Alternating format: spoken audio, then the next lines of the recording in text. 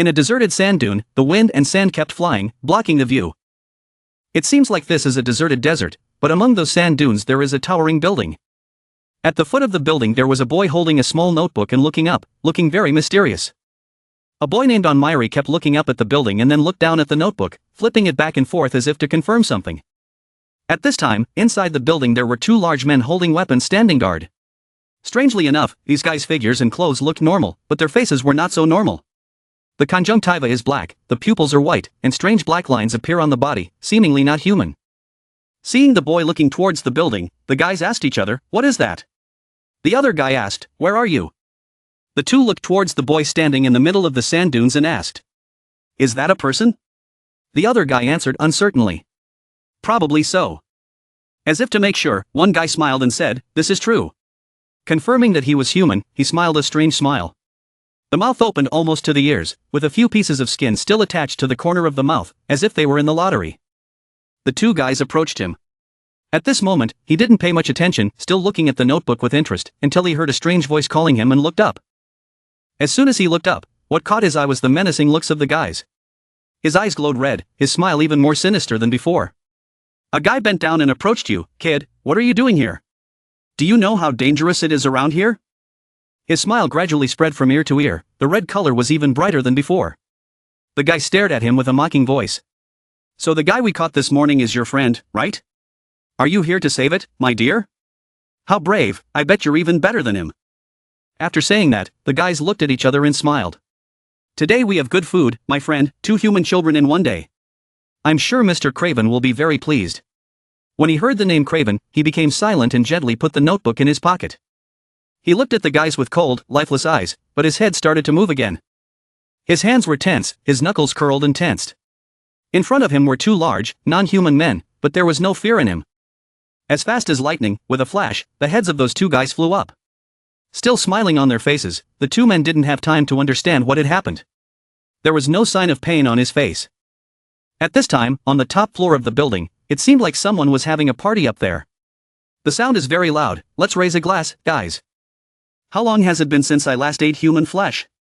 Inside the top floor of the building, there is a tall tower full of human bones, and the ground is covered with dark, dried bloodstains.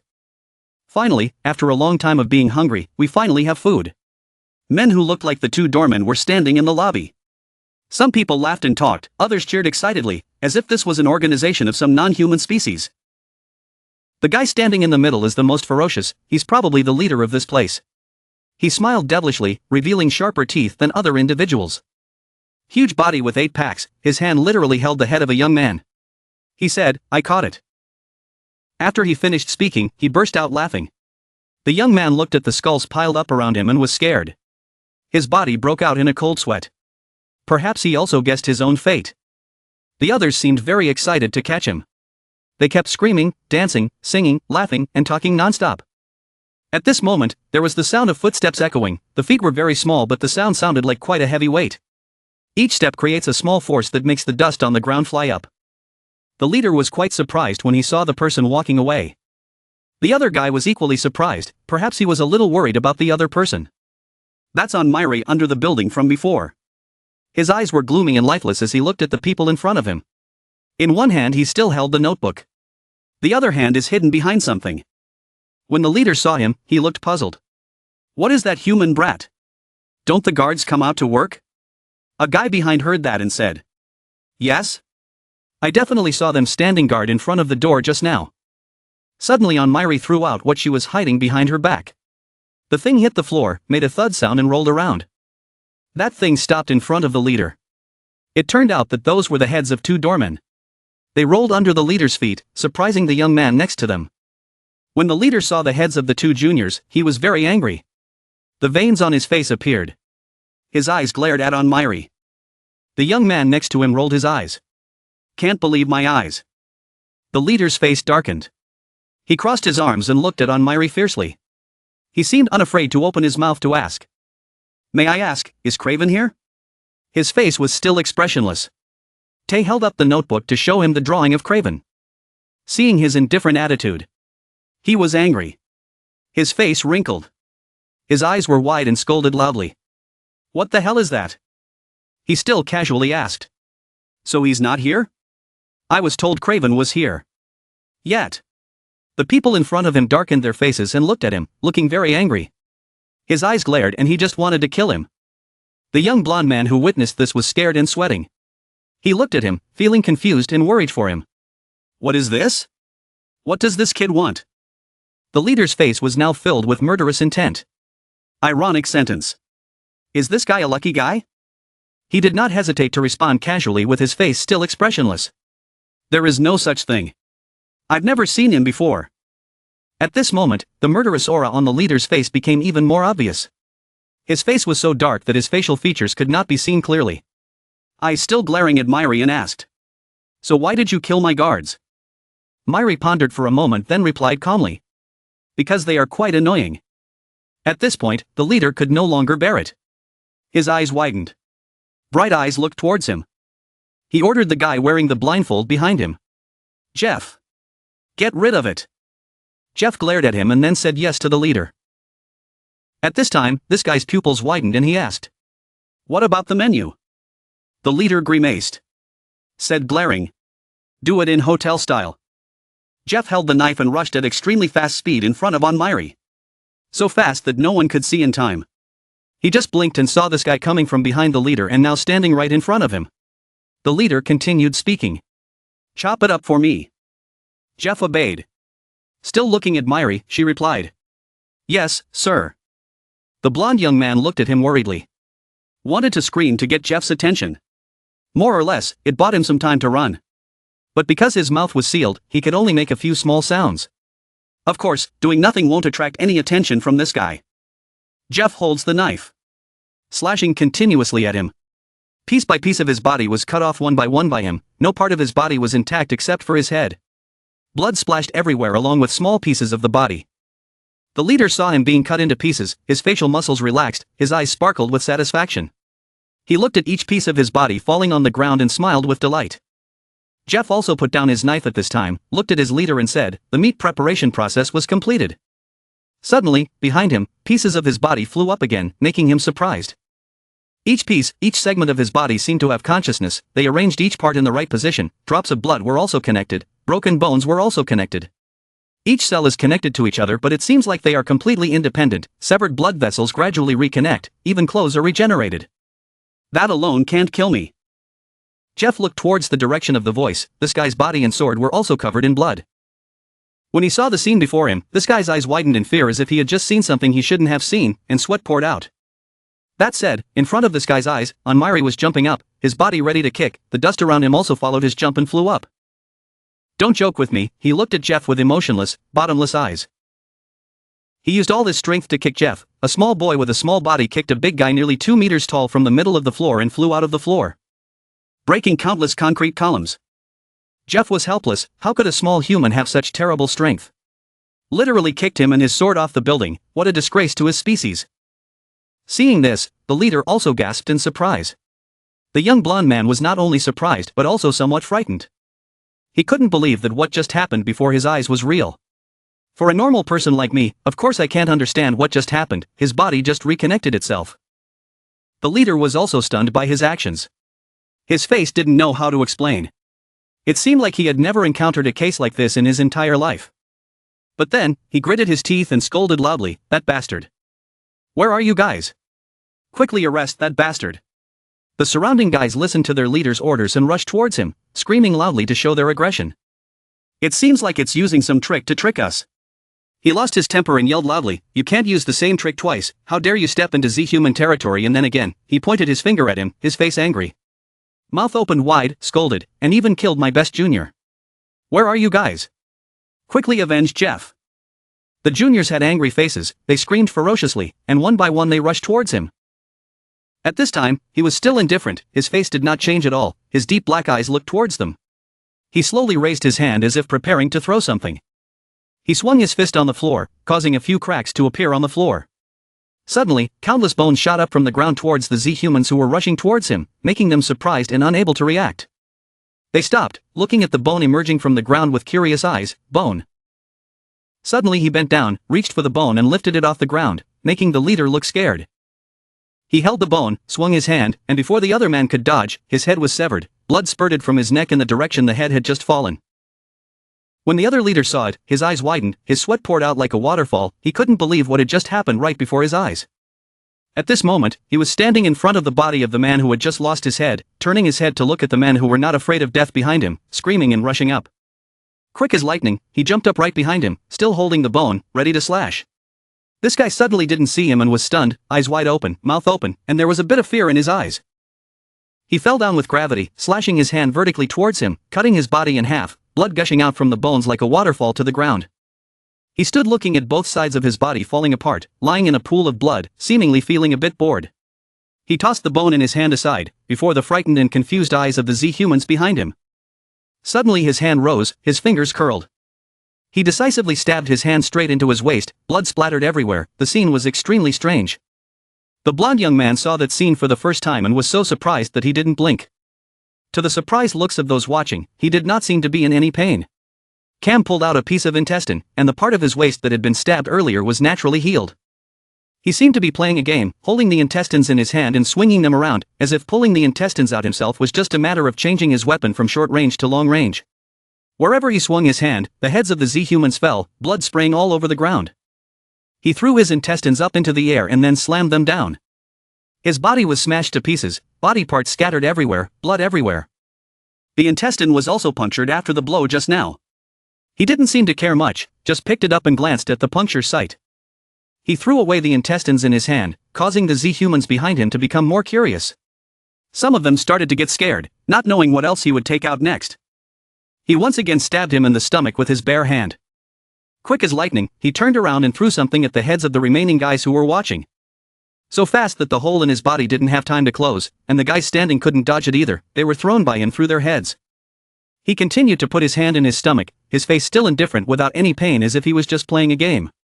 He pulled out another piece of intestine, the pull was so strong that the surrounding air was drawn in the direction of his hand. He threw the intestines in his hand hard at the three guys in front of him. They had no time to dodge and could only receive the intestines he threw, causing their bodies to be cut in half. He still maintained his posture, indifferently looking towards them. The hole in his body also began to regenerate, each blood vessel, each small cell was reconnected, replenished until the hole in his body disappeared, not even a scar. The remaining Z-humans stood gawking at him, making meaningless but noisy sounds. When he heard it, he turned his head and looked at them with gloomy eyes. It seemed that he was too depressed. He mentally cursed, "It's so annoying." Then he raised his hand, from his fingertips, each cell, each blood vessel stretched out and gathered. When a brain appeared in his hand, the cells and blood vessels returned to his finger. At this time, the Z-humans began to tremble in fear, they sweated, and made meaningless sounds.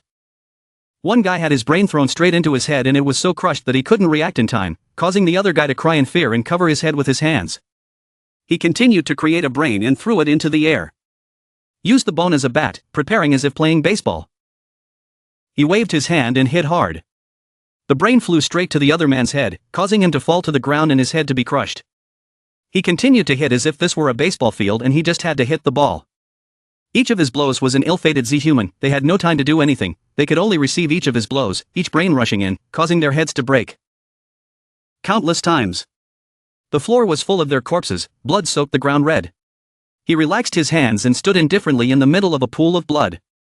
The leader saw his subordinates being killed by his hands and was so shocked that he couldn't close his mouth. He didn't know if this was an illusion or if it was the truth.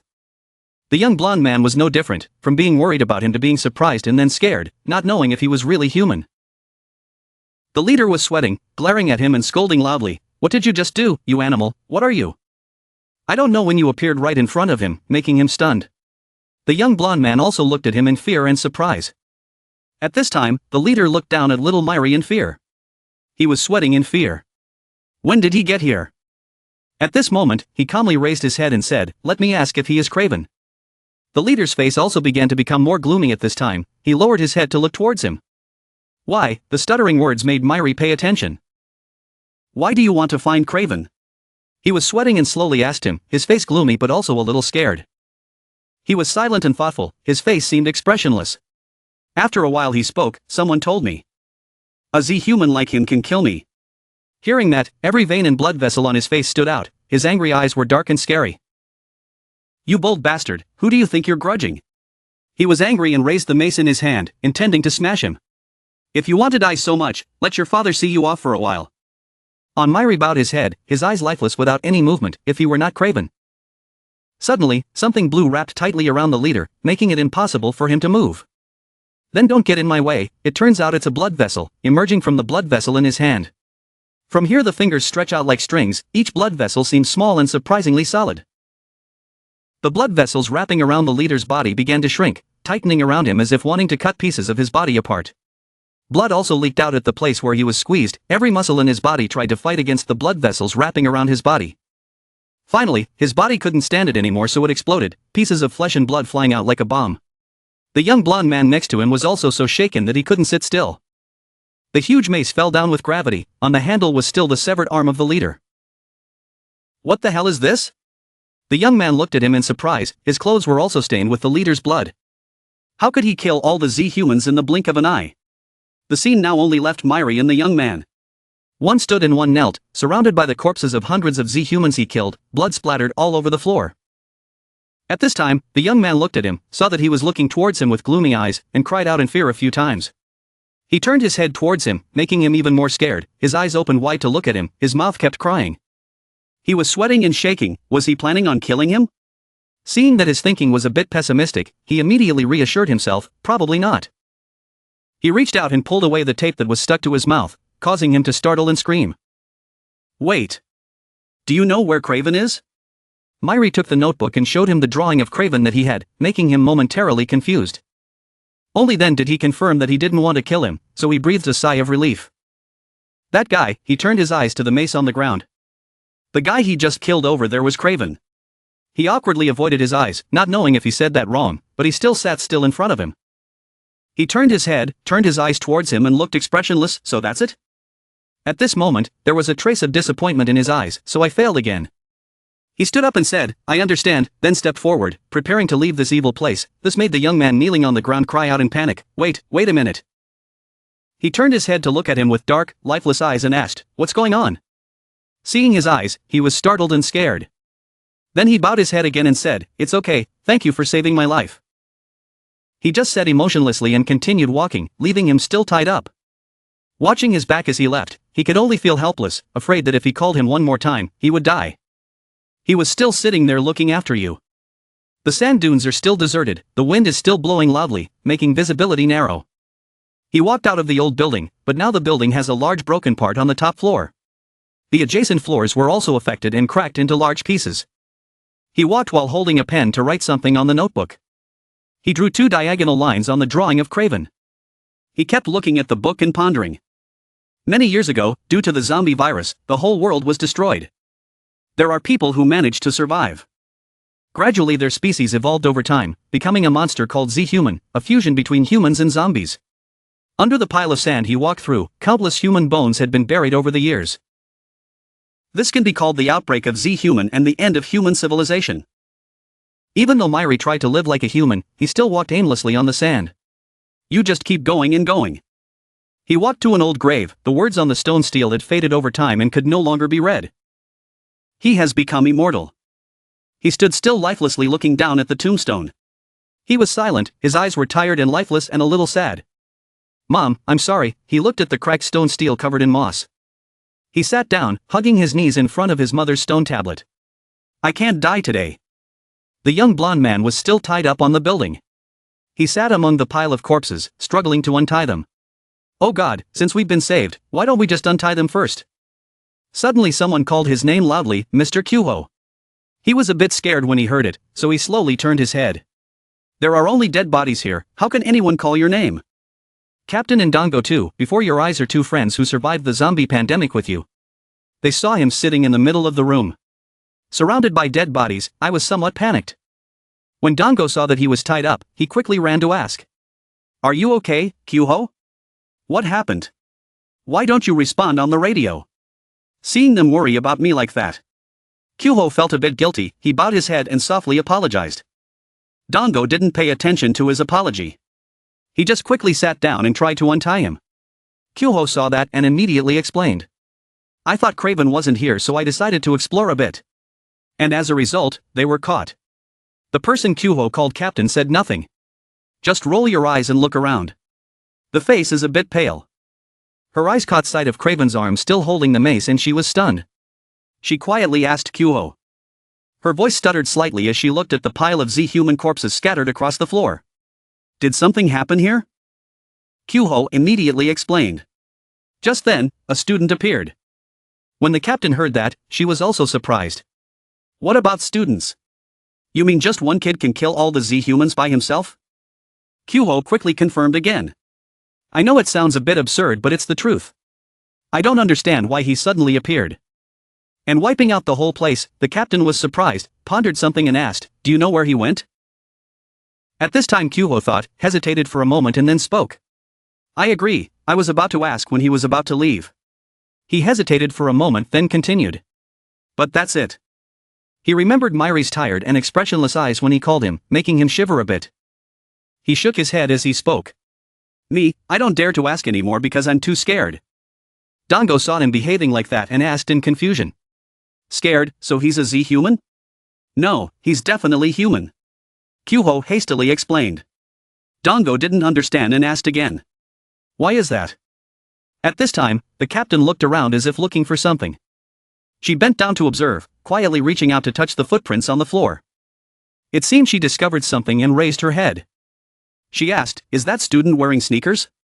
Dango has now finished untying Kyuho. Kyuho rubbed his wrist when he heard the school team ask. He immediately looked towards her to answer. That's right, it seems like that. At this time, the captain bowed again and thought deeply. The scene changes to Mairi sitting with his pillow in front of his mother's grave. Is that him? A voice came from a bush not far from where he was sitting. It's strange, he really looks like just a student. Dango looked at him with confusion. Could he kill all the Z-humans? Kyuho and the captain standing next to him just looked at him, silently saying nothing. When Kyuho heard Dango ask that, he just said yes. But what has he been doing here all this time? Before he could finish speaking, the captain asked. Are you sure? Kyuho heard that and turned to ask in surprise. What? Mairi seemed to sense something. He turned his head to look towards the three of them. His eyes were still full of fatigue. I don't know when the captain was right next to him, her hand holding a knife, ready to stab him. With extremely fast reflexes, as soon as the captain swung the knife down, he was able to fall back and quickly dodge the knife. He looked at her with confusion, his face still tired and gloomy. I really intended to kill it with that attack, the captain showed a sinister smile. Kyuho and Dango saw it in the bushes and cried out in panic. Wait a minute, boss, Dango clicked his tongue helplessly, considering her erratic temperament. The captain's eyes were so strong right now, it was hard to know what she was thinking. I said one thing, that's all. At this moment, Mairi's neck oozed a line of blood as if it had been cut by a knife. I'm still faster. At this moment, his hand rose, intending to reach out and grab the head. The captain saw his actions and was a bit surprised. She took out her gun and shot repeatedly at the head before it hit the ground. Now what are you going to do? He sat down on the ground, one hand still reaching up, the other hand supporting his body to sit steady. At this moment, feeling that he could no longer take his head, he withdrew his hand and contemplated. Suddenly he put his hand directly into the cut on his neck. He grabbed something and pulled it up. A whole head was pulled up from the neck, causing the captain next to her to gasp in shock. At this moment, her face turned slightly pale and she gave a forced smile, so it was true. You really can't die. The captain seemed scared and stood motionless. Suddenly you said, please stop bothering me and leave? When the captain heard that, she was confused and bothered. Suddenly she grabbed the gun, swung it hard from the bottom up, the gun barrel hit him squarely on the chin. Saying that, she turned around. Then kicked him straight in the stomach. Due to lack of preparation, he was kicked hundreds of meters away. At this time, the captain ran in the direction he was thrown. Then he picked up the gun again, aimed and shot continuously at him. He is currently in a dilemma. The person was thrown before hitting the ground and there were dozens of bullets flying towards him. He just turned his head, looked boredly at the bullets, then reached out. Every blood vessel in his hand lengthened. Each bullet rushing towards him was blocked by blood vessels, falling one after another before the captain's surprised eyes. Seeing each small, long blood vessel blocking all the bullets flying at extremely fast speed, she was a bit surprised. What are these things? I've never seen anything like this before. Mairi now stood before her, saying a sarcastic sentence. It's so mysterious, she frantically grasped the gun in her hand. The mind was still stiff and looked at him provocatively. He looked at her with gloomy eyes, stretched out his arm full of blood vessels and spoke. Because I'm really going to kill you too. She smirked sarcastically, thanking her for the compliment. Each of his blood vessels stretched out and gradually became sharp towards her back, making her a little scared. At this moment, she bowed her head and adjusted her hat to cover her eyes. So, he won. Suddenly he collected all his blood vessels, looking tired and frustrated. I don't understand why you're doing this, but please go away. I don't really like killing humans. As soon as he finished speaking, he suddenly blinked. The captain rushed away. She rushed towards Myri, surprising him. She stopped in front of him, holding the knife close to his neck while he stood still, his face expressionless. She suddenly laughed and asked, "How long does it usually take for you to recover from your injuries?" Myri looked at her with a puzzled expression and asked what she meant. The cut on your neck doesn't seem to have healed yet. It's true that the wound on Myri's neck hasn't healed yet. His face changed a bit. Surprised, he touched his neck with his hand and asked, "What is this?" The captain was still smiling, holding a knife and pointing it at him. His hand touched the cut on his neck that had not yet healed. He widened his eyes in surprise. Does it really not heal? He pondered. Just touch your neck a few times to confirm. This has never happened before. He turned his head to look at the captain and asked, "Miss, what did you do?" His hand kept touching his neck. The captain raised her hand to adjust her hat and said, "Sorry for the late introduction. I'm Lee Kyung." She took off her hat to reveal her beautiful and strong face.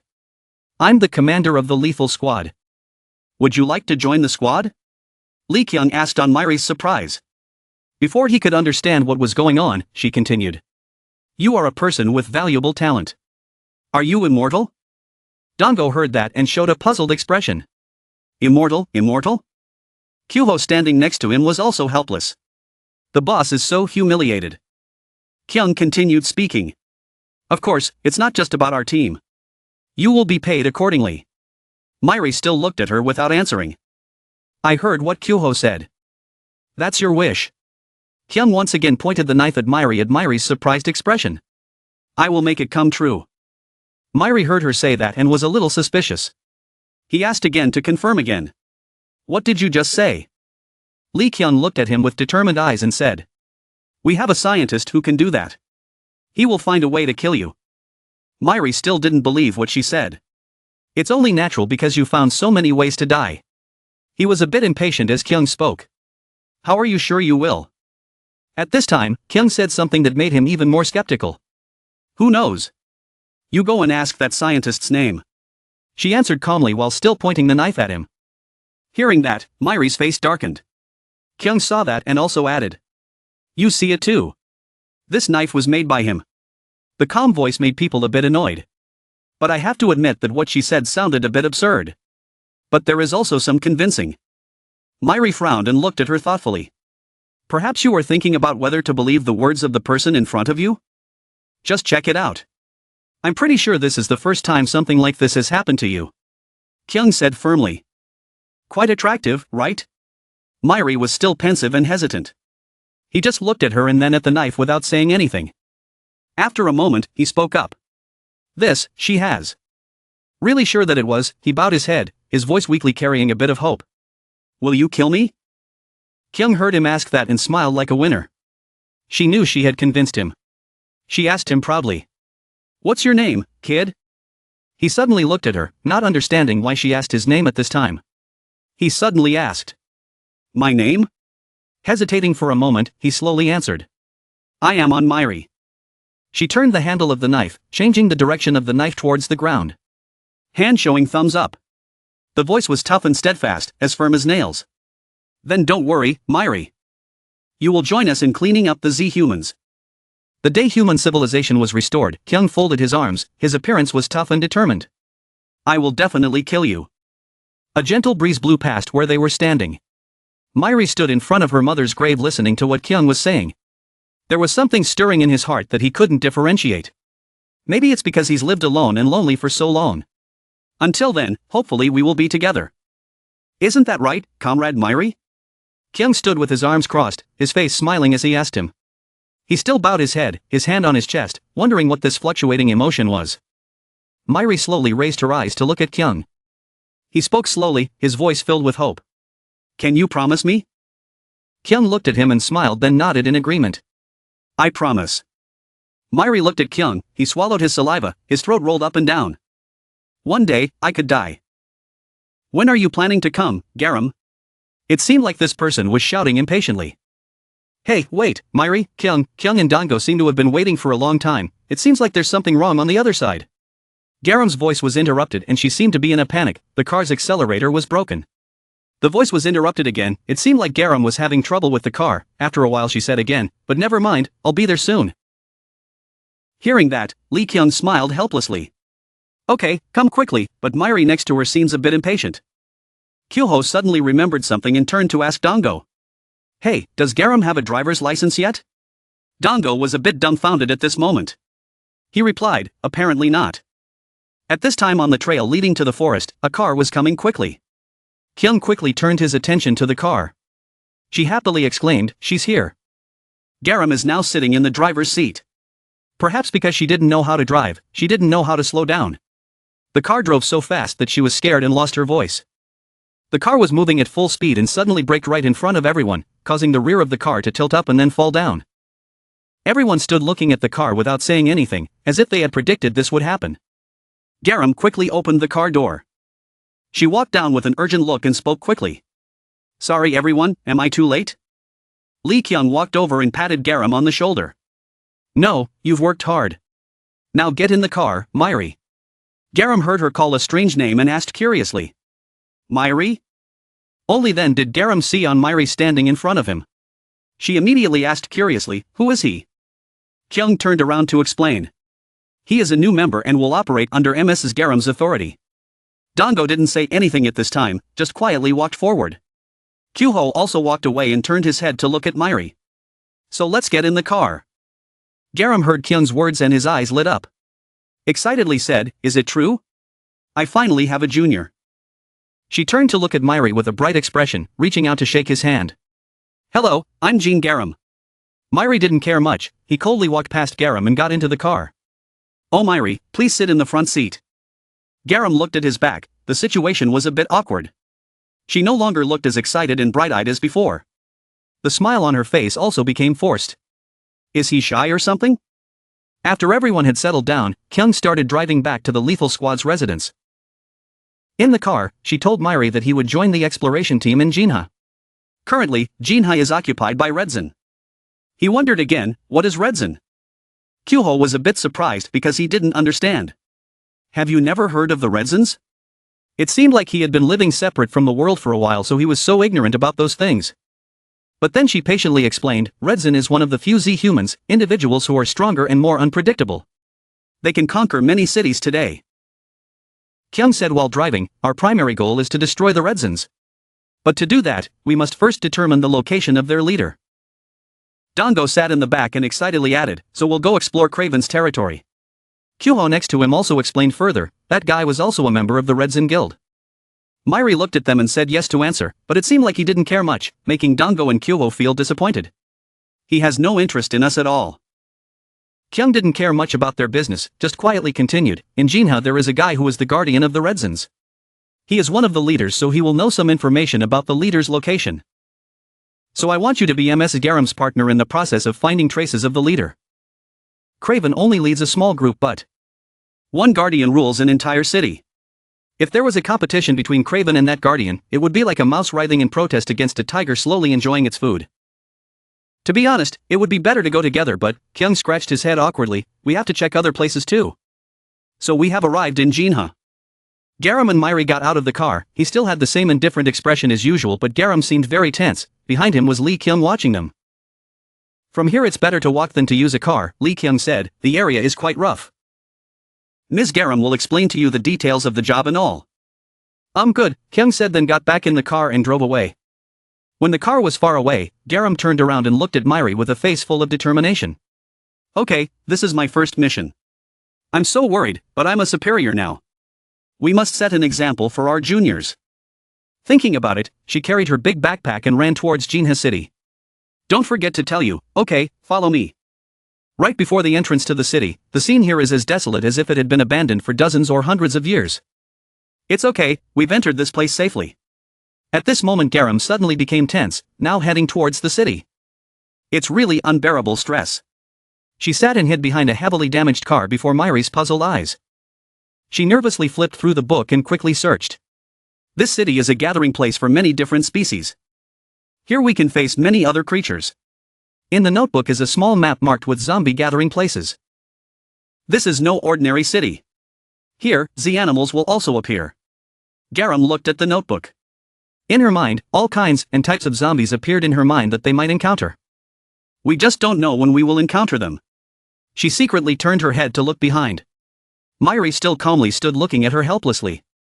Her eyes became more determined. It is necessary to increase vigilance. Right now, somewhere above, a pair of eyes is watching their every move and action. Are they okay? Kyoho asked curiously, wouldn't it be better if we went together? I don't think it's a good idea to let them go alone. Dongo next to him was equally curious. He looked at the two of them thoughtfully. Lee Kyung held binoculars and quietly observed. She heard what Kyoho said and reassured him. It's okay. Myri is here so things won't get too serious. She reassured him and explained. Besides, I need to check on a few things too. I want to see, she said, staring at Myri. Will he obey my orders or not? He is an ambitious person but... Kyung slowly lowered his binoculars to reveal his seemingly determined eyes. Right now I still don't know that kid's intentions.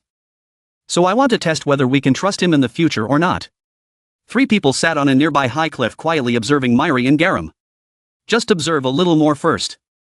Kyoho looked at Captain Kyung thoughtfully, perhaps understanding some of her intentions. At this time, below, Garam saw Myri still standing still looking at him and was surprised. Hey, why are you still there? Come here and hide quickly, will you?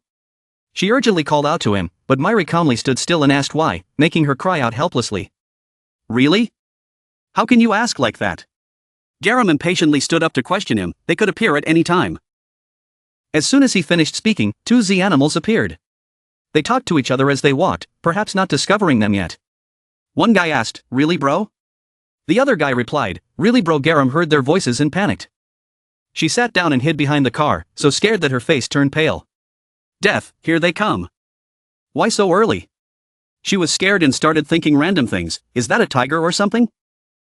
A tiger and a lion talked to each other, the tiger turned to ask the lion. So is Craven really dead? Before the lion answered, he saw something that surprised him, what was it? The tiger was also made to look forward by the lion. In front of the two Z animals, Myri was standing there looking at them calmly and lifelessly. Seeing him standing still, Garam was also worried, unable to sit still, not knowing what to do. Kyung above, watching, was also surprised by him. This is stressful, it's over. The head tiger lost patience and shouted loudly. Hey, who are you? What are humans like you doing here? Faced with his question, Myri remained silent and did not move. Is he crazy? Garam looked at him scared and worried. Even without being told, you still know the way to escape, right? That's obvious. Let me ask. Myri looked at her, pointing towards the Z animals and asked. I just have to kill them all, right? Garam heard it and cried out in panic. Wait, but not in time. He ran off somewhere, so fast that she couldn't see him. I can only see a little afterimage left behind and covered with flying dust. Each blood vessel on his fingers lengthened again, this time thicker than the last. He was now in the air, creating a giant brain from the expanding blood vessels in his hand. The brain is like a big black cloud. Lightning formed around it, causing all the attention of the Z animals to focus on him. What is that? He waved his hand and threw it down. The giant brain and lightning bolts also fell straight onto the heads of the Z animals. Nearly all Z animals are crushed under their brains. A few standing outside were also left unable to stand by the aftershocks of the impact and thunder. The aftershock of the impact was thrown hundreds of meters away, creating a small earthquake. Damaged roads and houses have now been damaged by aftershocks, causing many to collapse. Garam hid behind the car next to him, which was also thrown up by the aftershock. She screamed, not understanding what was happening. What was that just now? Myri has special abilities? She was extremely shocked when she saw what happened before her. I thought he was just a normal person. No, I was wrong. Or rather, he is indescribably strong. They couldn't believe what had just happened before their eyes. A cat zombie asked tremblingly. Hey bro, name, what's that name? The bunny zombie was also skeptical. Is it really human? Suddenly Myri rushed towards them as fast as lightning. The blood vessels in his hand lengthened again. He put his hands behind him in a defensive stance to the surprise of the Z-animals. He waved his hand. The blood vessels in his hand cut all the Z-animals in half. Even the car that Garam was hiding in was interrupted by him, causing her to hold her head in fear and scream. He continued to put his hand back. Create another giant brain and throw it towards the building in front of you, causing it to collapse. He quickly turned back. Continue to create many other giant brains and throw them at the buildings where the Z-animals are hiding. The streets were devastated and he devastated them. The three people Kyung, Kyuho and Dongo above saw it and were speechless in shock. Kyuho exclaimed. "Hey boss, what's going on over there?" Kyung stammered in response. It's extraordinary." Kyung couldn't believe his eyes. "I didn't expect things could turn out like this." At this time, in the distance, several Z-animals saw the buildings being destroyed by the giant brain and were surprised and curious. "Don't know what's going on." Two guys sitting in an old car asked each other. "What is that? What's going on over there?" The Z-animals ran closer and saw a few Z-animals escaping. They immediately stopped and asked, "Hey, what's going on?" Those who escaped continued to run. They ran and called their fellow humans to run away, making the Z-animals running back unable to understand anything. "Run what?" At this time, the leader saw Myri punching the ground and asked curiously, "What's that name?" Before he could answer his question, he and his companions behind him were thrown up. Myri punched the ground with her fist then rushed towards them, throwing rocks and dirt flying up along with the Z-animals. At this time, behind Garam, there were also a few guys running up. Looks like they are people. When Garam heard them, he was startled and scared. "Oh my god," she turned around. His face looked helpless. "If you're already fighting, then I probably have to join in too. This person. This is all because of you, right?" A Z-animal rushed to question her. "Why can humans do that?" Garam quickly flipped through the book in his hand. "It's really difficult to face a situation like this." She knelt on the ground, flipping through the book as if performing some magic. Each letter in the book flew up and turned blue. Letters flew around her body. A mark appeared on her forehead. The face also becomes more determined. Activate knowledge transmission capacity. Boxing. She rushed towards the Z-animals. Wriggle through each name. Every guy she passed by received a punch that was so painful that his internal organs were crushed. Myri was now flying and jumping on each car roof. He rushed so fast that he could only hear the sound of his feet colliding with metal but couldn't see him. He appeared above the three Z-animals, making them surprised and unable to react. A guy saw him and immediately wanted to run away. He jumped down and kicked. The heads of all three men flew off their necks. He landed on the ground in front of the corpses of the Z-animals. Swing his leg and kick again. The ground cracked and lifted up. Those lying on the ground and those still running were thrown into the air dozens of meters away. He continued to rush forward quickly. Every place he passed was broken. No Z-animal can hide. After finishing his work, he quickly rushed back behind Garam. At this time, her clothes were covered in mud and Z-animal's blood. She panted tiredly. "Turn your head to call him." "Hey, slow down a bit. Are you planning on destroying the whole city like that?" Garam asked him angrily. "Now more and more zombies will come here." In front of her was a still alive Z-animal lying on the ground in fear. Myri just looked at her silently without saying anything. He didn't care what Garam said. Pick up a bone and go to where the Z-animal is still alive. His cold, gloomy face scared him. He looked at him crying and retreating in fear. Trying to avoid his eyes. He let out meaningless cries as if he was begging him. "What's wrong with this guy?" You looked at him confused. "He can't speak normally." Garam heard that and asked again. "What? You can still say that?" After killing all of them, she gasped and tried to regain her strength. The voice was slightly interrupted. "Well, obviously it's just a name. Just low-level zombies." Myri looked at her with curiosity. "Low level?" He remembered when his mother was turned into a zombie and said nonsense to him. Her face was streaked with tears. He didn't understand and just hugged her and called Mom. He frowned at the Z-animal in front of him. "Go away. I don't know what you were thinking, letting him go like that." It seemed he was also surprised by your words. Seeing that he was still curious and refused to leave, he continued. "Leave here quickly." Hearing that, guy started running as fast as he could. "It's so far away from there." Garam was also surprised by his actions. She asked curiously. What's up? Why did you let it go? There are humans, capture them. Garam once again activated his ability. She cried out angrily. Please, don't come again. Myri behind her still slowly turned around. The battle continued. Don't know how much time passed. Just remember when they started the fight it was still morning. By the time it ended, the sun had set. Garam panted tiredly. Myri looked at the pile of corpses in front of her. Calmly asked a question. In this pile, where is the guardian? Making Garam a bit angry. What are you talking about? She raised her hand to wipe the dirt on her face. Don't want to pay attention to this weird guy. I think the guardian must have died a long time ago. Although he said that, Garam thought in his heart. In fact, why doesn't the guardian show up? Is this not enough to provoke him? Garam looked around searching. Or is he already dead around here? The more you think, the more confused you become. She decided not to think anymore. Sigh. I don't know anymore. Now just hide for a while. When Myri heard that, she wondered. Why do we have to hide? Hearing that, Garam was helpless to explain. Why? What if those zombies come again? Myri replied calmly. Then we'll just kill them all. Although I don't see any names that seem to be guardians. Garam was angry. Three parts looked helplessly at him as he spoke. Hey, I'm here to probe for information. Not to genocide the whole city. Myri continued to speak calmly. But we can do both at the same time. Those words made Garam confused. What? Garam looked at him thoughtfully. After a while she angrily questioned him. Listen, I know you're strong. But I can't fight all day. You're so strong that you don't have to worry about life or death. Garam leaned close to his face and scolded him. But I'm not that strong. I might die. Myri bowed his head, he pondered for a moment then spoke. So it's no big deal. It doesn't matter whether she lives or dies.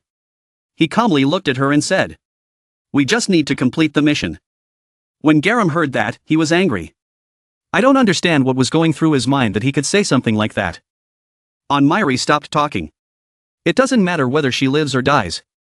We just need to complete the mission. The words hit Garam's psychology. She looked at Myri both bewildered and scared. She told Myri. Are you really serious? Don't you care at all about life and death? On this side, Li Kyung was observing outside through her headset and heard two people talking. Myri's voice echoed. Yeah, I don't really care about that. Every word Myri uttered made him think. Meanwhile, Myri and Garam are still arguing. Garam seemed angry, she clenched her fists and shouted. Hey, what nonsense are you talking about? She approached Myri. Pointing to his chest, he continued. Our purpose in doing this is to save the lives that still exist, including our own. No matter how urgent the task was, it was not worth sacrificing one's life for. To put it bluntly, I want you to stop being so reckless. Garam said a bunch of things but Myri didn't speak or show any attitude. He just looked at Garam very thoughtfully, making her wonder more. Myri finally opened her mouth. I'm not like that. Garam was surprised. But before Myri could understand what she meant, someone cried out. A foot kicked hard on the road surface. The seventh guardian appears. He raised his face and asked. What's going on here? The appearance of the seventh guardian suddenly made Myri and Garam think. There is the blade of the knife brushing all over his body and still. Lion mask on the back. That's it. The exploration team, still outside using binoculars, seemed surprised. Garam was not yet frightened, she looked towards the seventh guardian who was standing, gritting his teeth, thinking. Why now? I don't have enough strength to fight anymore. And even if we actually fight, can we win? Craven stood there tall with his companions. The surrounding space also became darker. Garam is still thinking. When the main opponents are the zombie army and the city's guardians. At this time, the seventh guardian spoke up. I heard that my brother Craven died. So I planned to go there once, but what is the situation now? One of his subordinates, Jeff, recognized Myri. Jeff looked towards Myri and said to the seventh guardian. This is it, bro, the guy who killed Craven. The seventh guardian heard this and immediately became suspicious. He turned back to ask Jeff. What's that guy? Jeff did not hesitate to think and responded quickly. Yes, I'm sure of that. After killing Craven, it also massacred all the brothers there. The seventh guardian was angry, he shouted every word. Is that so? His hand held the blade behind his back and he spoke. I also heard it was on the side of those humans. There are some people who have what can be called special abilities. Who would have thought that such nonsense would be true? The blades on his back were activated. The wind rose, accompanied by thick smoke and dust. He still continued talking. I don't know why you killed it. But you touched my family. Just prepare to throw your life away here. Lee Kyun was outside observing the situation, she said. This is not what I expected. We need to get there quickly. Kyoho sat next to him, not understanding anything but wondering. What's wrong? Did something happen? Without saying much, Lee Kyun immediately left, leaving the bewildered staff calling his name. Inside the city, Myri seemed to want to go to Guardian number 7. But his hand was quickly held by Garam. She said, Hey, are you crazy? That guy is on the Redzin Guild's management board. Stop risking your life and run with me. Garam is afraid of Myri's upcoming decision. She warned him. No matter how strong you are, you can still die. Myri glanced at Garam. Immediately after that, he quickly pushed Garam's hand away and said, I hope so. The seventh guardian rushed forward and said angrily, I will chop you into pieces and then I will eat you. Myri still stood there calmly without any fear. Garam next to him was worried and advised Myri to run away. The two sides rushed to fight. Face to face. Myri and Guardian number 7 both launched their moves. Myri initially defeated the subordinates of Guardian number 7. The zombies' limbs were all cut into many pieces. Guardian number 7 watched his subordinates die one after another and could only gasp. Jeff looked at his guardian. The whole person was now cut in half, floating in the air, calling out, Brother, brother. The guardian was extremely angry at this point, he screamed. That bastard. How dare you? Massacre my family right before my eyes. Myri stood in the middle of a pile of corpses and blood. Behind him the guardian rushed forward. Myri looked around at him without fear. The guardian said, What are you going to do now? If I just pass by you, my blade will tear you apart. You can't even catch up with me. Now I'm going to start cutting you up. It's all your fault. Myri's body felt like it was being torn apart. Myri remembered what Garam said. No matter how strong you are, you can still die. His expressionless face was surrounded by the guardian's attacks. Myri's body soon broke into pieces. Garam was scared and raised his hand to cover his mouth, his eyes looking at his friend who was broken into pieces filled with panic. The guardian thought he had defeated Myri and was immediately pleased. You deserve it, you little brat. But without giving him a chance to be arrogant for long, Myri appeared and counterattacked. He hit the guardian once, sending him flying back. The guardian was now full of doubt and wondered how Myri could do that. There must be something a little wrong. I didn't miss when I slashed. A voice rang out. I know right away. The voice made the guardian bewildered. I'm not dead yet. A mysterious body appeared. Huge, covering the guardian. He looked for a moment. He was so scared that he wanted to turn to stone. Then he ran away. His legs trembled with doubt. What? What the hell was that just now? Why? I feel so scared again. Garam also didn't understand what was going on. She wondered. What's going on? The guardian still hasn't given up. He ran around Myri again, while teasing and provoking him. You're just human. You won't be able to keep up with my speed. Surrounding Myri was dust. You will regret ever touching my family. I won't let you escape. Myri's expression in that circle remained unchanged. Myri's eyes turned cold. He nonchalantly asked the guardian again. Family? The guardian saw that the situation was not positive and immediately thought. I can't win. That name? It is something completely different. I have to immediately notify the leader and summon all the other managers. He created a circle to hold Myri's feet and fled. But how could Myri let him escape so easily? He escaped the vortex. Fly up right behind the guardian. A punch was thrown and hit the guardian. Once resolved, Myri gently landed. He remembered what the guardian said and told himself and his family. I used to have something like that too. His arm stretched out like a sharp sword, stabbing straight into the guardian's chest. Myri remembered the image just before. At the dinner table, his mother kindly asked him, was today's meal delicious? He also happily replied, yes, it's delicious. Mother smiled kindly and looked back affectionately. But his mother quickly turned into a corpse. And Myri was the one who killed her mother herself. He was immersed in thought again. You are the only family I have as a mother. In reality, the Guardian seems to have been defeated. He still had the strength to scold Myri. You son of a bitch, do you think the other managers will forgive you, brat? Myri didn't really care, so he just said. Don't blame me for everything. I do this just for my family. As he spoke, he finished off the Guardian.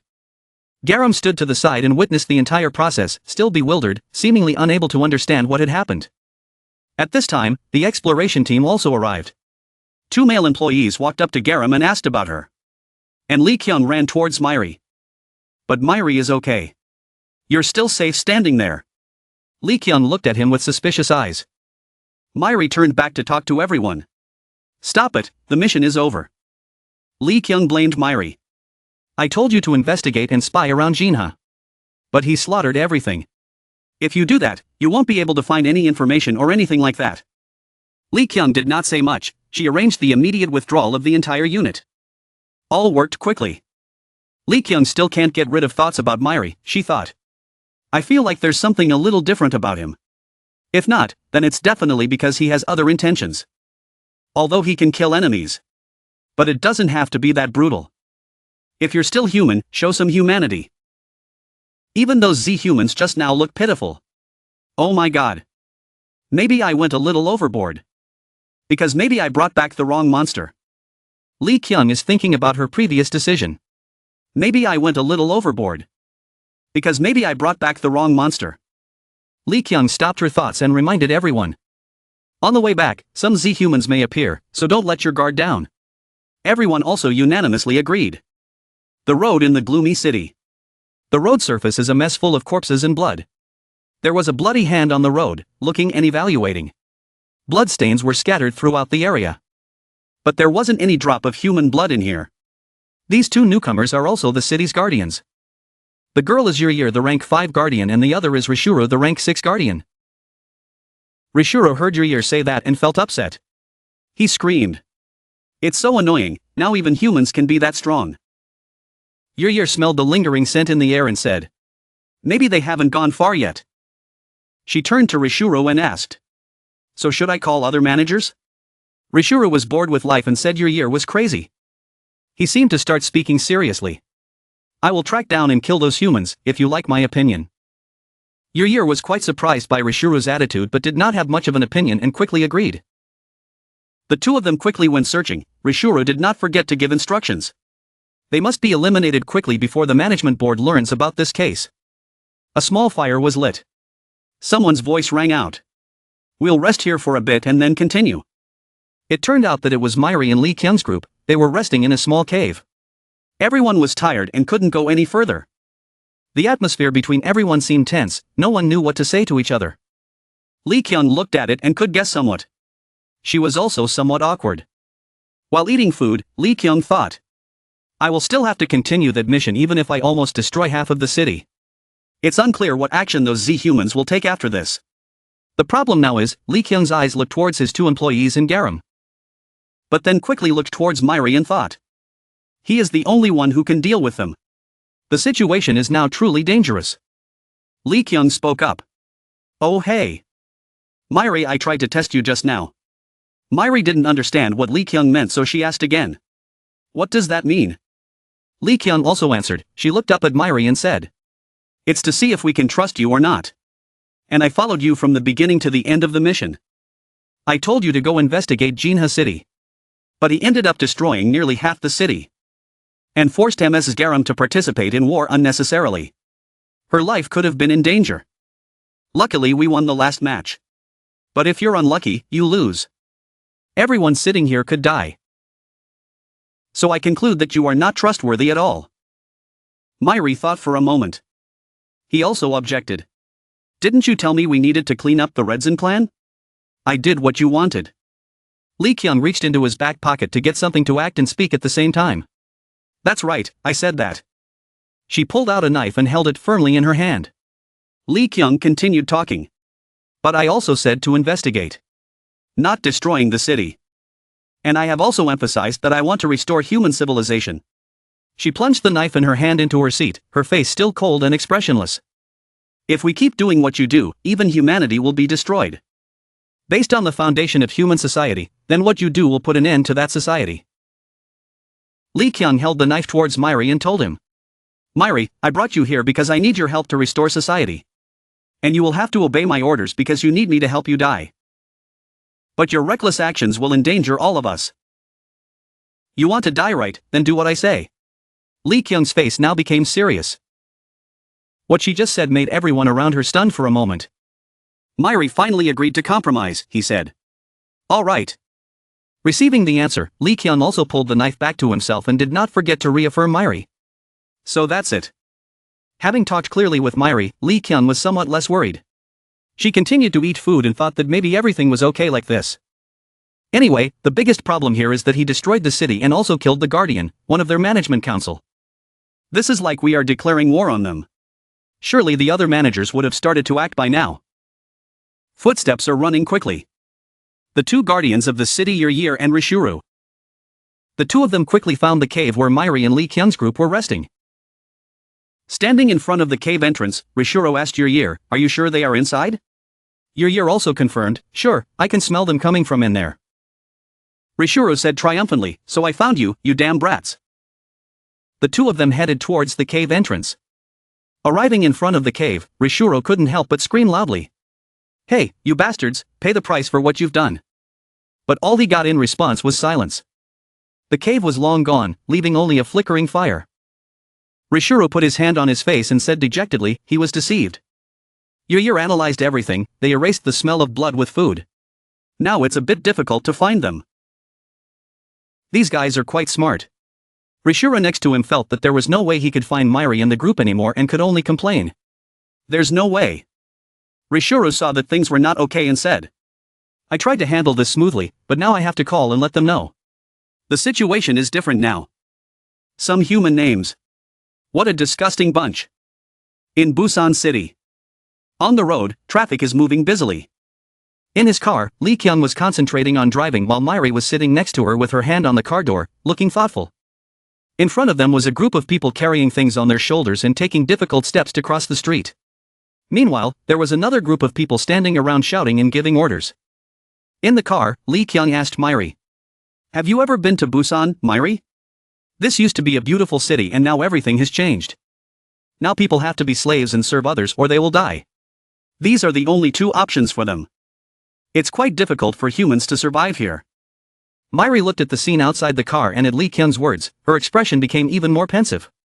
Outside, two people shouted, one of them said. Oh hey, why don't you take that car back? The other person answered. Catch what, look at the license plate? That's just a slave's car. They have to transport furniture and things.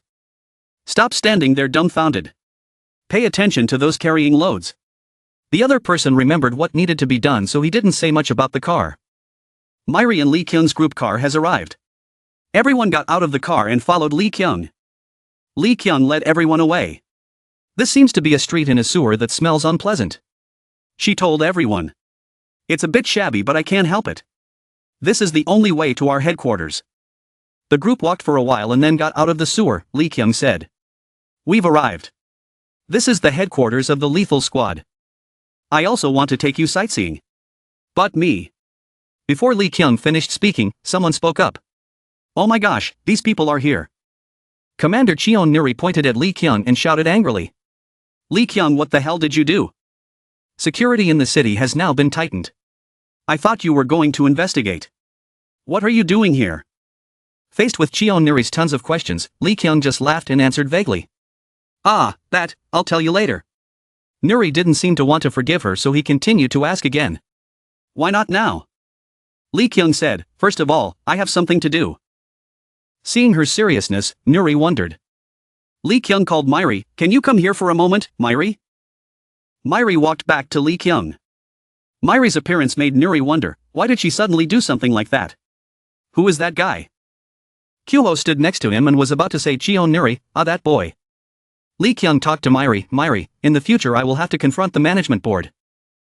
I don't know how many there are or what their abilities are. But there's one thing I know for sure, the guardian you killed was just the weakest among the administrators. Now attack me. And don't hold back this time, I'm serious. Lee Kyung's words also made Myri confused. He stood dumbfounded for a moment, then asked her again, "Is this an order?" Lee Kyung said very firmly, "Yes, this is an order." Kyoho stood outside worriedly thinking, what else does your captain need to confirm?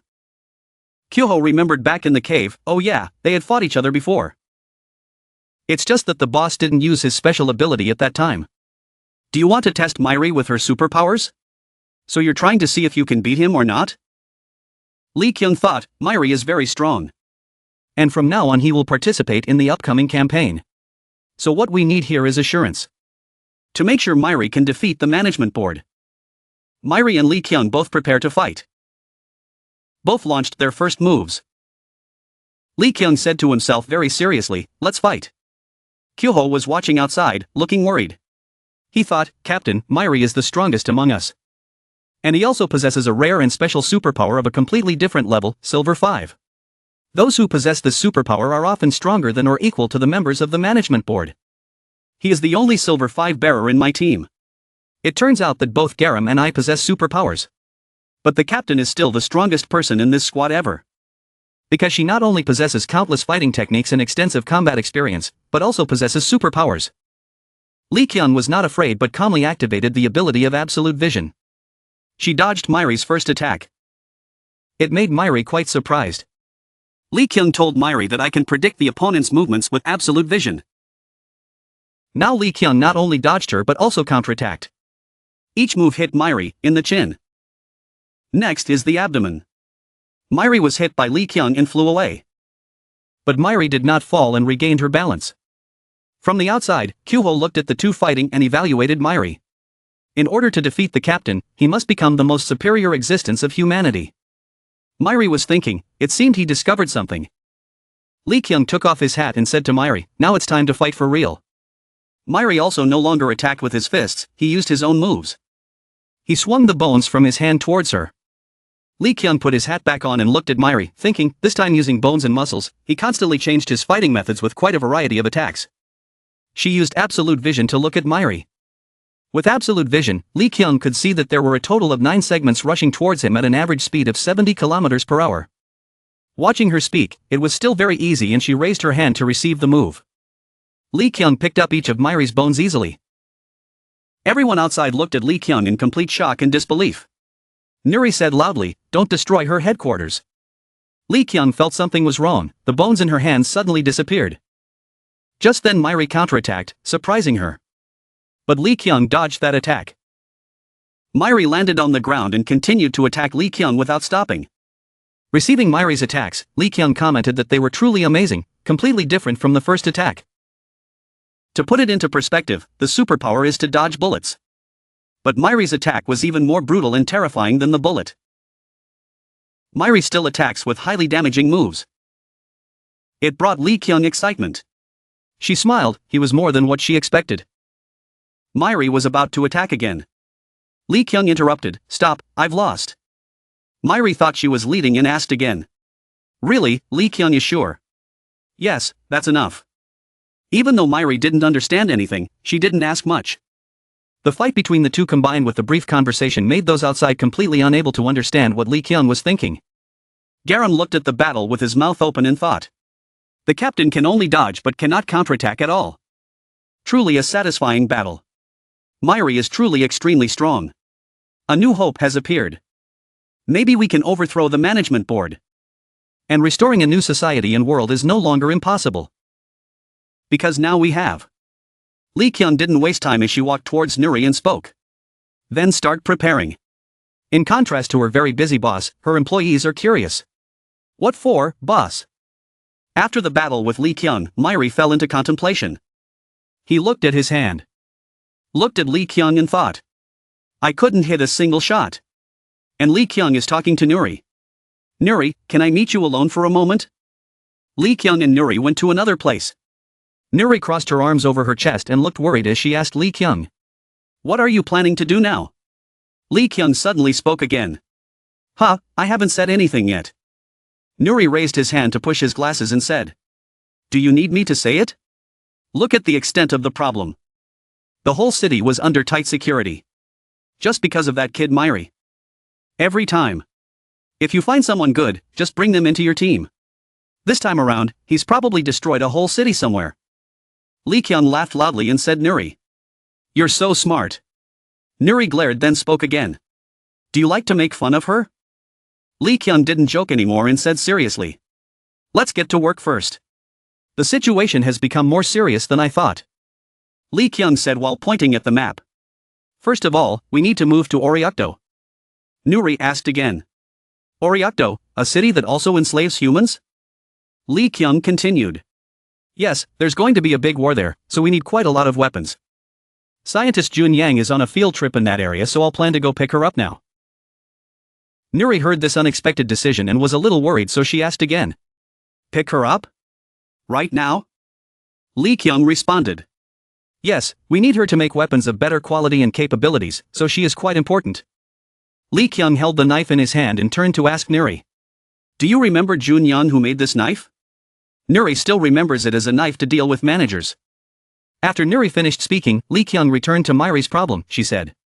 I brought Myri here because I promised to grant him death because this knife had an effect on him.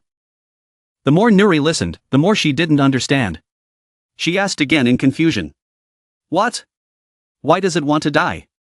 But it seems that Lee Kyung himself doesn't know why Myri wants that. As if thinking of something, Nuri pointed outside and said. But wait, does that mean that guy is immortal? Lee Kyung was not too surprised because she had been surprised before. When she learned about this, she had the same reaction as Nuri. The two still talked back and forth. Nuri asked, so that kid is okay? Lee Kyung could only reply. Back to the main topic, Lee Kyung explains further. But this knife still cannot kill Myri. It will only slow down his recovery. And to be able to control Myri and turn him into a keycard, Jun Yang needs to come back here as soon as possible. Nuri heard that and thought. So I have to go to Oriakto anyway? Nuri also quickly made a decision. She pushed Lee Kyung aside. Pick up the map and study it. Let's see, if you want to go to Oriakto. A plan was outlined by Nuri. She gathered everyone together, pointed to the board and spoke. Then, let's all gather here. The tactical meeting for the Oriakto campaign begins. Nuri began to aggressively talk about each step of the plan. First we have to help escort Jun back, and then let's go recruit more powerful members. As we know, there are only so many members of the lethal squad. For the future revolution. But this is at least unbearable. Of course, there were also some sent out to spy. But even with them, our numbers are still very lacking. So this campaign will be to help Jun return and attract more members to make our unit stronger. Now for the details of the upcoming campaign. Listening to Nuri standing above speaking so enthusiastically, Lee Kyung listening below could only smile and think. Are you really thinking that far ahead? It's true that Nuri is different. Whoever's brain is faster will lose to her. Kyuho raised his hand to have an opinion. Commander, I have an opinion. If we're going to Oriakto, we need to steal a ship big enough. What about the Z-humans in the port area? Nuri didn't care much, so she asked again. So what? Making Kyuho sweat and hesitate to speak again. Yes, no, I mean how should we deal with them? Nuri replied. I don't think the problem is their numbers. You also have to know what is best to do. Kyuho didn't ask anything more. One morning at the harbor. Myri jumped down and landed lightly. Through the headphones there was a voice. Myri, can you hear me clearly? Myri also responded. Yes. The sound in the headset continued to echo. There are many Z-humans in the surrounding areas. Try to hide as much as possible. Lee Kyung stood in a commanding corner. We should also run away and find a boat. Everyone please take care and don't let anything happen. Meanwhile, in the urban area of Busan City, Redzin Association, the meeting between 7 members of the management board was completed. Rishuro said seriously, the humans destroyed Jinha City. At the same time, we also killed the 7th Guardian. We of course tracked them down but were unable to locate them. Rank 4 Guardian Nadef replied, humans, so you mean all of this is due to humans? The rank 5 Guardian of your year also spoke up, they were definitely human because their smell was very similar to human smell. Rank 3 Guardian Arlo also said, but if they can kill a Guardian then they must be possessing supernatural powers, right? On this side, the 2nd rank Guardian Spetter still calmly smiled and replied, we're all human, so why should we be so afraid? Rishuru, do you have any more detailed information? 1st rank Guardian Turate asked, it can't be just that. He continued to say, now let's just block all the entrances and exits of the cities and increase security in places under our control. Because we don't have any real evidence yet, don't be hasty. And as for Rishuru, if you find them, then don't lose track of them again. This is the last time I will forgive your incompetence. Hearing that, Rishuru could only reply, yes, this time I won't fail again. But in his heart he thought, I'm so tired. Yuyir looked at him and said, so where are you going to look first? He thought and replied, let's see. First, I'll go check out my area. At Busan port, a voice rang out, Myri, can you hear me clearly? There are a lot of Z-humans around here, so try to stay hidden as much as possible. Yes. There are also a lot of people working here. Please try not to harm them. All right. The other two were chatting enthusiastically when Myri suddenly rushed forward. He told himself, I will handle them quietly. They talked happily without knowing what was about to happen. Myri kicked their heads off. He landed easily, his face showing no special emotions.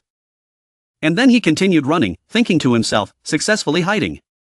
Garam and Dango hid behind two freight cars. They whispered to each other, Garam, how is Dango over there? Dango gestured and spoke softly. Nothing. How's it going with you? There's nothing here, let's go to another area now. Two Z-humans gradually entered this direction. Dango asked Garam, but where are we going? She also knew that this place was dangerous. Myri came from nowhere and kicked the other two guys' heads off in Dango's surprise. Aha! Garam and Dango gasped at what had just happened. They turned towards him and stared. Garam forced a smile, let's go there and try it now. Dango could only say one word, okay. The other two stepped forward.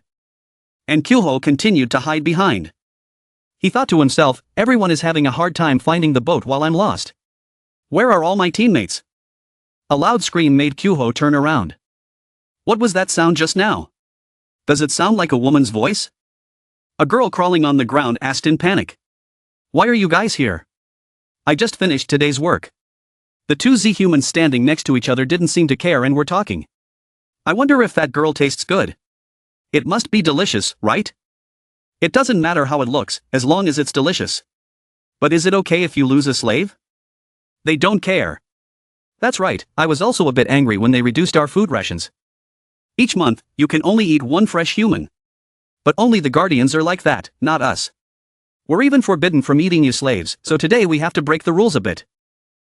Blame our policies, don't blame us. That girl struggled, no, get away from me. A boy ran out to shield the woman. Don't touch my mother. The other girl called her name. Jong-chan. Mom told me not to follow her. The other two looked at him with disdain. What is this? One of them grabbed the boy's head and pulled him up, ignoring his struggles. Where did you come from? The boy shouted. Let me go. He smirked and said jokingly. Too bad we can't eat children. You have to live to be able to propagate your species, but you should put your ass aside and figure it out later. Then he threw the boy aside, leaving the mother to shout the child's name. Those scenes caught Kyuho's eyes. The boy shouted loudly, leaving my mother alone. Kyuho on this side wondered. The boy's mother? He rushed in. Hey, what's going on here? Stop quickly. The other girl also stopped crying. These Z-humans frowned. Now, who else is there? The boy grabbed his shirt and cried. Uncle, please save my mother. Kyuho said dumbfoundedly, huh? God, what to do now? I came here by myself, but I'm not good at fighting. This guy smirked in front of him again. So what is this guy going to do now? Humans like you cannot kill us. Oh, never mind. If you want to rush, you have to follow the rush. He hit him in the stomach once. The mouth lets out a sound to encourage the spirit. Hey ah. But the attack didn't have any power and he was crushed in the face. The child next to him screamed in fear. Uncle! He was about to strike again. Kyuho knew that but could only close his eyes and endure the battle. Suddenly he lost his head. Kyuho suddenly landed on his body and let out a small scream. The guy on the other side who was holding the girl's head also had to panic and say out loud, "What is that?" Myri calmly stood there looking at them. "What are you?" Before he could finish his sentence, you threw him a brain and broke his head. The boy ran into his mother's arms, sobbing and talking. Mom, the mother hugged the child and called his name. Jong-chan, are you okay? Mom, are you hurt? Myri still stood there while Kyoho next to her spoke. Thank you, Myri. Tiny goes to heaven. Mother and daughter kept hugging each other and crying. He saw that scene, although his face showed no other emotions, he was actually thinking about something. Kyoho asked with concern. Hey Myri. The other two bowed their heads before Kyoho said loudly. Thank you so much, I don't know how to thank you enough. Oh what? Oh no, sister, I can't help you, anyway, you two should leave here. Thank you guys. Thanks a lot. He shyly replied. It's just common sense. He turned his face forward. Then I saw Myri's lonely figure walking straight. Kyoho thought to himself. How are you? Why did you become like this? Since when did your face carry such heavy sadness and pain? Kyoho's walkie-talkie vibrated. Hello, all units assemble immediately. I found a boat I could use. The group of people on the boat happily looked at everything. Wow, I didn't expect you to find the boat right away. And we were running around everywhere. Lee Kyung asked Dongo, what is that pile of clothes? He replied, is this here? It looks beautiful too. This is the work uniform of that port employee. How can I refuse this item? Really? Oh my god, is that a dead body? Guys, has anyone died here? A group of people shouted loudly. Someone told me to leave now. The response is one voice, is that clear? Moments later, the boat successfully sailed. Garam looked at the book in panic and whispered to himself. Do this and then that. Myri sat and enjoyed the cool air. His face exuded sadness that was hard to say. Kyoho approached and opened his mouth. Myri, he immediately replied, what? Did you know I can also use superpowers? My ability is enchantment. To be more specific, I can manipulate people's emotions. Let me give you an example. Then he activated his enchantment ability. Do you feel better now? But that power could not reach him. He asked back. Seeing what, he confusedly replied, why didn't it work? Is that true? His depression is stronger than his superpowers.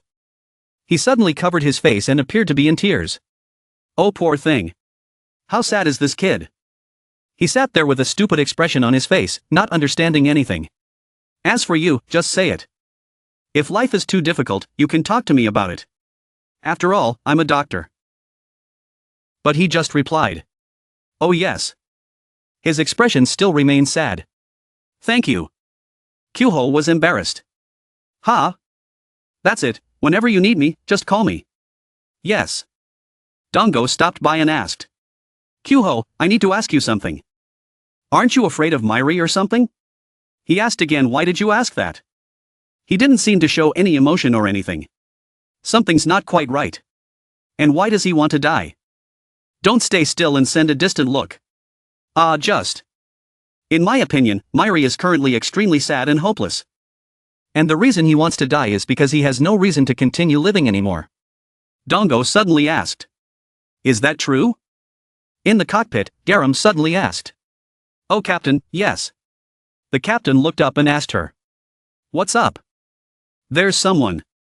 Headline, reported the discovery of bodies scattered around Busan port. Request a probe team to be deployed to scan the surrounding area. A stranger reported over the radio.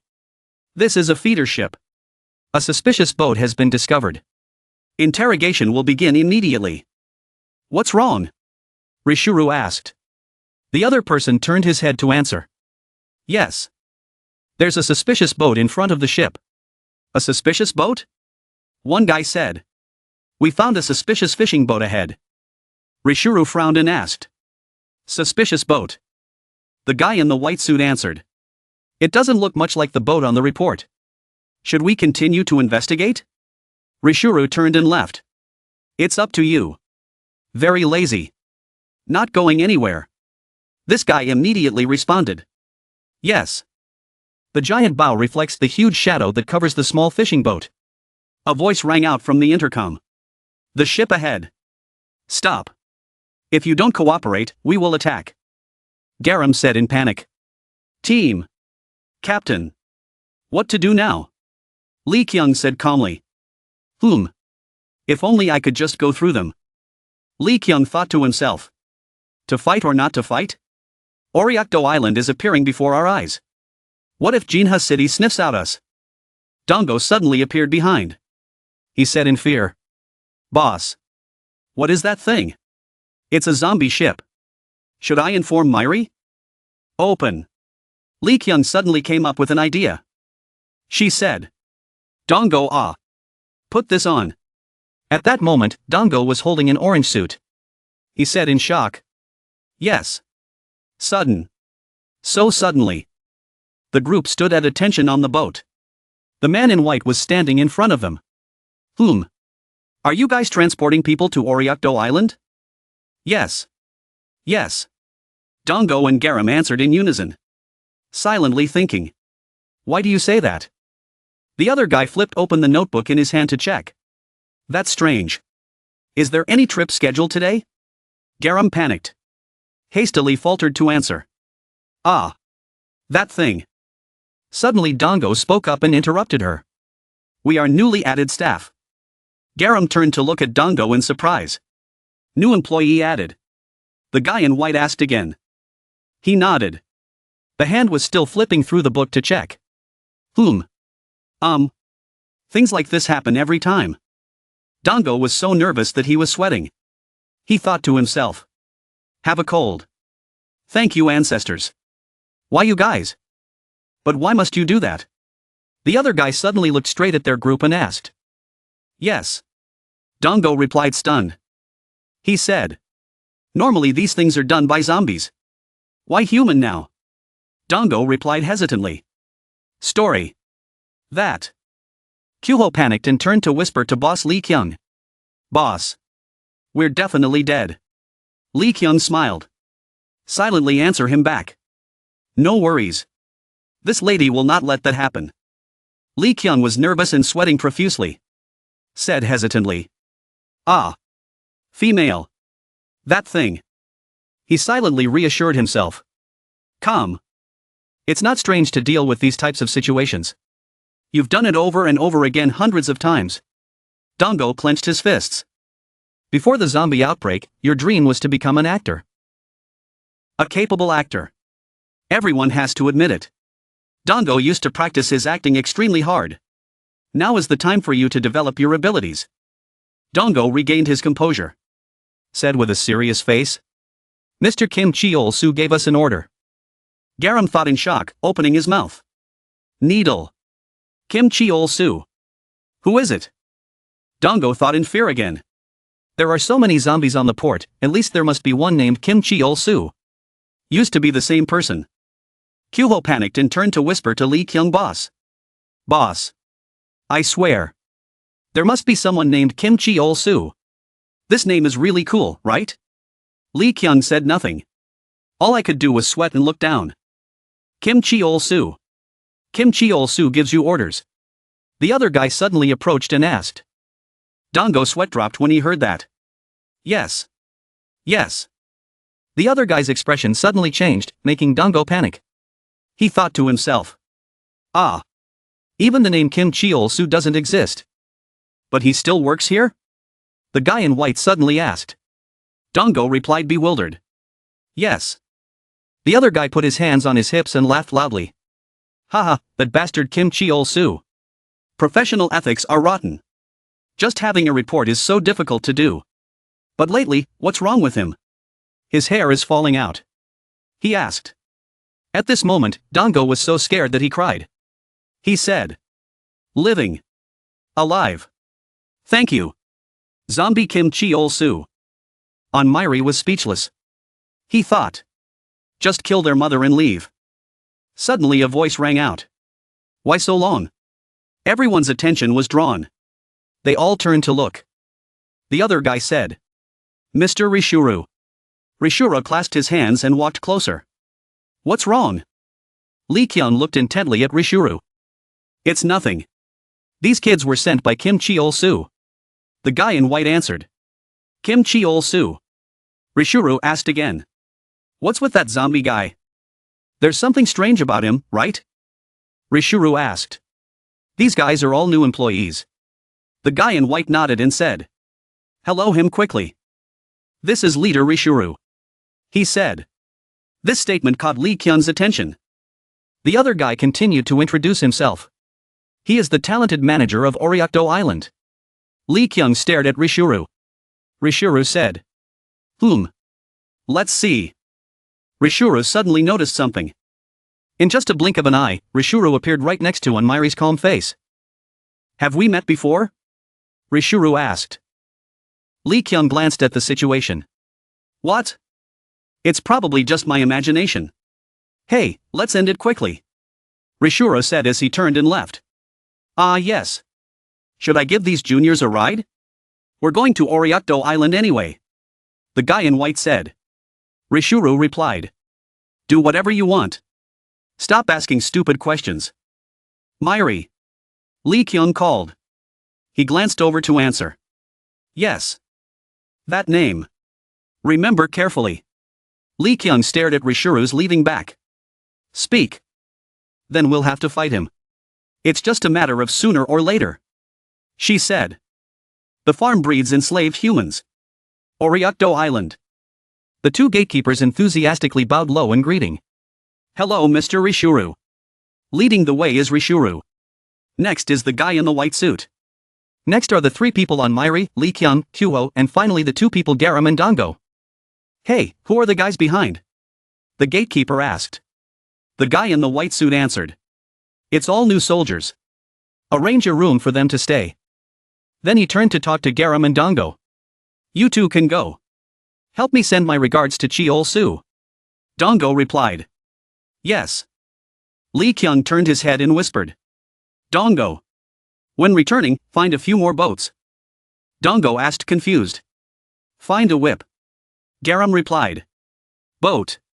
She said it was a boat. You will need it when you return.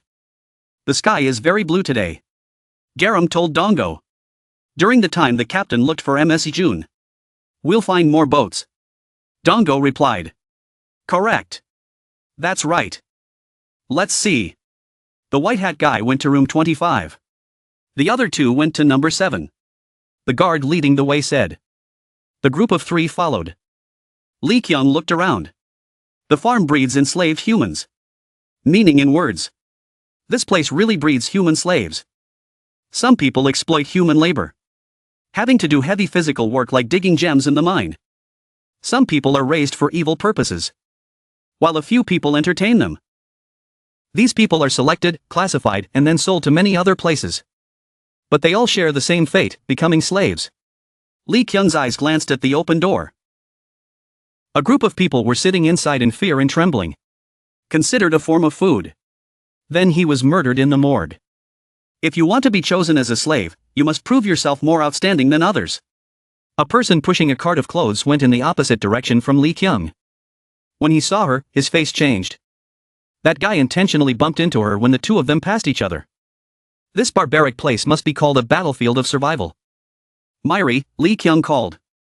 Hearing that, he turned to answer. Yes. Unless I order otherwise, keep an eye on Kyuho. She spoke calmly, her eyes still looking straight ahead. Even though Myri didn't understand, she still answered. Okay. Lee Kyung glanced around and thought, I guess I need to be wary of humans, rather than zombies. The guide stopped and spoke to Kyuho and Myri.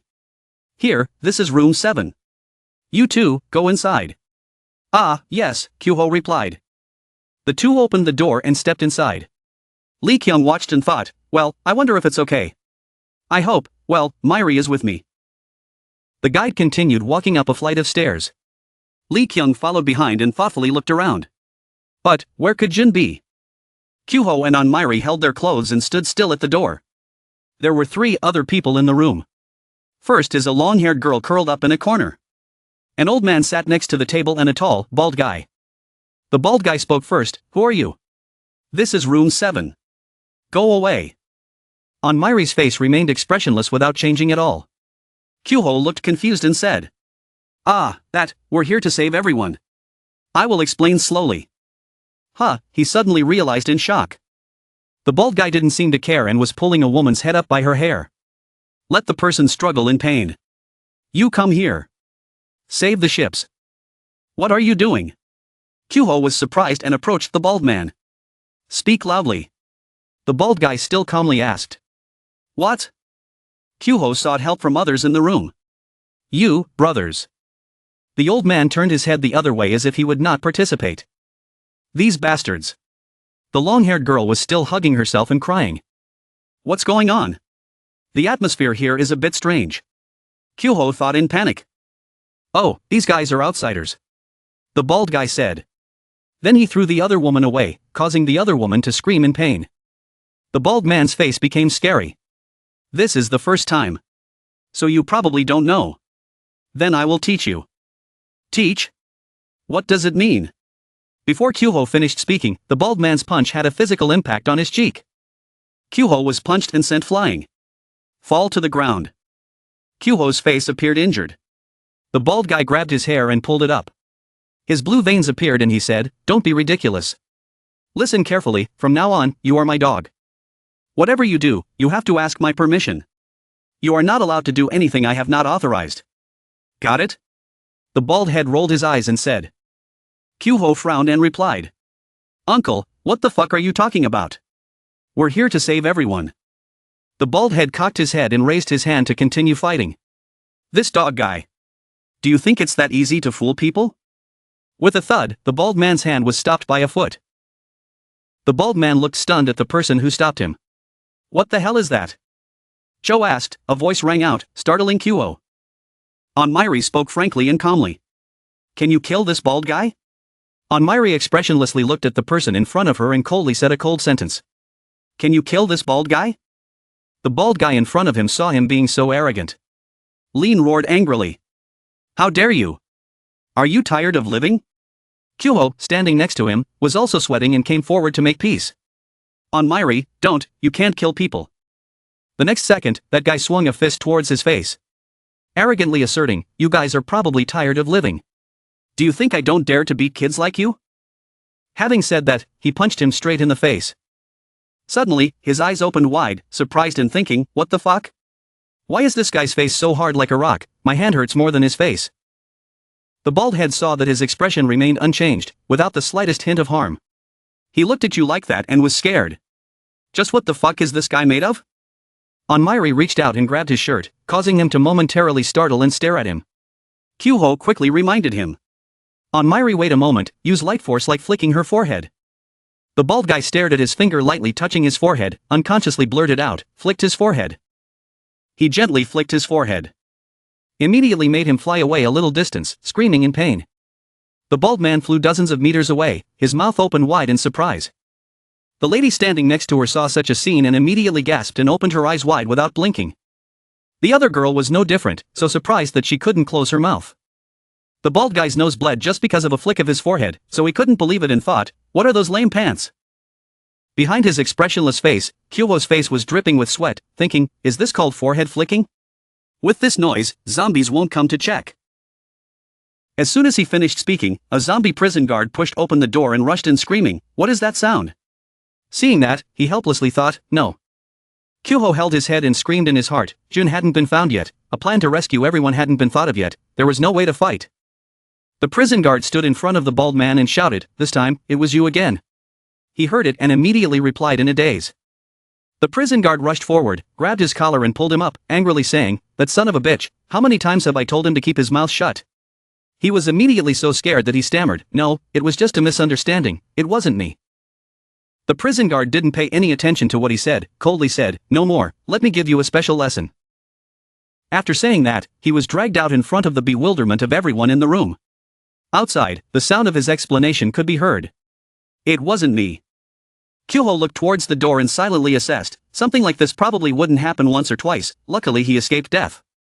Then, he seemed to remember something, he thought fearfully, but the special lesson was not completely dead. Suddenly, he turned around and said to Miri, don't be so sad, it's all that guy's fault. Hearing that you only replied with one word, sorry, he immediately replied, nothing.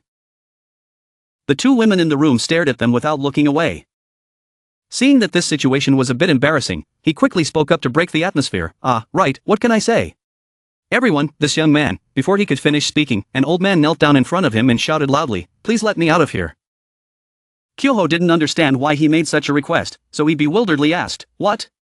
The old man's hair was completely white, crying and bowing his head, begging him, it's been a long time since I was assigned a job, if this continues, I will be sent to the morgue, please save me. He looked at the old man in panic and asked, what are you doing? The woman standing next to him wanted to step forward and help him stand up, saying, "Uncle, why are you kneeling? The children are looking, don't you feel embarrassed?" He seemed to understand, thinking to himself, "Oh, so that's how it is." The aunt looked at the old man reproachfully. How could he be so selfish? He immediately shouted in response, "Otherwise he would sit here and wait to die." She quickly explained, "You know I didn't mean that." Kyuho heard their argument and immediately realized the problem. They were considering who would be the new big brother. He stood still, his face full of sympathy, thinking that they had lived like that all this time. It was better to be selfish and stingy than to become a pile of rotten meat. Kyuho clenched his fists, stood in front of the two of them and affirmed, "Don't worry, you won't die here." The old man heard his words and just let out a sigh. He used all his credibility to swear honorably. "I just said, we are here to save everyone. We will definitely help everyone escape from this place." In another room, a guy covered in tattoos stood in front of a girl and said majestically, "You're a newbie, so let me explain the rules of this place."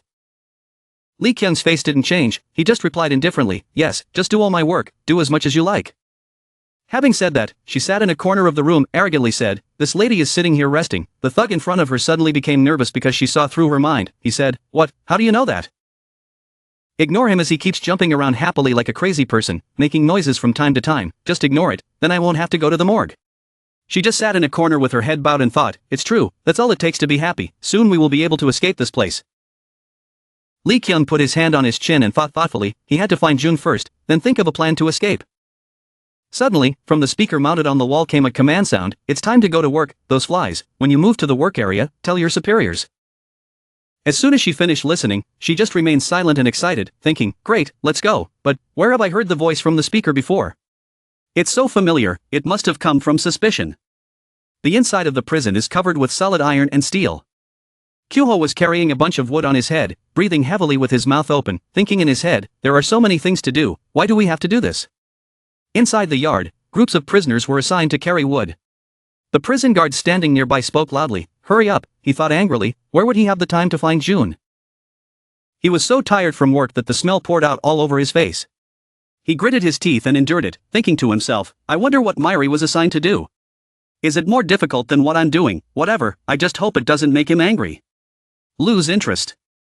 Inside another room, Myri looked expressionlessly at the person in front who was working on the sewing machine. After doing it for a while, that guy stood up and said to him, "Here, do it like this, try it," he replied loudly. Seconds later, he sat at the sewing machine table, repeatedly stepping on his hand, causing blood to splatter. The guy from before was scared out of his wits. "Hey, hand, let go." Having said that, he let him sit in a corner to watch. The back of his hand was bleeding so much that it flowed to the ground, but he still had the same expression. That guy shouted angrily, "Sit there and watch, don't touch anything." Sitting in the chair, he noticed the young girl in his room who was now approaching him. She held a bag of bandages in her hand, blushing shyly and told him, "I have bandages for the wound, or should I bandage them for you?" A moment later, the back of his hand was bandaged with dozens of layers of band-aids stuck together. The girl quickly said, "It's over, you're seriously injured." He looked at his arm covered with cute bandages and coldly said, "I don't need them."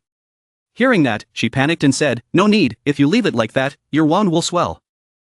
Having finished speaking, she immediately returned to her normal appearance and shyly asked him, "By the way, what is your name?" He just replied, "Name, Myri." She sat down, her face bowed to the ground and answered, "It turned out to be Myri." You know what?" The little girl smiled innocently, looked down at the ground and told him, "Thank you very much for keeping peace in our room." She continued, "That bald guy took all our business, we were afraid we would be taken to the morgue." Suddenly, a person walked up to where they were talking and said, "Hey where are you going?" She heard someone calling her name, looked up and answered, "Sister." Having said that, she rushed to her sister and hugged her and said, "Myri, this is Jizian, she is a very good person." Her eyes sparkled, she told him in a row that she was the only one who took care of me, and then dared to stand up and stop the bald guy. Jizian saw her like that for the first time, and was a little surprised, thinking to himself, why is she so excited? Having finished speaking, he ran up to him and happily said, "Oh well, I'm really grateful."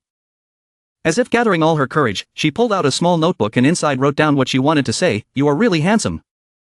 He saw it but didn't understand what she meant. On the contrary, Haeyoung shyly ran away, saying urgently as she ran, "See you later." Sister Jizian looked in the direction she ran and said in confusion, "Why is that?"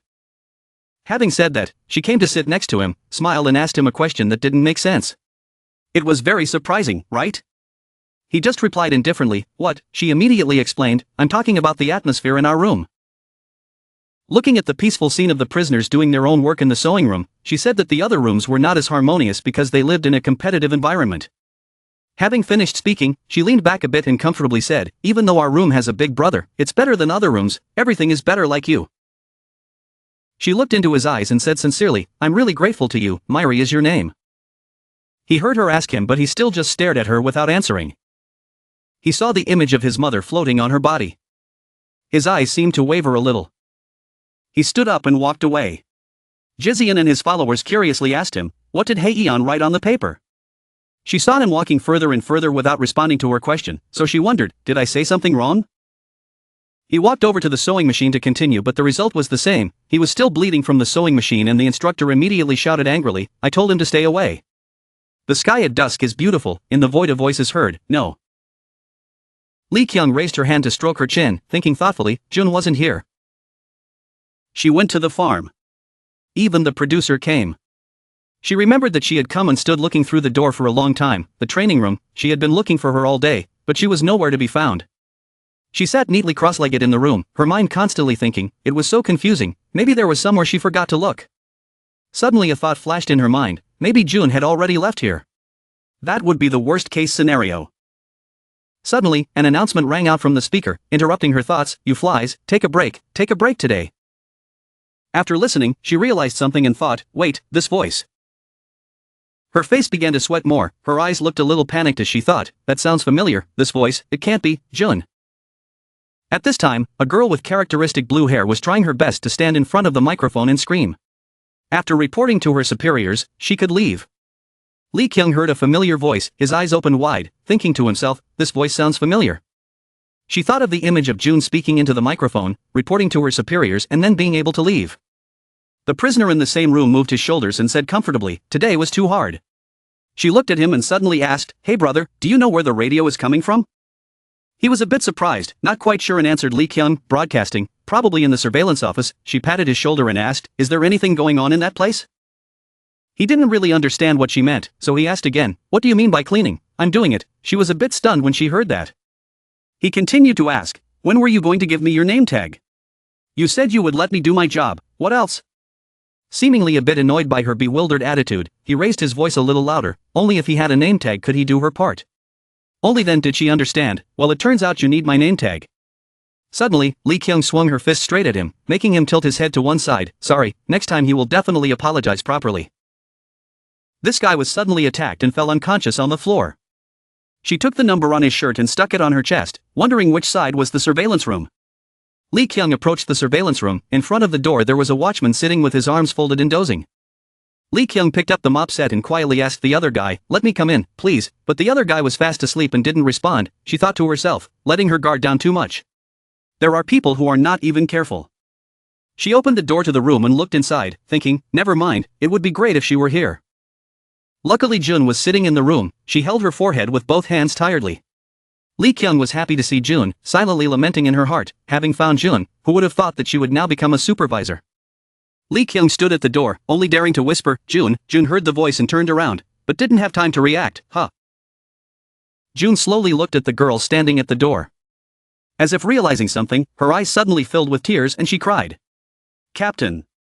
Jun couldn't contain her emotions and ran to hug Lee Kyung. Captain, this isn't a dream, right? Lee Kyung gently asked her what happened. Hearing that, Jun choked up and told the story. In this case, one day I went to spy on the situation and was caught, then had to work hard to survive, and then somehow became a supervisor. Lee Kyung was a bit stunned, why are you so good? Then she said to Jun, don't worry, we're here to save you. Jun's eyes were still streaming with tears. She asked softly, get out of here? Jun shyly said, no way. This made Lee Kyung very surprised and asked again, what? Jun almost knelt down and told Lee Kyung, there is no way to escape from here. As night fell, Jizian spoke up to gather everyone. She held a small notebook and said, don't just sit so far away, or should we each write down our wishes here to understand each other better?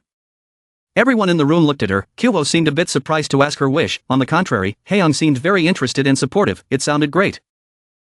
Jizian patted the girl's head and said, the bald guy is no longer here, so we should know a little about each other, right? Haeyoung shouted with excitement again, so excited. Kyuho looked at that scene and thought to himself, is it necessary to be so harmonious?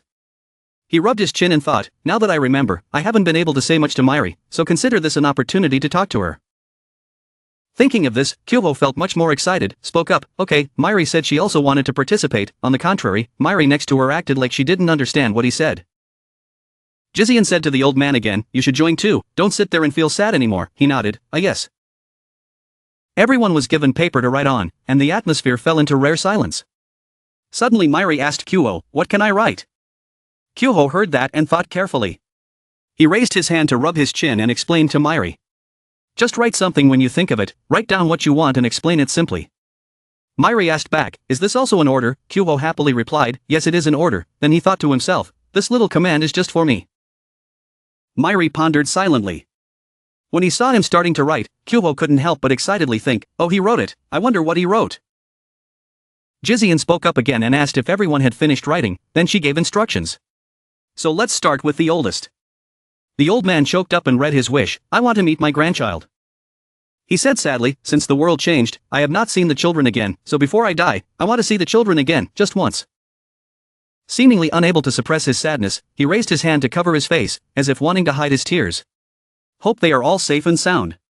This incompetent grandfather cannot visit them, but only causes trouble for everyone. Jizian put her chin in her hand and looked at him, understanding deeply. She comforted him, okay, we understand. Then she said again, okay then it's my turn. Haeyoung next to her was extremely excited and clapped her hands, wow. Jizian read out her wish, I want to cook. This made Kyuho quite surprised, cooking. Jizian explains his wish, zombie or human. A few years ago, I couldn't find anyone trustworthy, so I hoped I could gather with good people and cook a delicious meal with them. Hearing that, Kyuho was extremely touched, tears seemed to fall from his eyes. He thought to himself, these people are truly angels. Determined to help them out of here at all costs, Mairi felt confused by Kyuho's sudden conflict of emotions. Now it was Haeyoung's turn to hear Jizian call his name. Haeyoung suddenly felt shy, she told her wish, she wanted to be close to someone. Haeyoung's eyes sparkled looking in one direction. Haeyoung discovered that Mairi had noticed his eyes. Her cheeks blushed shyly. She hesitantly retreated to a corner, unable to speak clearly. Intimacy, that's it. Kyuho found it quite difficult to understand. What? Suddenly he was called for attendance. So let's talk Kyuho. Kyuho was startled, his back suddenly straightened and he responded to Jizian. Well actually I can't think of anything right now. Or should Mairi speak first? Jizian compromises. Okay, Mairi say it. Mairi heard her name and silently looked at the paper she had written. Kyuho looked at Mairi from behind, very curiously thinking, what did he write? There's so much to write that there's no room left. Mairi slowly voiced her wish, I want to die. This made Jizian gasp, she was surprised. Dying for her mother, Mairi thought back to when she was a child. Mairi, come here and look, a beautiful woman holding a camera called Mairi like that. Mairi was now a child. Seeing her mother, she couldn't help but shout with joy. Mom! On a cold winter day. I killed my own mother. So I also say hello to Jae-young. Before leaving, I also said hello to Jong-woong. Mairi's mother listened to her son tell the story. Then continued encouragement. Oh my god, our Mairi is so polite. Mairi heard that, her shining eyes looked up at her mother. Really? Can I become president? His mother replied, of course not. Mere politeness is not possible. Little Mairi couldn't help but feel annoyed when she heard that. The boy struggled. What? Are you teasing me? Mairi's mother covered her mouth and smiled, thinking, so cute. It's so funny to tease the boy. Suddenly Mairi saw his mother looking dizzy and worried. Mom, are you okay? The woman quickly responded. Mom is okay. It's okay. Laughing so much it's hard to breathe. Mother and daughter were constantly joking. Mairi whined and told her not to tease me anymore. And his mother is still happy. Impossible. It's fun. The two of them did not pay attention to someone walking towards them. That person is talking on the phone. Yes. Coming here. When he passed Mairi, he heard that person say, it's okay. Probably just a cold. I'll be back soon. Mairi is still young. I don't understand what the other person said. He raised his eyes to look at a stranger. Ahead, Mairi's mother had arrived at the gate. Call you. Mairi, go inside first. Mom works. We'll be back soon. Mairi quickly responded to her mother. Yes. Mom, have a safe trip. Something seemed wrong with Myri's mother. She wondered. It's strange, what's wrong with me? Leaving Myri behind to watch her. Something wasn't quite right that day. Mom took me home. As usual. But for some reason, I feel like I'll never see her again. Because of the insecurity welling up in her heart, Myri spoke up when her mother had not gone too far. You call Mom. Myri spoke loudly. I want to go with Mom. Myri's mother thanked the guest who had just left. Myri still doesn't feel safe. He sat viciously in a corner, making his mother a little worried. Myri's mother turned and asked him. Myri, did you do something wrong? Myri says no, she continued to ask. So why are you so angry? Myri pouted as she answered her mother. I don't know either. That attitude made Myri's mother not know how to handle it. If you ask again, who knows? I think Myri is so cute. It's getting late at night. Myri's mother asked him. Aren't you bored? He replied firmly. No, I'm fine. Myri's mother laughed and gently comforted the boy. Our Myri is so lively. Just wait a little longer. We will return early today. Myri sat in the back watching her mother busy. Heard his mother happily talk again. Having Myri here gives me even more motivation. Honestly, I feel so tired. The strange guests and the sounds around me lulled me to sleep. Myri's mother continues to work. Greet customers. Hello guests. However, it was a very happy time. I feel extremely exhausted. But those peaceful times with my mother are extremely wonderful. Here's the invoice. Myri's mother glanced behind her and saw that her son was fast asleep. Just responded to customer. Oh yes. I was hoping this moment could last forever like this. Suddenly Myri's mother collapsed. It seemed like he was receiving a terrible pain from his chest. Myri's mother bowed her head. Unable to stand. She was in so much pain that she was no longer conscious. Wondering what's wrong with me. Myri was still in thought. Always together. Myri's mother collapsed in the middle of the night. Myri's mother collapsed weakly. The noise also woke Myri up. The boy was worried when his mother approached and asked, Are you okay? The woman still answered gently. Mom is okay. Myri's mother was sweating profusely. Comfort the boy. I guess I'm just not feeling well today. Myri immediately said, Please call an ambulance. She dismissed it immediately. No, there's no need. Myri's mother tried to stand up. Put your head down to rest. Probably because my mother is sick. So today we will close the shop early. Rest a little and you'll feel better soon. Myri stood beside her worriedly. It seemed like he didn't believe what his mother said. He asked her. Mom, are you telling the truth? Faced with Myri's worry, his mother still replied gently. Yes, I'm just a little dizzy. It was late at night. The sound of a knife and chopping board rang out in the house. Myri looked at her mother, who was singing and cooking. Still very worried and thinking. Mom, are you really okay? From the outside it looks very good. Then he turned away and smiled. It seems that she believes that her mother is still healthy, she told herself. So lucky. Mother and daughter eat dinner. Myri's mother asked him. Myri, is it delicious? Myri happily replied. Yes, it's delicious. Myri's mother looked at him with warm eyes. Remind you to eat more. Then suddenly Myri's mother stood up as if she suddenly remembered something. Oh yes, I have a gift for you. Myri was left holding a bowl of rice in surprise, wondering, a gift? Myri's mother took out a shirt and showed it to the boy. Myri suddenly exclaimed. Wow, isn't it? It's a uniform. Myri's mother held the shirt and explained. My clothes are all worn out. So I really want to buy you a new set. Myri happily stood up and asked. Wow, can I try it now? And he received confirmation from his mother. Okay. Come in and try it out. Myri put on her new clothes. Excitedly asked his mother about his clothes. Why are you beautiful? Myri's mother looked at him. I thought it was a bit too wide. But still answer your question. So beautiful. Myri didn't seem to believe it. Are you really asking again? He lay down on the mattress. Excited. Thank you very much, Mom. Myri's mother saw this action. I couldn't help but laugh as I asked him. Myri, what are you doing? Are you going to wear it to bed? Myri happily answered. Mom gave it to me. So I have to wear it to sleep. Myri's mother was happy. But I also remind you. Really? After you eat, go to sleep, right? The response was Myri's extremely obedient yes. Late at night 1 a.m.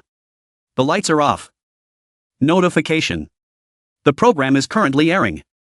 Please repeat. Please. Myri heard the sound of the TV. He woke up in the middle of the night. Rubbing his eyes, he asked his mother. Why is the TV on, Mom?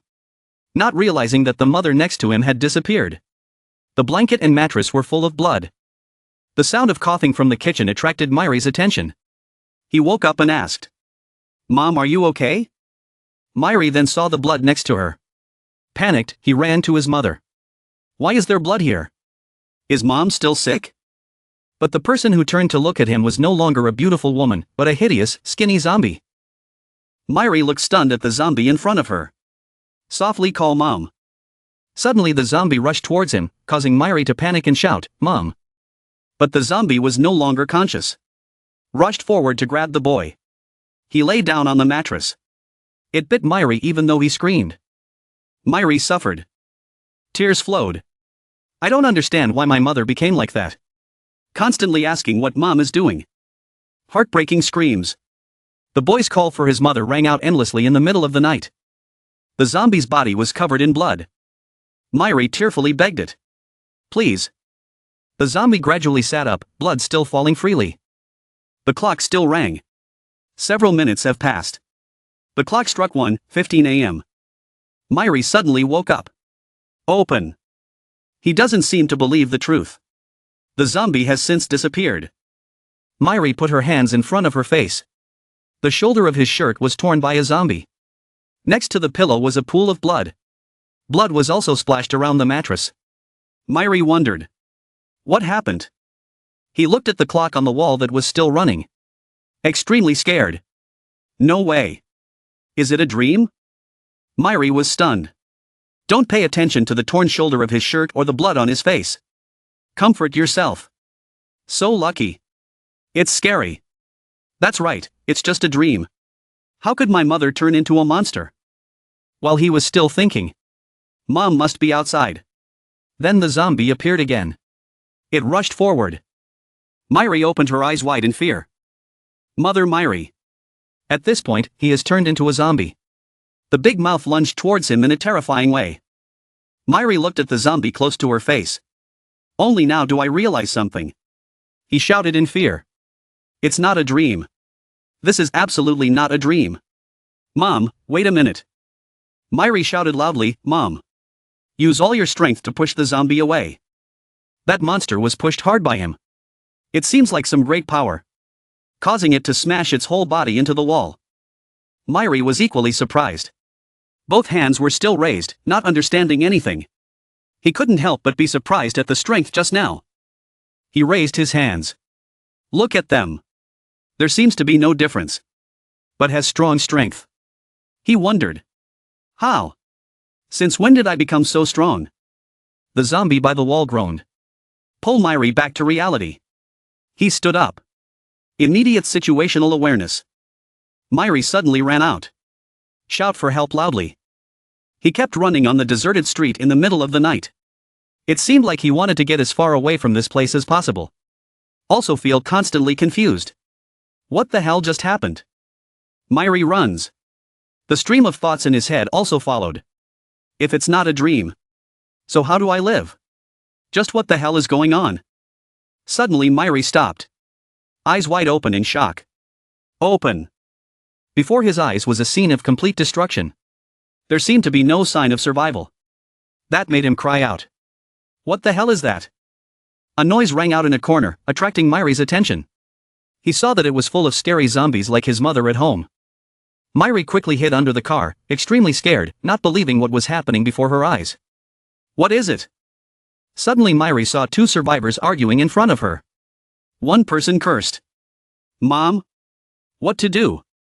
The other person holding the phone was equally impatient. Who knows? The young man panicked and ordered his friend. What the fuck are they? Hurry up and try looking for it. The other person opened the phone with trembling hands. Irritably replied. Don't know anymore. Nothing. Does being bitten by them become a zombie? Myri was under the car. Repeat the keyword the other person just said. Zombies. On the other side, there was still the sound of young men arguing. You were bitten just now, but it's okay. So hungry. Suddenly, several zombies rushed towards the two boys. Myri was startled and covered her mouth with her hand. Right in front of him right now was a zombie with two black eyes. Mouth wide open. Myri couldn't help but feel a surge of fear. I was so scared that I ran away. But that zombie is very fast. It took a step forward. A kid like Myri can't run far. Immediately knocked down by the zombie. The zombie managed to bite one of Myri's arms. The boy was in pain. Tears flowed. Remembering my mother again. Don't stop calling Mom. Myri mustered all her strength. Close your eyes tightly and shout to the zombie. Let go. Along with screams. Take it out now. Myri rose up. Use all your strength to jerk your body. His arm was still over the zombie's mouth. Severed from Myri's body. Myri kept running non-stop. Blood from the severed arm flowed onto the street. The boy returned home. Panting. Painful. Sit down in a corner. Use your other arm to hold the broken shoulder. It's like I want to stop the bleeding but I can't. Myri held that shoulder.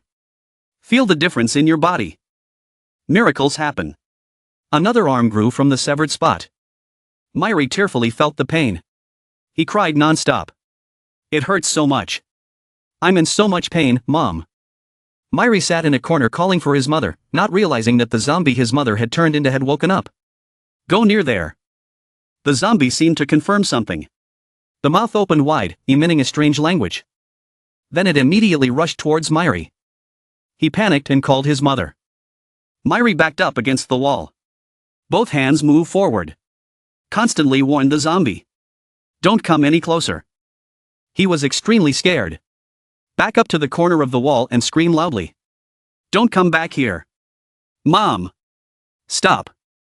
I wonder if the zombie can understand what he said. Its speed seemed to slow down a bit. Myri closed her eyes tightly. Banish it. Go away. You monster. I said go away. Myri shouted loudly. Surprisingly, his sound destroyed the zombie in front of him. It seemed that the sound had a strange power. It penetrates every part of the zombie's body. Make it kneel down on both knees. The body looks like it's been cut in half. Blood splashed onto the wall behind in a large patch. Myri was still sobbing. He covered his face with both hands and spoke to himself. Stop it. The zombie seemed to hear his voice. As if he understood Myri's words, he suddenly heard a voice calling Myri. Myri woke up stunned. Two zombie hands full of sharp claws stretched forward. Mom, I'm sorry. That's what Myri heard right now. He was surrounded by a warm hug. The mother's hug turned into a half-zombie. It seemed like I had regained the last bit of human consciousness. He cried again. Crying and calling my mother.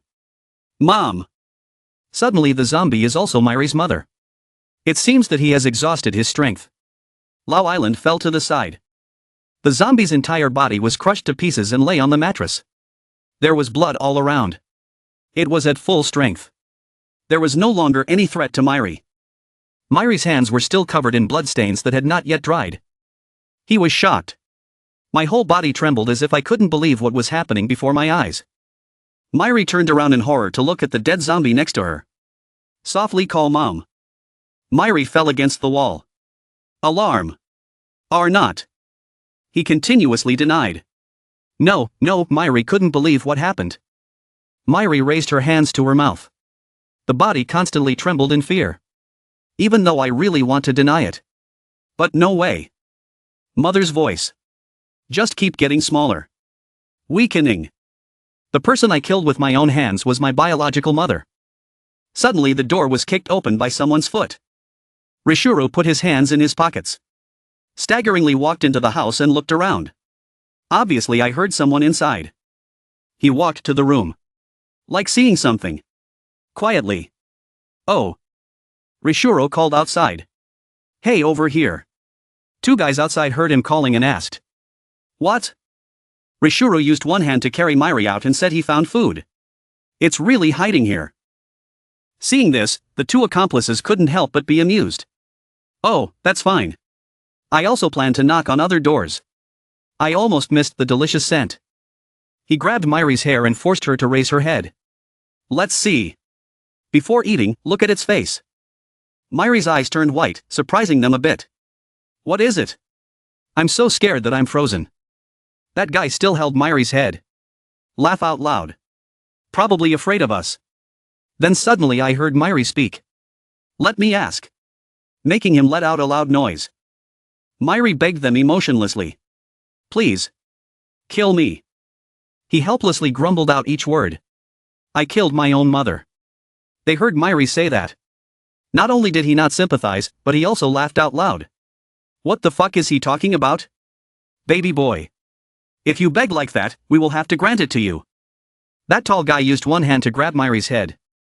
Most of his body went up high. Satisfied said. All right. Because you kindly asked for it like that. But we are having fun. You know? He continued. Just a few seconds ago. We're just zombies. Nature. Memories rushed back. Then again this strong. Why is that? Another shorter guy stood next to him and answered him. Yes, that's not wrong. Normal zombies can't utter a single word properly. Hearing that, he felt it was right. He rubbed his chin with his hand, looking erudite. Standard. We are taller. Even more intelligent. It's like humans evolving into zombies. He thought again. But I hate this guy. Then suddenly he jumped up. Having fun. Then I will make you happy. His hand quickly penetrated Myri's chest in a split second. A bloody heart was pulled out. His teammates next to him couldn't help but marvel. Wow, so impatient, brother. That name is encouraging. Looking at the brother, he is no different from the murderer like in the movies. Hearing that, he couldn't help but respond with interest. Yes. How? Isn't it cool? Suddenly, Myri's yellow voice called out, over there. It startled him. Myri's white eyes stared at him. I told you guys to kill me. Why are you still standing there? He looked at the heart in his hand. Surprised. What the hell is that? His teammates standing next to him also screamed in surprise. What's wrong with it? Do you want to kill it? This made him freeze for a few seconds. What? Then he didn't think anymore. Immediately attack Myri. Fighting and talking. Oh yeah. Die, kid. He kicked Myri far away. Then curse. Damn it. Really? What are these strange things? Myri fell hard on the road. The voices of those people still echoed around. Suddenly it makes me unhappy. Leave. The shorter guy suddenly spoke to him. Hey darling. But you just tore it apart. He also responded stunned. Probably accidentally tore something. Then the two of them saw Myri from afar slowly standing up. The tall guy just hit Myri a few times. Seeing that, I couldn't help but feel scared. What the hell is that? Myri is like a demon from hell. Stare at them. What? What the fuck are you doing? The three of them were scared. Continuously scream. What's wrong with that kid? Myri's bloodshot eyes stared at them. He said, his voice growing louder like a scream. I beg you. I told you to kill me, what else? Myri suddenly rushed forward. Rushed towards the tall guy just now. His hands grabbed his head. He was surprised and couldn't react. Myri's face was covered in blood. Both eyes were also bloodshot. He shouted at him. This is it. Do it like this. Kill me. Myri climbed on top of the tall man. Before the stunned eyes of his comrades. So he pulled his head away from his neck. Myri was furious to the extreme. The action hasn't stopped yet. He raised his hand continuously. Like this. Like that. This is it. Myri kept repeating indignantly. Color splashed all over the corner of the street. The tall man died under Myri's torture. Rishuru and the short guy standing on both sides couldn't help but be stunned. Then I realized something. They shouted in unison and ran away. And immediately run far away. Myri stood there. Look at my bloody hands. He thought again. It hurts so much. I am the killer. But why does it hurt so much? Myri's hands clenched tightly, anger and regret welled up in his thoughts. Mom must be in more pain, right? Myri stood there with the corpse. In my mind, I remembered the image of my mother. My clothes are all worn out. So Mom wants to buy me a new uniform. Each of those words kept echoing in Myri's head. He stood up, walking in a disoriented way. Myri's shoulders dropped completely. You just go like that. Just walked away. Myri just thought. Streams of thoughts kept flowing into his head. Extremely painful. Mom! I'm sorry. I'm really sorry. Mom! I was wandering aimlessly. Kyoho looked at him, seemingly not knowing what to say. Both Mr. Lau and Haeon. Everyone was stunned. Everyone in the room turned their eyes towards Myri. Silence is not because it's scary. Or because it makes others feel sorry for you. We don't know what to say to comfort Myri. Suddenly a voice rang out, causing Myri to raise her head. Pathetic. You look so pathetic. At this time, Jizian said so. Kyoho was surprised to hear Jizian say that. Hesitatingly reminded, Ms. Jizian. Myri also asked her again. What did you just say? In response to his question was another question from Jizian. Why must I? Do you really not know what your mother wants? Jizian said seriously. It's like criticizing Myri again. Myri didn't seem to think she would say this. Bewilderedly asked again. What? Wait a minute. Myri. What Jizian means is. Kyoho was afraid that he would be heartbroken, so he spoke up to help. But Myri interrupted him again. So what is it? I'm the one who killed her. The fact that I want to die is just a normal ceremony. Myri still used a calm voice to narrate the heartbreaking incident. He wondered. Did I say something wrong? You are wrong. If I were your mother, I wouldn't want to see my child like this. Jizian answered Myri sternly. Kyoho worriedly stopped Jizian. Ms. Jizian. Enough. But Myri's eyes darkened. Myri suddenly stood up, making Kyoho also stunned. Myri came in front of Jizian to warn her. Don't act like you know everything. Jizian is sitting and talking to Myri. He said. Do not. Talk like you know it all. Jizian said angrily. Are you sure you don't know?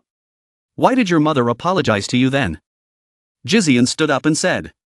So why do you think she is like that? Is it because you bought a uniform that doesn't fit you? Or is it because there aren't enough side dishes? Myri said thoughtfully. Shut up. Everyone in the room knelt down and said in panic. What is it? Is it an earthquake? Kyoho thought in panic. I have to reassure Myri. If not, I don't know what will happen. Kyoho stood up and walked over to speak. Myri, stop it. This is an order. Jizian pondered thoughtfully. Jizian suddenly said. I always thought he was an emotionless person. Jizian continued. But I was wrong. Just said a few words about your mother. Well, you're just a normal person who can be angry. Jizian said strongly. You are someone who loves your mother very much. Why do you have to stab yourself to death? Jizian continued. Do you think that if you died, your mother would be happy? Then will she be satisfied and say that my son died so well? Myri said angrily. Still continuing to babble. Jizian said firmly. His mother knew he would turn out like this. So then she apologized to you. Jizian said sadly. She apologized because in the future he had to live without a father or mother. Myri seemed to awaken. In the auditorium, Jizian gently advised. Myri, please let go of the mother you always keep in your heart.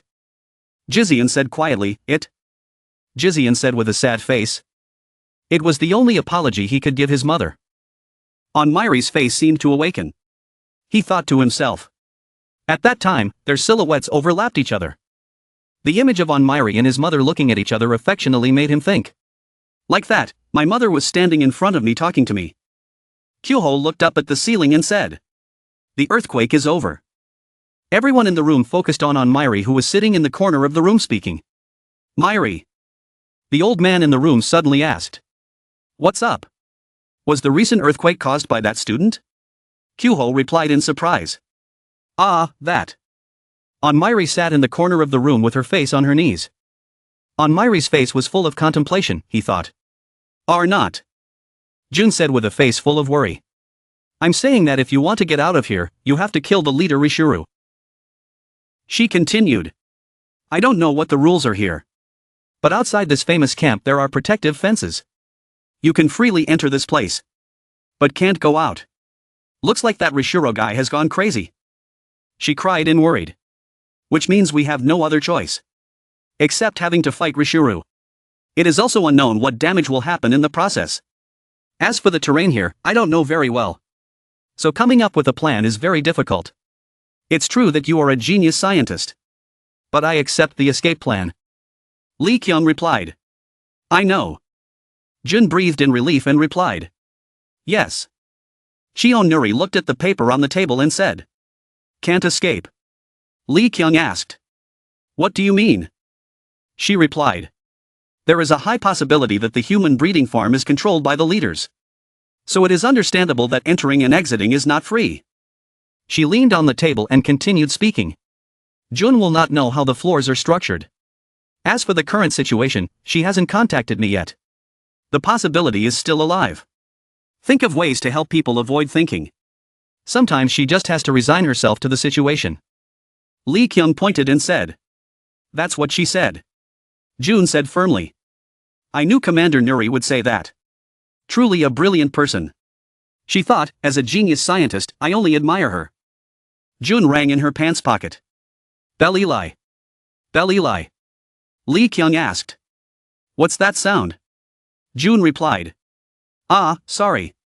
This is my alarm. Jun said cheerfully. Just remember the Bell Eli stick you used to make? This is the device that will clear the temporary memory. Also has alarm function. She continued. It's time for a shift change. So my alarm notifies me. Lee Kyung wondered. Ah. Suddenly someone came in through the door. Lee Kyung thought. Whom? She wondered. What to do? She crossed her arms and said.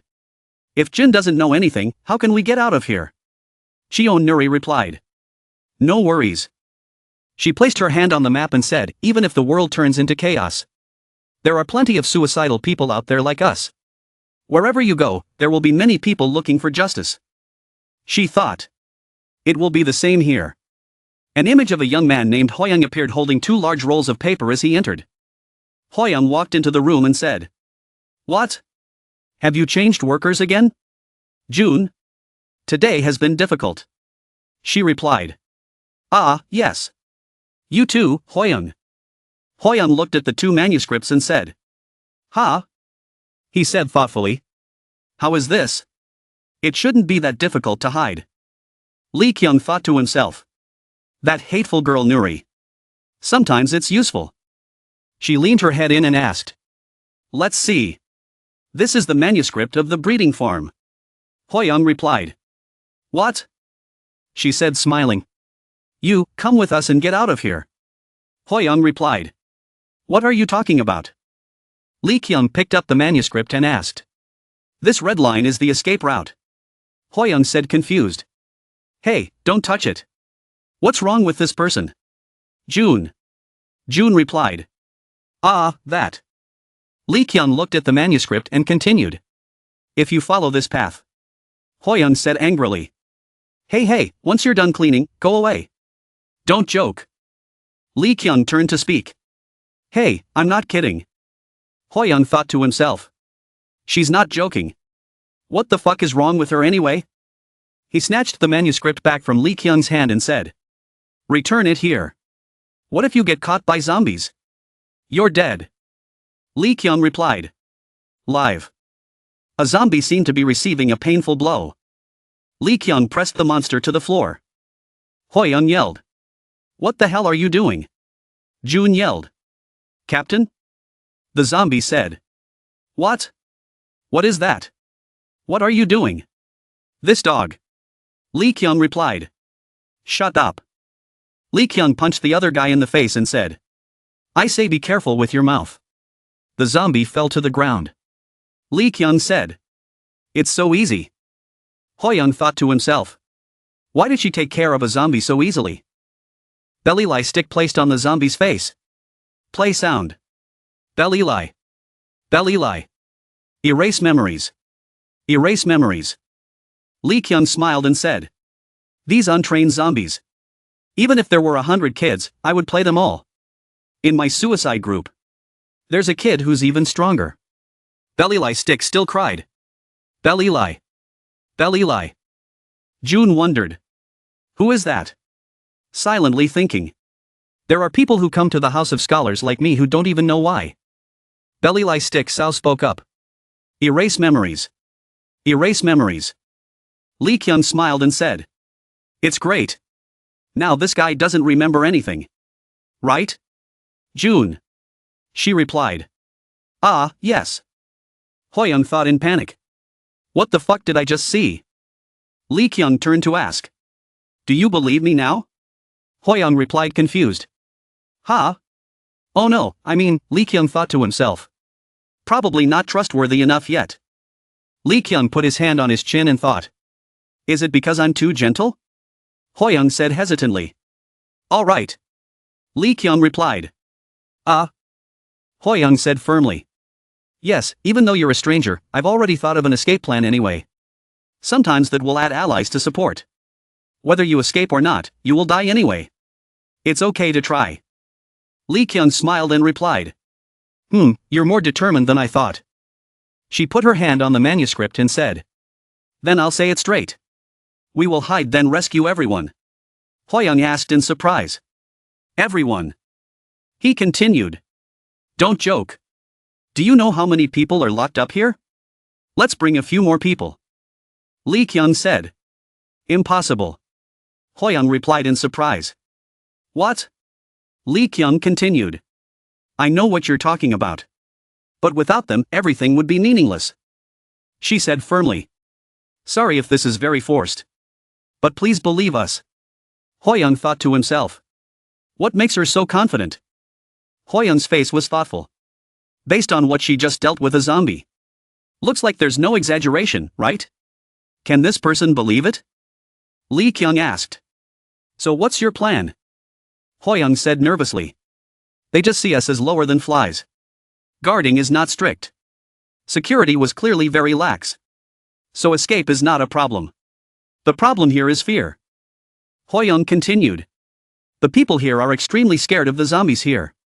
Would they think about running away? Obviously if they had to fight zombies they would die. He said firmly. No matter what you say, no one will believe you. The main reason is that leader Rishuru. Lee Kyung asked. So where is Rishuru? Hoyoung replied in surprise.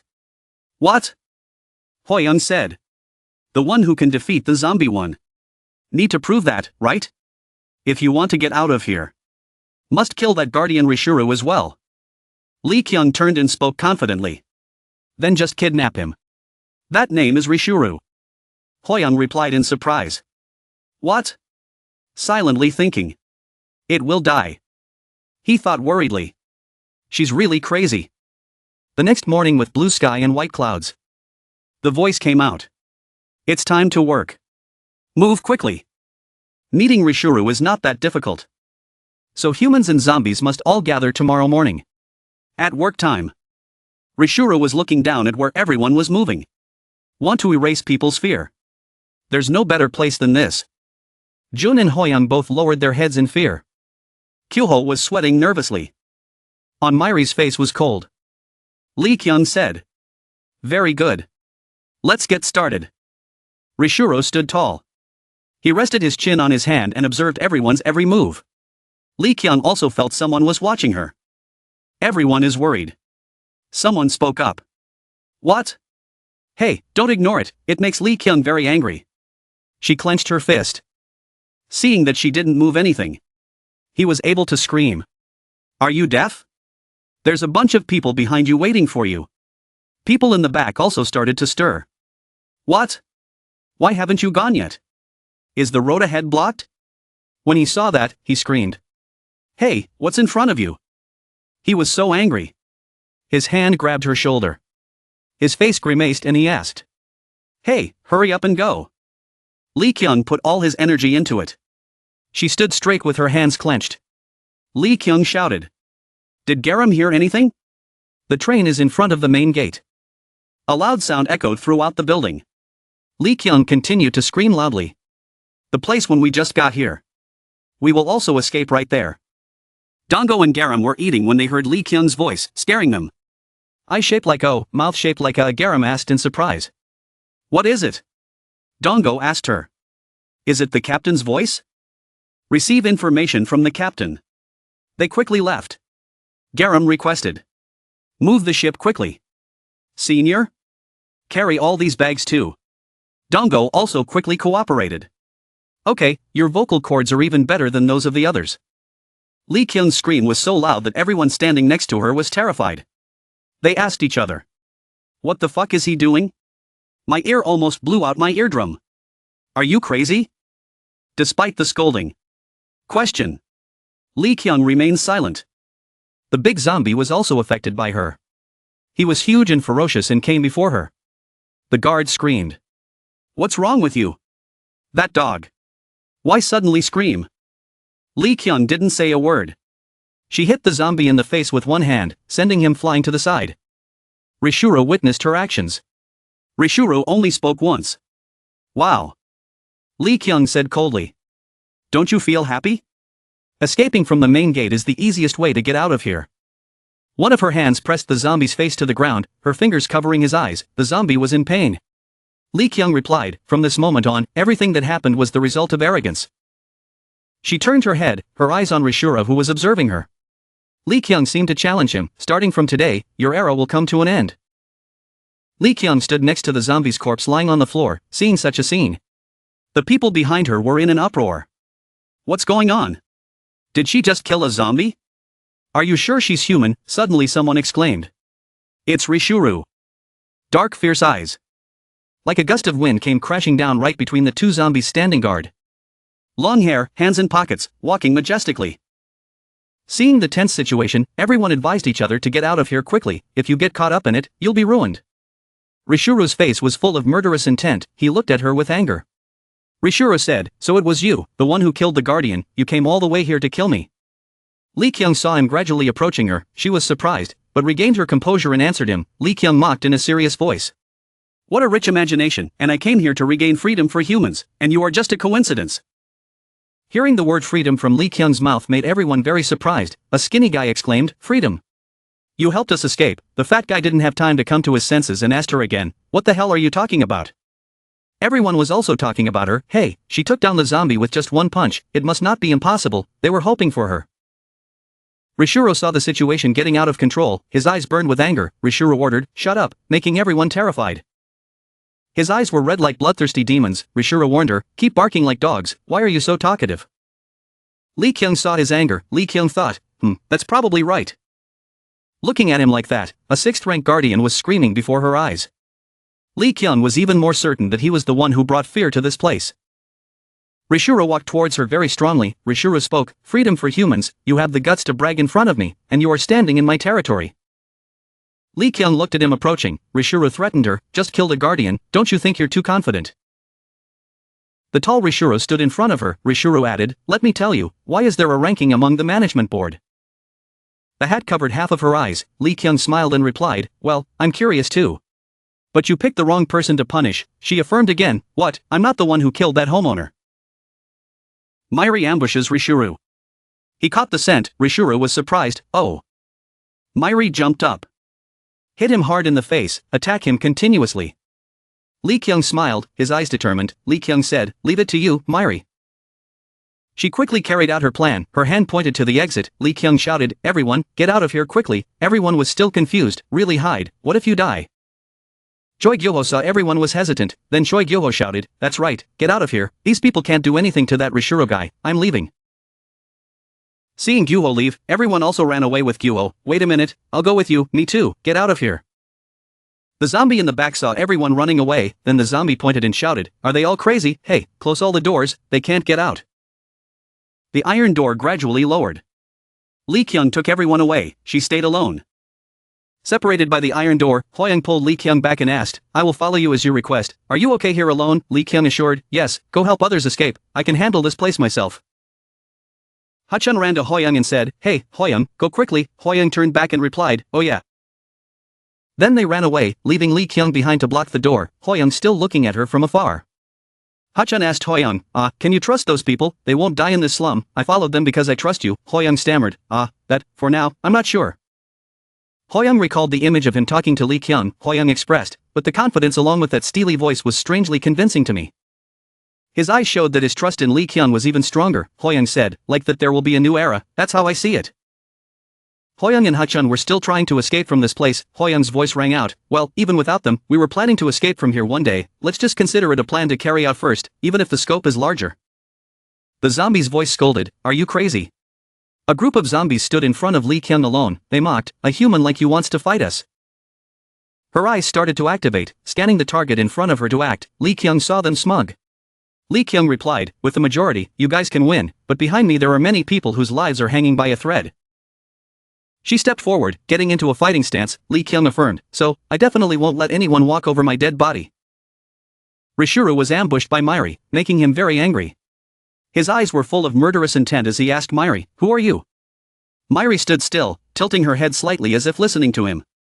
A huge contrast between the human and the guardian, the small Myri in front of the tall guardian number 5, Rishuru asked further, is that the new soldier on the ship, right? Are you the one who commanded them or something? Myri only replied with a no. Rishuru hugged his neck, revealing his bulging muscles. He tilted his head.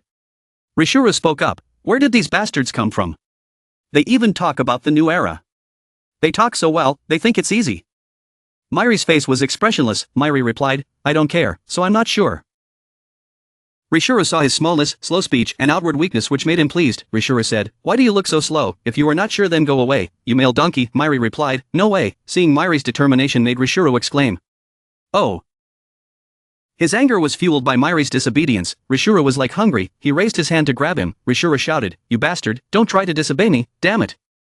But Myri just one hand made him move away. Several of his teeth fell out, very painful. He landed on the ground, holding his stomach. Rishuru cried out, me, my stomach. Myri's long hair covered most of her face, hiding her sharp eyes. Rishuru's eyes darkened, leaving only a trace of yellow pupils.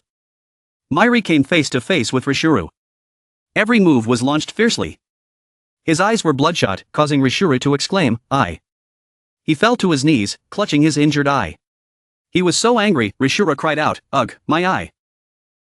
Myri's face darkened. Rishuru closed one eye, bleeding profusely, sweating profusely as fear welled up inside him. Rishuru trembled. What was this? What was this feeling of being so overwhelmed? He collapsed in front of Myri, his eyes red. Rishuru felt like he was about to surrender. He felt a sense of familiarity. Rishuru thought to himself, as if he had felt it before, this feeling of oppression. Myri appeared before his huge face, surprising him. Rishuru exclaimed, "Ha!" The door was kicked open and a pair of long legs stepped in. In Rishuru's arms was Myri, her clothes torn and covered in blood. He happily boasted, "Hey bro, try this, I found some food."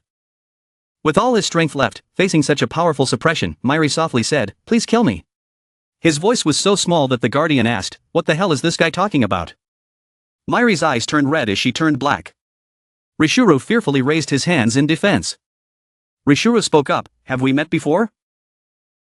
His injured eye opened, streaks of blood appearing. He opened his mouth wide, his expression filled with astonishment as he looked at Myri up close. Rishuru shouted, "Ah!" Rishuru gradually laughed out loud. He seemed to go crazy, laughing loudly, revealing his fanged teeth. Rishuru shouted, "The day has finally come, my master." Myri saw his crazy actions and he was suspicious. Rishuru sat on the chair, chin resting on his hand, looking sad. Rishuru said, "Reminder is the word to describe my current situation exactly." He thought about the past. Rishuru said, on the day the zombies broke out, he faced this fear for the first time. He was in pain and ran away. Rishuru experienced that, making him certain. Rishuru said, he realized that to survive, he had to become stronger. Rishuru continued, "So in order to stay alive I dare to do anything, becoming stronger and stronger." Not long after, he was promoted to guard. He said silently, "I have become too strong." His hand crushed the ant on the table. Rishuru continued, no longer feeling fear or horror. Life gradually became dull. From then on, I began to become extravagant. As soon as he mentioned it, he looked down at his hand. Rishuru scolded him. "Damn it, the watch is dirty." The ant's blood splattered. Rishura said, I tried hitting my head on the red dirt. But life is like that. However, that person appeared again. He knelt before Myri, who was looking at him. He was amused. Rishura said, right in front of me. The reason I became strong. It was Myri. Then learned the feeling of fear and shiver. He frantically jumped in front of Myri. Rishuru was delighted. Make my life interesting again like before. As soon as he finished speaking, he was punched in the face. His face changed color. Myri kicked him away without any hesitation. The blow was so strong that he hit the ground with a huge explosion. Rocks flew up. Myri's counterattack made Rishuru even more excited, and he went forward to fight Myri. It was the feeling he had been waiting for so long. Rishuru laughed loudly and shouted.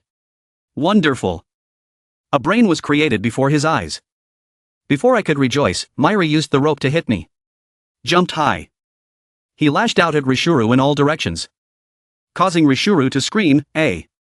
Myri's counterattack tortured his body in great pain. But Rishuru still exclaimed.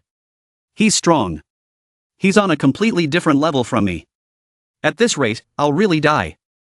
He seemed to have found the truth of his life. Rishuru's eyes burned with determination. Sir, I like it very much. The blow sent him flying high into the air. Rishuru's voice echoed. Master, do you know? Rishuru crossed his arms and bowed his head confidently. Rishuru said, among ordinary people, there would be a few with superpowers. It was no different for zombies. Rishuru spread his wings with power. Rishuru shouted. We call them Fred Ion. He spread his arms and wings. Rishuru cried out, red ribbons and sharp feathers shot out. It shot through Myri's body, injuring him and tearing his clothes to shreds. Seeing his consciousness, Myri exclaimed. So that's it. He reached out, turning the red ribbons into white bones. Flying back at him. Rishuru was pleased. This is nothing, I can fly. See, master, you are like a clown. Myri looked at him flying high in the sky and thought of a way to fight him back. Suddenly he knelt down, one hand touching the ground, one hand raised, gradually feeling.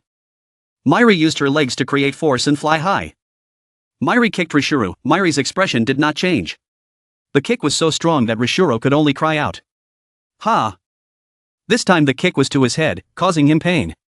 He raised his hand to hold his head, seeing Myri flying up. Rishuru asked, Master, can you fly too? Myri ignored his words. A force hit him, causing the rock to shatter. Myri then turned and flew towards Rishuru. Myri used her whip to whip the ground in two, but Rishuru dodged it in time. Rishuru flew up again, his smile savage. Myri's actions made him even more excited. This was what he had been waiting for all these years. Rishuru exclaimed, beyond my imagination, this is really interesting. Despite his crazy talk, Myri absent-mindedly approached him and hit him, surprising him, his face changed color. Rishuru exclaimed, ha, ugh. Myri used her whip to hit him hard, causing him to fall to the ground, creating a huge explosion, flipping rocks on the ground. Lee Kyung stood there and quickly covered her nose with her hand because of the dust. Her eyes saw Myri flying up. Lee Kyung wondered, is he flying? Her eyes began to scan around, making her scared. Lee Kyung exclaimed, because of the high pressure his foot was splattered with blood. Looks like he is flying in the sky. Myri was looking up at Rishuru, his clothes were torn, his feet were still bleeding, seeing Myri in such a state. Lee Kyung guessed, while fighting with Rishuru, did he evolve? Jun was leading everyone to escape when she saw Lee Kyung standing there. Jun was surprised, Captain. When did you get here? Everything is settled inside. Lee Kyung immediately turned back and replied. Jun, thank you. Inside the building, the zombies were defeated by Lee Kyung. They were lying on the floor. Lee Kyung said that in terms of numbers, you guys won, but your skills were too bad. Lee Kyung also reminded Jun, and while Myri was fighting with Rishuru, Jun quickly received the order to take everyone to the boat. Ah, yes. Jun immediately led everyone to the boat. The situation was very urgent. Everyone tried to run. Suddenly Hoyoung's face was scared. Hoyoung shouted, Captain, there are zombies at the main gate. The ferocious zombies stood in front of the gate with weapons in their hands. They shouted, are you all crazy, still daring to run away together? Garam appeared from behind. She arrived in time to help. Garam hit them from behind, knocking them down, holding a martial arts book in her hand. Dongo and Garam were both there. Garam had just said, Captain, it's not too late, when she was frightened by the scene before her eyes. Dongo was also frightened. Why are there so many people? Garam regained his composure and reported to the captain. Garam said, "We've parked the boat at the main gate." Lee Kyung was very happy to see them come. Lee Kyung replied, "Just in time." Hoyoung was surprised to see Kyuho and Garam appear from the main gate. Hoyoung asked, "Who are they? How did they deal with the zombies so easily? Everyone get on the boat quickly." Jizian was running away. Jizian turned around in panic. Jizian shouted, "Uncle, hurry up." The old man looked around and replied, "Wait. Haeyoung disappeared. Just here. She must have gotten lost." Jizian was shocked when he heard that. Jizian stood still and stammered. What did he just say? Seeing that the situation was not good, Jizian quickly turned back, leaving the old man alone, bewildered. Jizian said, "Let me go find her." Everyone go ahead.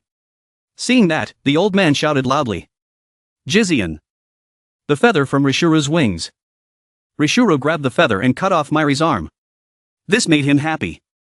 Mairi looked at his severed arm. His eyes were downcast. No pain. Suddenly, thousands of long bones appeared from his severed arm. It hit Rishuru straight on, causing him to let out a yelp.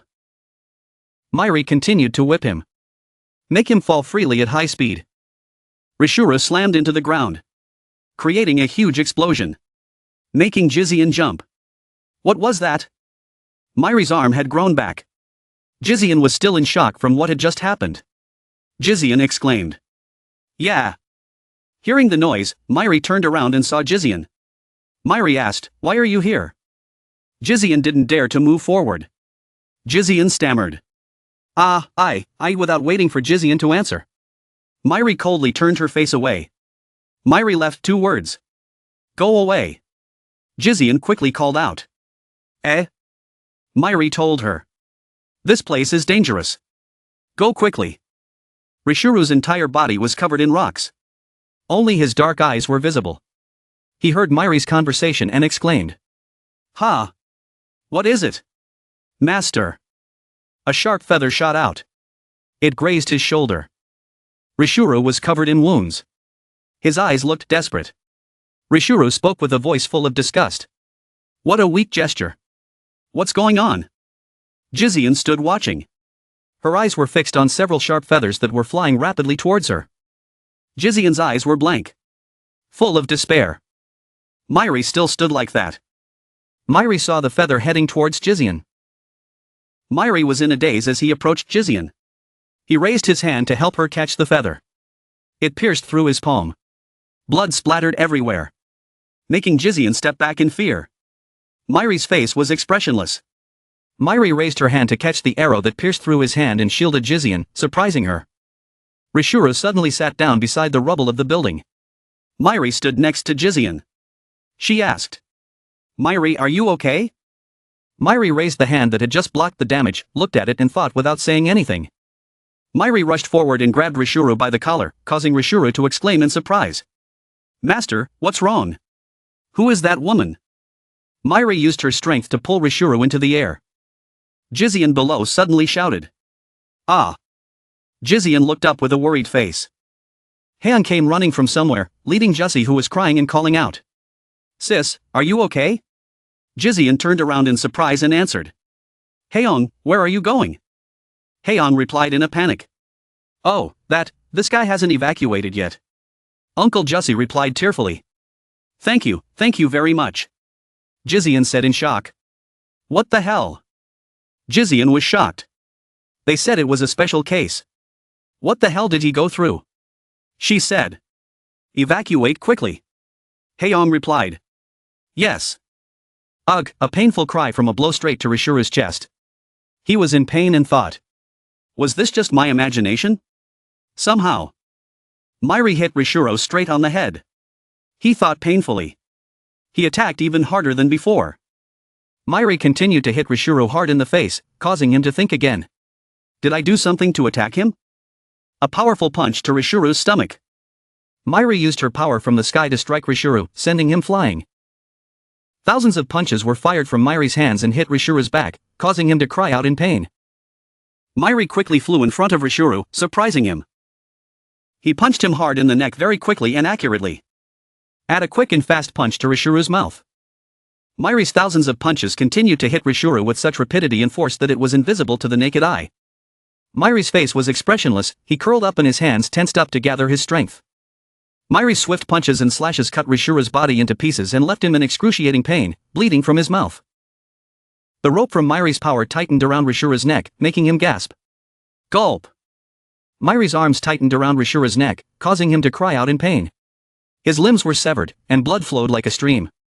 He cried out in pain. His 2 legs were severed, causing him to ache as more and more blood flowed out. Myri looked at him with a blank face. Rishuru's face darkened with both pain and fear. Myri pulled the rope from his hand, causing his body to fall. His limbs were completely gone, blood splattered everywhere. He thought to himself. Myri was watching Rishuru fall. The feathers on Rishuru's wings fell out. He thought, or perhaps by some reason, he guessed, I can win against him. Or, ridiculously, Rishuru's train of thought continued and he fell to the ground, creating a huge explosion. Rishuru lay there with his limbs gone. Blood was splattered and smeared all around. His face was filled with thoughts. Today, I will die. Myri flew down with a long bone in her hand. Rishuru laughed in fear, thinking. Well, that's good. Rishuru shouted with a terrifying face. It was truly an honor to fight with you to the end. Thanks to you, I have a good day. Even if I die, it will not be in vain. Rishuru's body began to disperse and screamed again. Please decorate these last moments of my boring life with a little bit of brilliance. Myri said, I won't kill you. Rishuru was surprised with a tired look on his face and asked back, what? Jizian and Haeong were standing behind Lee Kyung scared. Lee Kyung shouted, Myri, everyone is evacuated, hurry up and go. I am like that, beating people to death, leaving them unconscious. Myri said, then unleashed her terrible power, creating a long trail of terrible cracks that ran the entire area, tearing the sea in half. Rishuru spat blood from his mouth in pain, thinking, Master, if you beat them to this extent they will die. Plop, a cry rang out from the remnants of Myri's power. A piece of body, swish. Lee Kyung suddenly said, he just wanted him to faint. Kyoho panicked with his mouth wide open. Garam ran over from somewhere and said in a panic, Captain, the fence is gone, the boat is ready to depart. Lee Kyung stood there with Kyoho and replied. Really, Kyoho, go control the crowd. Lee Kyung ran after Garam saying, go, finish off the remaining zombies and leave quickly.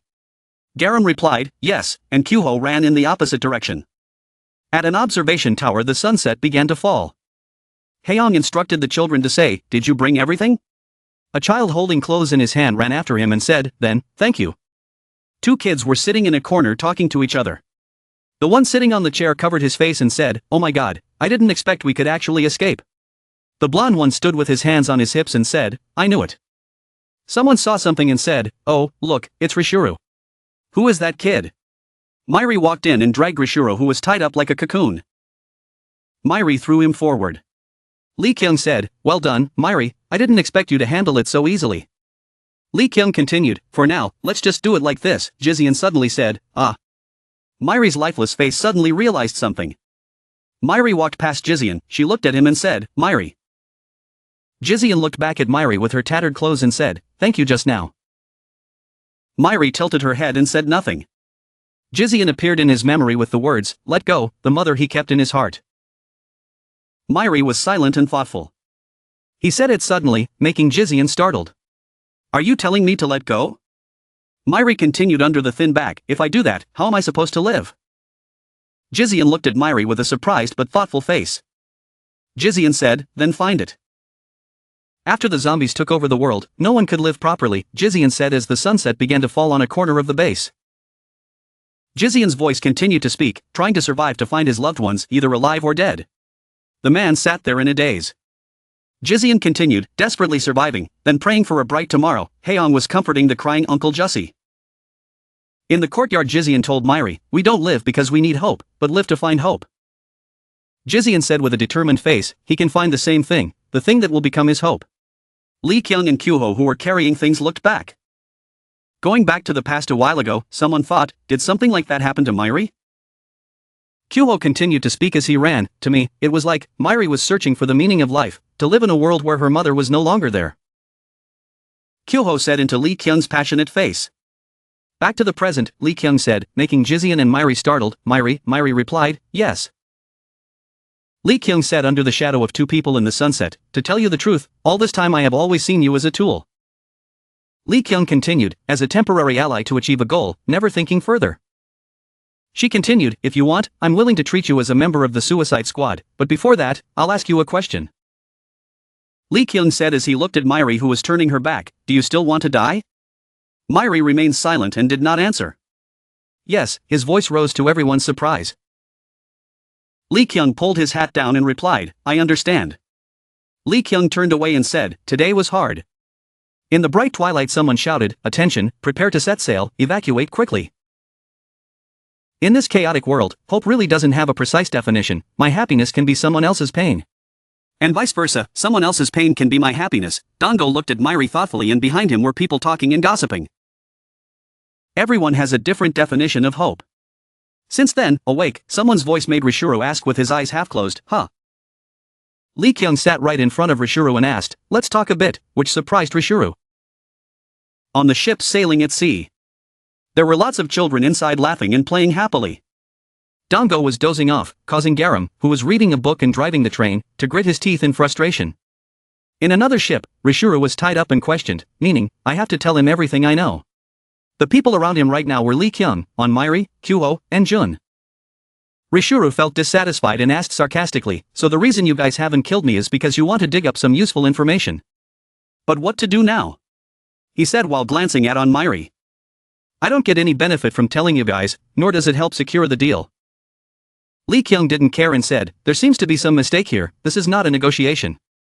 Then she ordered, Kyoho, you answer, yes. Then he began to cast a spell, a sedative spell, laughing.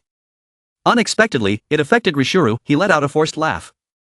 Kyoho stepped back, Li Kyung continued, no need to say, we also have a way to get it, besides, your life is in our hands, wait until we get the necessary information and then we will kill you. Rishuru smiled and said, I understand, let me go. Jun couldn't help but laugh out loud. But she quickly stopped thinking, she had to protect the scientist's body.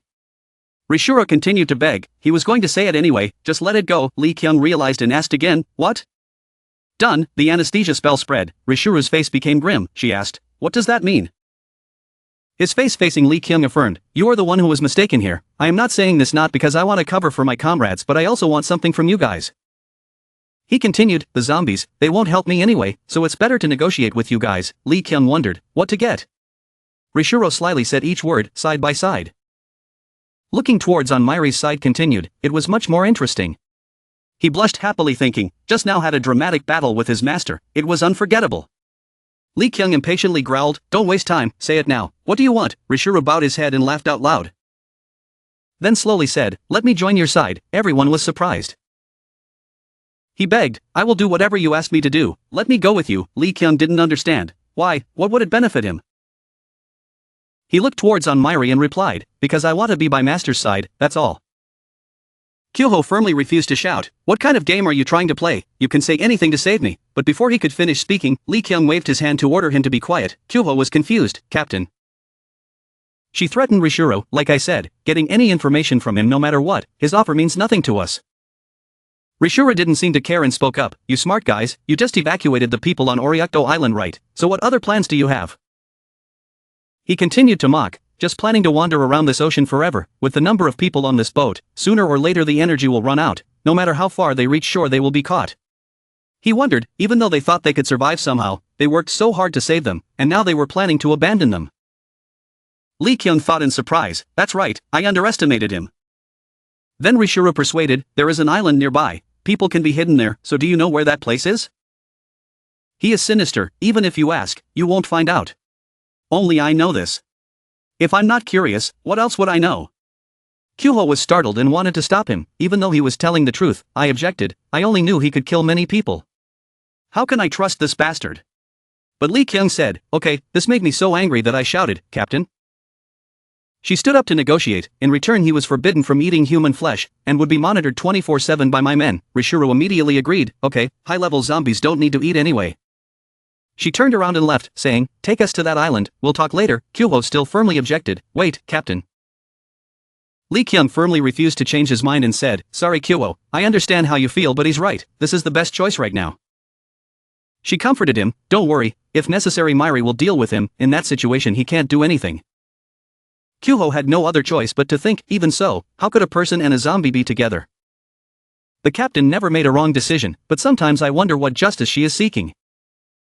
Jun approached Rishuru, arms crossed, and asked, "Hey, I have a question, what kind of obstacles were there on Oriakto Island?" He didn't understand. Then Rishuru replied, "You will know when you get there, the island I mentioned." Their ship had docked on a small sandbar in the middle of the sea. Lee Kyung and Rishuru set foot on the sand. She asked, "This is that island?" He confirmed, "Yes." The others on the ship looked down. Dango was suspicious. "We will hide people here." Jun also agreed, "This place is not enough to hide even one mouse."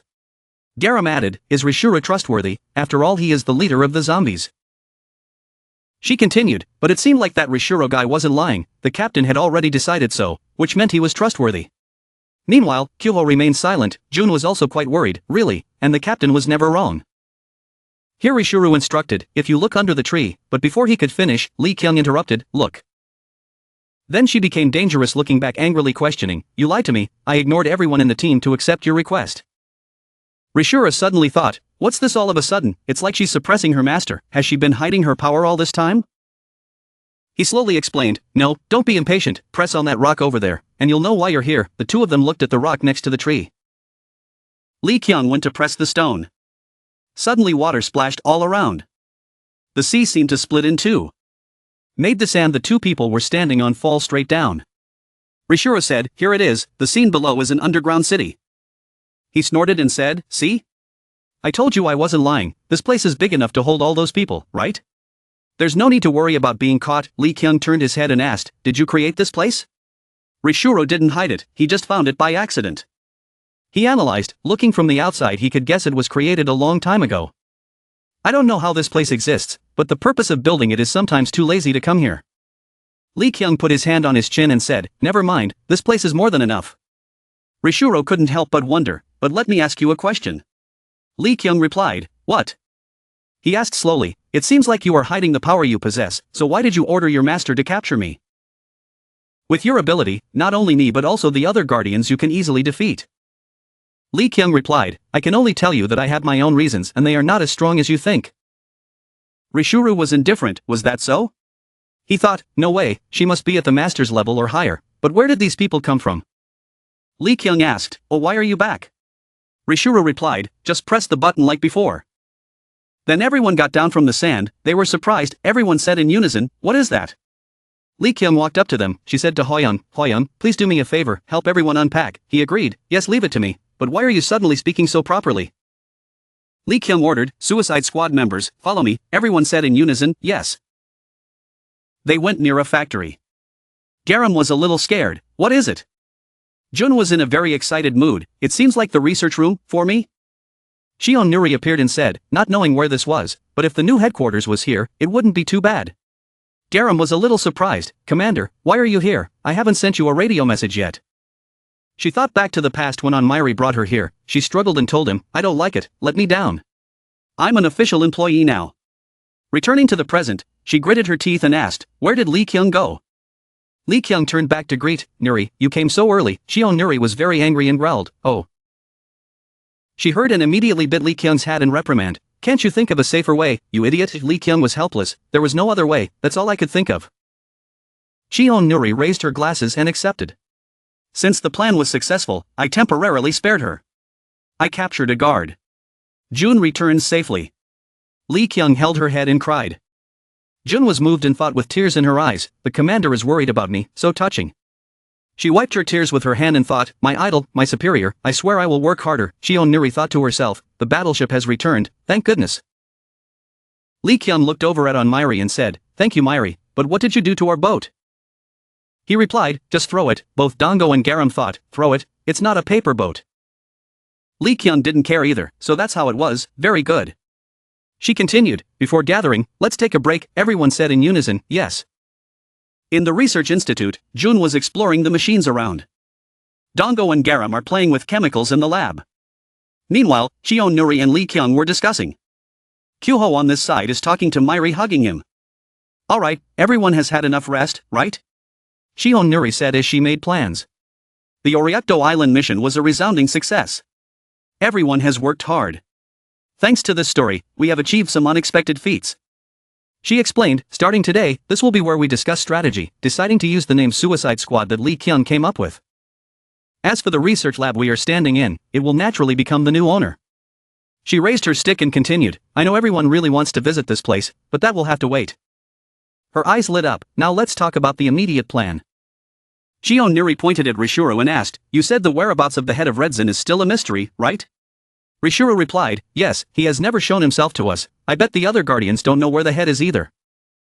She raised her glasses and analyzed, in fact, there was only one thing we could do, which was to destroy the structure of Redzin as that bastard said. She introduced, 5th place Year.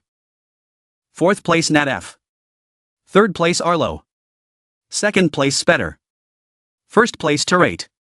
She pointed, the hunt for the leaders officially began. Shion Nuri wore glasses, holding a small ruler in her hand. Shion Nuri spoke in a solemn voice, the hunt for the leaders officially began. Shion Nuri took out 2 test tubes and fumbled around. Shion Nuri said softly, the first target is 5th place Year and 4th place Nat F. 2 test tubes were placed vertically on the map. Shion Nuri began to analyze. Changwon, under their rule, was the farm where they trained zombies. The defense system was extremely strict. It was said that place stored military weapons. Holding 2 test tubes in his hands, the halo of knowledge shining, Shion Nuri responded, of course, this mission was not easy. But if successful, then he would have an extremely magnificent military base in his hands. So, that was the first objective, to break into Changwon.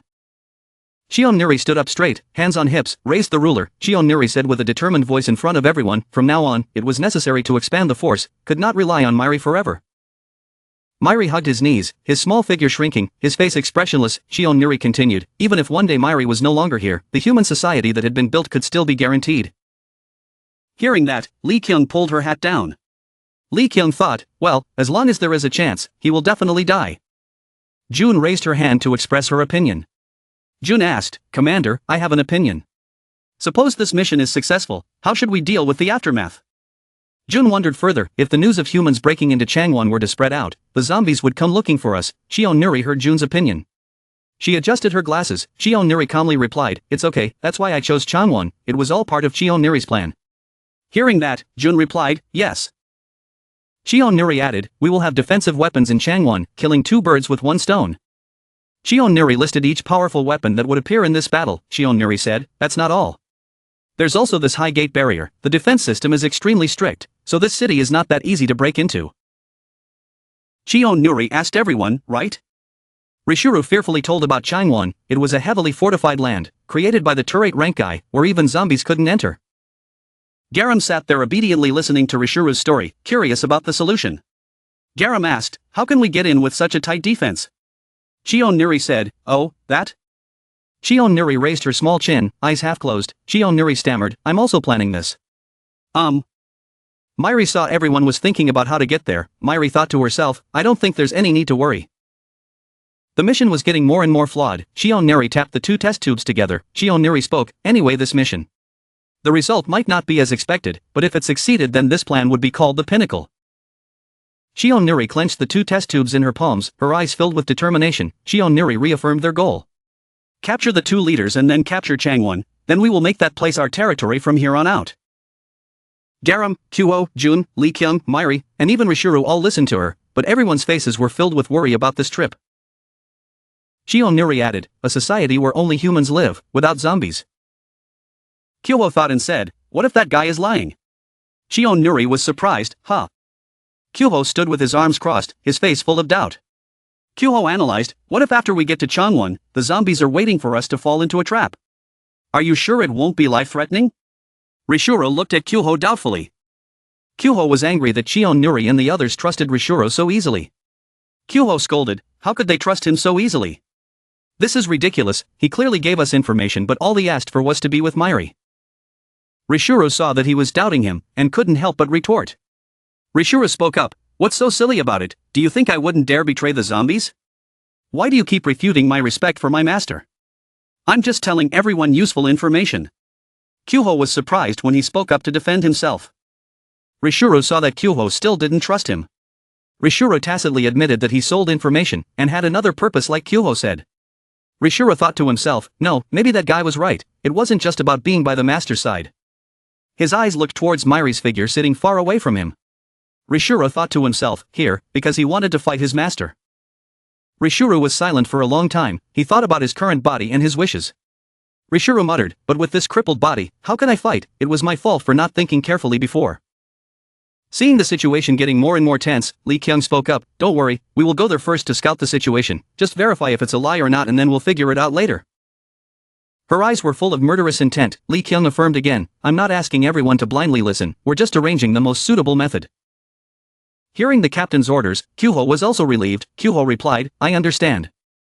Seeing that the situation had improved, Shion Nuri sighed, still stroking her beautiful chin. Shion Nuri spoke, then let's stop here for today. This mission will take at least a few months, so there is a small favor I want to ask everyone. Jun was surprised. Jun exclaimed, favor.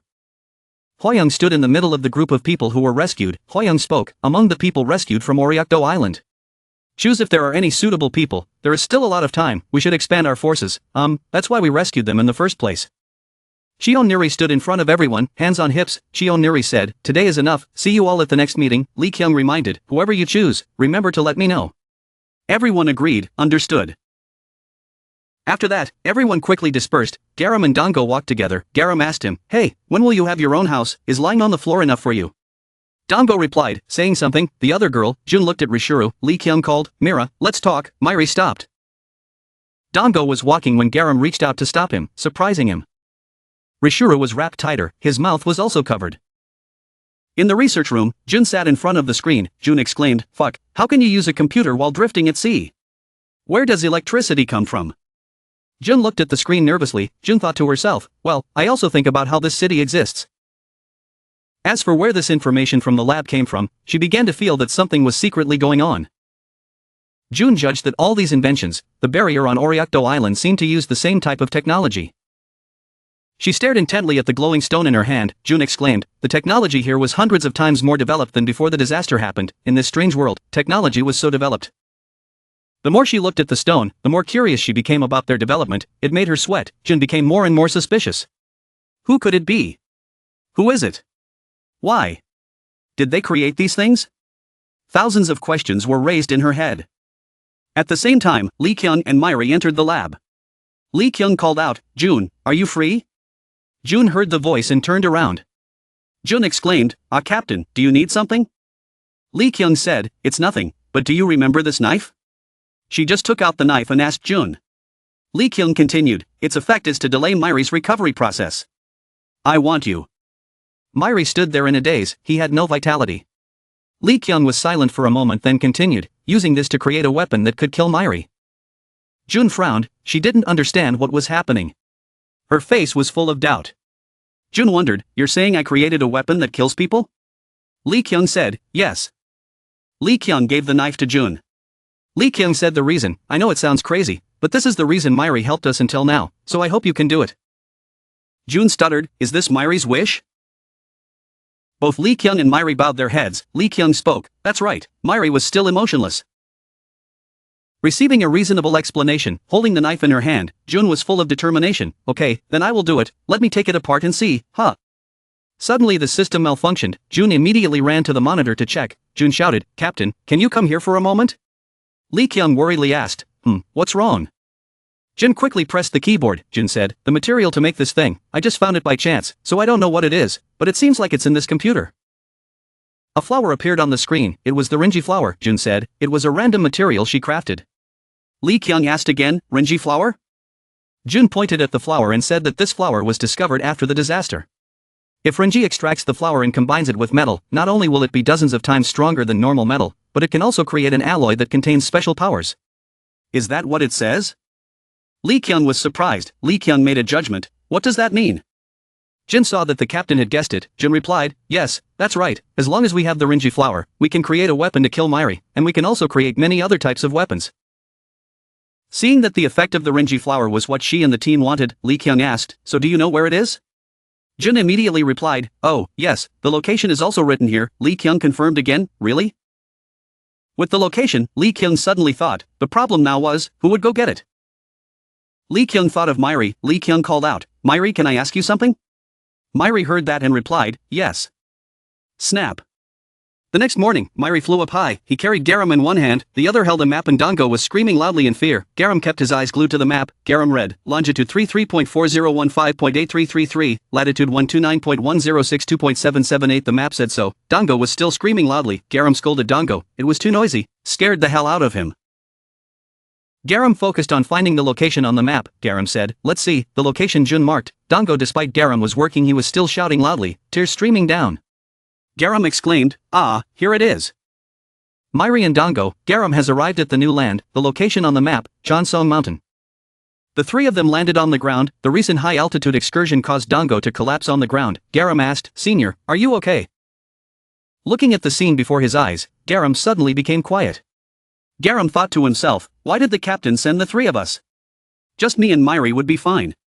Oh no, Myri alone would be fine too. Garam asked, let's go. Garam held a map in hand and walked ahead. Next to her were Myri and Dango with pale faces. Garam said, this mission is to find the Rinji flower. Garam lamented helplessly, not knowing where it was anymore, so it would probably take some time to find it. Just do your best today. A vast sky was waiting for the three of them. Suddenly Dango covered his mouth with both hands, his face darkened. Dango shouted, Garam quickly avoided. Garam shouted, again. Dango couldn't hold back, he ran away. Dango's voice echoed, apologizing to everyone. Garam raised her hands to cover her face helplessly. She clenched her teeth. Garam said, it's okay, just relax, today will be a long day. What appeared before Dango's eyes was a zombie. It was screaming in front of him, making him surprised. Dango exclaimed, huh. When he recognized the zombie, Dango screamed loudly, the zombie body, then ran away on all fours towards Myri and Garam. Dango's face changed color and he fell back. Garam heard the zombie and asked, where is the zombie? Suddenly Garam stopped, her eyes widening, frowning. Garam said, it looked like a corpse. It was a zombie-like skeleton, with torn clothes and dye on it, leaning against a tree. Dango regained his composure. He approached the zombie to observe. Dango wondered, a human corpse, but why was there paint? Garam guessed, maybe there was someone with supernatural powers living nearby. Dango was shocked when he heard that and asked her again, someone with supernatural powers. To be sure, Garam said, try following the traces. If there were people living around this area, maybe they would know something about the Rinji flower. Garam's voice became more determined, and he even convinced them to join our team. Dango was delighted to hear that. Dango exclaimed, ah, Myri was behind the two of them. He raised his finger and pointed there. Myri exclaimed. Hey! Myri said, over there. Dango shouted, child. It was the body of a child, missing arms, missing legs, clothes covered in paint in a very tragic way. Dango approached curiously and asked, is she dead? Garam panicked, what the hell was going on? At that moment a thought flashed through Garam's mind, making her nervous. Observing the current state of the zombie and the child, June thought that the anonymous paint marks on both bodies, human and zombie. June speculated that if there really was a superpowered person living here, that person could be extremely dangerous. That made June and Dango even more scared, after witnessing the scene of people covered in strange colored paint stains. Garam and Dango suddenly felt a chill. If there really was someone with supernatural powers here, then that person was extremely dangerous. Dango suddenly remembered something, then reminded him, there was a rumor. Garam beside him wondered, what rumor was that? Dango tells Garam about the rumor he heard, there is a mad scientist who wants to merge humans and zombies. No wonder there are so many of them lately, are they all being experimented on? Garam heard that it didn't seem reasonable, so he said, hey, that's a bit too much. I don't see any connection to that rumor. Dango was stunned and said, you think so, but I've never seen anything like that. Killing people, then zombies, then strange paint stains. Garam took a quick look and felt a little scared in his heart, so he told Dango. Oh well. Let's go back to headquarters just in case. Only when she said this did she suddenly think, no, Jean. Garam held back, luckily he was the commander of this mission. She recalled what she had said earlier, you want me to take the lead, you. Li Kyung replied, yeah, if it was you, I would trust you. Now you are a veteran with achievements, you will definitely complete your mission well with high spirit and responsibility, right? She trusts you, she trusts Garam completely and absolutely, she trusts you, she trusts you. Garam just thought about it, the captain said he trusted him, he couldn't go back. She said then walked straight ahead, talking as she walked, let's go around here and see what's going on. I don't know what happened, but it has nothing to do with our purpose. Everyone is still waiting for us at home, so let's quickly find the Renji flower and go home. Hearing her order, Dango and the others agreed, okay, Jean. Garam, very good. Suddenly, a moment later, Dango called Garam, Commander, it's done, but she didn't pay attention and kept covering her face, blaming herself for not finding anything. I've been looking all day, but I can't even find the Ringy flower's arm.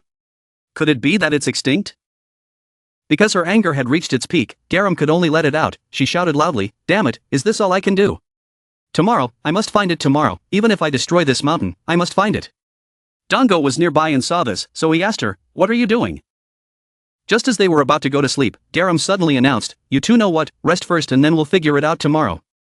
Dango also said, "Myri, go to sleep, I will watch over you tonight." He replied, "It's okay." Garam wondered, "It's okay," then reminded, "I've never seen you sleep before." Dango also asked you with concern, "Aren't you tired?" Myri just nodded, "Well, I'm not tired, nor sleepy." Garam, who had not slept yet, turned around and continued to say, "Because I had no choice, I had to answer so kindly." Dango also asked Myri the same question, "So I don't need to keep watch at night?" He replied, "Yes." Dango happily jumped up, "Yeah, Myri, I love you so much." Garam only turned her eyes towards Myri, probably wanting to ask Myri something, but never mind. She turned away and said, "It's unfair. He is very strong, but he does not need sleep." Suddenly Garam thought back to when he met that guardian. He was so scared that he couldn't do anything but sit and wait for death. While on Oriakdo Island, I ran errands and didn't contribute much. Until today, it's not much different. Garam still clearly remembers that he was really confused and hesitant, this side, or this side. Then she commented on herself, the captain must have trusted her a lot to give her this commanding task, but she was so clumsy. Suddenly Garam sighed. His eyes looked thoughtfully at the sky with the clouds drifting by, and he promised himself that he would definitely become a hero in the future. Garam suddenly remembered the previous house fire. In the fire there were only cries for help, loud crying. There was a cry for help coming from the box there. "Is anyone there? Help me. Please, save me."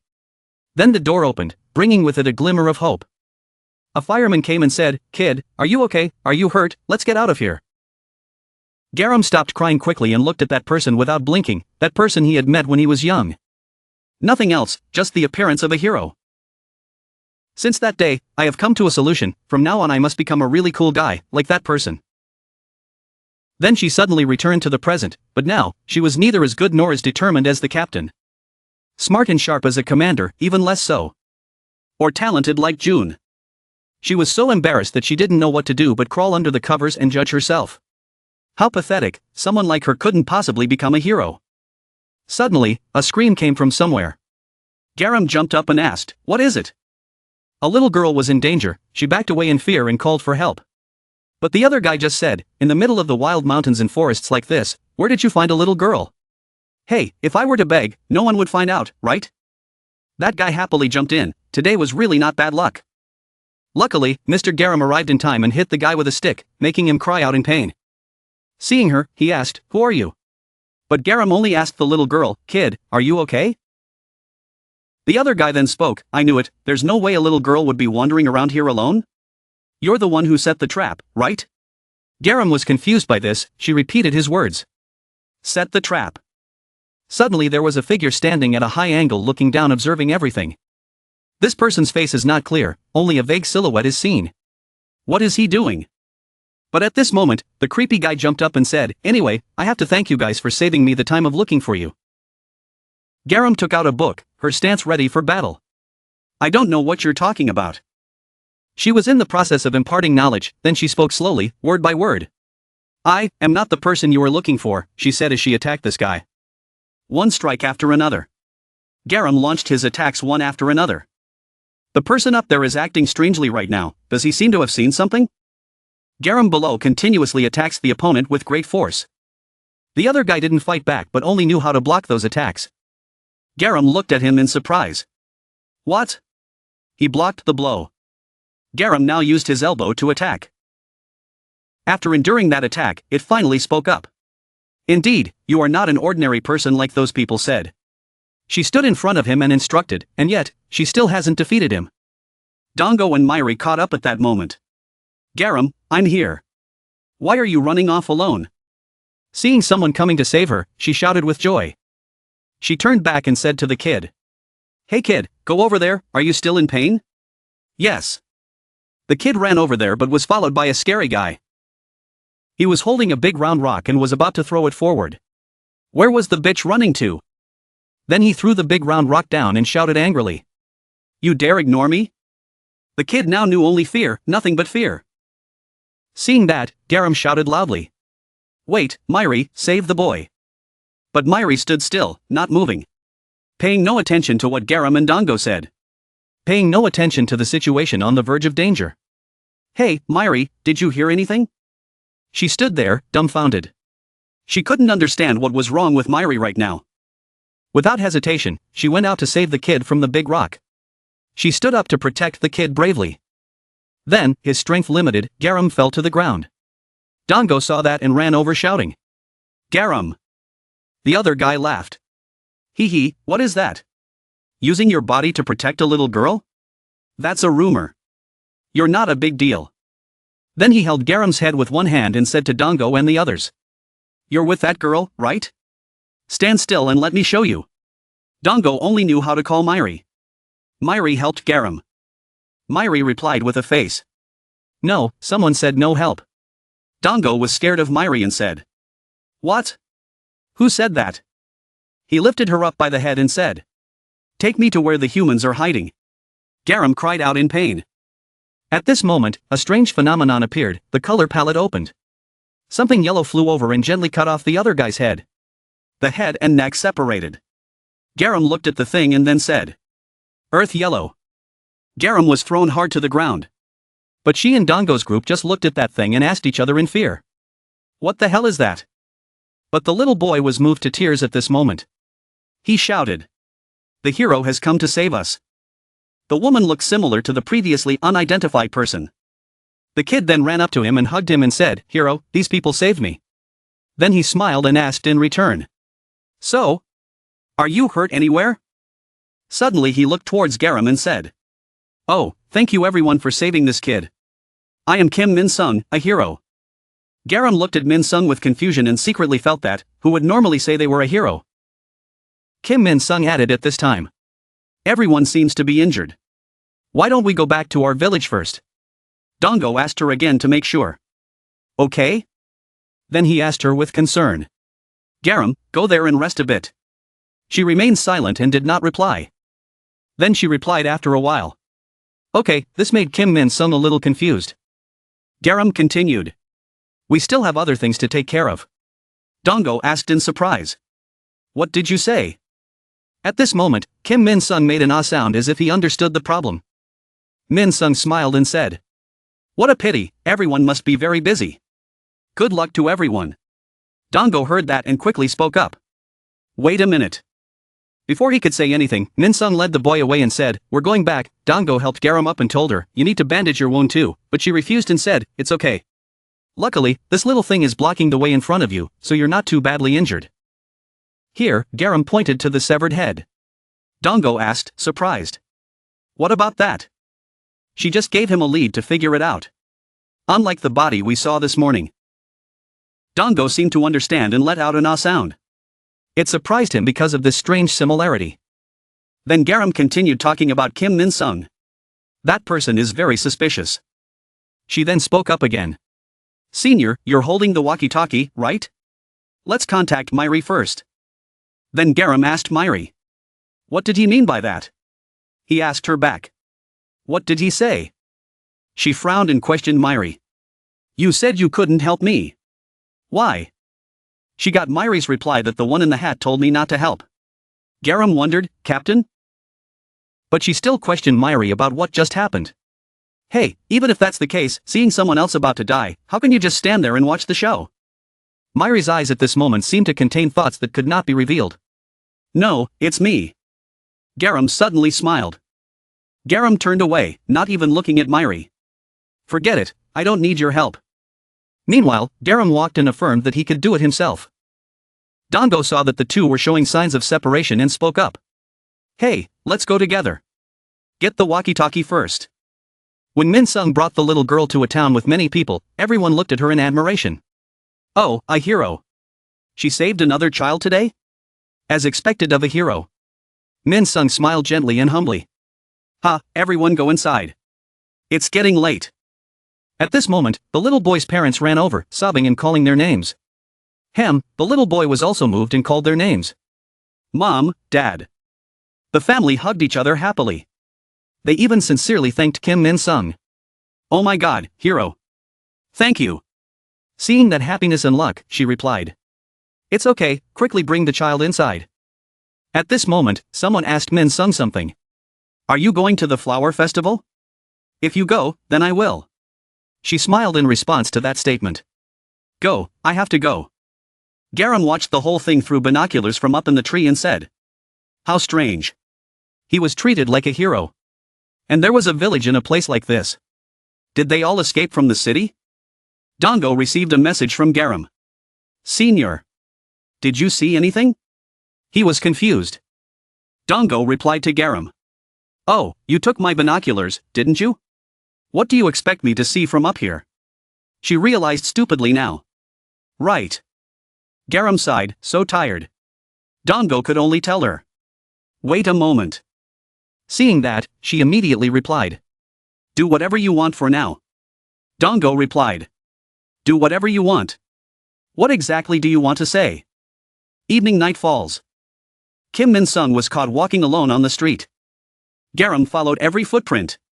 Why was he wandering around like that? Was he really protecting the village? Kim Min Sung came to a place and suddenly stopped. Min Sung shouted 2 words. Garam heard it and was surprised and wondered a bit. The little boy who was rescued earlier is now playing with the dog on the village street. Kim Min Sung saw that and laughed crazily and said, should we merge them? Seeing Kim Min Sung walking away, Garam quickly hid behind a nearby wall and covered her mouth with her hand to limit the sound of fear that came out. She thought, merge what? Human and zombie? Then Garam ran after Min Sung. He had to follow him. If he really is a mad scientist, I have to stop him. She followed Min Sung to a house. Here Garam heard 2 sounds, blue paint. Kim Min Sung is in there, summoning something green to appear. Freddy Bird. Hey Freddy Bird. Min Sung asked the green thing, what should we do? The green thing turned into a strange-looking bird. It replied, do it, you won't lose. Garam pressed her ear to the door and listened. Whose voice was that, she wondered? Wasn't he alone? What were they saying? It was so hard to hear. Min Sung laughed very scarily at this moment. She said, ha, I almost got caught, but let's try to merge them. Garam was listening outside and his face turned purple. She said again, something about unification. Sure enough, Garam had blown open the door out there, startling Min Sung. Mad scientist. Garam rushed in and said, I will not give you the satisfaction. Kim Min Sung burst out laughing at this moment. Garam threw a punch. But the opponent dodged. Min Sung put his face down on the table and said, found it. Garam was a little confused. Min Sung was both crying and happy at this moment and said, here comes a strong and healthy person. I was even planning to go find you, Garam asked in confusion, what are you talking about? And then Garam seemed to learn something from Min Sung. So what he was saying was, he was mistaken for a hero. Min Sung remained kneeling on the floor and replied, yes. And then Min Sung burst into tears and told her, it's not a strong ability but I kind of have superpowers, and one day when I was wandering around here, I accidentally took down a zombie. Then suddenly the villagers started calling me a hero. At first I felt quite awkward. Because I don't know how to fight, beating a zombie is just luck. Min Sung said with a silly smile, but strangely. They kept praising me like that, making me invisibly become complacent without realizing it. My whole life I've been in a corner of an art gallery, but then people noticed me like that. After that, I didn't want to pretend anymore. I wanted to end this, but I missed my chance. So, with everyone here believing in me, Min Sung told her everything, but she didn't believe me at all and said it was a lie. Garam now asked Min Sung again, what did he mean by unification just now? Min Sung replied. I also want to cooperate with everyone as a hero. Garam questioned again, who would say such a thing? Then Garam shouted and asked him, why are you suddenly hanging around this village? Kim Min Sung cried and replied, because I was afraid you would reject me. Garam asked again. And what's with that sinister smile of yours? Min Sung also answered honestly.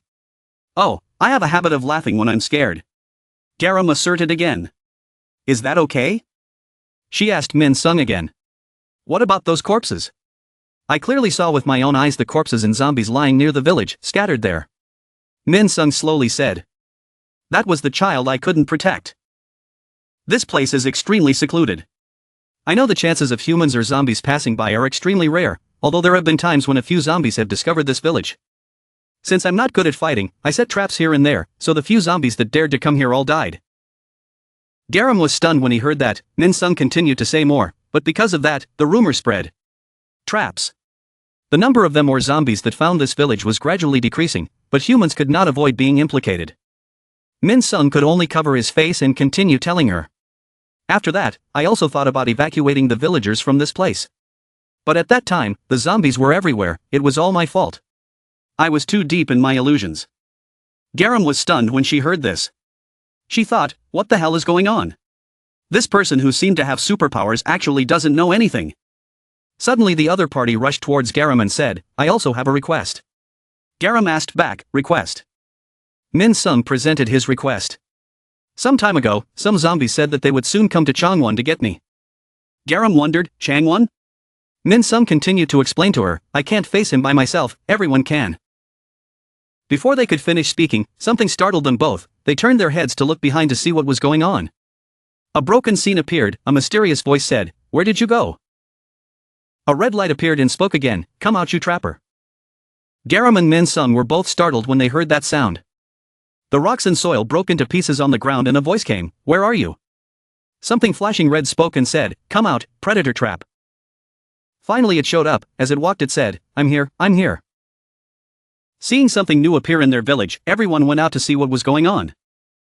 As soon as they saw this thing, the people shouted, what is this? It's half human, half zombie. Everyone run away. In that house Garam asked Min Sung, can you hear? Before he could finish his sentence, Min Sung ran out. Garam quickly called out, hey, where are you going? Min Sung answered Garam while running, you heard right? A mutated zombie appeared in the village. I have to go now. Garam was still confused when Min Sung said to herself, what is this? A few seconds ago she was scared pale. Garam said and ran after Min Sung, waiting for me to go with him. Where was he going? It was too dark to see anything. At this time Garam contacted Dongo again, Senior, did you hear what I said? Dongo on the other end of the line said, Garam continued to say, come here quickly. He was confused when she spoke in such a nonsensical way. He spoke up, where did it come from? But she didn't answer and hung up. The only sound on the other end of the line was beeping. Dongo angrily said, where are you? Did you hear anything? Where are you going? When the villagers saw the mutant zombie, they ran away. Run fast. She threw something called a meteor sword and cut them in half. Some of them were lucky enough to escape the slash. She cried out, oh my god, and a series of cries for help, me. Then she paused to think and said, hey, where's the hunting trap? This is no fun. A fleeing villager ran and shouted for help. Hero, save me. But behind her, her weapon was already pressed against his back and that was it. He clicked his tongue and said, well, never mind. She was now smiling strangely. She was excited and said, the more she killed, the more they would run out. Ha ha ha, this is so interesting.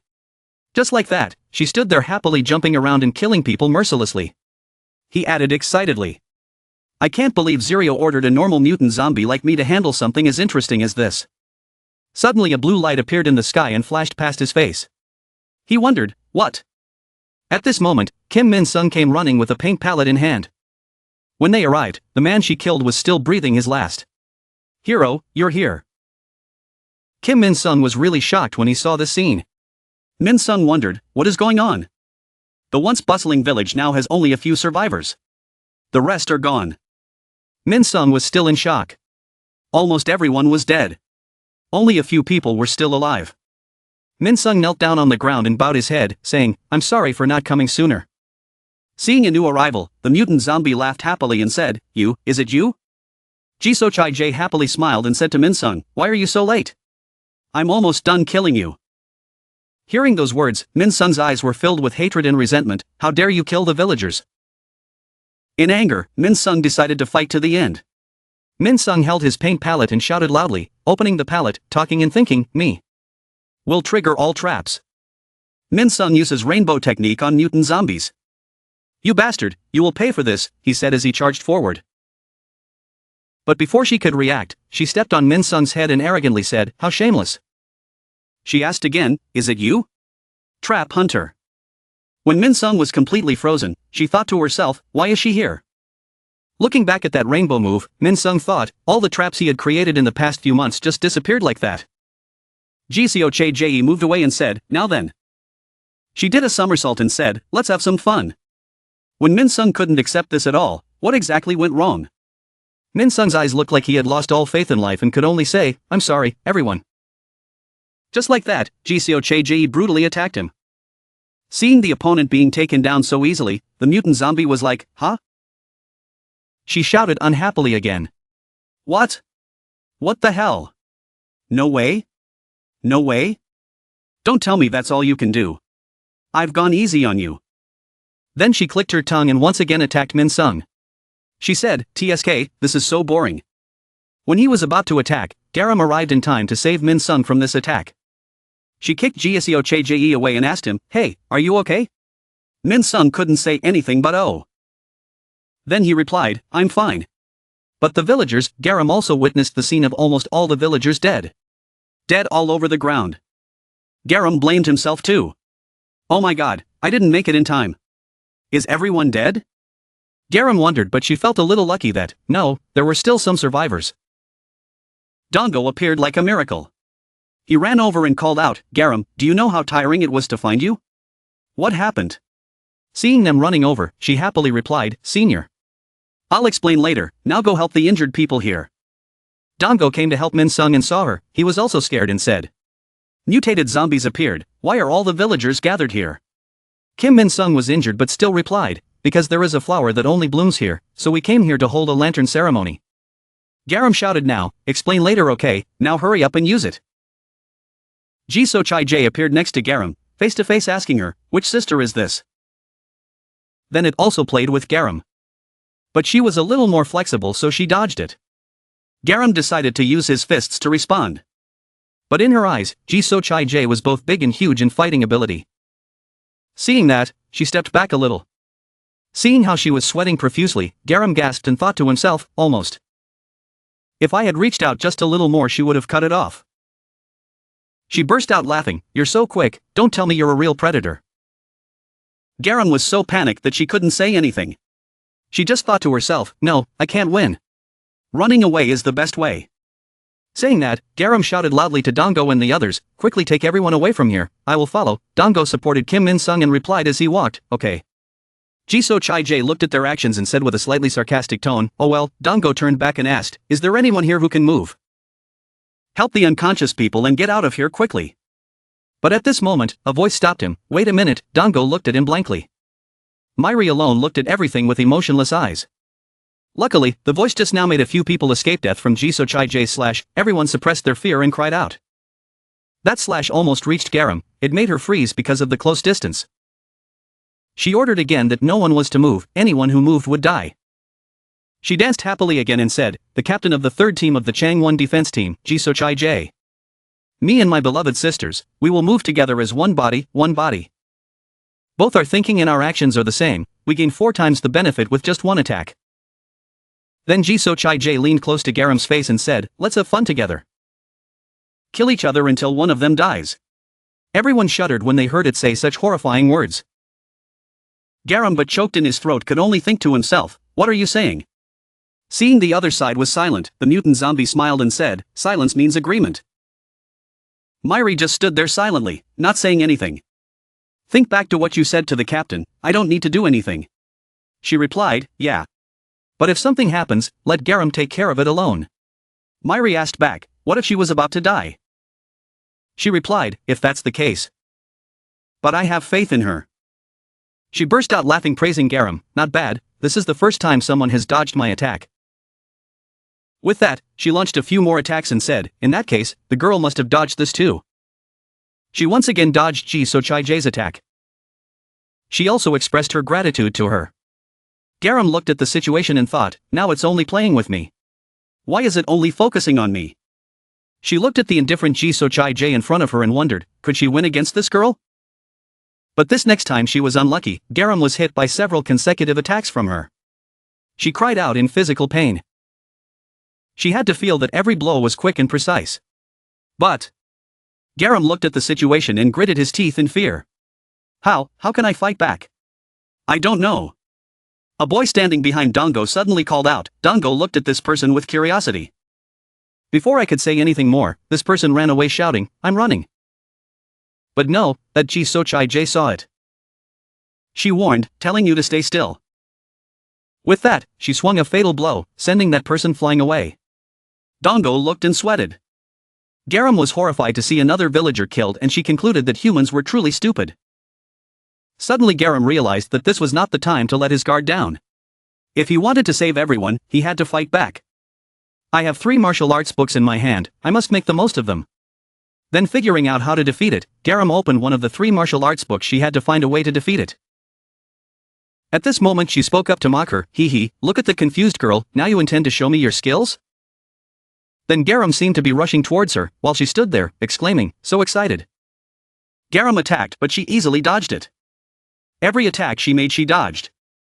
At this moment, Garam thought to himself, good, now the distance has narrowed, he can't hold the sword, the opportunity to change the situation has come. But she punched Garam and said, go away, it's because of you that I can't hold a sword. Garam fell back, just surrounded it, then made it let its guard down. Garam once again affirmed, this move will definitely work. I have the ability to absorb knowledge through my whole body, the more I read, the more I understand. Accompanied by knowledge absorption, just one touch. Garam quickly approached her, lightly nudging her with his foot, causing Jisoo Chai-J to cry out. Then there were continuous punches on Jisoo Chai-J, making her cry out, it hurt so much. Garam took the opportunity to say, here is the chance. She just kept attacking her in succession. She complimented her, saying that being serious is quite nice, but this is a bit difficult for me. Garam heard that and immediately thought, it's letting down its guard, it will open at any time. Garam attacked again, causing her to cry out in alarm. What is this? She seized the second opportunity. Moment of lapse of vigilance. If I had used that millisecond, I could have beaten it now. She immediately changed her strategy by jumping high to attack her. Suddenly there was a cry, like this. Garam was hit hard and immediately spat blood out. Now it was her turn to deliver the fatal blow to Garam. Seeing her like that, she even teased, you look so cute. At this point she stopped and told her, if you play with me, you must use all your power. Yeah, it was a pretty cool test. Garam was beaten brutally, she cried out in pain. Seeing blood flowing down her hand, her eyes froze. It gently walked up to Garam and said, what game should we play this time? Garam fearfully stepped back and shouted, getting out of the way. Fear suddenly surged through her. She backed away, thinking, no, absolutely not, what should she do?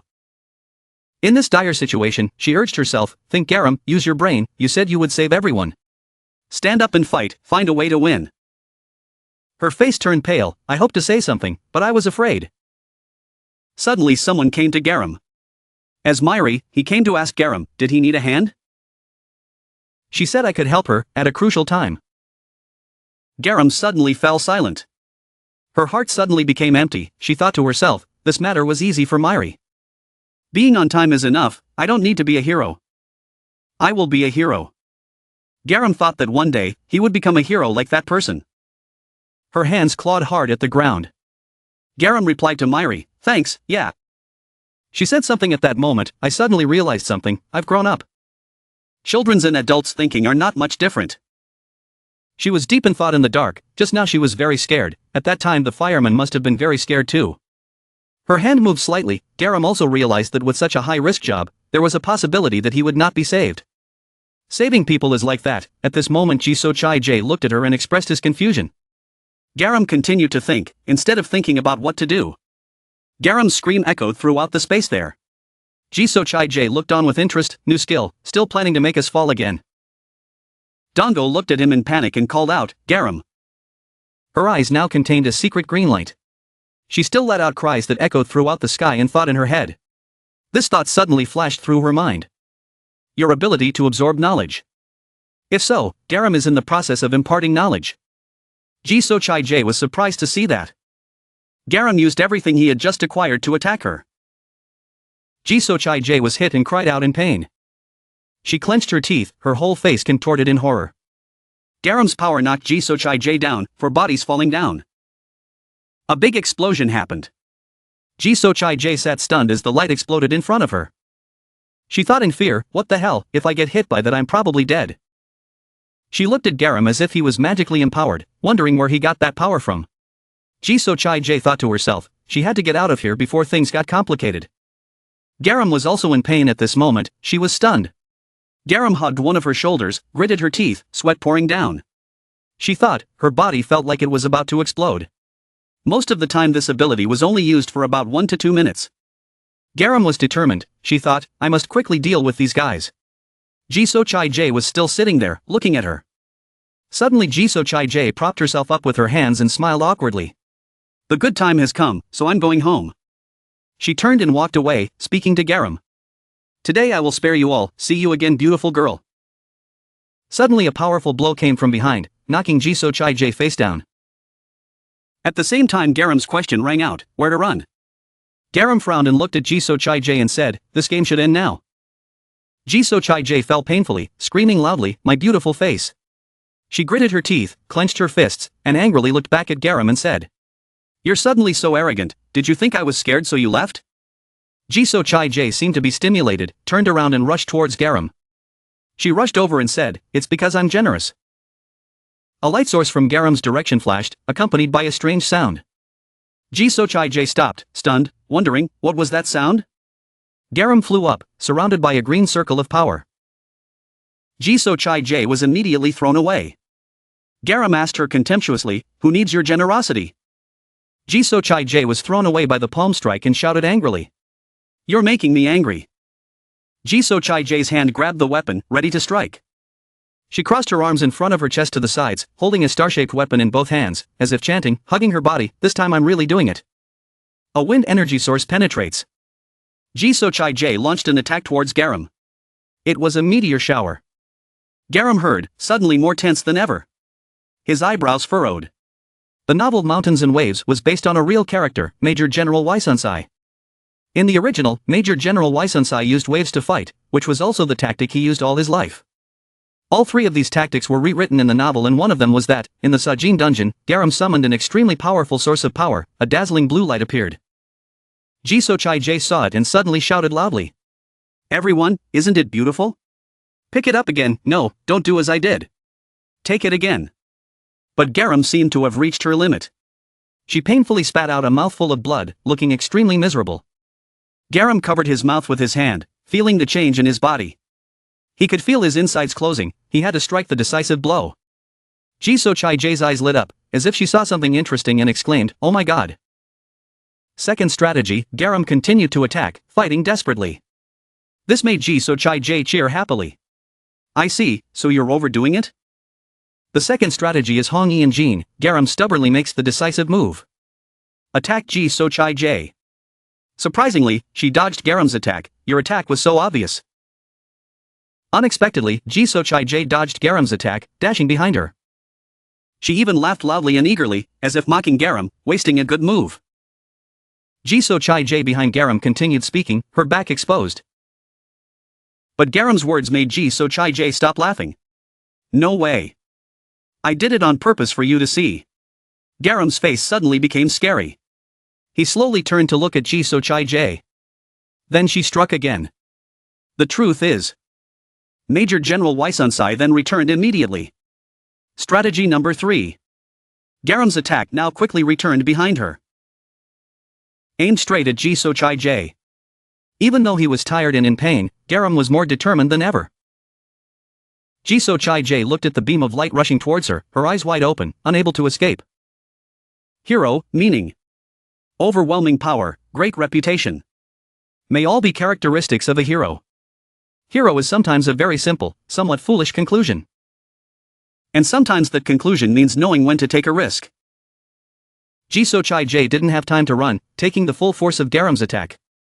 That stream of power pushed Jisoo Chai-jae away. There was a long dent on the ground, enough to show how powerful the attack just now was. At that moment, Garam already become someone's hero. Garam, are you okay? Someone shouted. Dongo hugged Kim Min-sung and called Garam. Suddenly Garam lifted his foot and walked forward. The flower branches also swayed in the wind as she walked by. Garam seemed to be stimulated by something. She kept asking, is it fun? If it were you, you wouldn't have come this far. Then Garam suddenly leaned over, falling down as if his whole body was smashing into the ground. The rose petals still sway in the wind. Everyone looked at their feet in surprise, how many roses suddenly bloomed brilliantly. Garam did not fall to the ground, because she was lifted up by the petals. Garam was falling on blooming flowers, hundreds of flowers blooming around where she fell. I'm pathetic, right? Myri was now standing right in front of Garam. He looked at Garam, hearing her ask such a question. No, Myri replied to the girl who was still face down on the ground. Garam suddenly asked him, could he help him just this once? Myri seemed not to hear clearly, and asked again, what? Garam said, helping me stand up. But at some point, in the distance, the sun was already peeking out with bright rays of light. Myri heard that request. He looked at Garam. Okay, that was the answer Garam received, and a hand was extended in front of her. Garam reached out his bloody hand and grabbed Myri's hand. She smiled with satisfaction. Thank you, Garam said to Myri, and the flower now bloomed brilliantly. Two hands clasped together as a covenant. Garam bowed his head and said, thank you. Myri carried Garam at a fast speed that made her scream, slow down, I'm really going to die. Myri said, okay. Kim Min Sung ran in, out of breath. He stuttered. Are you okay? Garam said, what's wrong? You seem better than I thought. Kim Min Sung said, his mouth spraying black liquid mixed with tears and snot. Please lie down, he begged. Garam said, he should be the one lying down. Kim Min Sung's tears and snot were running down his face, and more black liquid was coming out. He said, if it weren't for everyone, who knows what would have happened. Garam felt extremely disgusted. She panicked and said, go out and see. But Kim Min Sung still didn't stop. Thank you. Thank you for saving us. Garam panicked even more. Oh. Move aside. Myri, who was standing next to him, was also stunned.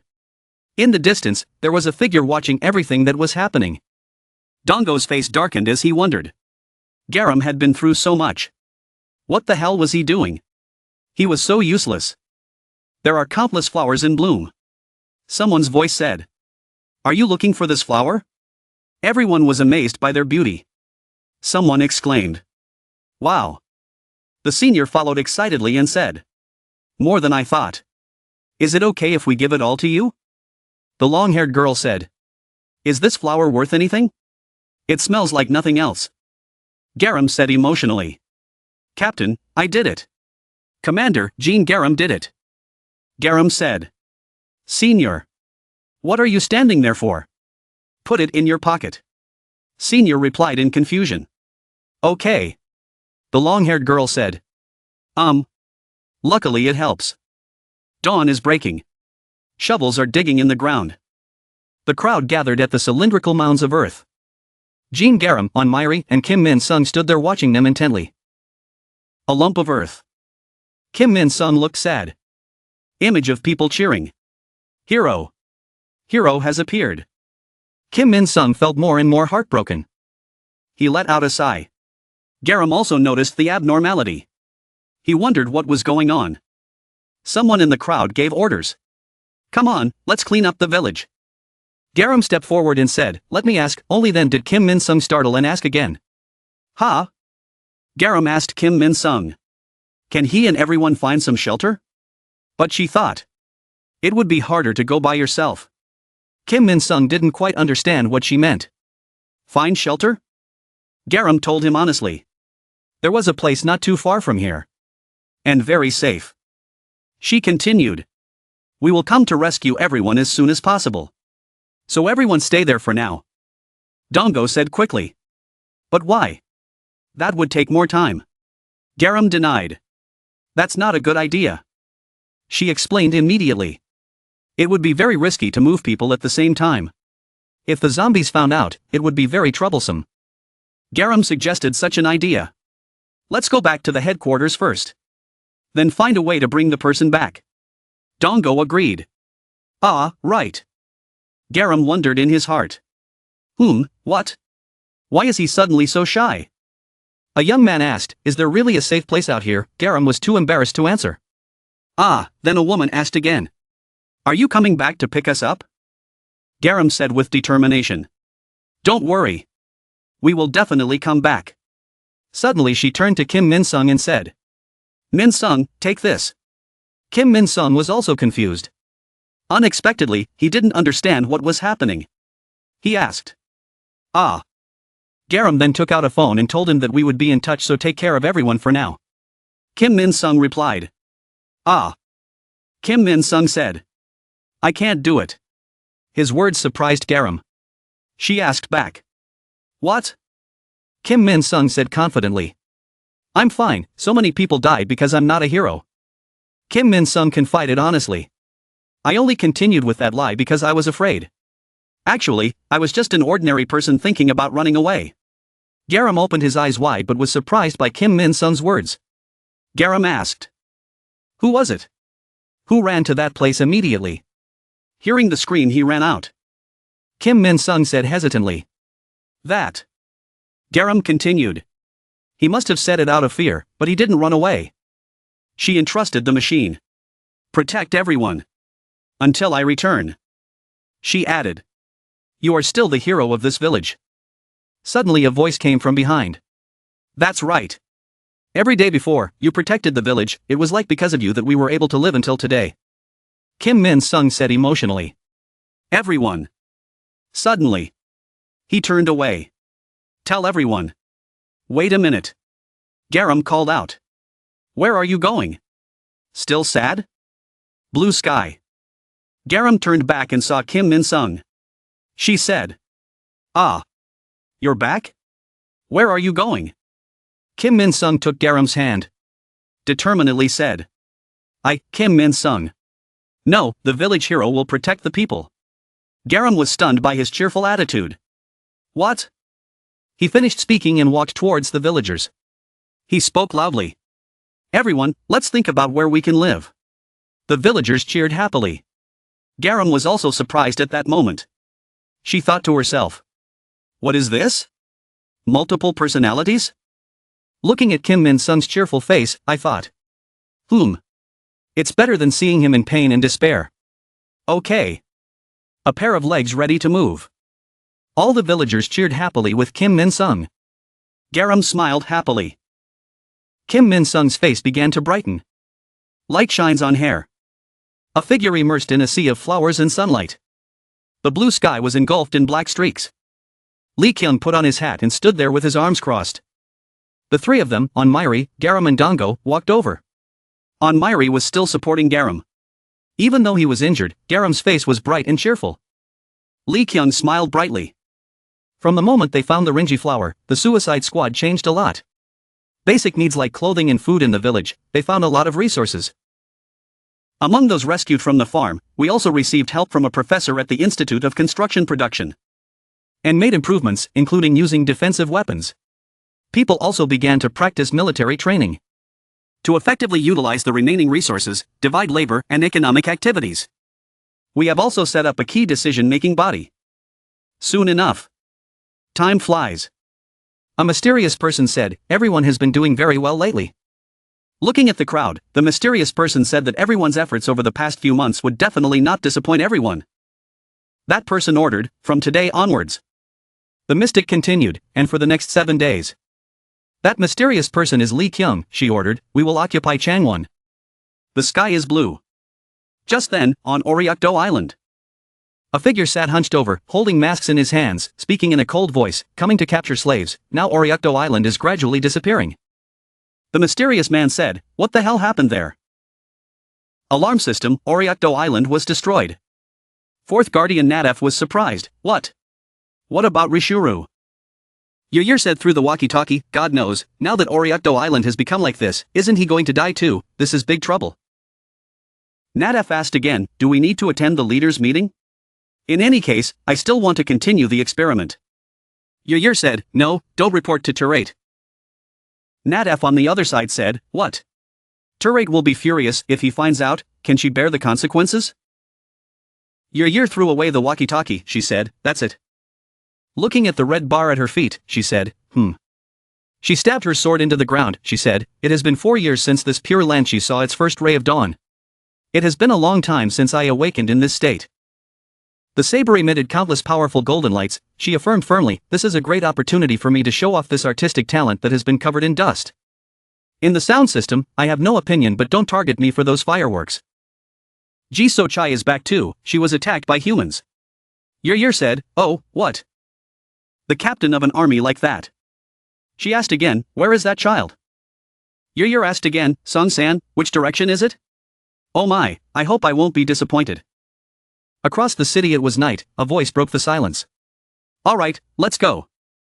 The pretty MC gave the signal, let's start the third combined training session, let the flag capture battle begin. She continued, the rules remain the same, Myri team red flag. Rishuru team blue. The MC continued, Myri team and Rishuru team, whichever team captures the flag first will win. On Myri looks like a player, still calm. Rishuru was elated, I get to fight my master, oh my god. The MC girl's voice rang out once more, who will win this round? The MC excitedly continued, the winner's prize will be a bag of shrimp crackers from Oriakdo Island. She introduced and will now introduce the honorable captain of each team. Myri team captain, Kyuho. Rishuru team captain, Hoyoung. MC shouted, tell us, are you ready? I, Hoyoung, used to be a full-time elementary school teacher. Even though I couldn't fulfill my wish then, I will pursue my new dream here to the end. After hours of analysis, I have come up with the best strategy and tactics. My final mission is to make their confidence rise strongly, including Myri's. Hoyoung was full of energy, he raised one hand into a fist and said, we will do it, because we are all shining, brilliant talents. He continued, let's go, the shrimp crackers will be ours. His entire team was extremely happy. The fighting spirit had been raised, hoo-hoo, the captain is the best. The spirit was so strong that the opposing team's captain had to turn his head in admiration. Kyuho, not wanting to be outdone, told his teammates, we will be the winning team because we shine much brighter than them. Neither of the captains were willing to give up. Hoyoung said, hey Kyuho, you're just copying me like a coward, you guys always win just because Myri's on your team. Kyuho angrily said, there's no cowardice in competition and stopped staring at the shrimp crackers. That's ours. The MC girl was still very excited. She raised a fist and said, okay everyone, it looks like everyone is ready. So let the battle begin. She shouted the command, up. They started to charge. Myri and a girl who was still very calm. The girl stood beside On Myri. She asked, Master, what should we do? On Myri didn't know who either. He asked, who? This girl was Kim Haemi, Myri's crazy fan. She seemed to understand what Myri meant. She said, I understand. She raised her sword and said, then I will take care of this myself. On Myri still didn't understand what was going on. He wondered, who was that? A sword strike sent the opponent tumbling. Kim Haemi fought fiercely. Someone shouted. Hey you. Kim Haemi's eyes seemed to turn cold. Rishuru was furious, his eyes blazing. He charged at Kim Haemi and shouted. Who gave you permission to call him master? Kim Haemi became colder and colder. She came out and warned. He is my master. Don't you dare interfere. Kim Haemi continued. The master is not an object. You should keep your mouth shut. You disgusting green cocoon. Rishuru's face became increasingly unsightly. He shouted. Stupid human. Arrogant. You are dead for sure. Both sides fought fiercely. Kim Haemi insulted him. You may still think you are the leader Rishuru, but you can't do anything to me with that body. Rishuru said. You said. That body? He was so proud. Trying to act cute. You don't understand the value of this body. The master made it especially for me. He said cheerfully. A part of the master is always inside me no matter how I try to describe this feeling. A country bumpkin like you wouldn't understand. Kim Haemi said contemptuously. Disgusting. Lee Kyung asked. What's going on? June replied. Oh, I've been so busy lately that I probably didn't know about this. She continued. Do you remember the sword Rinji made recently? I'm not sure about its effects. She explained further, but after distributing Rinji's sword, everyone's physical strength had increased significantly. She announced. They have become much stronger than normal people. The best news is that people awaken as superhumans. Including Kim Haemi. And Kim Junha is no exception. She blushed and continued, I think we need more manpower. It would help our plan, but they still aren't enough to stand up to you or Myri. She suddenly laughed out loud. Lee Kyung put his hand on his chin and thought. Everyone has improved a lot since I first taught them. There will probably be many people fighting with us on the front lines who can also come up with better plans. By the way, I didn't expect Rishuru to be more useful than I thought. I thought everyone would be scared of Rishuru. Dongo's mind was also filled with thoughts. I will catch up too. I don't want to be a burden anymore. Suddenly something fell on Dongo's head, causing him to jerk and cry out in pain. Everyone around was just like Dongo. They were extremely surprised. At this moment, an arm had already won the blue flag. The MC girl saw that and couldn't believe her eyes. She shouted, "No." Immediately after that, the MC girl announced that Myri had captured the flag in just a few seconds. Today was another overwhelming victory. "Myri, you're so cool." The blonde youth and Shion Nuri were so excited that they cheered in unison. "Yeah, go Myri." "Are you kidding? Isn't Myri herself a fraud? Why would he participate in specialized training for humans?" Kim Haemi saw Myri win for her team and admired him very much. She exclaimed that the owner is so cool. Hearing that, Rishuru was so angry that he wanted to blow smoke out of his head. He turned around and cursed, "Where are you looking? I told you that Day is my master, don't look at that Day anymore, understand?" They then tossed Myri up to celebrate their quick victory. Myri's face remained expressionless. As always, the training ended with Myri's team winning. Let's try to catch up with Rishuru's team. The MC girl's voice rang out. Lee Kyung and Jun stood from afar watching them. Lee Kyung spoke up, "How are the trials?" Hearing that, Jun replied a little startled. "Oh, that. I have tried many experiments and different methods, but it is still very difficult to find the root cause. The perfect way to die remains a mystery." Hearing that, Lee Kyung continued to ask, "I'll join you today." Hearing that, Jun was a bit surprised. She asked curiously, "Sorry, I didn't mean anything by it, but what happened?" "I have a special mission that requires Myri's help." Lee Kyung answered frankly. Myri was now lying down on a chair. Jun was sitting next to her, filling a syringe with medicine. After taking the medicine into the syringe, Jin began to inject it into Myri's arm. She said, "MF250, the estimated mortality rate is around 0.0025%. After the injection was over, Jun smiled and looked towards Myri, saying she hoped he would have a good dream tonight. Myri replied, "Yes. Dreaming in my head." Myri wonders what it feels like to have a dream. In the room, Myri's electrocardiogram machine is working. Lee Kyung stood behind the glass observing Myri lying down, probably sleeping. She thought to herself, if the experiment continued to fail, it would be difficult for Myri to trust us again. But I need Myri's help for upcoming missions, in the future the only way to get Myri's cooperation. It was to awaken the humanity in Myri. Lee Kyung thought to himself. But I need Myri's help for future missions, the only way to get Myri's cooperation. Seeing Myri lying on the chair to check, a thought crossed her mind. Lee Kyung said. It was to awaken the humanity in Myri. June looked at the computer screen. Her expression was calm. June started checking. "Myri, do you feel anything different?" Myri lay still. Eyes glazed. Myri replied. "No," June said. "I understand." In the lab, June stood next to Myri. She held a notebook with the test results in her hand. June said. MF250. Enter the results. There were no abnormal signs of life. Physical reactions were also normal. Through the testing process, June concluded. The result of the 250th experiment was a failure. Lee Kyung was stunned. There was a knock at the door. Jizian said. Who could it be? Jizian and Haeyoung opened the door in surprise. Jizian said. Huh? Myri was standing at the door. He was sad. Jizian quickly asked him. What's wrong, Myri? Fast foods that Jizian used. Jizian looked at Myri and asked. Lee Kyung told you to come help me all day. Myri replied. Yes.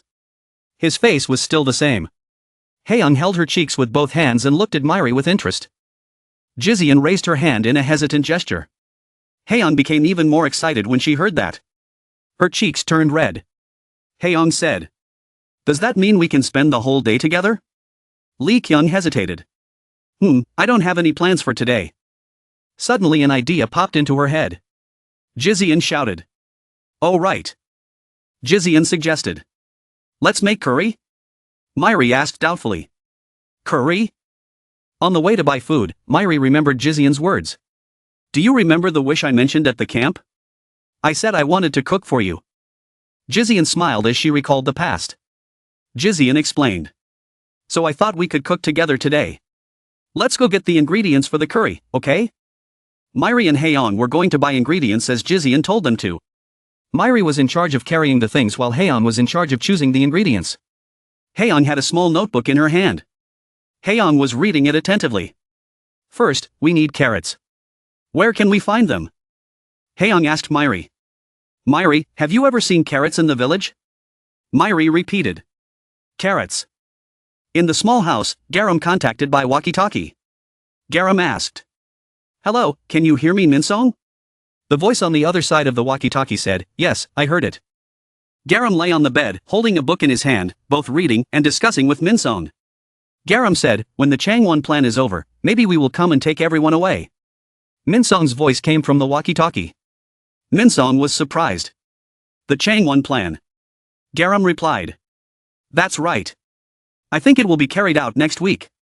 Suddenly there was a knock on the door. Garam interrupted and looked up. Wait a minute. Minsong. Garam asked. Who is it? June opened the door and Haeyong and Myri appeared before her. She smiled happily and said, hello, do you have any carrots in the house? Garam heard Haeyong ask. Garam said, carrots, why are you looking here? Haeyong heard that and was surprised and softly said, I don't have any. Myri suddenly came here. Garam was surprised when Haeyong said that. Garam exclaimed. Myri did that? Myri remained silent. He didn't say anything more. Garam asked Myri loudly. Hey Myri, why are you asking me about carrots? She wanted to know what he meant. Suddenly a carrot appeared in front of Garam. Myri saw the carrot and pointed her finger at the carrot. Myri spoke. Carrot. Garam was stunned. Huh? Garam saw Myri and Haeyong's strange behavior. She felt like she was being played when Garam slammed the door. Chase them away. Garam scolded. Go play somewhere else. I'm busy. Haeyong exclaimed. Huh? Haeyong held a small notebook. Haeyong was worried. We've been chased away, where can we get carrots? Myri followed silently behind her. While she was worried, she saw Jussie carrying a large sack. Haeyong called out. Uncle, do you know where there are carrots? Jussie turned around and saw her. Jussie happily replied. Oh, Haeyong? Are you talking about carrots? Haeyong felt like she had met her savior. Haeyong exclaimed. Oh. A garden full of carrots was right before their eyes. Haeyong exclaimed. Carrots. Myri quickly pulled up a carrot. Haeyong happily asked Jussie. I've been growing carrots all this time. Jussie put his hands on his hips and smiled. That's right. Because I also need to contribute to the community. I've been thinking a lot about what I should do now. Then I thought of growing carrots. Jussie stood there rubbing his bald head. Jussie said, well, it's pretty hard to grow anything here. So the only thing that can be grown is carrots. If you can, I can have them. Myri was still busy collecting carrots. When she heard that she could get carrots, her eyes lit up like stars. Haeyong replied. Really? Jussie scratched his head shyly. Of course you guys are my saviors. Haeyong jumped up. She was so cute, spreading her arms in celebration. Haeyong shouted. Wow, thank you. Myri started putting carrots in the bag. Despite the two of them having fun, he remained silent. Got the carrots. Carrots found. Haeyong made a note. Haeyong asked. Oh yeah, do you have potatoes? Jussie said. Potatoes. I didn't grow them. Haeyong replied disappointedly. Really? Seeing her sad, Jussie suddenly thought of something. Jussie said. But I heard that there is something like a potato swimming under the sea. Why don't you go see? Haeyong was suspicious when she heard that. Haeyong said uncertainly. Under the sea? Haeyong looked up at the sky. Going to the sea. In the lab, June asked. Do you have a diving suit? Haeyong replied. Is that okay? Myri and Haeyong were standing next to June. Haeyong wanted to ask June for help. June asked. I think there's something that needs to be taken care of. Do you have a specific destination? Haeyong replied innocently. The potatoes are swimming in the sea, so we want to go get some. June was skeptical. The potatoes are in the sea. Kyuho held the door. He walked in with a confused face. Kyuho spoke up. What's going on? Why does it smell like Myri is in here? Haeyong called out. Hello. Kyuho immediately replied. Hello. Myri is really here. June was still looking for documents. Behind her, Kyuho was chatting with Haeyong and Myri. Kyuho asked. What are you two doing here? Haeyong quickly said. Oh, we're going to get potatoes from the ocean. The place Jussie was talking about. The water was very deep. Myri and Hoyoung both dived down. Hoyoung was wearing a swimsuit, she was on top of Myri. He was in charge of finding the way. Hoyoung looked around. Hoyoung exclaimed. Wow, the sea is so beautiful. I've never seen anything like this before. Kyuho also came along. He was very excited. Kyuho thought. Hee. This is the chance for me to make memories with Myri. Hoyoung exclaimed. Ah, look over there. Her eyes lit up. Kyuho replied. Huh? Hoyoung said. There's a fish that looks like a real potato. It has blue fins. It looks like a fish. Kyuho looked at it suspiciously. Kyuho was scared. What is this? Did it mutate from the zombie outbreak? Hoyoung quickly urged Myri. Myri, let's go catch it. But Myri seemed to have seen something very scary. Myri said. Ahead. Hoyoung couldn't hear clearly. Huh? It is a giant fish. It opens its mouth wide waiting for its prey to fall into its trap. Hoyoung shouted. Kyuho was also scared and scolded. What the hell? The three of them were a very short distance away from the giant fish. The situation was very dangerous. The giant fish closed its mouth. Made a loud noise. Hoyoung shouted. No, that thing ate our potato fish. Kyuho's eyes widened. Kyuho exclaimed. Everyone look. That fish. Missing one fin. Kyuho observed the large fish. Kyuho judged that it must be a trace of the previous battle. He was certain that this monster was the ruler of the sea. The giant fish became more and more ferocious. It rushed towards the three people, its mouth open wide as if it wanted to swallow them whole. It was coming towards us. The big fish rushed forward. Under its body was a yellow color. Myri looked up at it silently. It rushed very fast. The big fish made horrible sounds. The big fish remembers. But unexpectedly it was slashed by a sharp beam of light, causing one of its fins to break off. The big fish opened its mouth. Each ray of light split the sea in two. Very strong. It was Myri. He was climbing the tall building at that time. Rays of light carrying destructive power spread out. His body was thin. His clothes were torn. But his face was expressionless. In his hand he held a long bone. The fish looked up. Tears rolled down. The big fish cried out something. And that day I felt the fear of death approaching. So that fish? Kyuho asked in confusion. Huh? What is this? Myri defeated it. Myri looked up at the fish. He remained silent. Haeyoung heard about Myri catching a fish that made her proud. Haeyoung shouted. Wow, that's Myri. Then, Jizian was happy to see that everyone had returned. Jizian spoke up. Oh, everyone's back. Kyuho came too. Myri's group returned with all the ingredients they needed. Along with a huge fish that attracted a lot of attention. They helped pull the fish to shore. Everyone behind cheered. Jizian saw so many people coming over that she was confused about what was going on. Jizian asked softly. Huh, why are there so many people here? That left Jizian with a huge pot of curry. It kept her busy in the kitchen. Too much work. Jizian whined. Help me. This hastily prepared dish turned out to be the worst.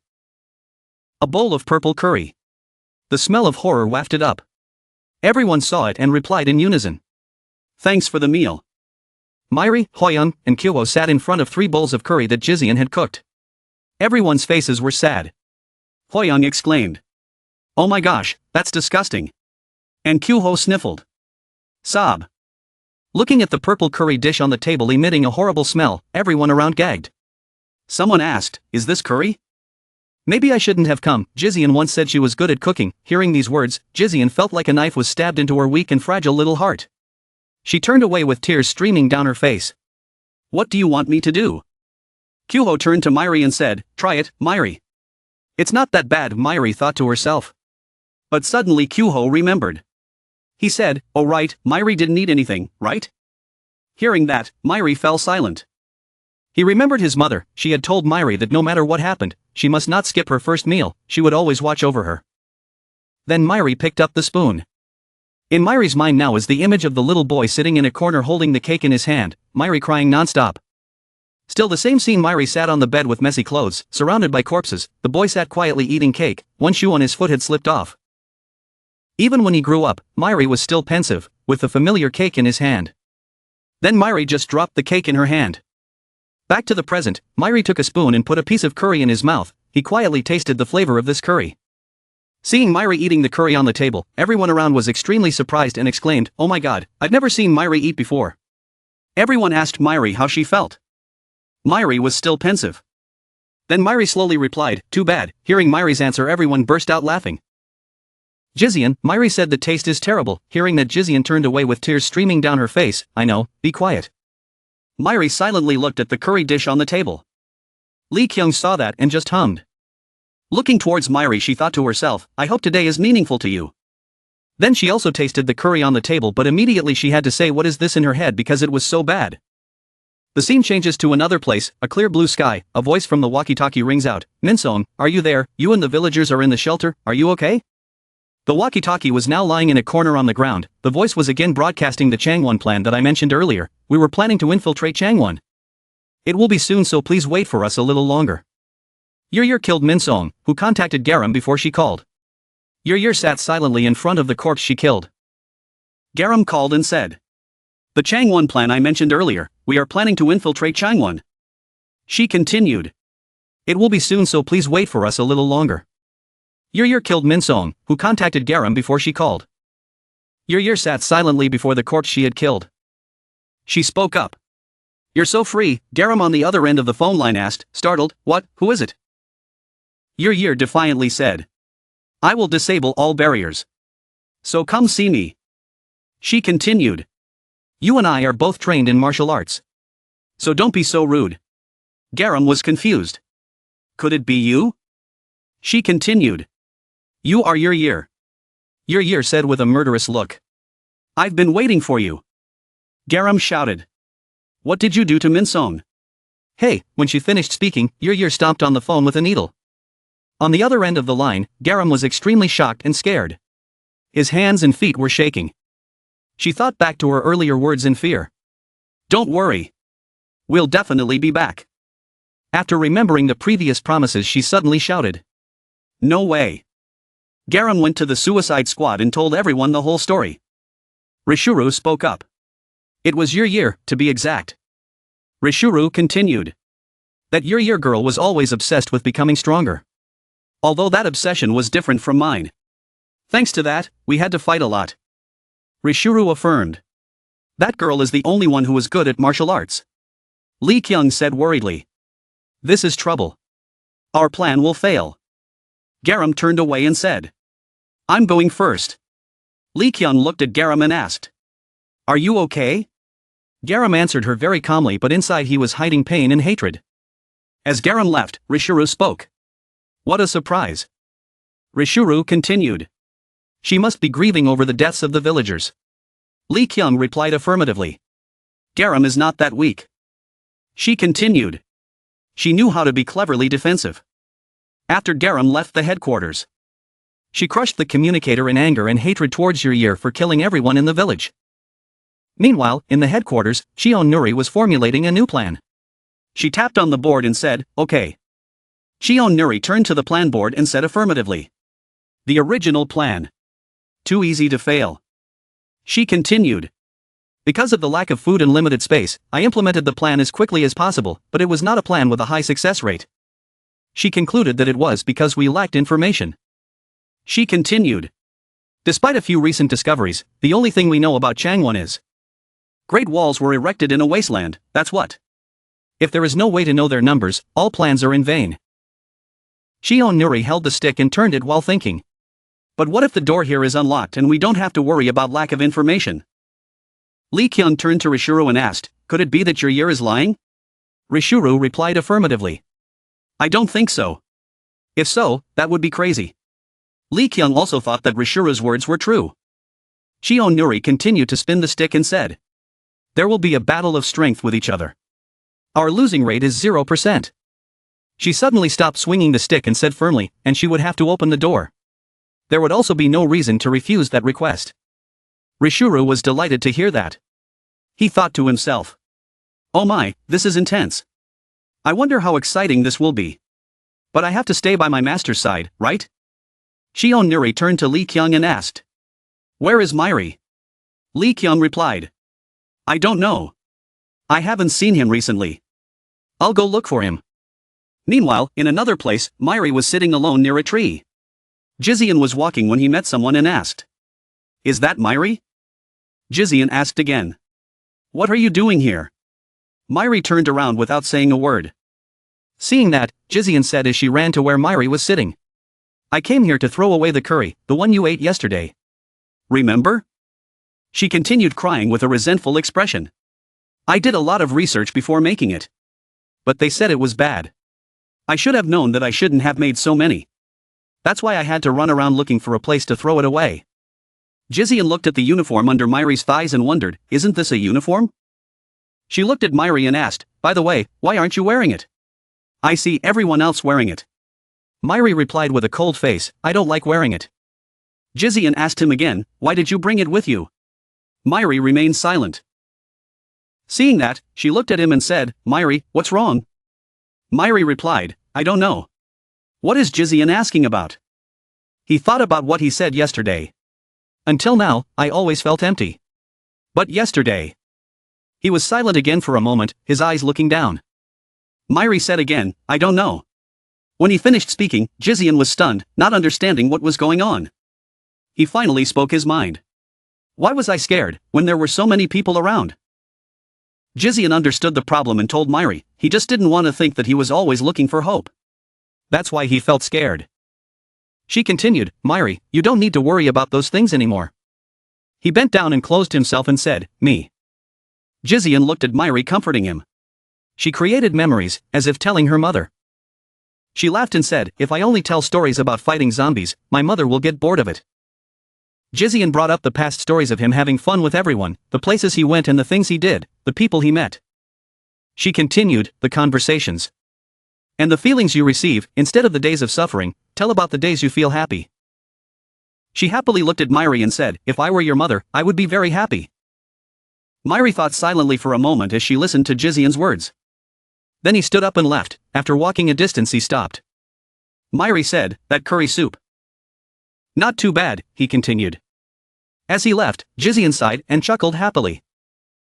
Somewhere, Lee Kyung used his remote listening ability to hear everything the two people had just said to each other. She chuckled happily when she heard that story. Immediately after, Garam put aside all his emotions to prepare for the battle with Yer. From the ashes rose a small firecracker, a small step for mankind, taking them on a special journey. And a week later, everyone in the Suicide Squad was ready and had arrived here. That was Changwon, the mutant zombie training camp. When the streaks of light flashed, the monsters had already been waiting there for a long time. They had been waiting for a long time. The Suicide Squad appeared and they saw them and shouted. Finally, the humans arrived. The Suicide Squad leader asked, where is Myri? One of the squad replied. The master is flying here. Lee Kyung said, if we charge at the same time, he will arrive in 12 seconds. The monsters rushed forward and ran while talking.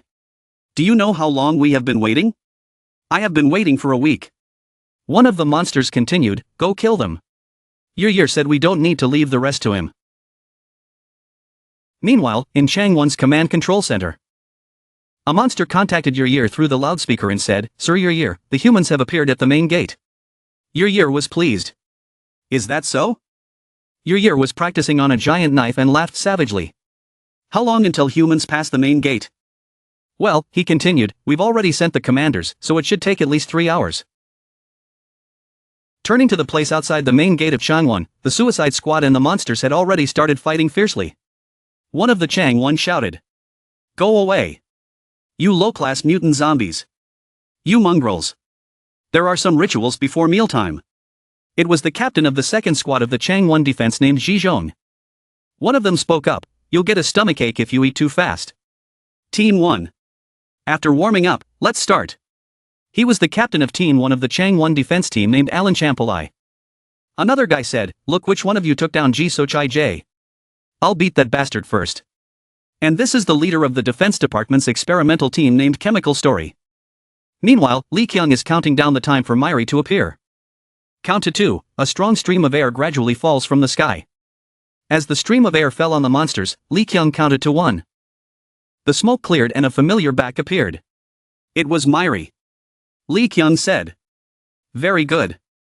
You are right on time, she continued. She looked at Myri and said, good luck. Myri looked at Li Kyung and replied, yes. Meanwhile in the Changwon Center, Yer was predicting 6 o'clock, 7 o'clock, no, can they get through the main gate? He suddenly stopped as if he felt a gust of air approaching. Turning to the outside of the main gate, Myri thought as she destroyed the zombies. The defense team leader Changwon and the low-level mutant zombies, a total of 336 of them, had all been destroyed. He thought again. The distance from here to the Yer control center was 3.2 kilometers. A total of 678 mutant zombies died during the journey. He flew to Yer and thought again. The time it took for the whole process to be done was. Yer was surprised to see Myri flying towards him. His eyes lit up. Myri had already reached Yer and concluded that it was 3 seconds.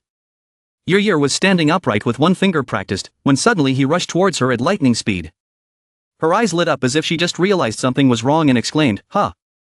Who the hell is this? When did it come out? Thinking that, she immediately took his powerful punch. With his terrifying strength, he quickly punched her several meters away. Yer was agile and managed to somersault a few times and land. An ambush. She said uncomfortably. Are you the one who has been stirring her up these past few days? You've come this far? That's amazing. Myri stared at her with an unchanging expression. Seeing this, she became angry, her eyes shining with murderous intent as she said, but ambushing is unacceptable. Don't you know that this is impolite to a warrior? You got here by bypassing the mutant zombies at the main gate? How rude of you to ignore my hospitality like that. After listening, he calmly replied. They are all dead. What? But they are all the best in Changwon. I was only informed about the appearance of humans a few seconds ago. She thought in surprise. This guy, is he really that strong? He lies without blinking an eye. He tilted his head as she stared at him. Suddenly, as quick as a gust of wind, he appeared right behind her. He raised his fist and punched her straight in the face. Before she could comprehend what was happening, he blurted out something unclear. As soon as he finished speaking, he punched her hard. What the hell, I didn't even know I was punched until I got punched a second time, she thought as she took the full force of his blow. I didn't have time to see anything, her eyes lit up. That's right, Yer said, taking the Japanese sword in his hand. At this point, everything was clear. You, the one who killed the managers. She stood up and looked at him warily. Guess, do you know why I didn't block Changwon? Hearing that, he asked in confusion. What? She replied. Just in case one day I meet someone stronger than me. Then some unknown red bars appeared in the sky. They fell to the ground. She continued. If I could dedicate everything to martial arts. Maybe I can forget all the memories of the past. I want to forget everything. I told myself that. She swung the sword over her shoulder. The magical blade seemed to burn. With that, she turned around and went straight towards him, slashing him. The name of this move is Yut's Flame. Yut is a traditional Korean board game. Myri's half-body was floating. His expression did not change as he spoke. May I ask? Witnessing this scene, Yer was surprised and thought. What the hell am I seeing? Do you know where Yer is? He said casually. She asked back. What? This crazy guy. He didn't come here because he knew I was here, he just randomly barged in. She thought to herself. She gritted her teeth and cursed angrily. Damn it. I don't know what power you have. But it definitely has its limits. I am Yer. He said. Oh really? Then sorry for intruding. But I don't care. After saying that, he healed her. He kicked her hard on the head. She took the full force of that blow. Thrown several meters away. Broke several sturdy bamboo trees. Because the blow was so strong, she vomited blood and coughed. Immediately, warriors appeared one after another, weapons in hand, running towards them, shouting loudly, charge, follow the path Myri has opened and break inside. We will rescue the humans as planned. We will go around east from the main gate and rescue all those being held as slaves. She explained quickly. Then he turned around and said, I'm giving you command, Garam. Hearing that, Garam replied, understood. Okay, then I will. Li Kyung stood back and took out the things behind her back. Lightning fast. On this side at the front guard tower super defense system. One of the soldiers on guard turned around and asked, "What the hell is going on? Should we go and check it out?" The other replied, "I think we should wait because we haven't received any orders yet." As soon as he finished speaking, something suddenly jumped past. "What was that? What just passed by?" they said in panic. In a flash she was on top. She successfully passed through the soldiers. "Good," she said. So this was a superior defense system. It was right in the heart of Changwon. Just as Rishuru had said. She said and put her feet down and thought, within a 50 kilometers radius of Changwon, at this level, they would be paralyzed within 3 months. But it doesn't matter anymore. I think it's perfectly possible to let Myri take it on.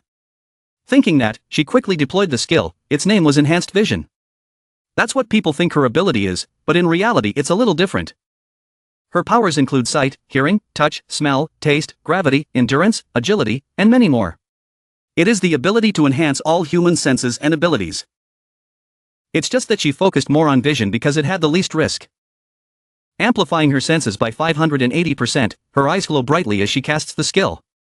Immediately the entire territory was under her control. From now on, no attack will escape her radar, she said. On this side, suddenly an angry soldier swung his stick and hit someone and said, "How dare you destroy this place?" The man immediately shouted in fear. Suddenly something appeared to block the soldier's attack. Seeing that, he got angry and cursed, "What is that? How could you block my attack?" It turned out that she was observing from this side and using her ability to protect that man. She thinks and acts up here. "Don't worry, my members. No human will die in my sight today." In the computer room, the beeping sound kept coming.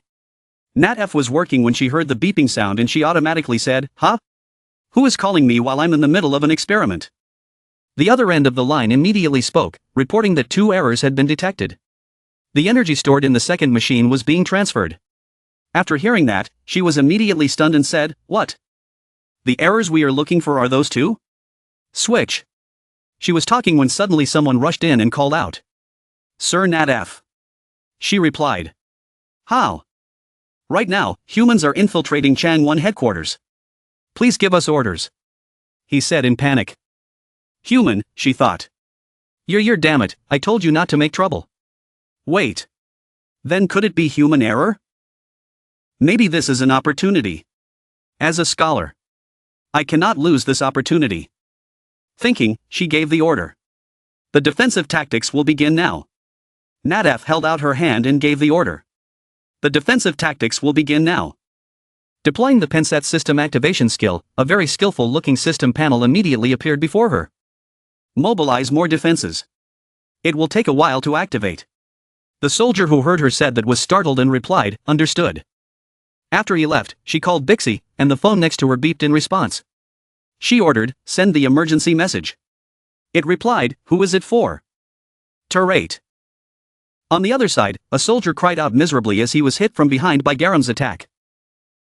She sighed and looked at the soldier lying on the ground, gritting her teeth and saying, why are there so many of them? After saying that, she immediately thought deeply, she had to quickly save everyone, only then could she save them and get them out. Suddenly a man with a stick came out of nowhere and attacked her from behind. He was so angry. Die, you dirty people. She heard the voice and turned around to look, but it seemed like it was too late. She blurted out. Oh no. Suddenly Jussie rushed forward and elbowed him away. She saw that and happily said, bald uncle. After hearing that, he winked at her and replied, no need to thank me.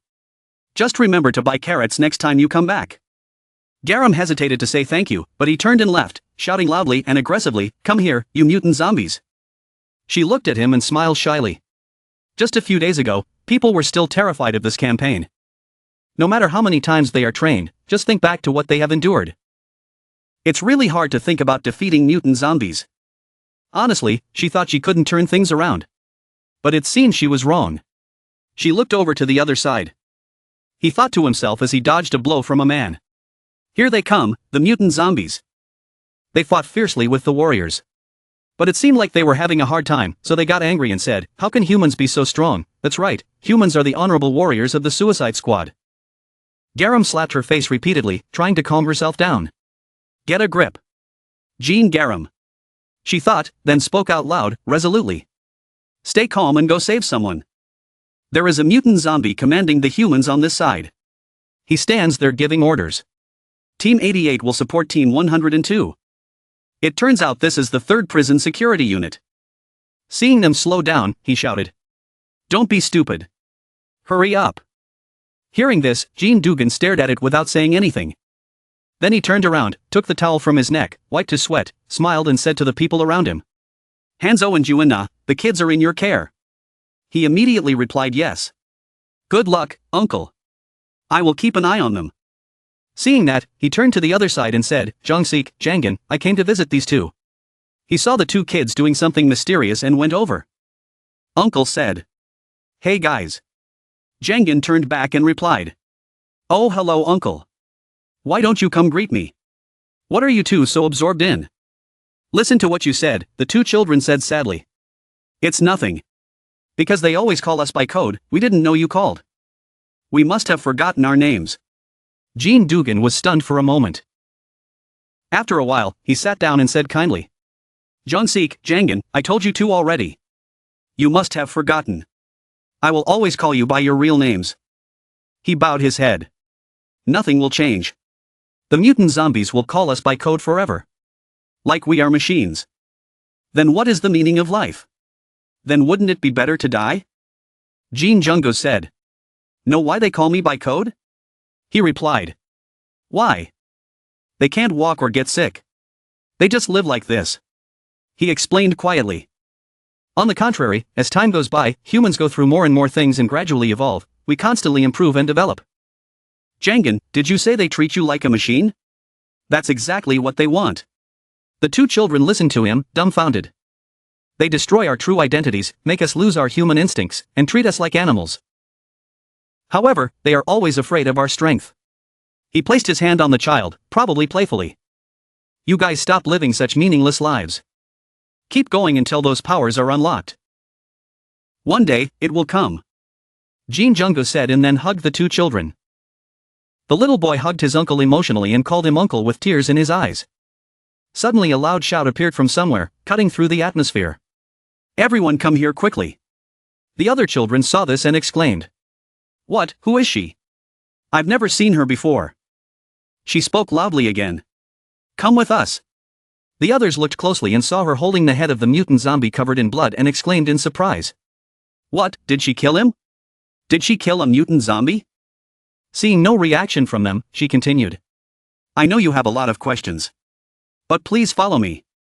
We are here to save you. Hearing this, the children were also moved and asked each other. Should we go? Another said, what if this is a trap? Suddenly Jean Jungo jumped up and ran straight forward. Seeing that, Jangan called out, Uncle behind me. He stuck his head out to look around. Garam immediately panicked and said, it's dangerous here. Don't come any closer. The scene before his eyes was chaotic.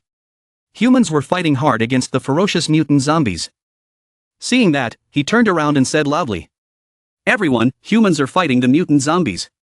They are here to save us. Hearing that, all the children there happily ran forward shouting. Really? Then let's go. We don't want to be slaves anymore. On this side, Jean Jungu also called the 2 kids on the other side. Jongsik, Jangan. Hurry up, you two. Yes. The kids replied. Then he turned to Garam and said, please take care of the children and everyone else. She was surprised and asked, what? I'll go get something. He said and ran off, making her call out in panic. Hey you. Seeing that, she opened her mouth wide and thought to herself. I don't know who that person is, but he's so brave. Thanks to him, I was able to save everyone without any trouble. She thought and then said back. Leave it to me. You have to hurry. Jean Jungo entered a room holding a stack of papers in his hand and thought, finally the day has come when he can read it. Suddenly above the ceiling, sand and dirt began to fall. Jean Jungo looked up in surprise, not understanding what was happening. On the other side Nadaf gave the order. Activate defense system, human target. Suddenly, a strange weapon emerged from the ground. Garam was startled when he saw it and said, what is it? Because of that strange weapon, the ceiling collapsed, and layers of dirt and rocks began to fall down. Jean Jungo looked at those things in horror, not knowing what to do. Li Kyung on this side is using all his strength to fight. Suddenly there was a big explosion on the other side, distracting her and making her turn around to look. a strangely shaped weapon flew up from that direction. It emitted a beam of light and attacked from above the ground. Wherever it appeared, several large explosions occurred. Suddenly a ray of light approached a man, causing him to scream in fear. Then she appeared in time like a hero, carrying him away from the explosion. Seeing her, he smiled shyly and said, "Thank you, Captain." Her eyes moved upward. Immediately blurted out, "What is that flying thing?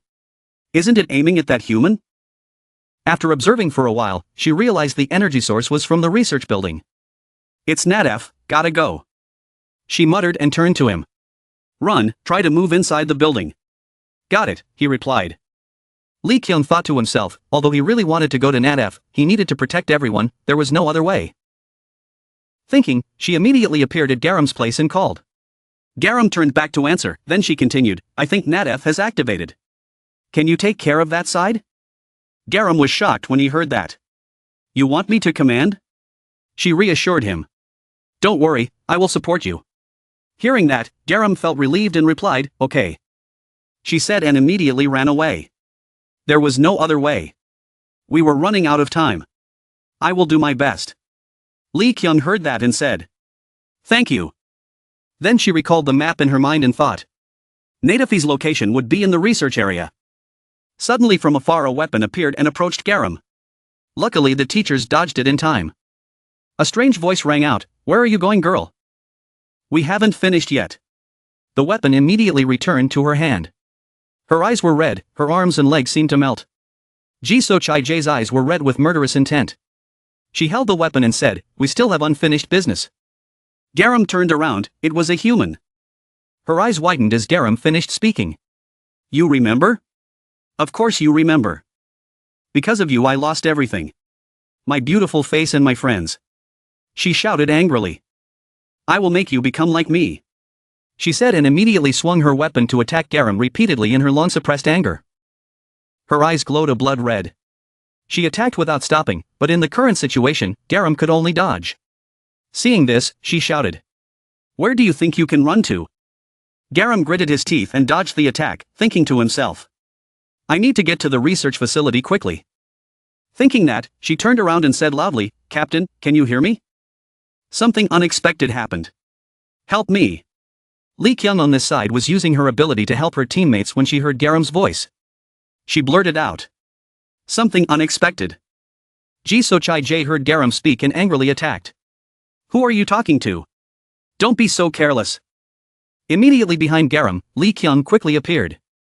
She calmly said, "I don't know what's going on, but I think you need help." Garam heard the voice behind her, she was startled and called out, "Captain." Ji So Chai Jae saw her appear and shouted angrily, "Who are you? Go away." As soon as she finished speaking, she was kicked by Lee Kyung, sending her flying several meters away, causing the ground to shatter due to the force of the impact. Lee Kyung turned her head to reassure her. "Don't worry, I'll send reinforcements to Haemi," she replied. "I won't fight you. I have to protect people. So I don't have time to stay here." Lee Kyung turned back and said, "Reinforcements will be here soon, so hurry to the research area, Garam. Then leave immediately." She hesitantly replied, "Yes." She scratched her hand and thought to herself, "We have reinforcements. I thought everyone was here by now." Suddenly Ji So Chai Jae appeared on the other side. She shouted angrily, making Garam on this side startled and turned his head to look. "Who was that bitch just now? Bring her here. I'll kill you both." Ji So Chai Jae was going crazy. He ran towards her and cursed, "Damn it. I need reinforcements now." Garam muttered as suddenly a strange purple light appeared in the sky. A bone appeared and laughed loudly. His face was red. His eyes were curved. His mouth was smiling from ear to ear. Garam looked at him in surprise. "Master," Rishuru said affectionately. In front of him was Kyuho, who had just appeared at the same time. "Here I am." His face curved up happily like a good dog seeing its owner after a long time. He laughed and jumped up and down a few times. Ji So Chai Jae saw that and hesitantly called Rishuru. He immediately changed his tone. "Huh? Wait. Are you Ji So Chai Jae? You look disgusting." She replied. "That's what I said." "Why do you look like this, Rishuru?" Meanwhile, on this side, Kyuho saw Garam and ran over to her, worriedly asking her. Are you okay? She replied. I'm fine, but are you two reinforcements? He quickly smiled and said, yes. Rishuru was wearing a device around his neck. So you can use this to control him. He promised to follow your orders and so we came here as backup.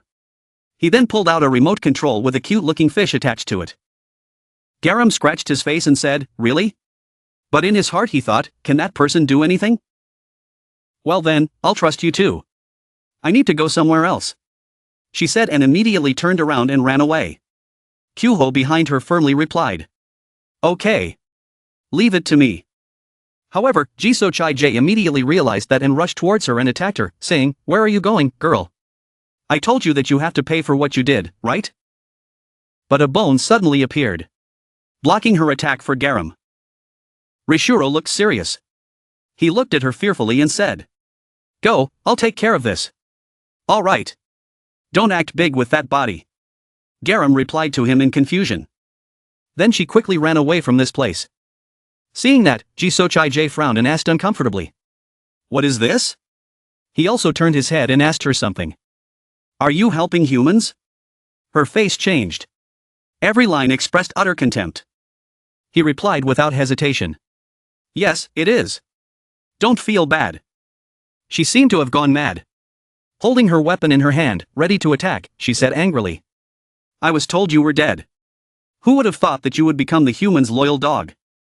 Don't get in her way anymore. As soon as she finished speaking, she immediately ran like lightning, headed straight towards him to attack. Not to be outdone, he easily dodged the attack just now. Threateningly said. Hey, Jisoo Chai-jae.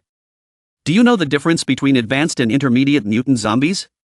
She replied calmly. Advanced mutant zombies are much stronger than intermediate zombies. He immediately asked. What group are you in? She answered immediately. Intermediate. He asked again. What about me? You are advanced. His eyes were shining with menace. Even though you know that, you still dare to oppose me. Even if you do this, I can still do it. He hadn't finished his sentence when she immediately threw him a few meters away and cursed at him. You talk too much. Rishuru was hit, sending dirt flying, creating a small explosion. He screamed in pain. Kyuho, watching from behind, thought in confusion. It should be fine, right? The guy on this side was beaten and was frozen in thought. Since when did I become this weak? I never thought I would be this weak when fighting only humans. Without waiting for him to react, Jisoo Chai-jae immediately ran in the direction Garam had just left. Seeing this, he was startled and said. She was chasing Garam. Rishuru quickly grabbed her. Saying that, he took out the remote control and pressed a button. He was shocked by the device around his neck and cried out in pain. The remote. Turn it off. Seeing him in so much pain, he scratched his head and said. Sorry, I didn't know that was what it did. Then he immediately got up and rushed straight towards Jisoo Chai-jae and said. You see, I have no other choice. Seeing that, she stopped and grabbed his hair and spun him around. I told you to go away.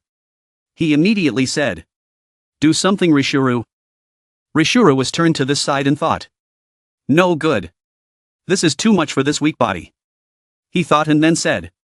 Human, activate that medicine. What? That's no good. June said it's only for emergencies. As soon as he said that, Jisoo Chai-jae threw him to the ground. So hard that the ground cracked. Hearing that, he said in annoyance.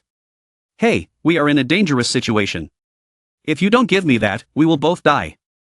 Kyuho bowed his head and replied, you should use everything you have to stop her, right? You think I'll let you use that?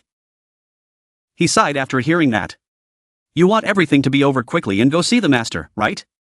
What? He asked. Once I get that medicine and deal with that girl, can I go see the master? Even just 1 second sooner is fine. He said seriously. Don't humans need our help?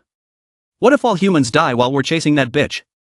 Hearing that, Kyuho pondered for a moment. Then he gave him the medicine and said. You're right. Use it to save people. I didn't give it to you because I wanted to see Myri. It was only a matter of time. He said, taking the fish-shaped pill. As soon as he swallowed, his body turned red and he groaned in pain. Seeing his body break through, Kyuho was confused. Oh, wow. he said happily. His face was flushed with excitement as he watched his body escape the ropes that bound him. Seeing that he had recovered, he said, "You have really regained your body. Now go after her." He turned back and gave Kyuho a sharp glance. Then rushed towards him and said greedily, "First, I need to do this." Rishuro said while raising his hand towards Kyuho with a very scary face. Kyuho panicked. Was he going to betray him? I knew it. You can't trust mutant zombies. Kyuho didn't have time to finish his sentence. Rishuro placed his hand on Kyuho's head. Rishuro smiled and said, "Thanks, kid. I knew you would listen." Indeed. The master's lackey is very useful, Rishuro said while stroking Kyuho's head. He was thinking in confusion. Huh? Rishuro smiled. Okay. Now. Let's go beat that one. Rishuro flew away, leaving Kyuho standing there, dumbfounded. What the hell? He's much better than I thought. Jisoo Chai-jae was walking down the street aggressively. A voice came from behind her. That girl. Rishuro appeared behind Jisoo Chai-jae. Smiling slyly, he said, "The advanced mutant zombies are here. Deploy Red Sunway ability." Rishuro's eyes turned yellow. Rishuro continued to use his ability Roll Leg Spice. Rishuro's entire body rotated and shot out sharp spikes towards Jisoo Chai-jae. Rishuro laughed heartily. The scientist was right. Flashback to the past. In a laboratory. Rishuro, tied up all over with only his head sticking out, asked Jun. "Will you help me restore my body?" She replied. "Yes." That's what the captain said. Jun held a red test tube in her hand and said, "Drink this and you will get your old body back. But it will only last for a maximum of an hour." Kyuho asked in surprise. "What kind of mixture can do that?" Jun pointed at the test tube and answered. Myri's blood. She discovered that Myri's blood had regenerative cells. A test tube containing a bright red, bubbling liquid. Using this, some parts of your body can be regenerated. Since this is Myri's blood, it's possible that your clothes can be regenerated as well. Jun said. Kyuho was quite stunned. She continued. Of course, not everything will regenerate. First of all, this thing has no effect on humans or any living thing. The only subject of this research was. Rishuru's image appeared. He was opening his mouth wide. Jun continued. It was the living mutant zombies. Even so, it was not perfect. With this potion, Rishuru will be a great help. Scene change back to present. Rishuru grabbed the iron chain and swung it at Jisoo Chai-jae.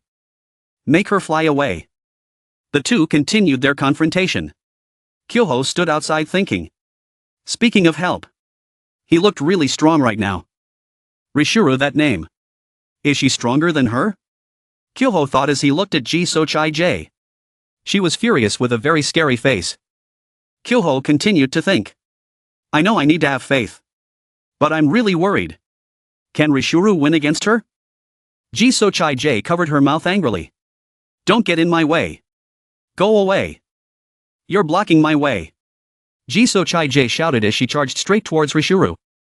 Kyuho was also partly right about Kyuho's view of Rishuru. All this time, Rishuru's appearances have been humorous. Indeed, his actions have brought about many funny things. However, Kyuho's thinking was completely wrong. Rishuru's face darkened. Jisoo Chai-jae attacks Rishuru with her weapon. But Rishuru dodges it. She continued to attack and Rishuru still dodged lightly. Hey, Rishuru spoke up, the one who created the trouble was me. Rishuru said and then passed by Jisoo Chai-jae. Jisoo Chai-jae's entire body fell to the ground creating a hole in the road. Rishuru stepped on Jisoo Chai-jae's head and said, but the one blocking the way is you. Rishuru's eyes were filled with fear. I must go see master, even a second is precious. Kyuho didn't know, there was a truth that Jisoo Chai-jae had forgotten. Her face was pressed against the road by Rishuru. The scene changes to a clear blue sky, a few years ago, when mutant zombies ruled the land. Rishuru is a legend, a mutant zombie with terrifying glowing red eyes. With superior physical and mental abilities, he is a Fredion. Just a light swipe cut a person's body in half. He was the fastest to reach the position of manager, the legendary super rookie, and that was Rishuru. One by one the watches fell, of course the legend did not last long. Lacking will and motivation, Rishuru disappeared not long after, and was forgotten by everyone, lying collapsed on the table. And right here, right now. The scene returns when Rishuru is still resting his foot on Jisochai-J's head. That legend has returned. Standing beside the human, Jisochai-J suddenly used all her strength to stand up and shout loudly. What's wrong with you? She continued to attack Rishuru. Jisochai-J continuously attacked Rishuru, but it had no effect. She shouted angrily. Why are you cooperating with humans? Did you see my hair? It's made from my sister's hair. Jisochai-J shouted. She kept screaming. This dress was also made from my sister's clothes, patched together. Her face darkened, anger rising. I lost everything, just because of humans. My sisters, my appearance. Jisochai-J swung her weapon towards Rishuru. She screamed. Everything. I lost everything. Then Jisochai-J cried and asked again. But why didn't you comfort me, but fought for humans? You are a mutant zombie like me. She kept crying. Rishuru was silent, not speaking. Kyoho was panicking now.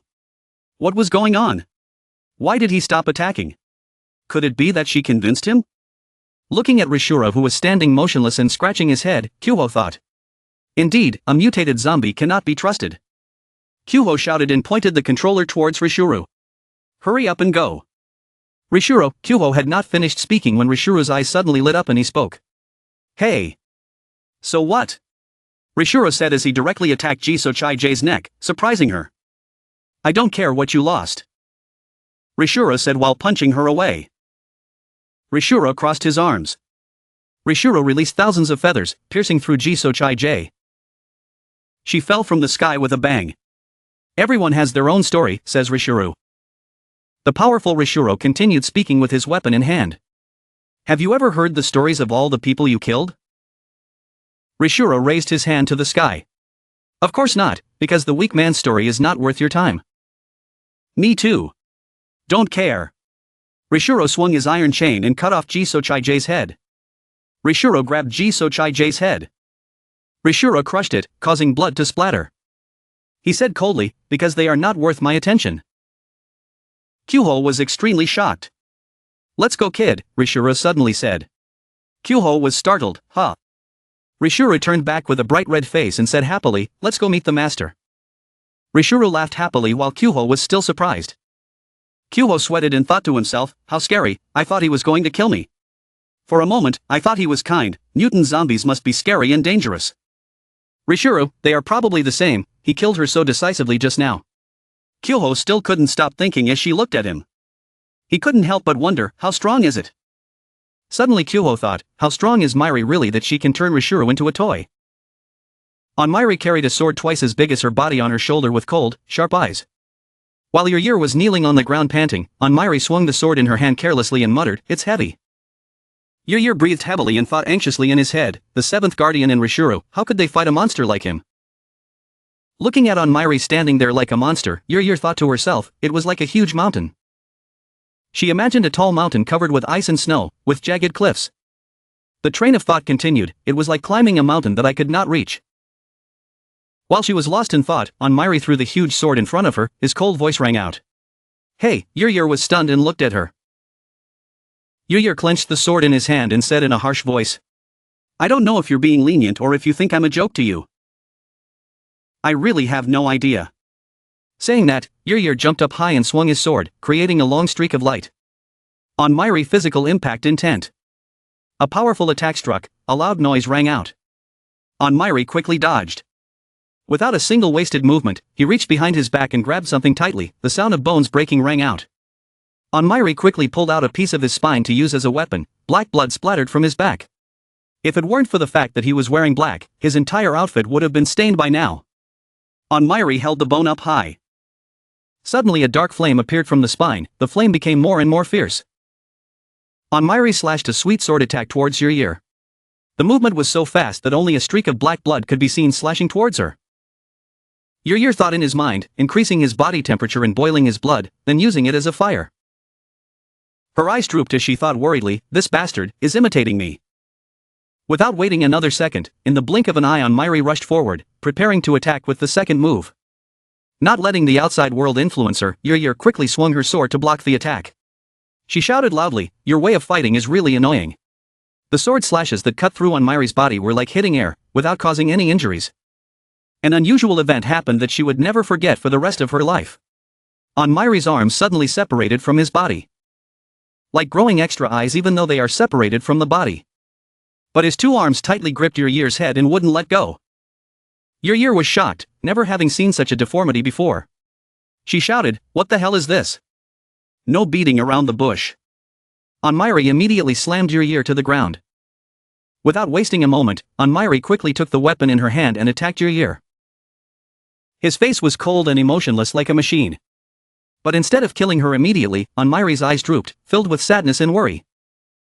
Yur lay on the ground, surprised, looking at Anmari's motionless figure in front of her. Sitting up, Yur said, "I've been wondering why you didn't kill me. Are you waiting for orders from someone?" Anmari replied emotionlessly, "No." His mind was constantly racing with thoughts. He was ordered to kill the administrators and that was the most important mission.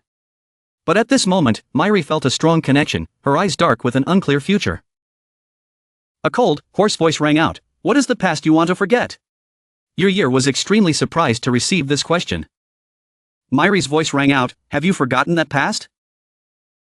The sound of talking echoed in the deserted bamboo forest. "Why do you ask that?" Yur said in a serious voice, "Are you showing pity for me?" Anmari replied sparingly, "No." Opening her heart to be compassionate and hospitable, Anmari continued, "I also have a past that I want to forget." Yur was so surprised that she could only unconsciously exclaim, "Huh?" Then silence fell over the two of them. Yur was deep in thought. Images of her childhood flashed through her mind, unanswered questions arose. Hadn't we all been there? When we were kids, we got into a fight for some reason, and after a few punches we made up, as if the fight had never happened. This is because we understand each other better through the process of exchanging emotions when fighting. Anmari and Yur continued to look at each other in silence. It seemed that the two of them were now in a situation where thanks to the fight, they understood each other's feelings. Yur helplessly spoke up to break the silence, "Martial artists need to train their bodies. I realized this because I have been training with my sense of smell recently. There are more scents in this world than I thought." In the peaceful scene, the sky is blue, the white clouds drift lazily, the voice continues to ring out evenly, the smell of rain, the smell of autumn approaching. Life has more to discover than what we see with the naked eye. The scent not only helps us feel things more naturally, but it also helps us realize more things. Looking at Anmari's cold appearance in front of her, Yur said seriously, "You and I are forgetting the familiar scents." Carrying the saber on his shoulder, Yur slowly stood up and said coldly, "Okay, I will tell you a story that happened a few years ago." The voice rang out evenly, "Before the era of heaven opened, everything originated in Seoul." While speaking, Yur's hands did not forget to attack Anmari, he just stood there silently dodging the attack. Yur continued, "The Red Team, it is an organization founded on failure. Those who experienced loss or injury gathered in Seoul, where the struggles between mutant zombies reached their peak. I escaped from Seoul. Because I lost my father there." That voice still lingers deep in Yur's head. Her father called her in vain, Yur. At that time, Yur could only helplessly cry and call, "Father," she continued, "he is my real family. Then I met the Red Team. I thought we became a family, but in the end it was just a name." She pointed to her head and continued emotionlessly. "Why is that? Because mutant zombies have a broken circuit somewhere in their brain. They only think of their own kind as stepping stones. They couldn't share anything." Her hand continued to strike towards Anmari's body. Anmari just quietly avoided and seriously listened to the story. Yur continued speaking, "A fake family that should have been forgotten, ironically, reminded me of my real family." Yur's eyes were sharp. She spoke in a low voice. "It was not painful, but it created a wound. It was not empty, but it created a void that could not be filled." The voice continued to ring out evenly, "And in the end I could not forget it. That's why I'm more and more obsessed with martial arts. I just want to get rid of unnecessary thoughts." Anmari listened silently and seriously. He remained silent and did not respond. Yur took off the mask on her shoulder. She said seriously, "Enough of that. Thanks to you, I was able to finish it. My powers take time to develop. Thank you for your mercy. It's funny to tell you this story. Anyway, it's nice to be able to show my true skills." With that, she tossed her hat away. A strange aura began to radiate from her. Wearing a mask, Yur continued in a serious voice, "Thank you for listening to my story. I have never shared my past with my opponents." In front of Anmari appeared a notification of Rescue Nori skill deployment on floor 29 completed. Yur fell into a state of battle berserk. From her face and feet appeared blazing flames. You're ready to fight, the voice rang out. I will show you all the respect I have for you. Onmyri bowed his head. He had caught a glimpse of his past through year. He also wanted to send all his respect to express his gratitude. The greatest respect Myri could do. On his hand began to appear strange phenomena. Black spots appeared more and more densely. That meant he was really serious about exchanging martial arts. A demon face started to appear on his hand. Wearing a demon mask on his face, Onmyri officially entered berserk mode. At this moment, he was letting go of his past. As Yer fully entered battle mode, clusters of flames appeared on her body. In her hands were two red-hot blades made of fire. Onmyri also put on his strange mask, ready to receive the attack, surrounded by an overwhelming aura. Yer's eyes were burning. Her body was no longer round or distorted, she screamed. Then he dove into the air, spread his arms and legs, and began to attack, while Onmyri remained still. Enveloping his body was the light of a fire that flared up powerfully. The flames gradually disappeared as his figure appeared. In his hand was a dark sword. Onmyri was also ready to attack. Onmyri's movement speed increased 100-fold. Unable to see the figure, only a long black streak was seen continuously getting closer. Both of them used their ultimate moves decisively and without mercy. The confrontation between the two people exploded. Two streams of light of different colors were fiercely competing. Yer opened his eyes wide in surprise and muttered. Impossible, since when did you start imitating me? A sharp slash came forward. Yer thought to himself. No, he didn't imitate me. Looking at Onmyri's icy cold appearance in front of him, Yer must have been thinking playfully. He had completely grasped his skills. Yer said excitedly. Well, fine, her tone changed. I will climb this mountain at all costs. A loud voice rang out. Let's see if you can keep up with me. Along with that, a huge beam of light was created. The surrounding sky was also only a gloomy black. Her face darkened, revealing only her red eyes, as vicious as a bloodthirsty demon. She growled. My power does not stop there. A loud scream rang out. Look! The fourth time. What followed was a series of sharp slashes that were like a gust of wind, continuously rushing towards Onmyri. His body was now cut in half. Onmyri understands that to end a Red Yatnori match, one must master tactics. It means to win all four pieces. Onmyri spoke up to explain. When the first blow had an effect on the opponent, they will gain a piece and vice versa. When they are attacked by their opponent, they will also lose a piece. Knowledge class continues. Onmyri continues teaching. This process repeats until they capture all four pieces. The first evolution will take place. The knowledge class ended shortly after. As soon as he finished speaking, Yer also began to perform her first evolution. A beam of bright red light began to appear. A loud scream rang out. The Azure Dragon of the East. A mighty fire dragon appeared. It kept charging forward. Onmyri was extremely surprised.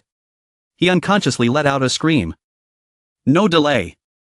A black dragon was quickly created by Onmyri. Join the fight. Yer couldn't believe his eyes and cursed. Fuck. Impossible. The black dragon quickly gained the upper hand. It lunged and attacked one of Yer's legs. Her eyes widened in surprise. She let out an involuntary cry. Then a loud scream rang out, accompanied by increasingly fierce attacks. Head-to-head collisions are becoming more frequent. The second evolution appeared very quickly after that. The familiar strange light appeared again. Not released for long. As soon as it went on air, the white tiger went dark. A sharp slash split the tiger in two. Right in front of Yer at this moment was the huge figure of a dark tiger with purple eyes staring at her. Yer was speechless. Anger was pushed to the peak. Yer said calmly. All right. I still have many strategies.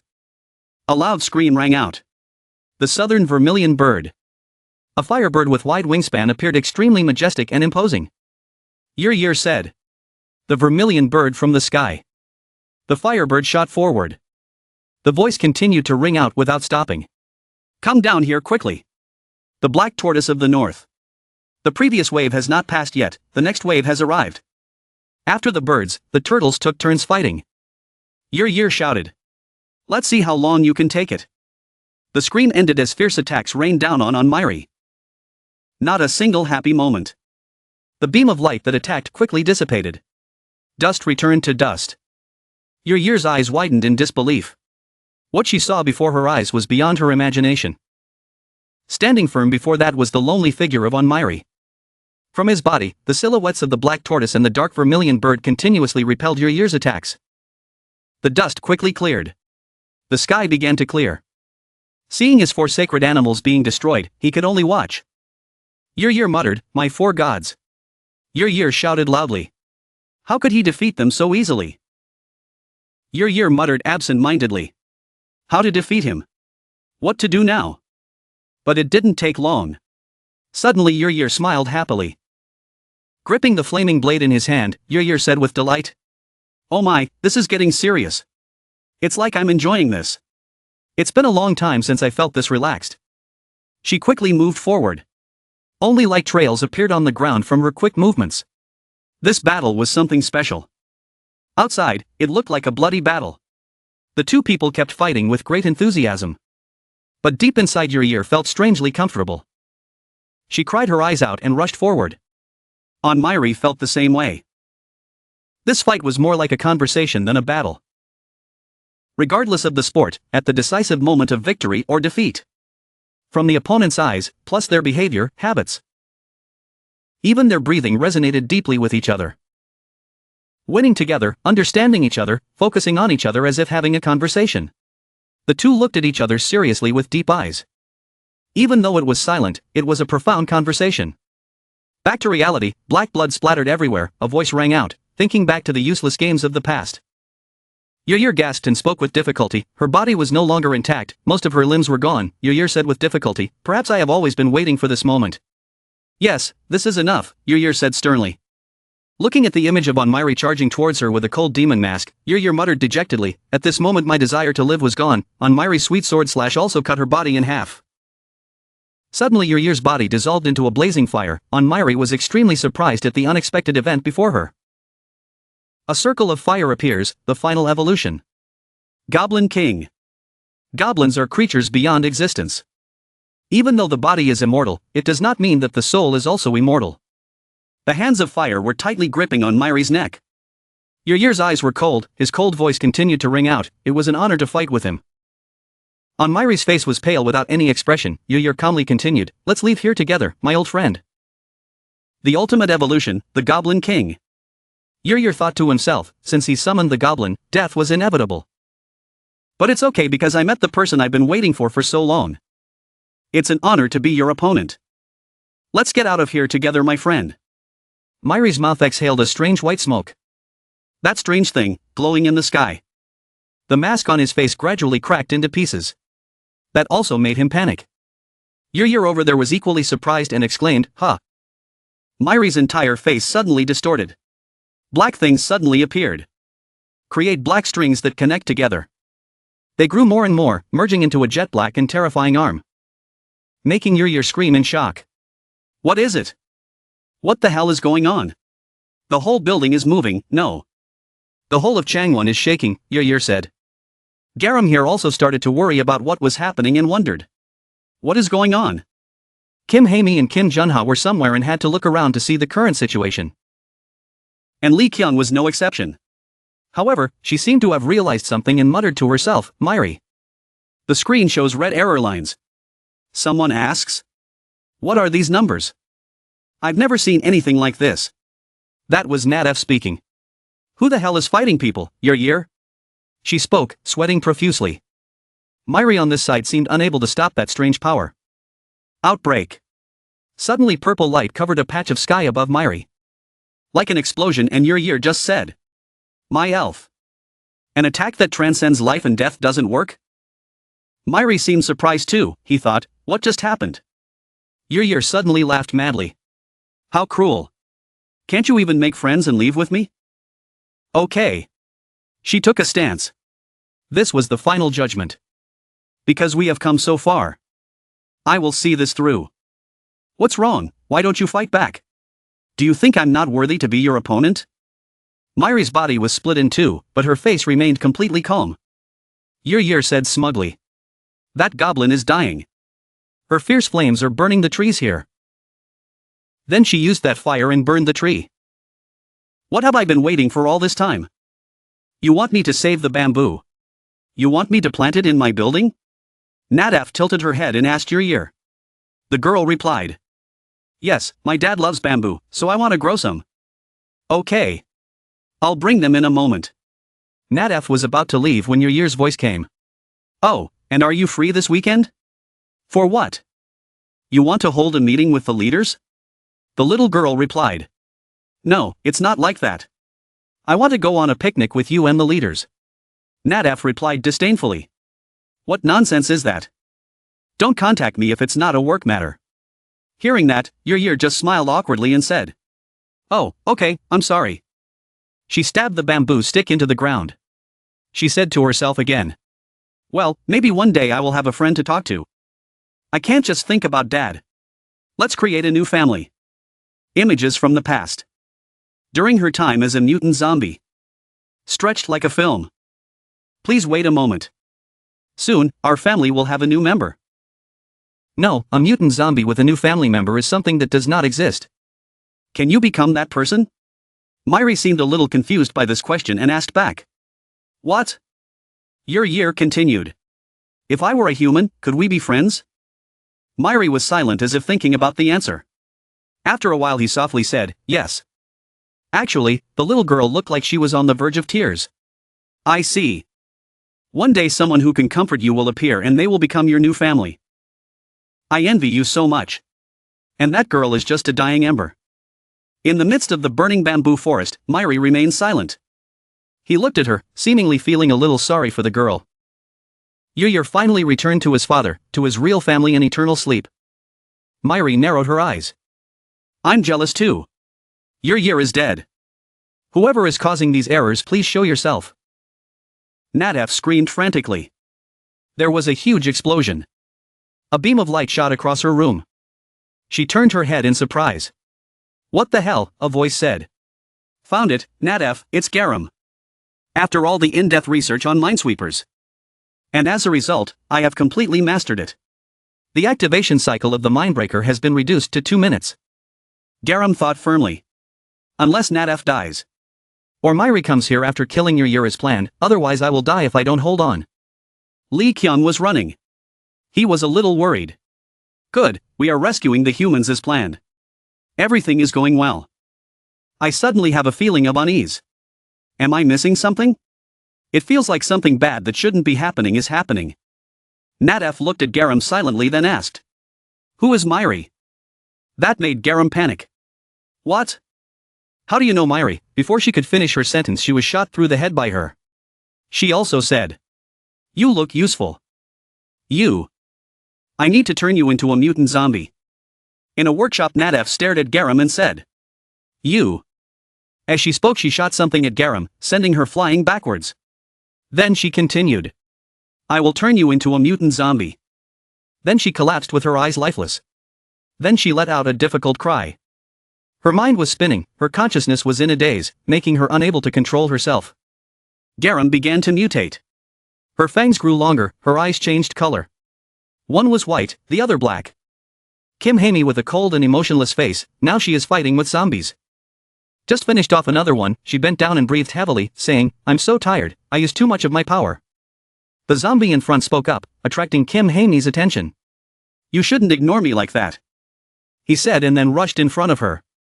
Suddenly Kim Jun-ha screamed. Along with a direct punch to the zombie's face. He only had time to scream. Then Kim Jun-ha laughed strangely and launched another move. He shouted loudly. Fastball. He launched a fatal blow straight at the zombie's head. He spoke from behind to Kim Hae-mi. Hey, loser. She turned around to look at him. He continued. If you can't even breathe, move aside. Kim Jun-ha looked at Kim Hae-mi with disdain. His mouth curled up in a smile. People like you will only die in vain. But that will never happen to me. Hae-mi spoke. Kneel down. Make him angrily shout. What? She said, then she pressed his head down and replied. If you don't want to die in vain. I said kneel down. With that she flew up and kicked another zombie. Kim Jun-ha said angrily. Are you crazy? Who gave you permission to touch my head? Kim Hae-mi replied coldly. I just saved you, you ungrateful bastard. When will you grow up? He angrily pointed at her and said. What are you talking about, you useless thing? Who are you to poke your nose into my business? Kim Hae-mi looked at him with an indifferent face and replied. I'm your twin sister, are you stupid? Then he shouted helplessly and said. Go away. Jussie walked over and said with a smile. Hae-mi, if you're tired, take a rest, we're here. She looked and replied, but before she could finish her thank you, Kim Junha interrupted, turned to look at Jussie and said, Hey, bald guy, go somewhere else. Jussie replied sadly. But I'm just worried.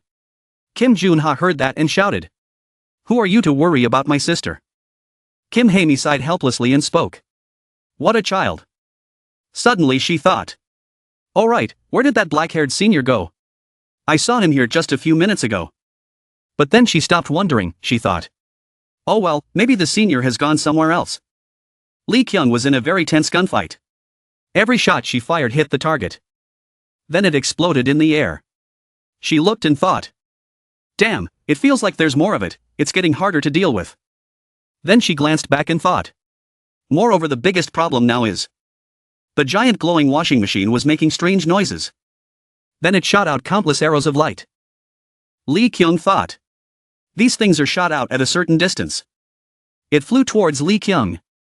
But halfway there was something blocking it. Then exploded simultaneously. Lee Kyung quickly ran away, she looked back and thought. Helping others is fine. But I can't help Garam. She looked troubled and worried, thinking, it's best to wait for Myri. I'm sorry, but please try your best, Garam. Garam was now tormented by the mutation in her body. Her vision became blurry and her mind was dizzy. Drool began to flow from her mouth. Suddenly she held her head and screamed in pain. She wanted to say something but the pain made it impossible for her to utter a word. Then she took out the book.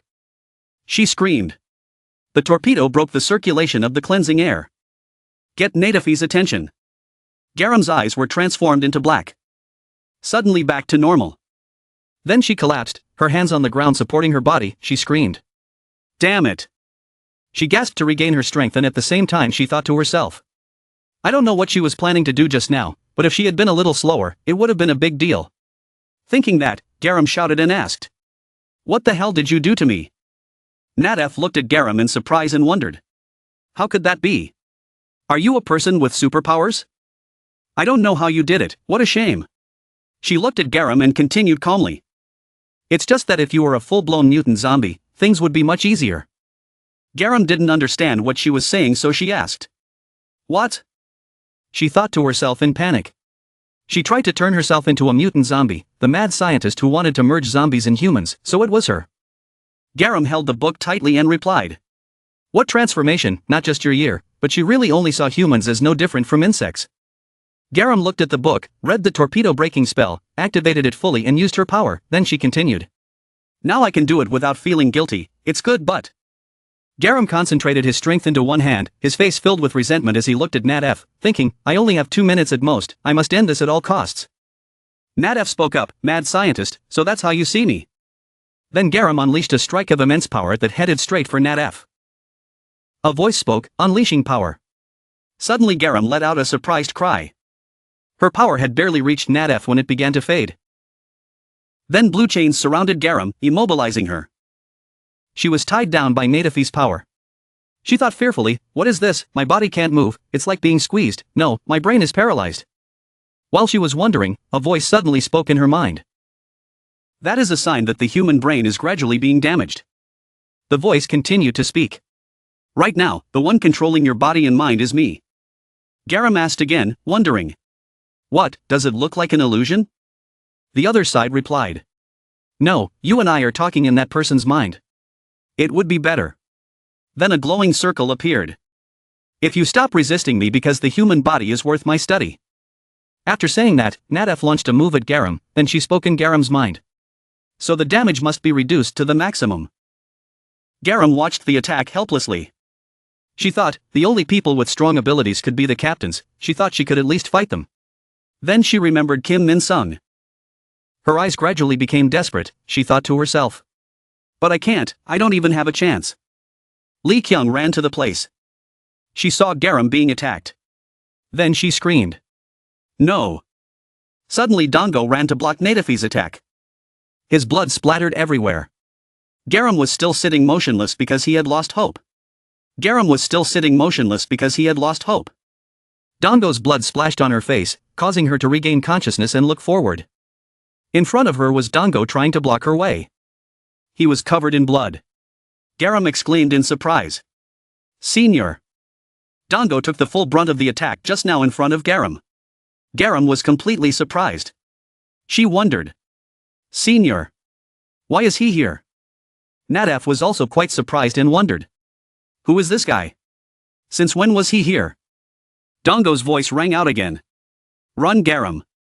Dango couldn't hold on any longer. His knees and hands gave out. He couldn't die here. Kim Jun-ha shouted angrily. What the hell is this? This is crazy. Are all the zombies in the world gathered here? Kim Jun-ha cast his magic. He yelled at the zombies. Get out of my way. You bastards. Rishuru's face lit up happily. Master. Where are you? He happily rushed over. His mouth kept calling out to his master, surprising everyone.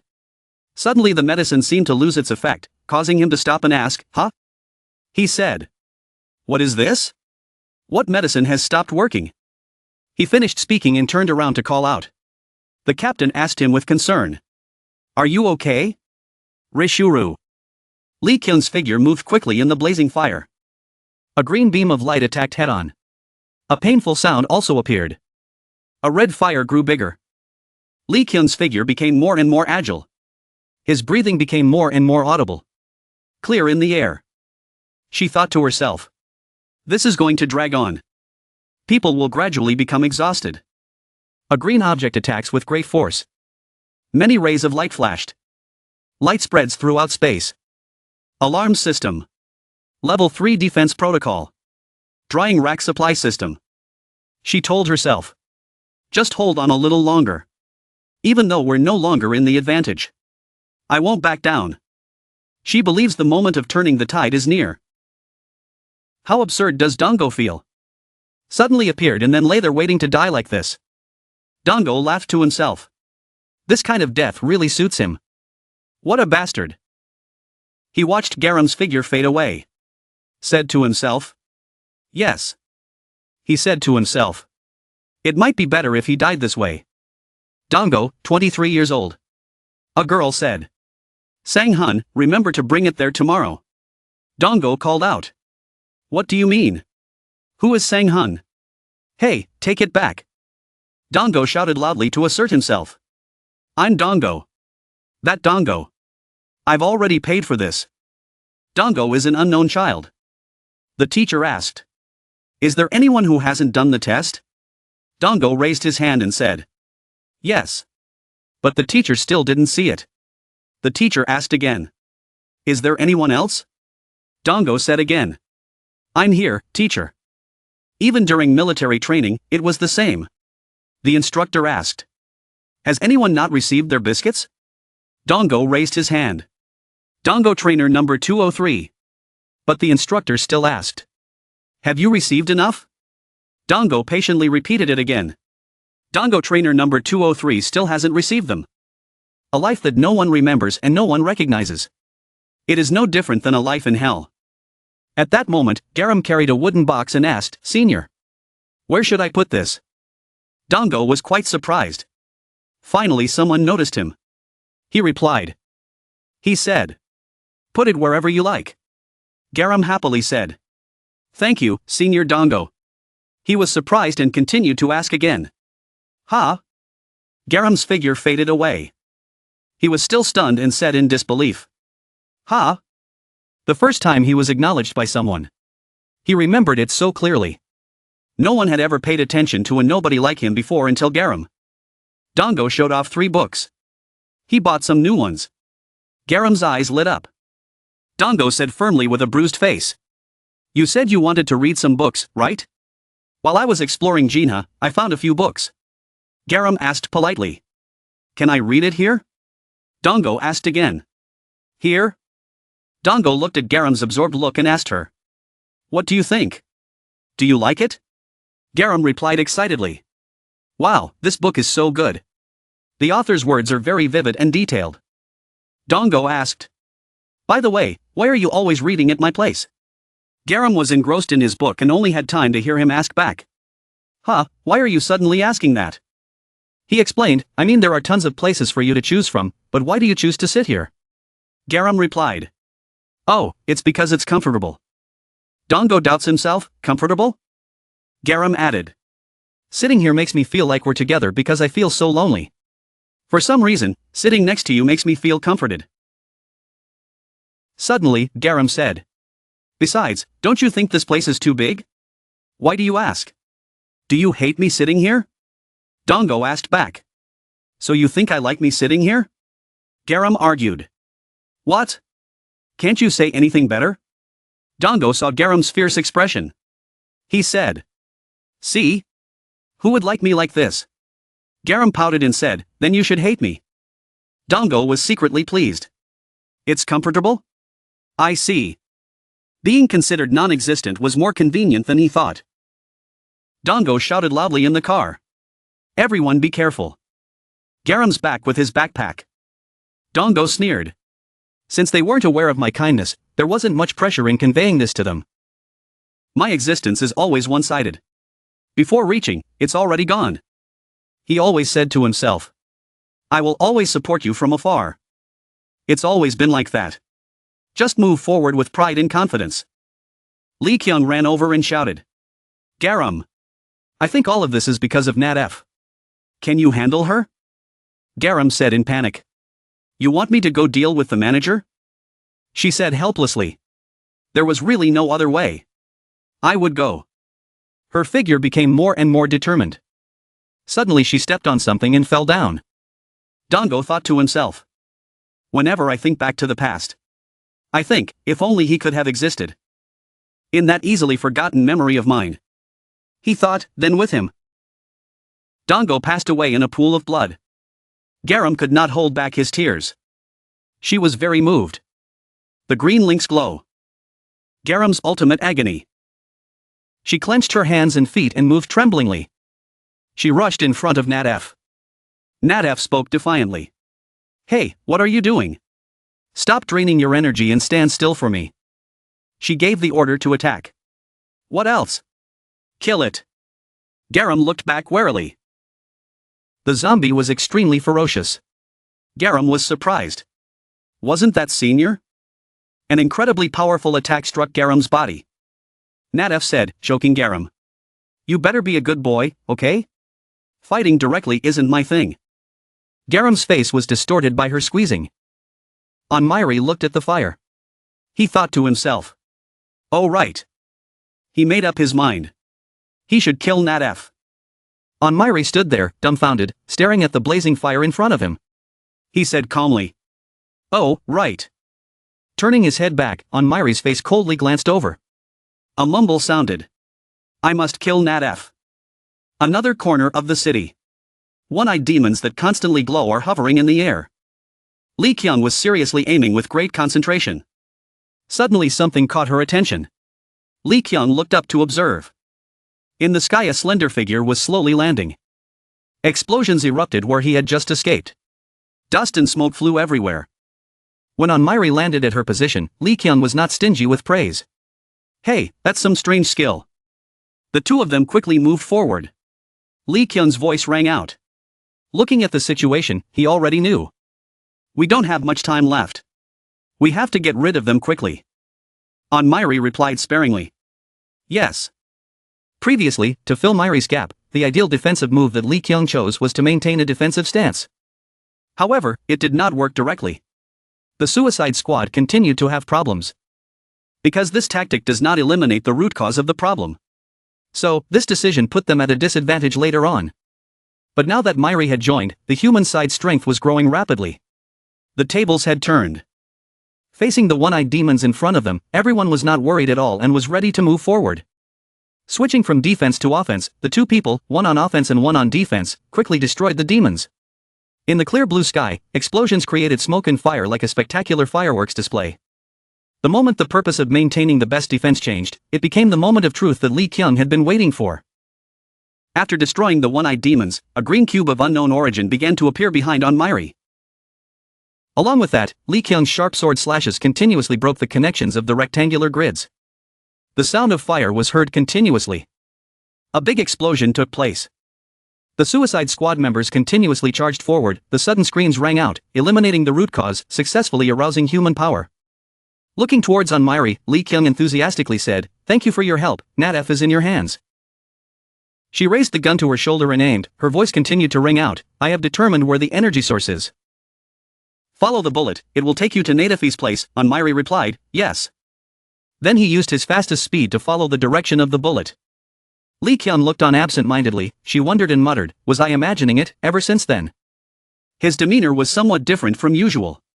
Looking at his back as he continuously charged forward, Li Qiang couldn't help but think absent-mindedly. She quickly left after that, Li Qiang muttered seriously. "Oh well, it doesn't matter, what I should do now is to finish cleaning up the rest." Li Qiang kept moving forward. The sharp slash cut the demon's body in two. Kim Junha was shocked. "Captain." Li Qiang glanced at him and asked, "Sorry for being late, how's the strategy going?" Kim Junha suddenly turned his heart-shaped eyes forward and reported excitedly. "I'm not sure anymore, but most of the humans have successfully escaped. I think we've completed 45% of the strategy." Kim Hae-mi glanced at him helplessly and said, "Your attitude has turned 180 degrees. Kim Junha fiercely pressed his finger to Kim Hae-mi's forehead and said angrily, "That's normal, you know. The captain is incredibly strong. She's completely different from a loser like you." Kim Hae-mi said coldly, "Get your hands off me." The two of them fought like cats and dogs. Li Qiang said coldly, 45% still a long way to go. Rotating the knife in my hand like a habit. Li Qiang's voice continued to ring out. Everyone followed me. Grasping the staff firmly in her hand. Bringing it forward, her cold voice continued to ring out. From now on, I will take the lead directly. Under her guidance, the balance of power is tilting in favor of the humans. Already starting to tilt to one side, Li Qiang's group continued to charge forward to destroy the monsters. In another corner of the city, Rishura was screaming non-stop. "I said I would go see the master. Let me go now." Kyuho gripped the electric shock switch in his hand and said angrily, "What's the point of worrying about that? The effect of the medicine has worn off. Calm down." The miserable screams continued to ring out. A bullet kept flying through the air. It was moving so fast that only a trail of light could be seen. Natf was extremely surprised to see this. She was so surprised that she could only utter two words, "bullet." But her attention did not last long. Indifferently ignoring the incoming bullet, Natf disdainfully raised his hand to block it. Reality is not like a dream. It is not that easy. Anmiri used the speed of light to attack her arm directly. A scream of pain rang out. Her arm was severed. Black blood splattered everywhere. The arm that was grasping Garam's neck also loosened. She fell flat on the ground. Natf hugged his arms and stuttered in frustration. "What the what? Why?" She loudly ordered. "Catch him for me." The underlings also rushed towards Anmiri like cats seeing fat. He calmly clenched his fists, ready to counterattack. Froze for a few seconds. In front of him were the deformed faces of the monsters. What's even more surprising is that it looks like it's crying. Without wasting any more time, Anmiri threw a steel punch straight at the monster's imperfect face. It quickly collapsed to the ground. The sound of its body hitting the metal floor rang out. Standing watching this scene, Natf was scared and broke out in a cold sweat. He muttered, "So it's you. You're the human named Miri." She immediately shifted her gaze to him. Her voice was cold. "I didn't expect you to show up. Just in time. You'll be my test subject." A curse rang out. "Damn it." Then she quickly launched a move towards Miri. He also turned on the move to max level dodge mode. This made her extremely surprised and couldn't believe her eyes. That's right, with a limited mind that only knows how to get angry and curse like this, she will soon return to her ancestors. While Natf was absent-mindedly muttering, "Where did it go?" Miri suddenly made a physical impact on her back. Natf could only scream in pain. It seemed the sudden punch had made it difficult for her to breathe. Not missing a single moment, Miri continuously threw steel punches at her face. Natf stood there like a punching bag motionless, letting Miri punch and kick him. Constantly being pushed back by Miri, Natf could only angrily curse him in his head. Natf was beaten terribly. Her face was bruised. She thought to herself, "I can't keep up with its speed. So, while stepping back to avoid Mairi's attack, she threw a punch backwards. Unfortunately, Garam unconscious on the ground was her target. Fortunately, Mairi arrived in time and swung her sharp sword to break the attack. Nadafi's diversionary tactic was a complete success. A loud command rang out, "Bind." For chains appeared above Mairi's head, binding him. Nadaf looked at the scene before her in utter surprise. She happily muttered, "Caught you. Who would have thought it would be so easy to fall into the trap?" Looking at Mairi, she bowed her head and remained silent. Nadaf continued to mumble, "Even if you resist, you won't be able to move. So can you stand still for me?" But nothing is that easy. Mairi silently stepped forward. Nadaf was extremely surprised. She said in panic, "What? It was hit. How can it still move?" Lee Kyung's hunch was right. Mairi was different than usual right now. Witnessing your year's death had stimulated a kind of unfounded anxiety. Mairi continued to walk slowly and steadily on the cold ground. And seeing Nadaf still alive like this made him extremely uncomfortable. Mairi's face darkened with confused thoughts. Nadaf stood there dumbfounded, watching Mairi slowly walk over. His face was dark and ominous. A thorny silence filled the air. Feeling of pressure, threat, danger. It was no wonder that regret, despair, and fear were such feelings at this moment. However, Nadaf did not feel them. She has lived her whole life as a scientist because she knows her limits, no matter how dangerous the situation is. She will always find a way to overcome it, a commendable factor when it comes to keeping a cool head. However, not in this situation. Looking forward, Nadaf couldn't help but ponder in surprise. So that's how it was. After I controlled the spinal cord, it immediately created another spinal cord, so my move was ineffective. Although her technique was ineffective, she was still able to adapt, learning about Mairi's powers and abilities through so-called mind sharing. Without any worries, Nadaf rushed forward. She shouted, "How about this?" Nadaf swung his hand and hit Mairi's neck directly. Unfortunately, the person in front of her was a rock, not a human. There was no emotion, the bones were as hard as stone, the sound of the arm breaking rang out. Nadaf jumped and shouted, "Of course it was not possible.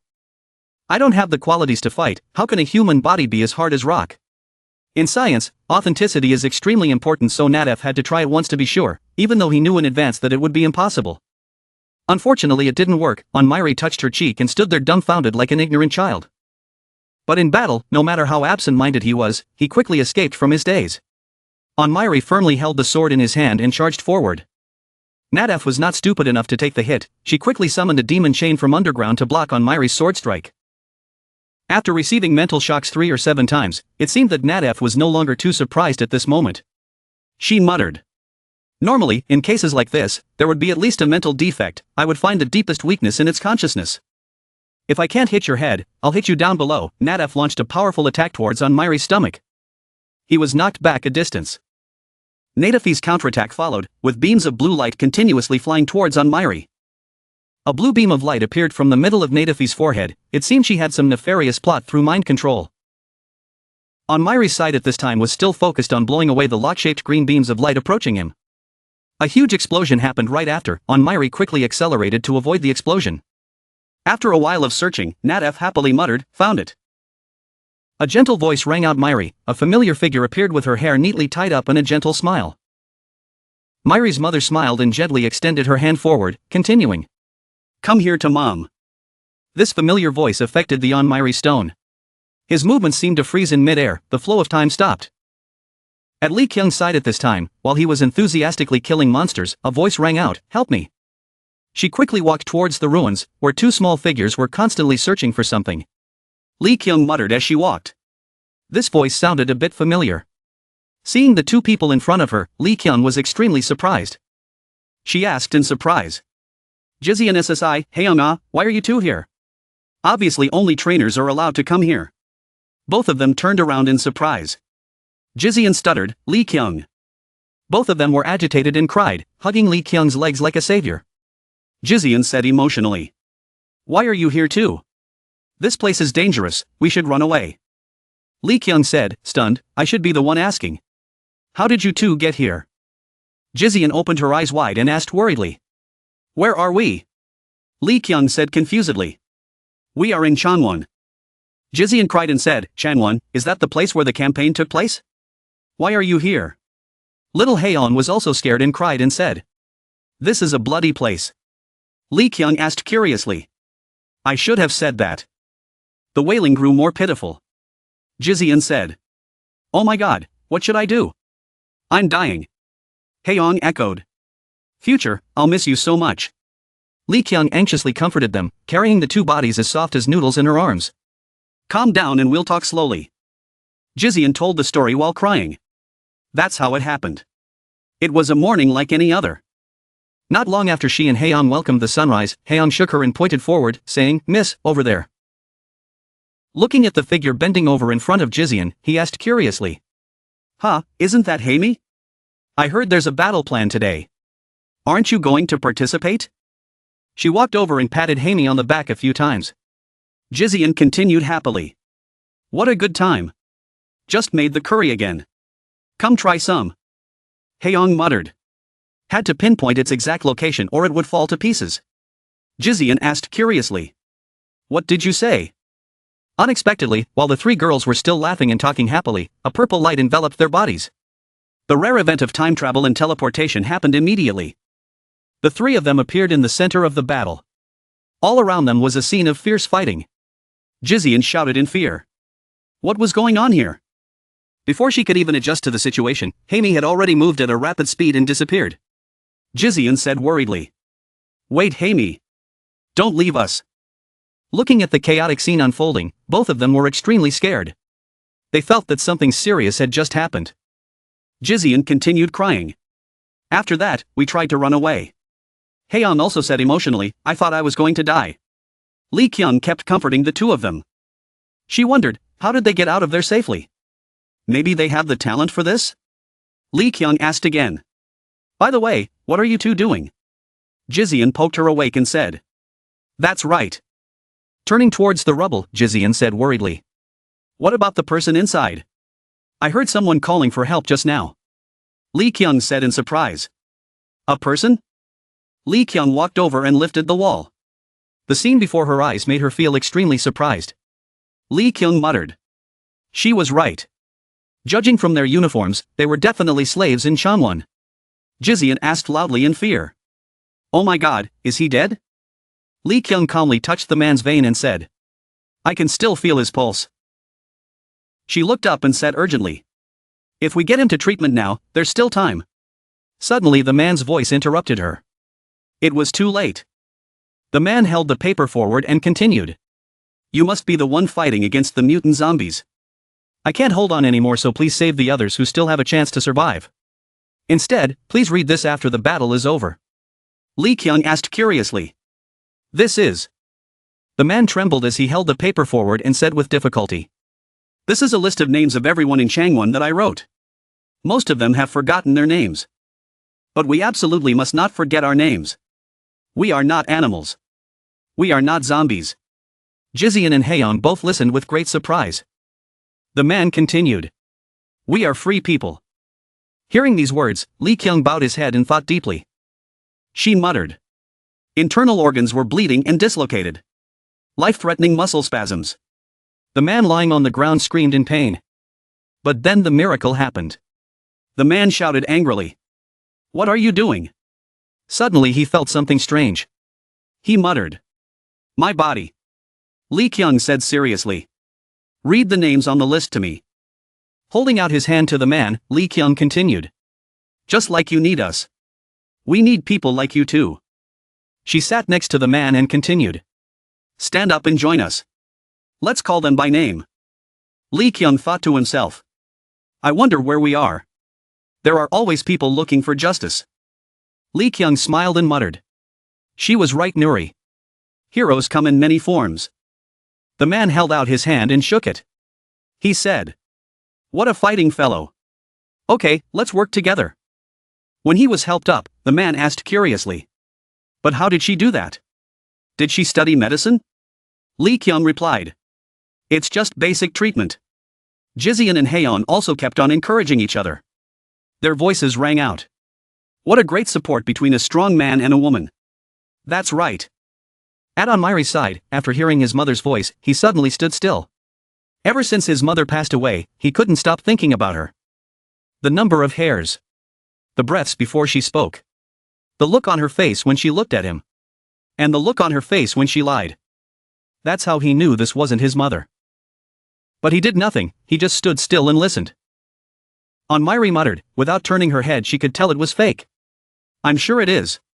But I want to keep it like this without turning back. Seeing Anmiri standing there motionless, Nadef thought excitedly. Just as I thought. The answer is to control its spirit. Good. I can chop it into 100 pieces.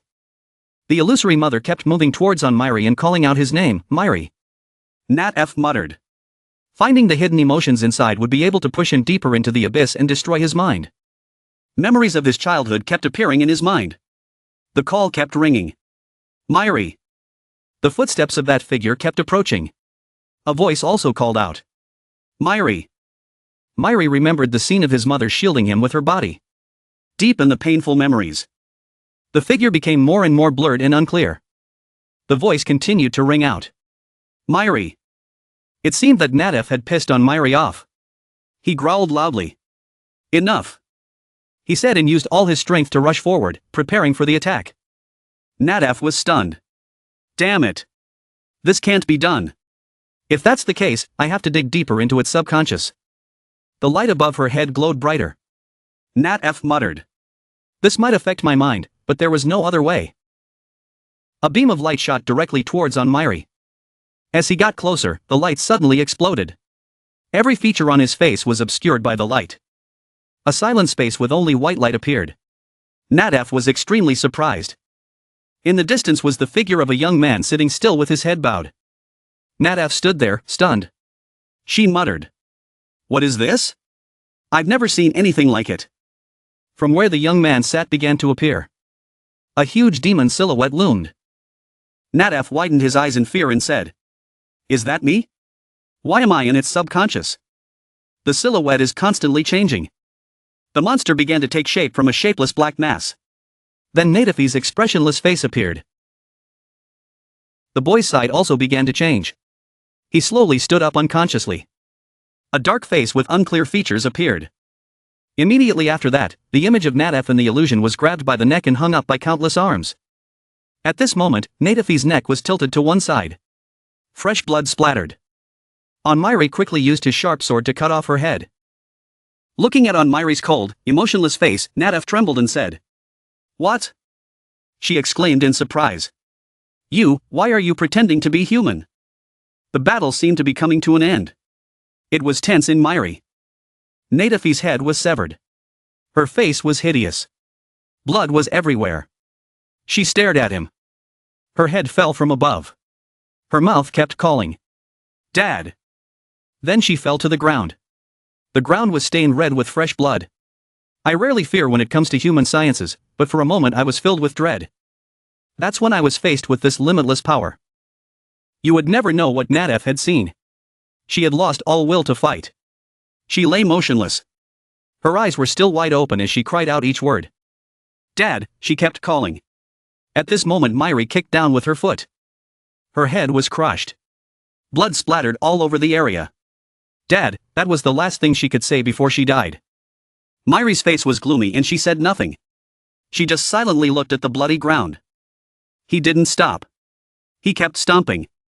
He kept stomping in the same spot where he had crushed Nadef's head. Thus the battle between Miri and Nadef ended. Garam struggled to turn his head to look at him. Miri, she looked at his back and called. On Captain Kyung's side, Uncle Dugan shouted, we can't keep running away, let's join hands and contribute our strength. Everyone shouted in unison, their fighting spirit was at the ready. Kyung looked at Dugan thoughtfully, he alone had lifted the spirits of the people at Changwon. What kind of person was he? Speaking of which, the battle plan was 60% complete. Thanks to the help of the people, the battle plan went more smoothly and they began to take advantage of the geographical features. As a result, Changwon quickly fell, and they joined forces to fight. At this point, the battle plan was 75% complete. Without the strong ones to support them, the mutant zombies began to become disorganized and lose their will. The battle plan seemed to be easy to execute, but dealing with the scattered mutant zombies was extremely difficult. The place seemed to be in chaos. And of course this problem was immediately solved. It seemed that thanks to Miri fighting alongside them, the battle plan was now 80% complete. Junha's side is still fighting hard, reaching 85%. Uncle Jussie is also very focused on protecting everyone. The index increased to 90%. On Dr. Kyuho's side, he also contributed, reaching 92%.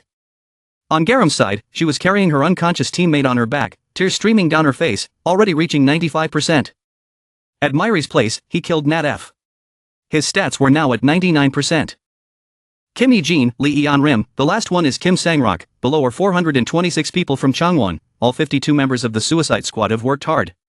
Dugan read the information sheet. Then Dugan held up the flyers as a trophy and announced, "We won," everyone cheered happily. The battle plan was 100% complete. The total time to complete the battle was 13 hours and 23 minutes. All the mutant zombies were dead, and there were no deaths on the human side. Kyung looked like a captain, looking into the distance. Lee Kyung's promise to not let anyone die had come true. The Changwon battle plan ended with victory for the humans. Kyung turned back to Dugan and said, "What's your name?" Dugan immediately introduced himself, "I'm Jin Ju-won." Garam came from afar. She looked very tired. "Captain, I have something to say." "Jean Garam, is it really Garam?" Uncle Dugan asked. She looked up, not understanding what was happening. "Dad," Garam suddenly said loudly, which made Kyung feel strange. "Why are you here?" Dugan asked Garam, and "Dad, why are you here?" Garam asked back. Actually, these two people had met by chance before, probably in the chaos. But because the situation was so tense at that time, plus many years had passed, these two people did not have enough time to get to know each other well. "Dad, is it really Dad?" Garam asked, "Is it Dad?" Dugan called her name from afar, "Garam." She threw herself into Dugan's arms, exclaiming with joy. "Daddy," Dugan also hugged her, calling happily, "My Garam." "Dad?" Kyung wondered.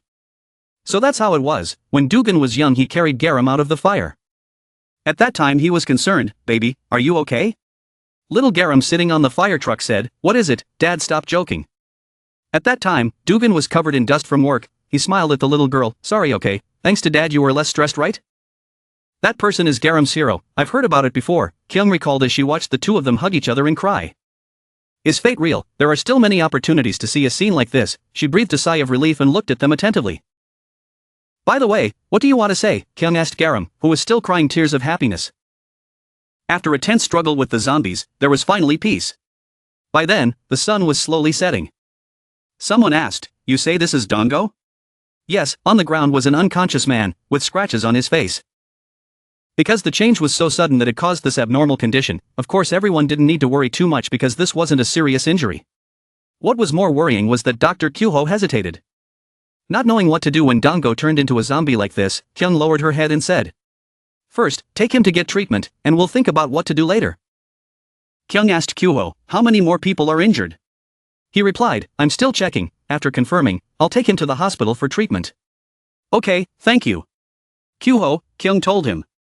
"Sorry, really sorry Dango, it's my incompetence that's why you're in this situation." Kyung gritted his teeth and blamed himself. On the street Myri still walks.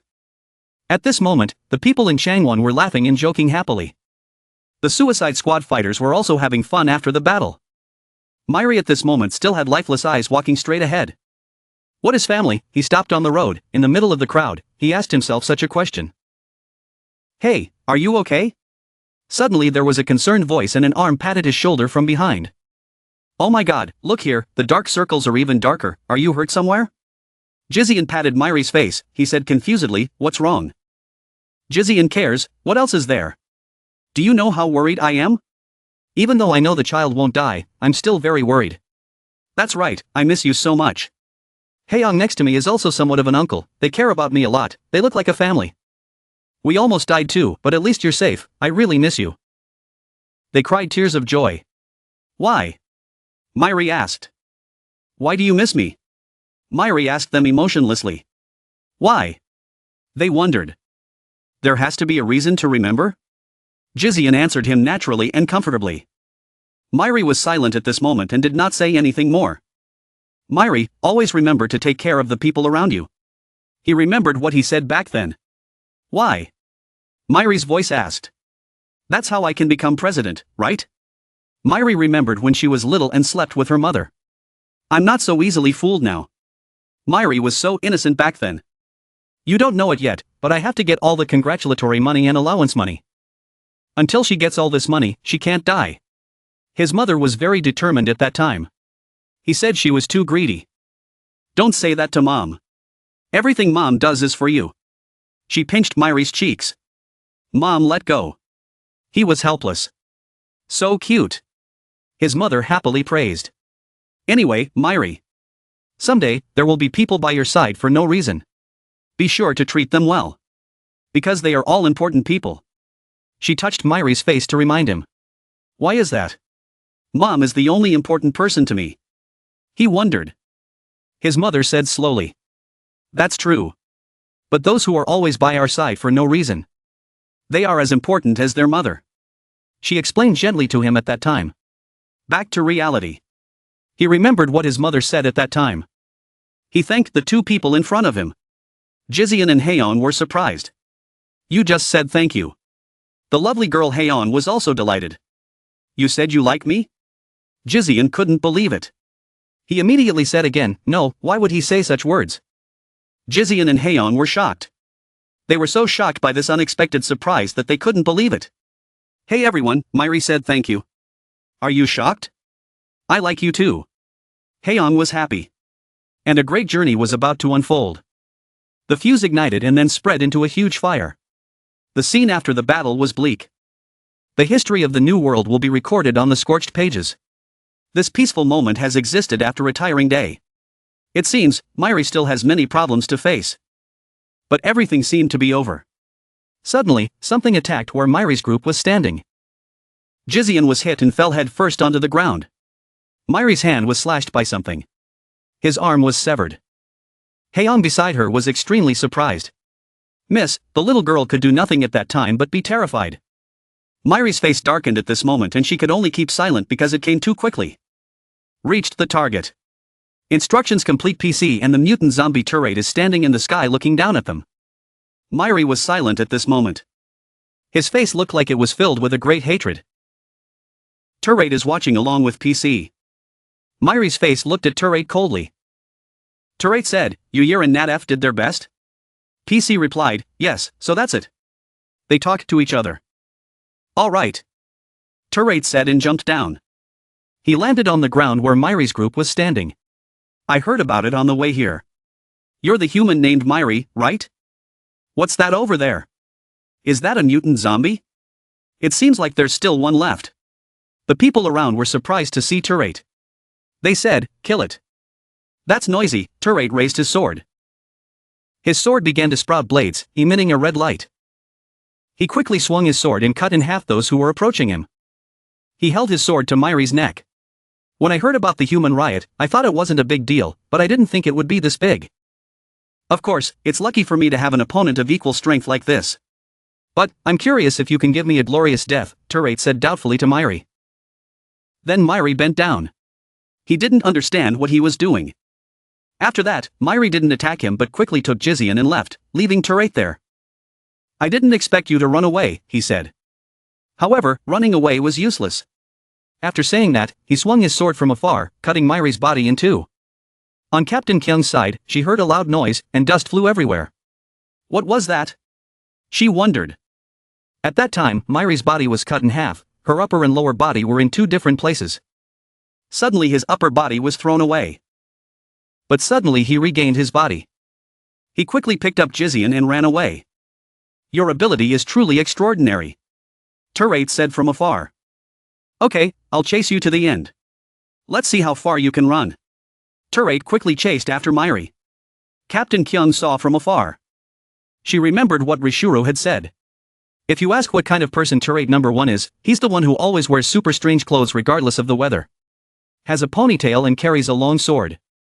He thinks he's cool. But to me, he's like a sicko.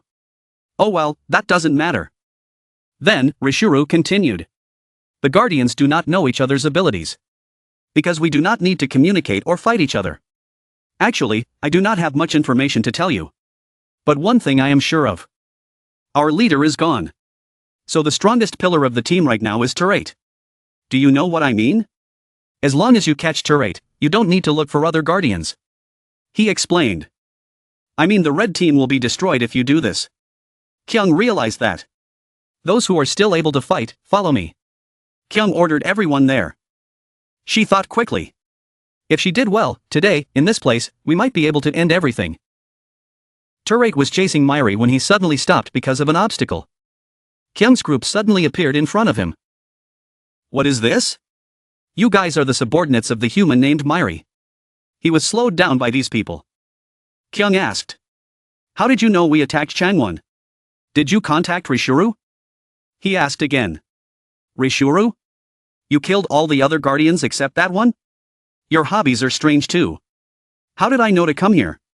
Why should I tell you? He provoked. What? I didn't expect you to ask that.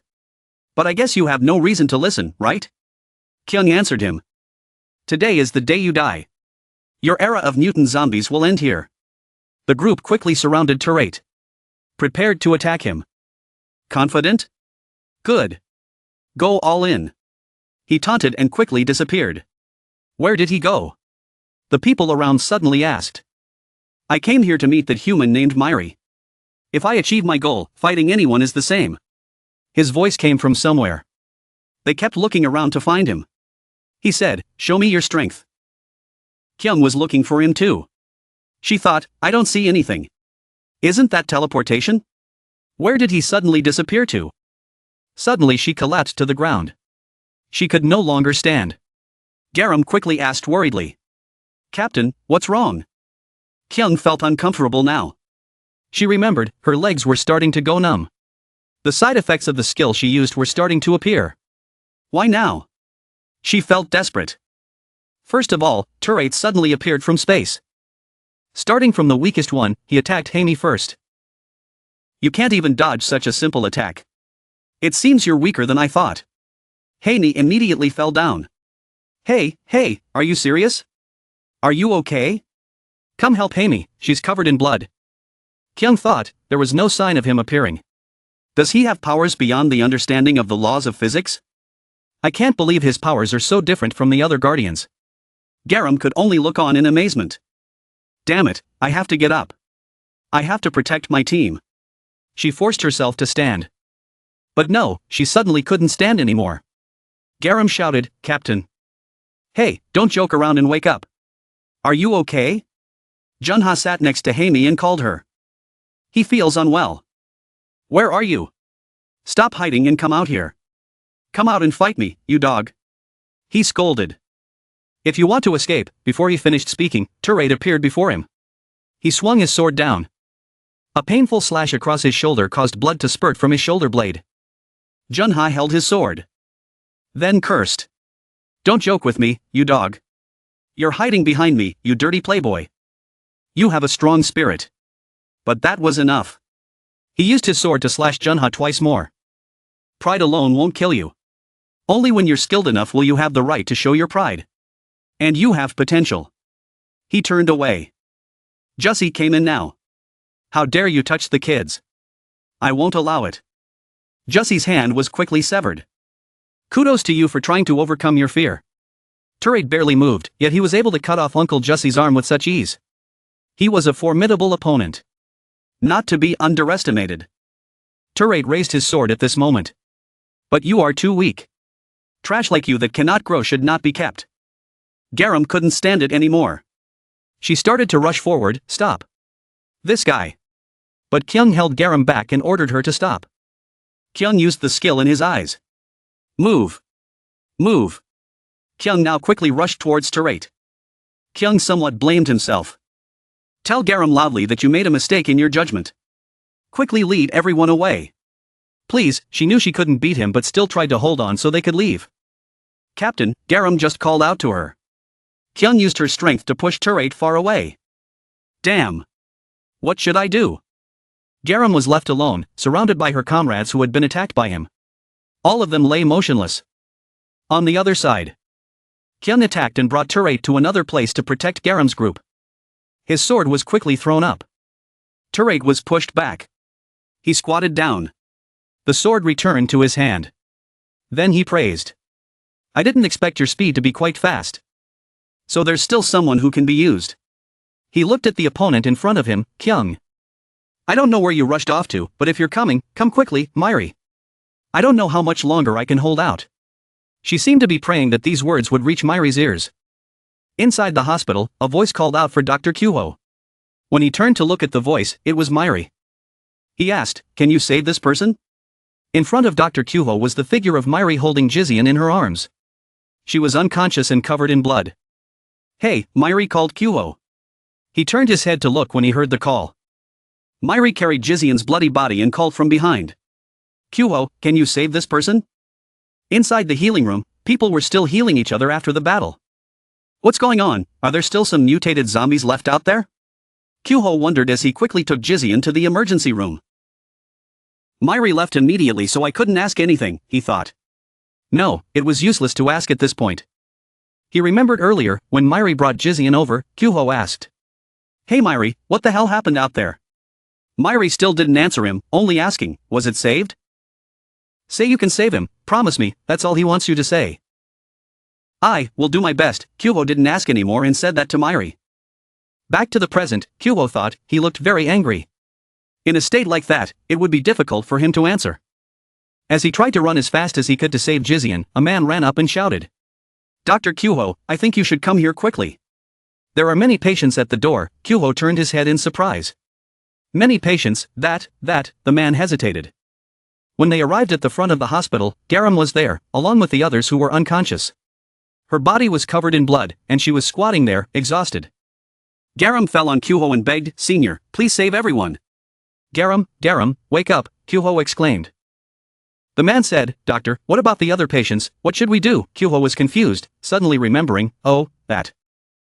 First, take everyone to the operating room quickly for me," Kuho quickly decided. The man replied, "Yes." Everyone quickly put the patients on stretchers and immediately took them to the emergency room. Kuho breathed a sigh of relief. He scratched his head in confusion, suddenly there were so many patients needing surgery. He was the only doctor now, who should he treat first? He thought again, he couldn't cure everyone. Damn it, was this the right thing to do? Depending on his decision, some people would live and some would die. He felt confused about what to do in this situation to get the best results. He held his head and frantically thought of what to do. There must be another way. At that moment, Rishura said from behind, "Hey, human, I'm really good at entertaining, you know?" Rishuro had now shrunk, no longer looking scary. He held a bottle of blood and said, "This is the blood of the master that fell to the ground, then I will drink it like this." He was happy. Kuho looked at him and thought, Rishura lost his fighting spirit because of being electrocuted so much. He started to enjoy the small pleasures he had just found. He enjoyed it very satisfyingly. If he moved his tongue like this, then like this, it looked so perverted. Kuho gradually got angry. He yelled at him, "Shut up, can't you see the seriousness of the situation?" He stuck out his tongue. On it was a round ball that looked like a pill. Kuho didn't know what it was. Kuho held the round ball in his hand and looked at it blankly. "What do you think? This is a work of art made from my blood. You like it, right? You said it was made from Myri's blood?" Kuho asked again. Suddenly he realized something. "Wait, Myri's blood!" he exclaimed. This is it. At this moment, outside on the street, the Suicide Squad members were talking to each other. "What happened to the collapsed building just now?" The other person replied, "I don't know, let's go find the captain." Something flew past them at a breakneck speed. Dust and smoke flew everywhere. They wondered, what is it? What just passed by? As Myri, he used his speed to dash forward. "Where are you?" he thought as he walked. It turned out he was looking for an enemy. Although he didn't show it on his face, Myri was clearly furious. On Captain Lee Kyung's side, she was concentrating hard on fighting the zombies. Turate used his sword to strike her from above. At that moment, Kyung also saw his attack. She raised her gun to block his attack, but his sword slash cut her gun in half. He sarcastically said, "Oh my god, the gun is cut off. Then I won't use my sword either." Saying that, he put his sword away and kicked Kyung. She couldn't hold on any longer and fell down, pressing her fists against the ground to endure. She threw small sharp blades at him unexpectedly. But he quickly dodged to the side. Taking the opportunity, she rushed straight towards him. She jumped up quickly, intending to strike from above. But as he prepared to attack, Kyung felt uncomfortable. She fell to the ground before she could do anything to him. He stood still looking at her and asked, "What happened to you?" Then he kicked her away, causing her pain. Kyung was kicked and rolled on the ground. She thought, at such a crucial moment, I'm gradually losing my strength. Now I can't force myself to move anymore. He turned his head to look away, saying he thought this kid was worth fighting. But I guess I was wrong. I've played enough, what a waste of time. After saying that, he turned away and called back to her. Sure enough, the answer was still the human named Myri. Lie still and don't bother me. She tried to use her hands to sit up, ordering him to stop but couldn't do anything. She sat there trembling, sweating, begging herself. Get up, please get up, not knowing what harm I will have to suffer. But I still have to stop him. But she couldn't, she collapsed to the ground again. She couldn't take it anymore. Damn it, she couldn't move. Her body wouldn't listen to her. Kyung was really exhausted at this point. She lay there thinking. I have to get up. Despite her willpower, her body refused to listen. She opened her eyes and looked at him as he slowly walked away. Her team members must be protected. She was determined. Need help? A voice from beside her caught her attention. What is it? Kyung wondered. I am Naria. A light appeared to speak to her. It was the self-replicating AI system left behind by NatF. Kyung looked at Naria and thought. What is this? A self-replicating AI system, the last bastion that NatF left behind. No, NatF did not know about Naria's existence. That means after NatF died, the system did not disappear. Because the system was an independent evolutionary form. Thanks for the comment, the narrator Naria happily made a heart shape with her hands. Kyung, who was still trying to support herself, asked. Suddenly wanting to help me. What is your intention? She replied. No ulterior motives. I just want to help humanity. Because this is an interesting subject that deserves to be studied right now. Naria had inherited Natifi's will to explore. This way of thinking was already ingrained, so I couldn't do anything about it. She continued to happily talk to Kyung. Kyung looked exhausted, breathing heavily. She thought to herself, damn it, I don't know what it's saying. But will this system really help me? In my current situation, I'd rather sell my soul than anything else. There's no time to differentiate between friend and foe anymore. Kyung told her. Okay, what should we do? Naria replied, nothing. What? Kyung asked again. Naria took out a switch with a red button. She said, I'm ready to detonate it. NatF asked me to make this for the showdown. A defense weapon that no one can break. Like a defense weapon that even you can't stop. She explained, so I put a lot of effort into creating this weapon. She was confident in her work. When the switch is pressed, a beam of light shoots up from the sky. It dived down and gradually moved towards Turret. He recognized it and was surprised to see it. It was the super galaxy. It came down to where he was standing like a giant light appeared. Anyone who looked in that direction could see it. It attracted other people's eyes. How about it, the sniper rifle I made myself? This is enough to kill Turret. Kyung was still looking at him intently. Naria was still confident in herself. Huh, there's no one there. That light bullet in the air exploded into pieces as it flew straight towards Turret. The ground cracked into pieces, but after the dust and smoke cleared, he was nowhere to be seen. Turret had disappeared without a trace. Captain Kyung used her deep vision skill to observe that place. But then she thought, even if she looked inside, she wouldn't be able to see anything.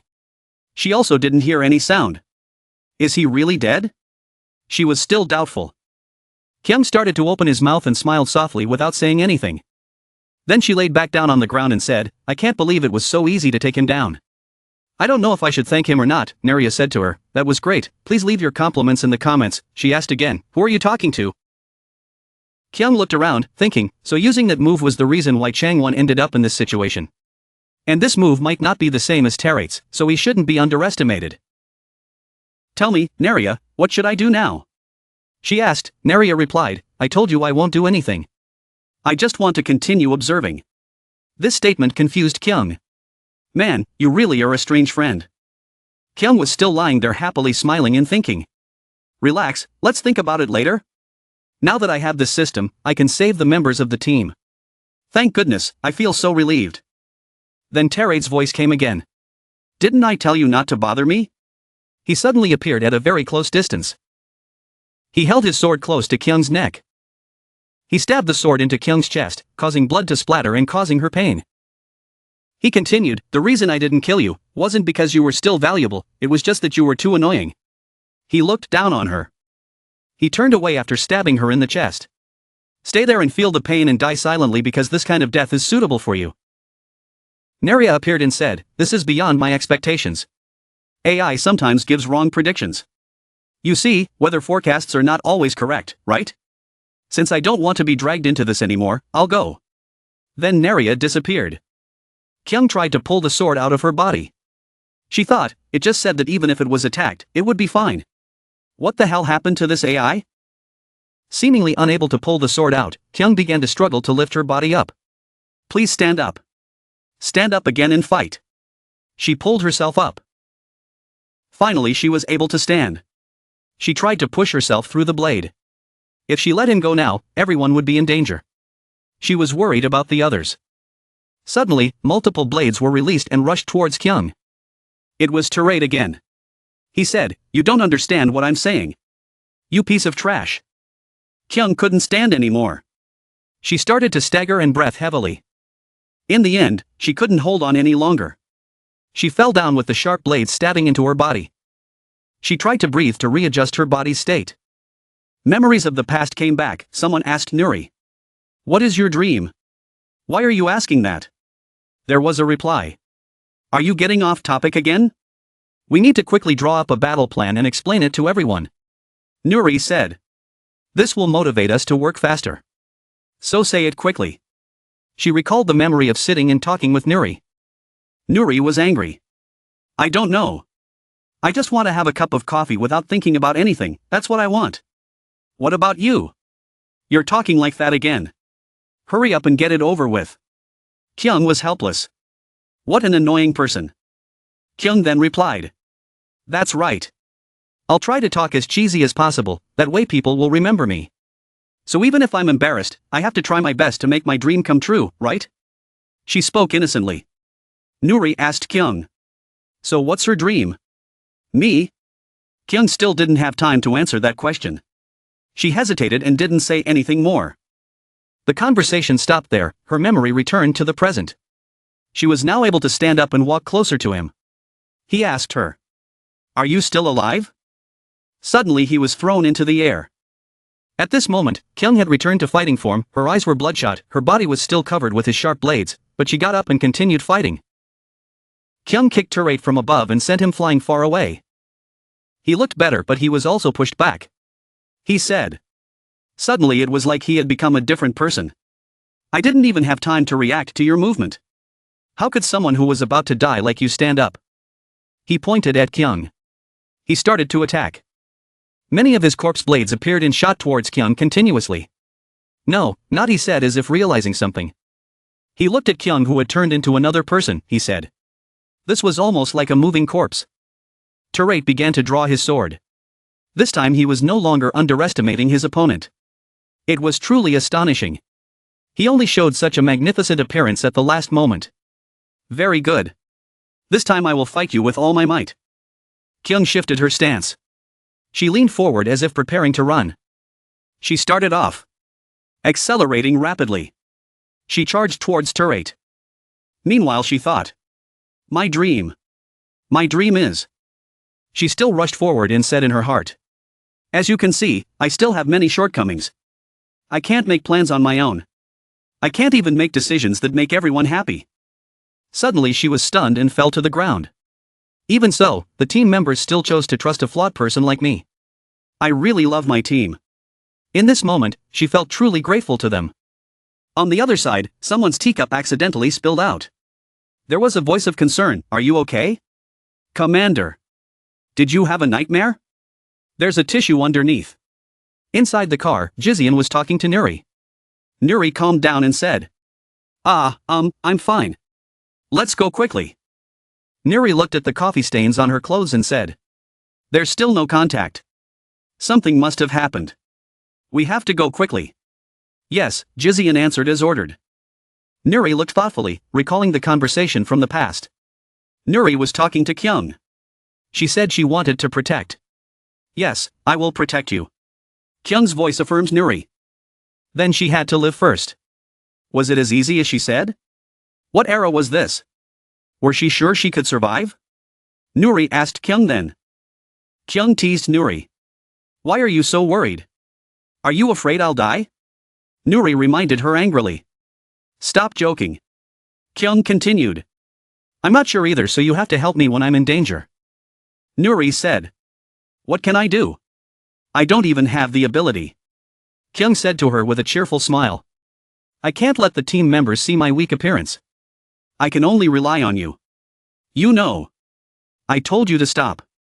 At that time, the conversation between the two people was actually extremely comfortable and natural. Nuri returned to the present.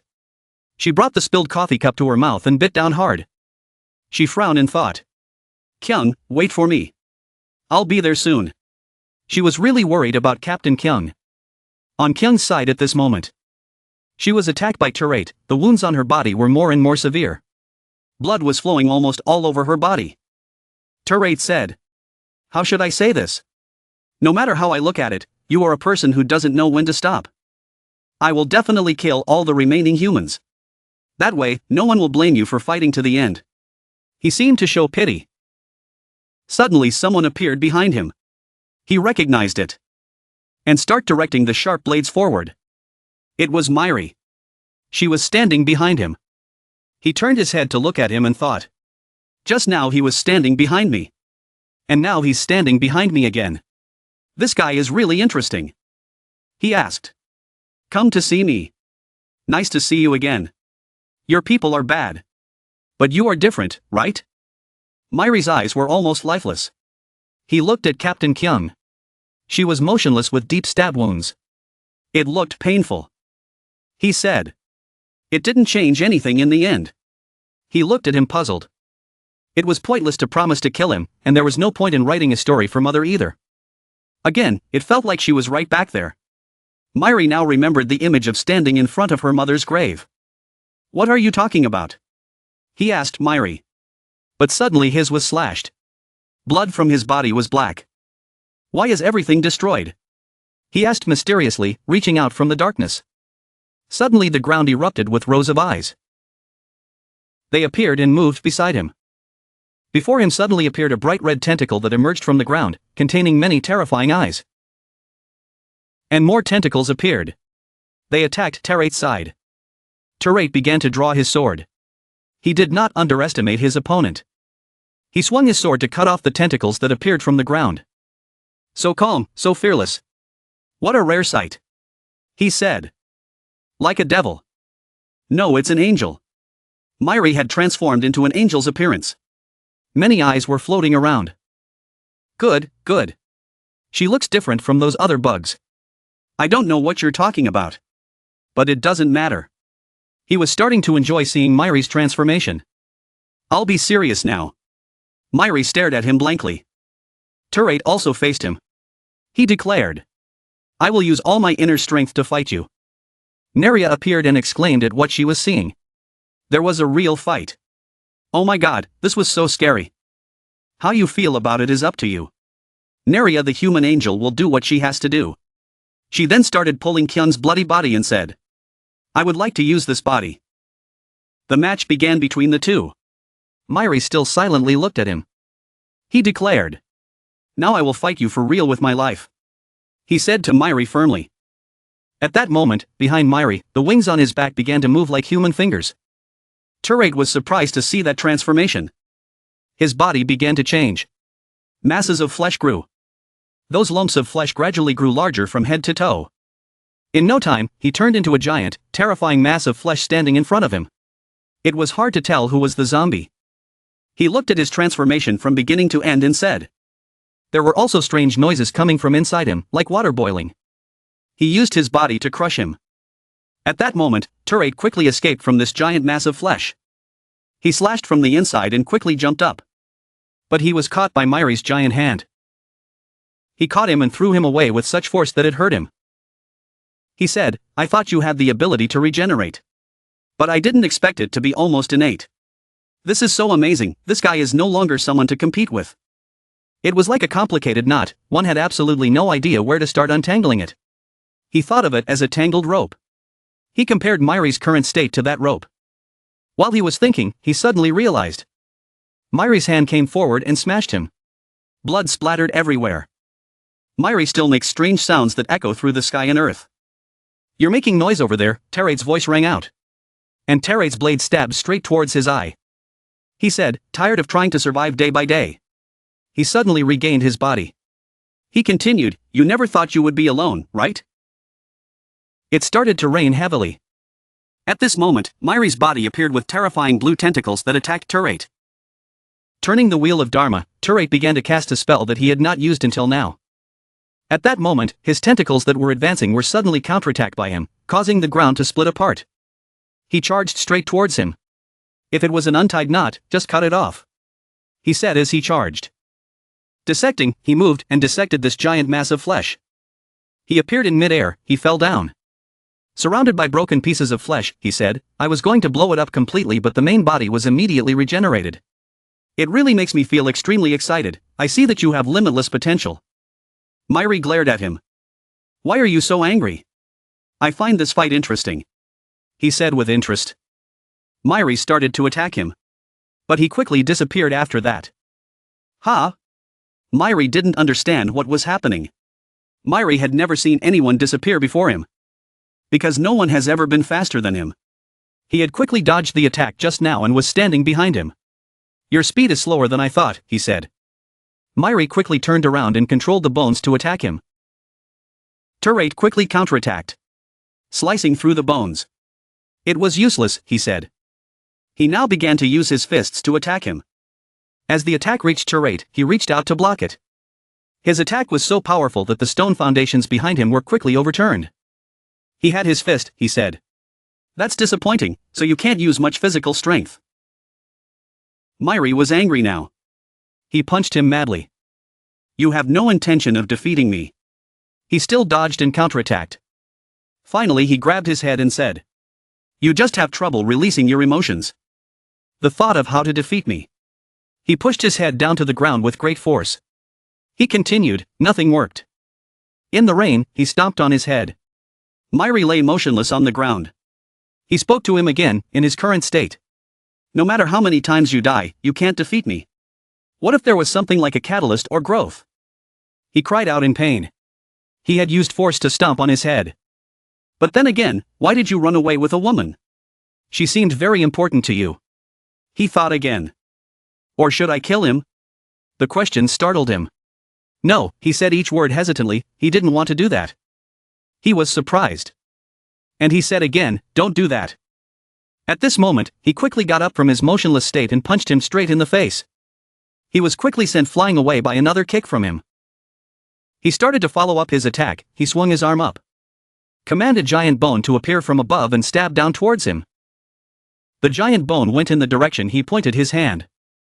The huge bone quickly stabbed into the ground where Terate was standing, causing a large crack to form on the ground. He was breathing heavily from exhaustion. Better than the super galaxy move, his voice rang out again. He was surprised that he wasn't dead yet. He appeared again and attacked him. But sorry, how about this, these moves won't kill me. He stabbed a knife straight into his neck. I've shown you what I'm capable of and you're just like this. Enough of this, I realize that you can become even stronger, but if you can stimulate the emotions inside. Myri struggled to escape from the thing that was piercing her neck. Even if I talk for 100 days, you still won't understand. He put his hand on his chin and smiled strangely. Let me make you feel it. There are many ways to maximize physical strength. The most important thing is the determination to kill the opponent. He was teaching him. Depending on how it feels, it will give off a look of breaking through its limits. He instructed. Kyung's image from earlier appeared as he was stabbed by his sword. Myri was kicked up by him at this moment. The physical difference between us isn't that big. Maybe your power will be superior. Myri was kicked into the sky by him. From now on, that feeling you're feeling. Remember it well. Terate threw a punch that sent him flying far away. He still let go, feeling defeated, lost, and afraid, whatever it was. Just because of weakness, you will lose everything. From now on, I will be the one to guide you to the path you must take. Suddenly, a black sphere appeared in his hand. The sphere gradually gathered larger and larger like a giant tornado. He pushed the giant thing towards him. A dark tornado full of darkness. The people in the city looked up when they saw some kind of black mass. They were shocked. What is that flying? Kyuho in the hospital looked out in surprise. There it is. Myri was now surprised to see the giant black sphere. It was coming towards him. He reached out to block it, but it seemed difficult. We will meet again soon. Hopefully you and I will have a different view of each other, Turei told him. Myri was still trying to hold on painfully. The black tornado-like sphere rolled over Myri in the heavy rain. He cried out in pain as his hand was slowly swallowed by it. My hand. Kyuho heard it and looked at him in surprise. Jizian was still unconscious in the hospital room. Today Myri felt human emotions for the first time. He looked at Myri thoughtfully. The huge sphere began to glow. In the vast, endless sky, everything is magical. Myri leaned on her mother's shoulder. Myri spoke her mind. Don't you miss me, Mom? But I miss you so much. Leaning on his mother's shoulder, he closed his eyes and smiled. Myri said softly. What should we do? Let's eat and chat together. What do you think, Mom? I want to eat the curry you made. Myri whispered. I will eat with you and with you. Before she could finish, his mother spoke up. Lying is not allowed. Myri was surprised. What? Looking at the bodies floating on the water, Myri's mother reminded him. Parents are always willing to let go so their children can move forward. Of course, it's not easy. But at least instead of choosing for me, I can choose for you, Myri. Myri raised her head. Her eyes were filled with tears as she looked at her mother. Myri asked in confusion. What are you talking about, mother? Myri's mother called her name. Myri. His mother's beautiful face broke into a bright smile. With a gentle expression she told him. Go quickly, because things aren't over yet. Myri was still in a daze. His eye was still injured. After a long dream, he woke up. His hands were clenched. The wind blew into the hospital room from outside. Haeyoung saw him awake and ran over. Grabbing Myri's clenched hands. Haeyoung was worried. You. Brother Myri. Are you okay? You're awake. Myri was still looking at his clenched hands in a daze. Haeyoung burst into tears. She wiped away her tears with her hands. Haeyoung exclaimed. Thank goodness. You were lying here for 3 days. I was so worried. Myri panicked. 3 days. He couldn't believe he'd been lying down for so long. He quickly put on his shoes. Jumped out of bed and ran. Haeyoung shouted. Myri. Where are you going? Myri just woke up. His body still hasn't recovered. He was breathing heavily. The hospital lobby seemed gradually blurred before his eyes. He passed by like the wind. Jangan was taking care of Jizian. Seeing him running fast, he shouted. Ah! Everyone's eyes were surprised. The person with Jangan shouted. Myri. You're finally awake? Jizian was still lying unconscious on the bed. Myri was sweating profusely. Garam asked in surprise. You mean swallow it whole? Jizian sat down in front of her food. Her eyes darkened. Jizian said. Yeah. Myri swallowed the black ball that Turei threw out. That's why everyone survived. Garam held the chopsticks in his hand. He looked at Jizian. Garam's curiosity was aroused. Garam said. What do you mean? Tell me more details. Jizian sighed and said. It was like this. Jizian said. When we arrived, Tere's black sphere had already fallen. She could only stand there and watch. It was so terrifying. Jizian described. The sphere was so big that it covered all of Changwon. Jizian said. She didn't know exactly what the orb's power was. It seemed like anything that touched the orb disappeared instantly. Even people. Witnessing Myri block the orb alone. That orb was very strong. It made Myri use all her strength. Jizian narrated. Meanwhile, Myri had been holding the orb for a while now. She really wanted to help him. But she didn't know where to start or how to help. Then, Myri grew huge. He opened his mouth wide and gradually swallowed the sphere. Haeyoung was shocked. Haeyoung said. He swallowed the ball whole. Is that so? Jizian lowered his head. He was not in a good mood. Jizian replied. That's right. Haeyoung exclaimed. How could that be? That day. Jizian observed Myri. Jizian judged. She saw him as if he was digesting it. Myri stood alone in front of the sphere. His arms were spread out. His stomach seemed to be stretched out. Jizian said. Inside Myri's body, the process of destruction and formation was constantly repeating. And so on. The result of repeating over and over for hours, not nearly a whole day. That is. The black sphere disappeared. The sky over Changwon was bright again. But the scarier thing was, Jizian said. Myri's spirit was gone too. His body was gone. Only his head remained on the ground. In the hospital. Light from outside shines through the window. Haeyoung said softly. Although the wound was completely healed. But no one knew when she would wake up. Myri and Haeyoung sat next to Jizian's hospital bed. The atmosphere was very sad. Haeyoung looked at Myri. Haeyoung asked him. Myri. Do you know why she cares for you? The question confused Myri. Myri replied. No. Haeyoung looked at Jizian, who was lying unconscious on the hospital bed.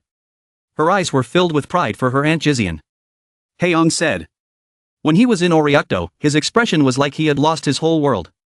She was originally an orphanage teacher. She said that she understood what the existence of parents meant to children. Jizian's face was gaunt.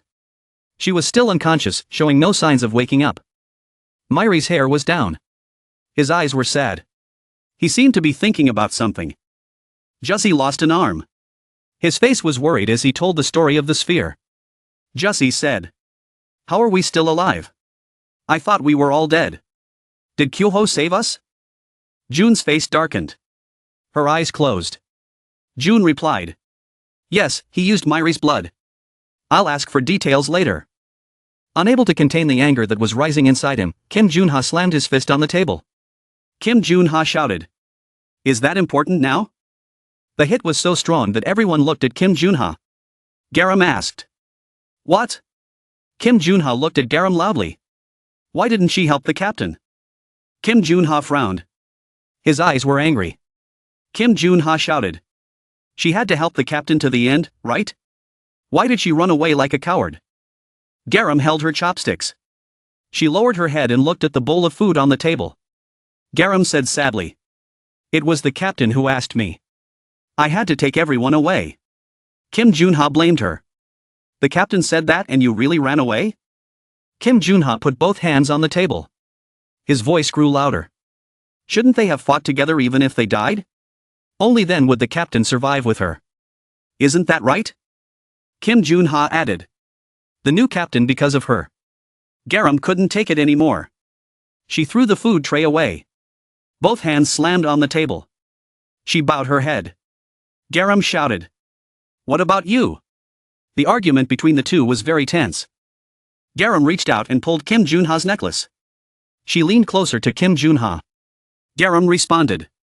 He had fallen over before too. He said it like he was good at it. Kim Junha gritted his teeth. Say it again. You bitch. Kim Junha used his hand to push Garam away. Kim Junha scolded. This guy tried his best. He was determined to fight to the death, you know? June shouted. Hey, you too. Garam was no pushover either.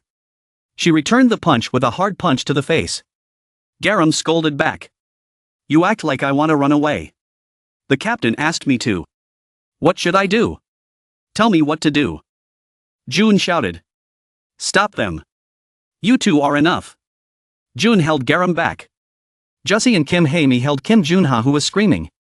Can't take it anymore. Garam said. The captain isn't dead. Garam was in tears. Garam was crying and screaming.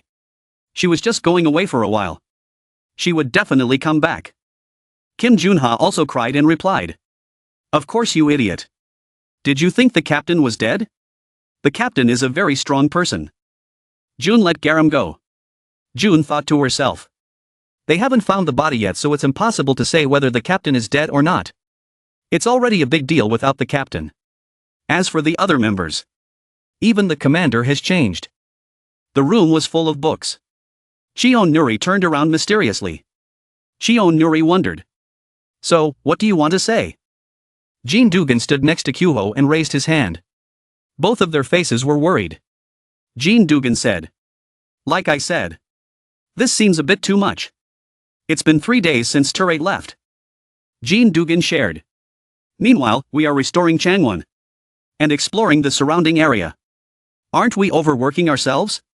If this continues, all the survivors will die. Shion Nuri didn't care.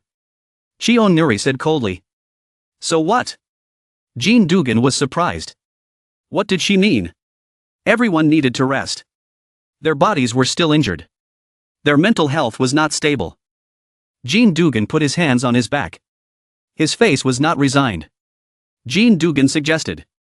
It is good to be on guard against zombies, but we need to rest. Shion Nuri shouted. If that is what you mean, then get out now.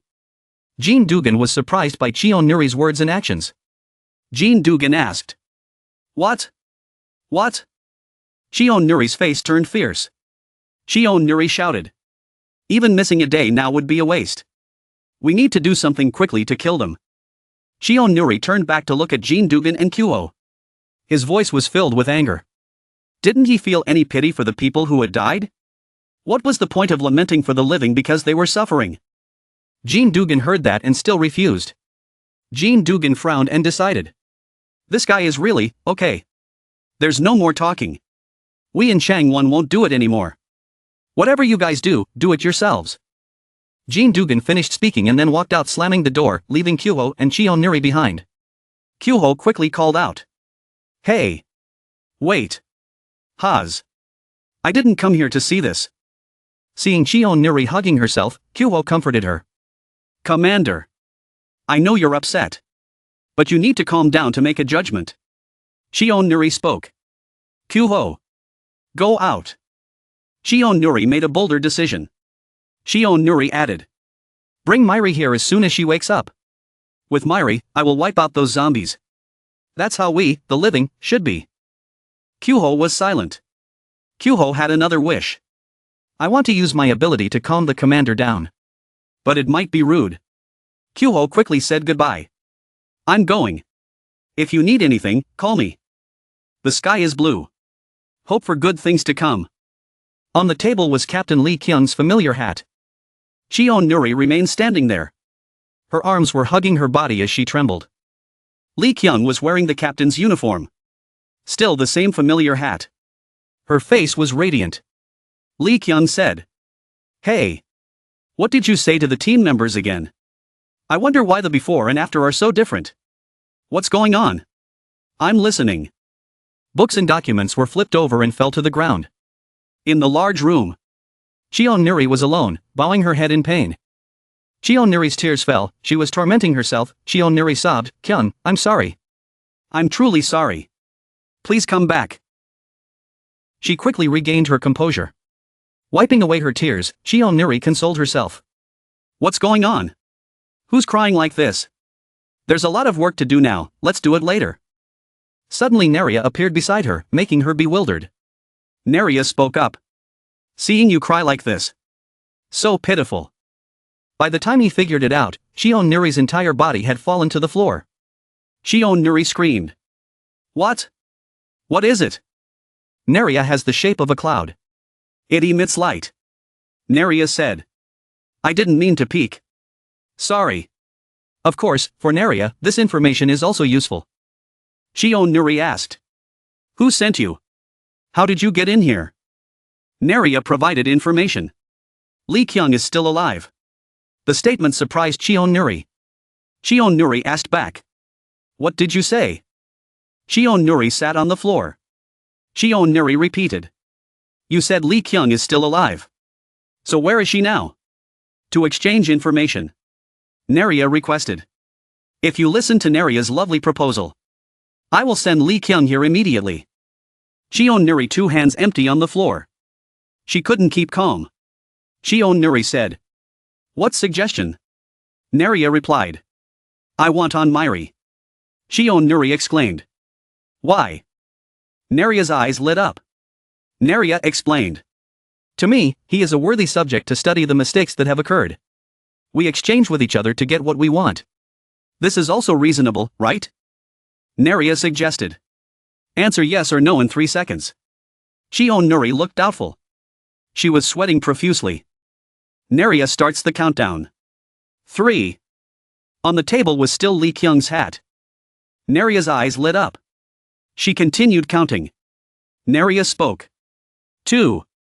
Shion Nuri swallowed. She was very nervous. Shion Nuri screamed. That was when Neria spoke up. 1. Neria asked Shion Nuri to answer. In 3 seconds. Answer yes or no. Shion Nuri hesitated. Sweat poured down. Mairi's footsteps became clearer. Shion Nuri shouted. The door opened. Mairi stood in front of Shion Nuri. Mairi spoke up. Hey. Shion Nuri looked up at him. Shion Nuri's voice faltered. Mairi. Shion Nuri's face was haggard. Shion Nuri asked. Are you awake? Seeing Mairi standing in front of her. Neria exclaimed in admiration. Neria exclaimed. There. Finally, I have a chance to greet her properly. Seeing Neria flying towards her. Mairi thought to herself. Green jelly. Neria asked. What are you doing here? Mairi replied coldly. Came to ask how to defeat Turate. Neria praised him. There. Good job. Neria cutely played with Mairi's hair. Neria conversed with Shion Nuri. This commander. According to what she just said. I can do anything to Mairi, right? Shion Nuri bowed her head inside.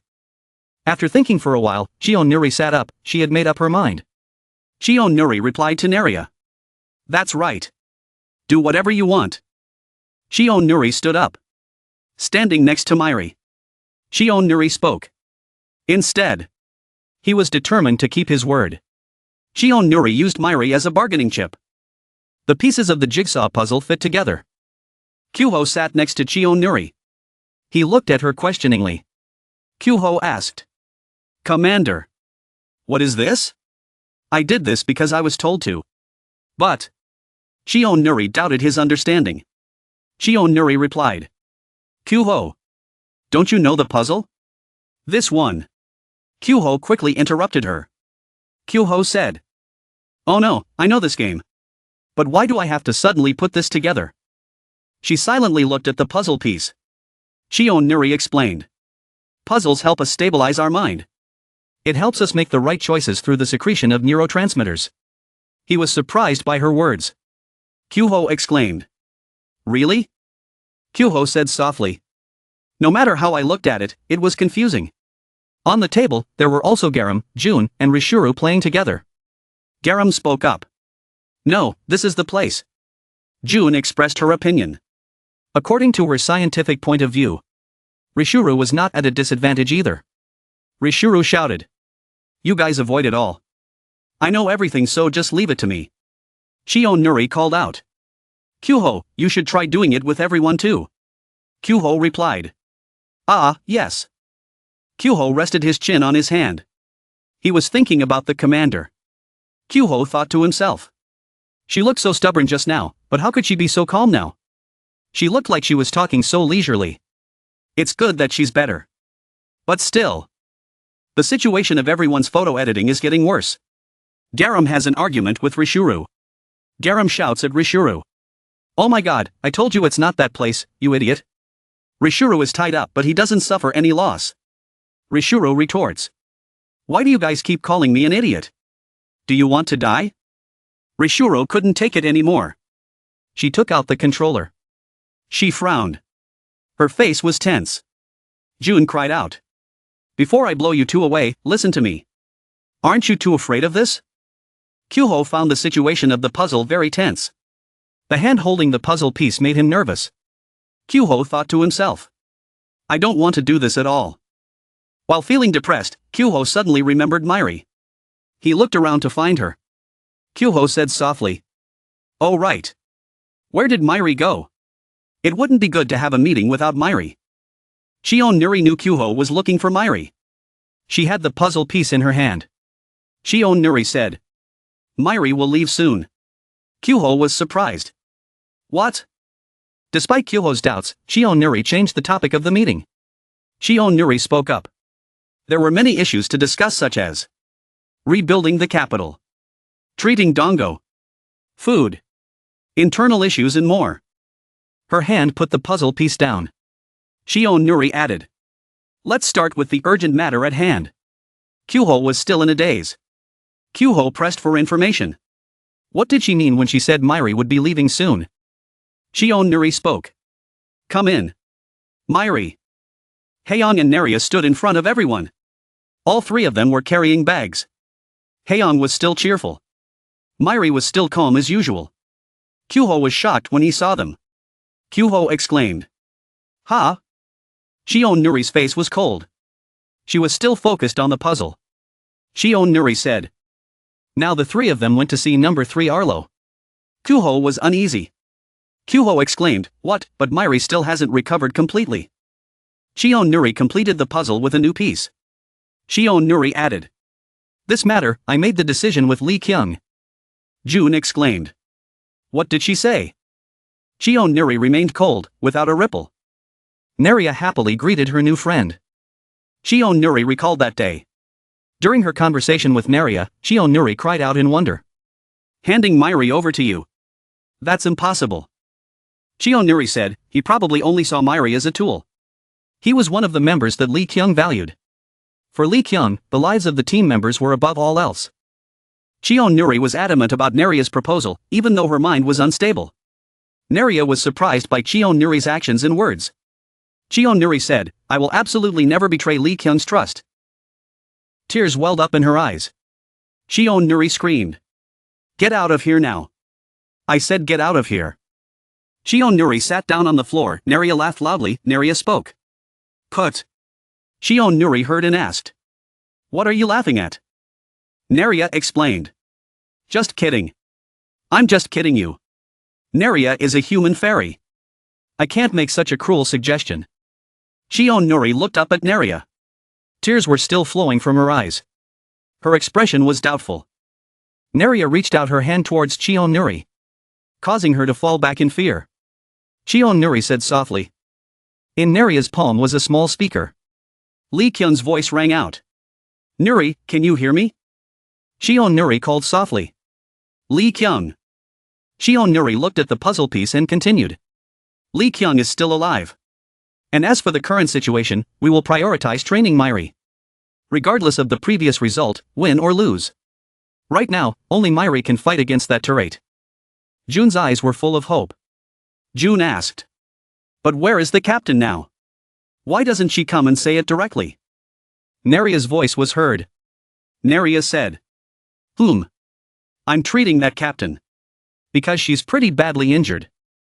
Neria waved her goatee. Neria said confidently. She'll be back soon so everyone don't need to worry. Nuri pointed at Neria. Nuri introduced. It was Neria. The self-generating AI system that NADF left behind. Nuri added. Since this AI system is interested in humans, it promises to cooperate with us. Rishuru hummed. He heard the information about AI. Rishuru thought to himself. Natifi's system. She created a useless system. Who needs a teacher to teach him?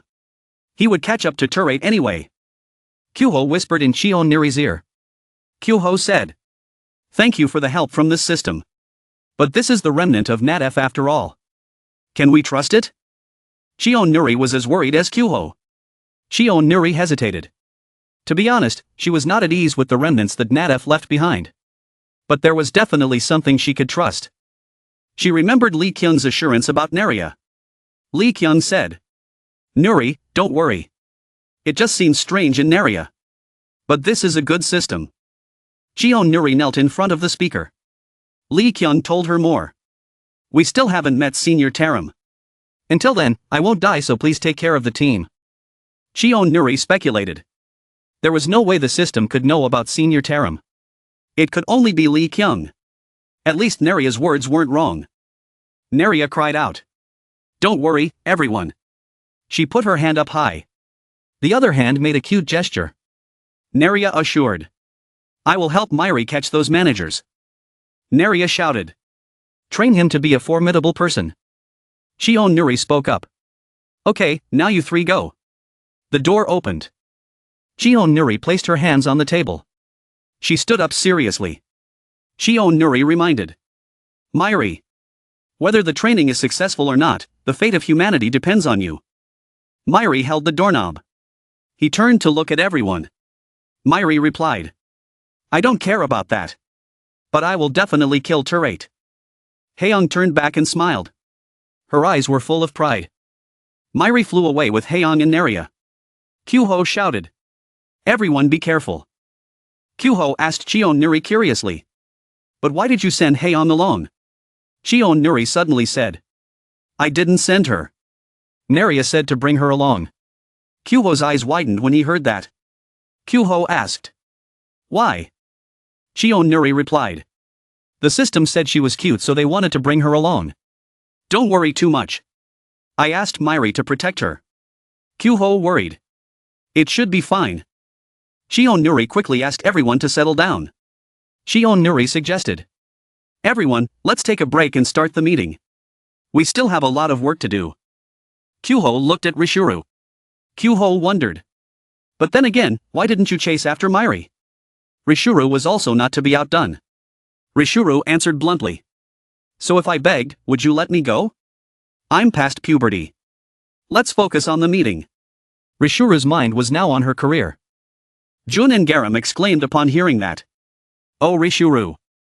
Having said that, Rishuru shouted. I'm going to the bathroom. He walked away with his tightly wrapped body. Kyuho saw that and smiled. Kyuho reminded him. Okay, remember to come back. The door slammed shut. Rishuru covered his mouth with 2 bones to keep from laughing. He was secretly happy, his cheeks turning red. Rishuru thought to himself. Will the master come to see Arlo? Rishuru ran after Myri happily. Rishuru called out softly. Then wait for me. I'll be there right away. Suddenly Rishuru got an electric shock. His body glowed. Rishuru cried out. A. Kyuho held the electric shock controller in his hand and Jun stood at the door and saw Rishuru fuming inside. Kyuho exclaimed. Seriously? The sky is blue. A new land appeared. It was Jeju Island. Neria spoke up. We're here, where is Arlo? Myri's footsteps were already on Jeju Island. Arlo saw Myri, Haeyoung and Neria appear and raised his voice. Huh, who is it? What are you guys here for? Myri was cold. Her face was full of murderous intent and she had no fear. Myri replied. I came to kill you. Arlo heard about killing him and laughed mockingly. Arlo exclaimed. Whom? Restart the process of hunting the managers. Lee Kyung's voice came from the speaker. We still haven't met Taram Sunbeam. I won't die until then, so the team. Arlo's back appeared. He looked behind. Cheon Nuri walked down the hallway. He sighed. The meeting was over for now. I still have important things to do. I have to talk about it first. I really don't want to. But there's no other way. Cheon Nuri bit her finger in thought. Back to the conference room. Cheon Nuri said to Kyuho. Kyuho, you've worked hard. Go rest. Leave the rest to me. Kyuho looked at her and asked. Oh, Commander, I have something to say. What is it? She wondered. Kyuho stammered. That. Like we said in the meeting. If you want to rebuild the facilities or increase the military strength, shouldn't we go to that person first? Kyuho said. Cheon Nuri replied. I don't know what you're talking about. I was going to look for him anyway. Not only was it a matter of manpower, but also the situation. I had no face to face anyone else. Cheon Nuri patted the documents on the table. I know what I should do. Don't worry. I'm the commander. I have to separate public and private matters, she said as she stood up. Walking away. Kyuho was surprised. He smiled awkwardly. She was right. Commander. Do your best. Back to the present. Cheon Nuri was tense. She held her face in her hands and thought. Even though she said that. But her pride wouldn't allow it. It was her fault for speaking so carelessly. Who could she blame? She didn't know. Just do something. Hey. A voice came from behind. Jean Dugan was sitting in front of the pile of rocks. He turned around suspiciously. What's wrong? You told me to get out of here. Is there anything else you want to say? Jean Dugan always asked when she saw Cheon Nuri. She covered her face. Sighed awkwardly. Why are you working so hard when you said you don't want to work anymore? Suddenly, she felt even more guilty than before. Sorry. Shion Nuri bowed her head and said. Jean Dugan was silent. She continued talking. You also rest on time. And do this and that. So we are together again. Jean Dugan kept interrupting her. I have work to do, so go over there. Shion Nuri was surprised. What? I told you I was doing my job, so go away. I'm sure you're busy with your own work. Go do your own thing. Jean Dugan always said while she was very confused, thinking. What the hell, this person? You mustered up the courage to apologize all by yourself. Shion Nuri shouted. Run away in shame. Okay. I don't know what you hope for, but work hard. I'll call you often. You must come there. Jean Dugan always said suddenly.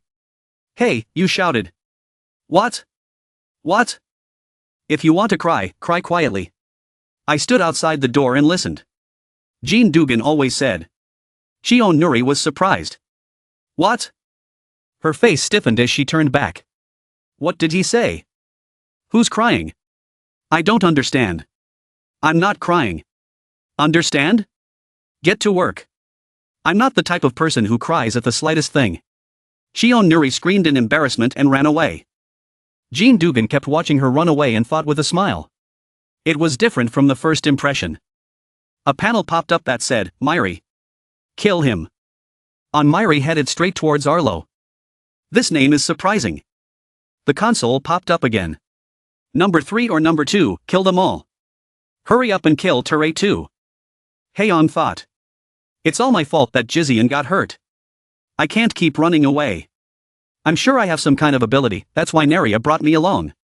If Myri is in danger, I'll muster up the courage to save him this time. Neria kept talking and pointing forward. Oh dear, don't be careless. Because starting with number 3, they are the real children of that boss. Fighting them will be very different from the ones you fought before. Anyway, for Myri, they are not bad opponents. Kill them all. Smash them all. Neria shouted excitedly. Suddenly on Myri's head flew in front of Heian. She screamed in panic. Myri. Neria was surprised.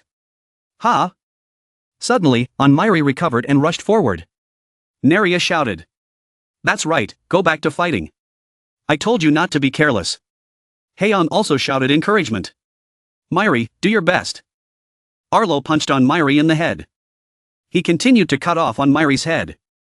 His head fell off. Then it flew over to the other side. On Myri was not hurt even though his head was cut off. He was still very calm. Heian couldn't take it anymore and screamed. Myri. Neria crossed her arms and thought. What's so strange?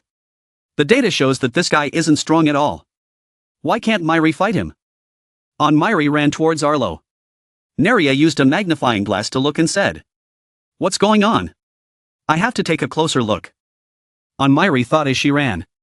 I have to kill Turate. To kill him, I have to do this. As you can see, even if you die many times, you still won't be able to kill me. Above all, you don't have the determination to win against me. A voice rang out, and the scene showed on Myri's battle with someone. Back to reality, when she was near Arlo, on Myri suddenly stopped. Neria wondered. What? Why are you standing there like that? Arlo launched an attack that sent on Myri's head flying again. He shouted loudly. Please, stop it. Why are you doing this to me? On Myri's head rolled a few times under Heian and Neria's feet. Neria said, Myri, you should attack. Why are you looking at me? On Myri spoke up, hey. Determination to win. What is it? Myri asked. Neria was surprised. I see, I know what the problem is. Neria said cheerfully. Why are you guys like this? I broke all the wine because of you, didn't I? I don't like fighting. Arlo shouted angrily. Arlo grabbed Myri's head. He threw his head away and shouted. Get out of here, get out of my sight. Heian also screamed in fear. The head. No, Myri-san was thrown away. You bastard. How dare you lay a hand on Myri? Heian shouted and ran over to hit Arlo's leg. Arlo looked down, and what the hell are you? He raised his hand and punched Heian.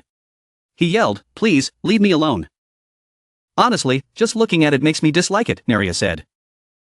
There was no other way, Neria said, and two hands suddenly appeared from within Neria.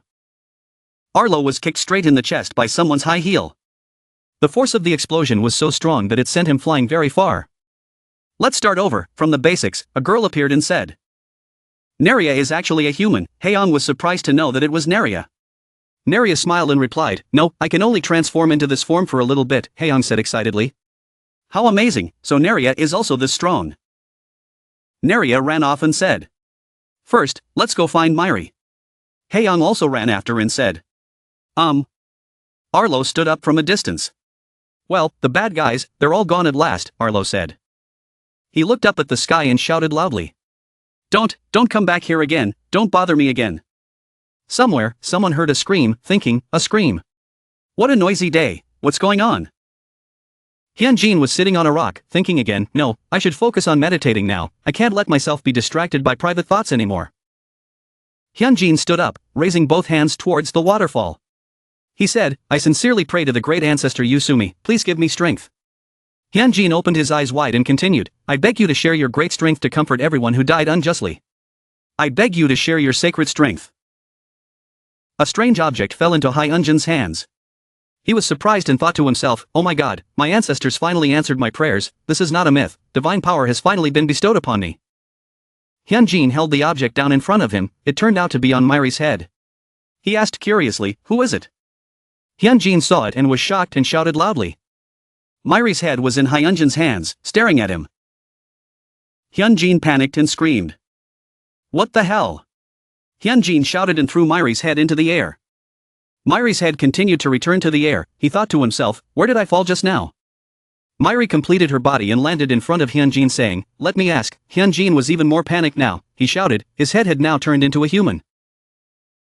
Myri stood in front of Hyunjin and asked, do you know where Arlo is? Hyunjin was surprised. Hyunjin was stunned with doubt, you scared me to death, you must have extraordinary power. Hyunjin calmed down and said. Hyunjin reached out to Myri and asked, you don't look like someone from here, is this your first time here? It's common for everyone to make the same mistake when they come here, don't worry, I'll be your guide. Myri was confused. I know you want to leave here as soon as possible, but be careful, it's scarier here than outside the forest. Now let's go back to the guild. Hyunjin said and took Myri's hand to lead him away. Myri thought to herself, is he taking me to Arlo? What's wrong, Arlo? Why are you yelling so loudly? Ayaku appeared in front of Arlo and said. Arlo was surprised to see Ayaku. Ayaku. Arlo hugged Ayaku's leg and screamed. There was a weird human who tried to kill me, who said I could live peacefully if I stayed here. Ayaku said. Calm down, Arlo. Arlo kept screaming. He tried to kill me. Ayaku said softly. Calm down. Then he tossed the strawberry in the air. I told you to calm down. Ayaku said. Arlo looked at the strawberry on the ground. Arlo rushed forward and shouted excitedly. Strawberry, give me more. More. Ayaku thought, resting his chin on his hand. I guess more and more people are heading to the outskirts. Stupid bastards. Why do they keep rushing back when they know there's no way out if they go in? I need to strengthen the defenses of the outskirts.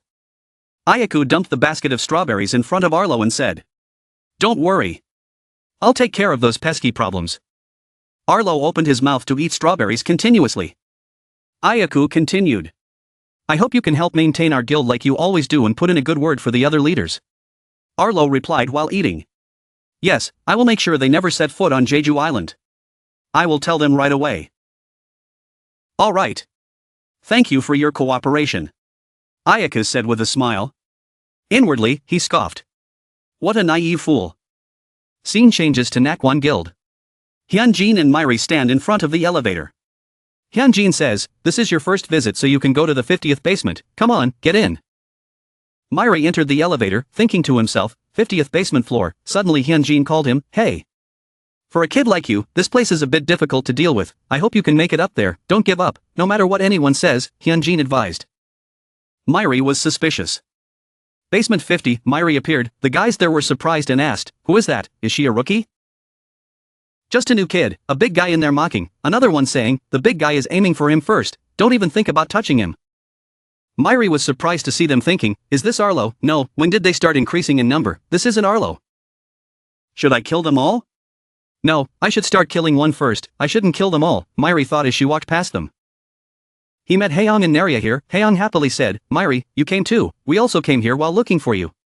Naria also added, what a coincidence, I was just thinking about going to pick you up.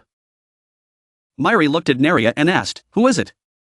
Haeyoung immediately replied, it's Naria, he can transform into this form.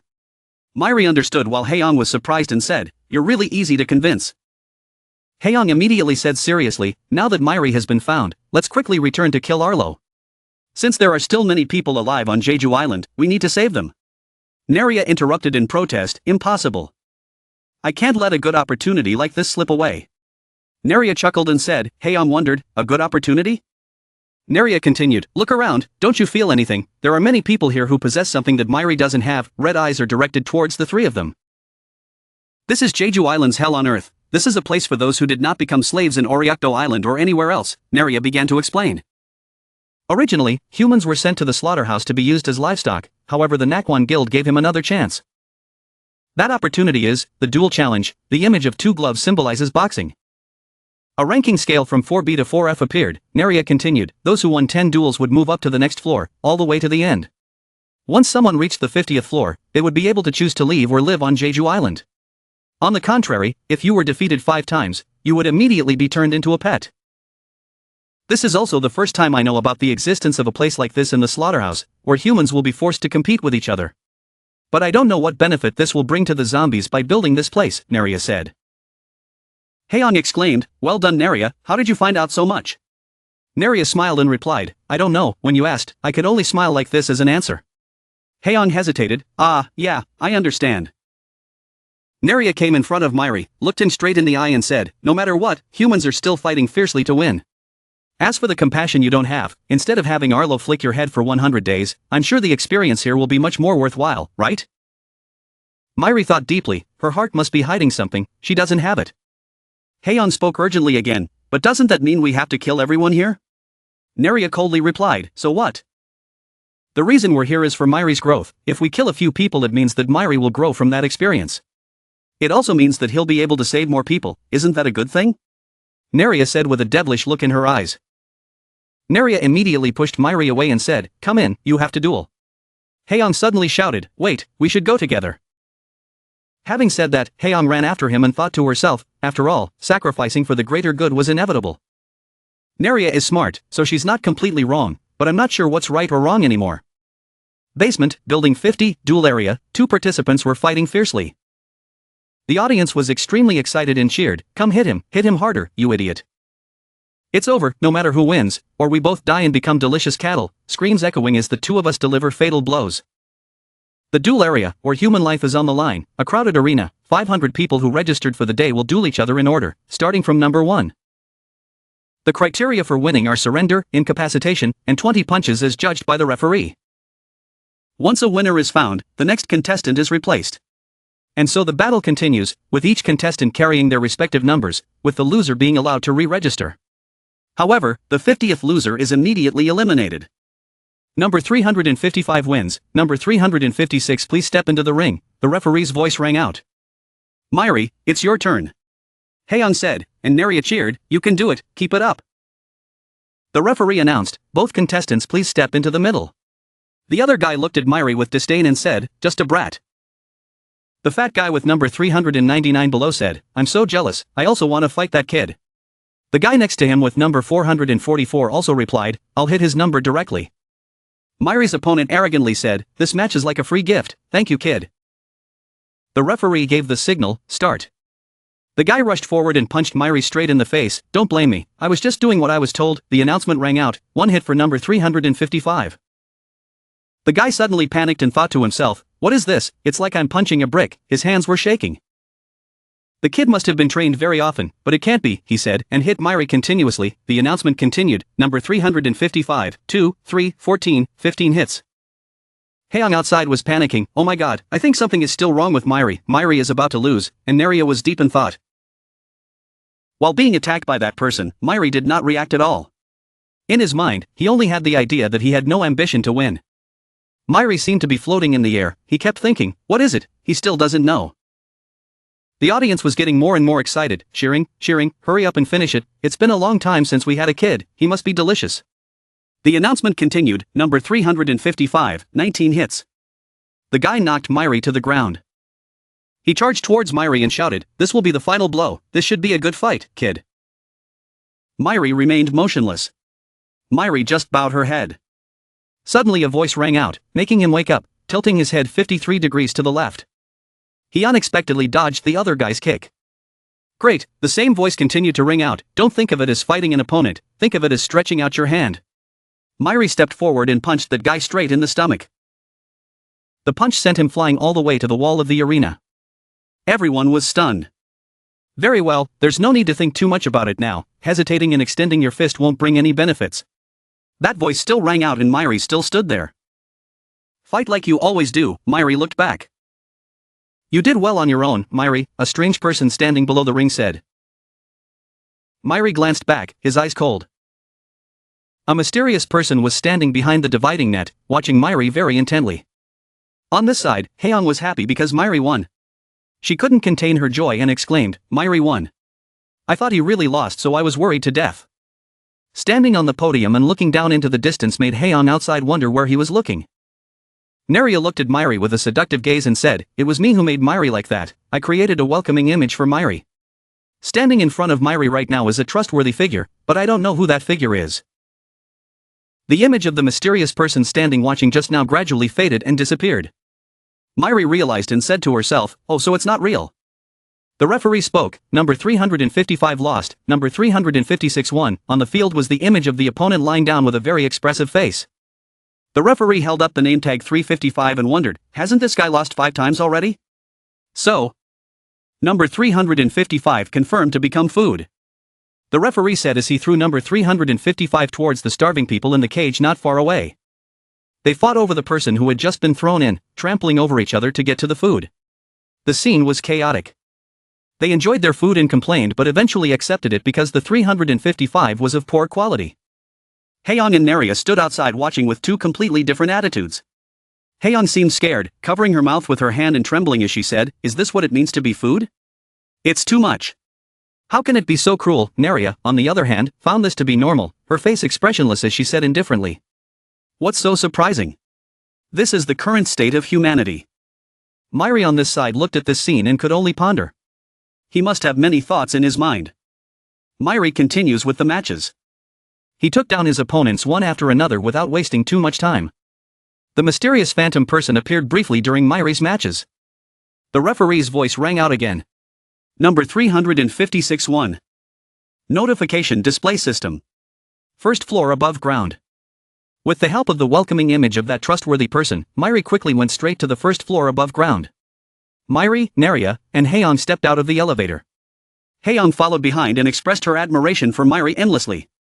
Her eyes lit up as she said, "I didn't expect to get to the first floor so quickly, Myri is amazing. Moreover, we can even form a team. How lucky." There is also a team system in Nagwon Club. A team consists of 2 to 5 members. Then the team will advance to the next floor. Neria looked at Myri and said, "I felt relieved that he no longer hesitated when he struck, but I still felt like something was missing." Neria started calculating. Myri's physical strength was too strong, so even without the will to fight, she could win easily. On the contrary, this made him act more like a machine. She had to do something next time. Neria was still calculating when Haeyoung interrupted her. Haeyoung excitedly said to everyone, "I just heard someone is going to the flea market. How about we try going there once?" Neria thought it was too childish and stopped her. Does she think this is a tourist spot? Not likely. Inside Jeju Island, Nagwon Market, the whole market was bustling with people bustling back and forth. Seeing this hustle and bustle, Haeyoung couldn't help but happily say, "There really is a flea market." The 3 of them were walking in the market when Neria's true form appeared. She was surprised and said, "How could there be a place like this even in a slaughterhouse? There didn't seem to be any zombies here. The Jeju Island data I have doesn't match up at all. Apparently, the management staff should report on the slaughterhouse management status. It looks like someone falsified the report." Haeyoung's voice echoed throughout the market. She and Myri went to a fried chicken shop. Haeyoung said, "Uncle, please give me a fried chicken hot dog." The sales staff was also very enthusiastic in selling to them. Haeyoung saw something strange and wondered, "What is that win coin?" Hearing this, the sales clerk thought Haeyoung was swindling money and shouted loudly, "What the hell, You guys don't have any money and still want to cheat me? While saying that, he waved his hand to chase the customer away. Only Haeyoung was still innocently explaining that she didn't know what it was, so she asked. While I was wondering what to do, a hand reached out with money to pay the salesperson and said, "Here is 10 win coins. Get one for each of them." This surprised Haeyoung, but Myri didn't care much. He was still standing there without saying anything. The person who just paid looked at Myri and said, "So you safely made it to the ground floor, thank goodness. It's been a long time since I've seen a kid participate, so I was really worried. You're amazing anyway, although your ability is a bit unusual. I didn't expect you to advance to the upper level so quickly. For me, it took months, and I'm struggling because I've lost 4 matches already." It turns out that the person who paid Myri and Haeyoung was Hyunjin, but it seems that neither of them remembers who he is. On the contrary, Hyunjin is very impressed with Myri and is quite excited to see him again. Hyunjin also enthusiastically introduced Myri and Haeyoung to the general map of this area. If everyone wants to walk around, remember to be careful outside. Walking around the inner area is also safe, but in the outer area, just making eye contact with the security guard is enough to get shot to death. Haeyoung now had the chance to wonder. She asked Hyunjin, "But what was that win coin?" Hyunjin also patiently explained to her, "This is the first time everyone heard of the win coin. This is the currency used here. As the name suggests, the victory achieved in the match will be converted into coins. 1 coin is equivalent to 1 win. People can exchange money at the exchange station. This station is located on the ground floor of the club. It is rumored that if they accumulate 10,000 win coins, they will be able to escape Jeju Island immediately." Haeyoung was eating a hot dog when she heard that. Her eyes lit up and she opened her eyes wide, saying, "That's why there's this flea market." Naria didn't want to leave them outside for long, so she hugged Myri and Haeyoung and told them, "Okay, that's enough fun. Let's go back to practice." Haeyoung kept bargaining with Naria, but of course Naria didn't agree, so Haeyoung could only scream, "Naria is such a hateful person." Naria hugged both of them and walked away, saying, "What's too much?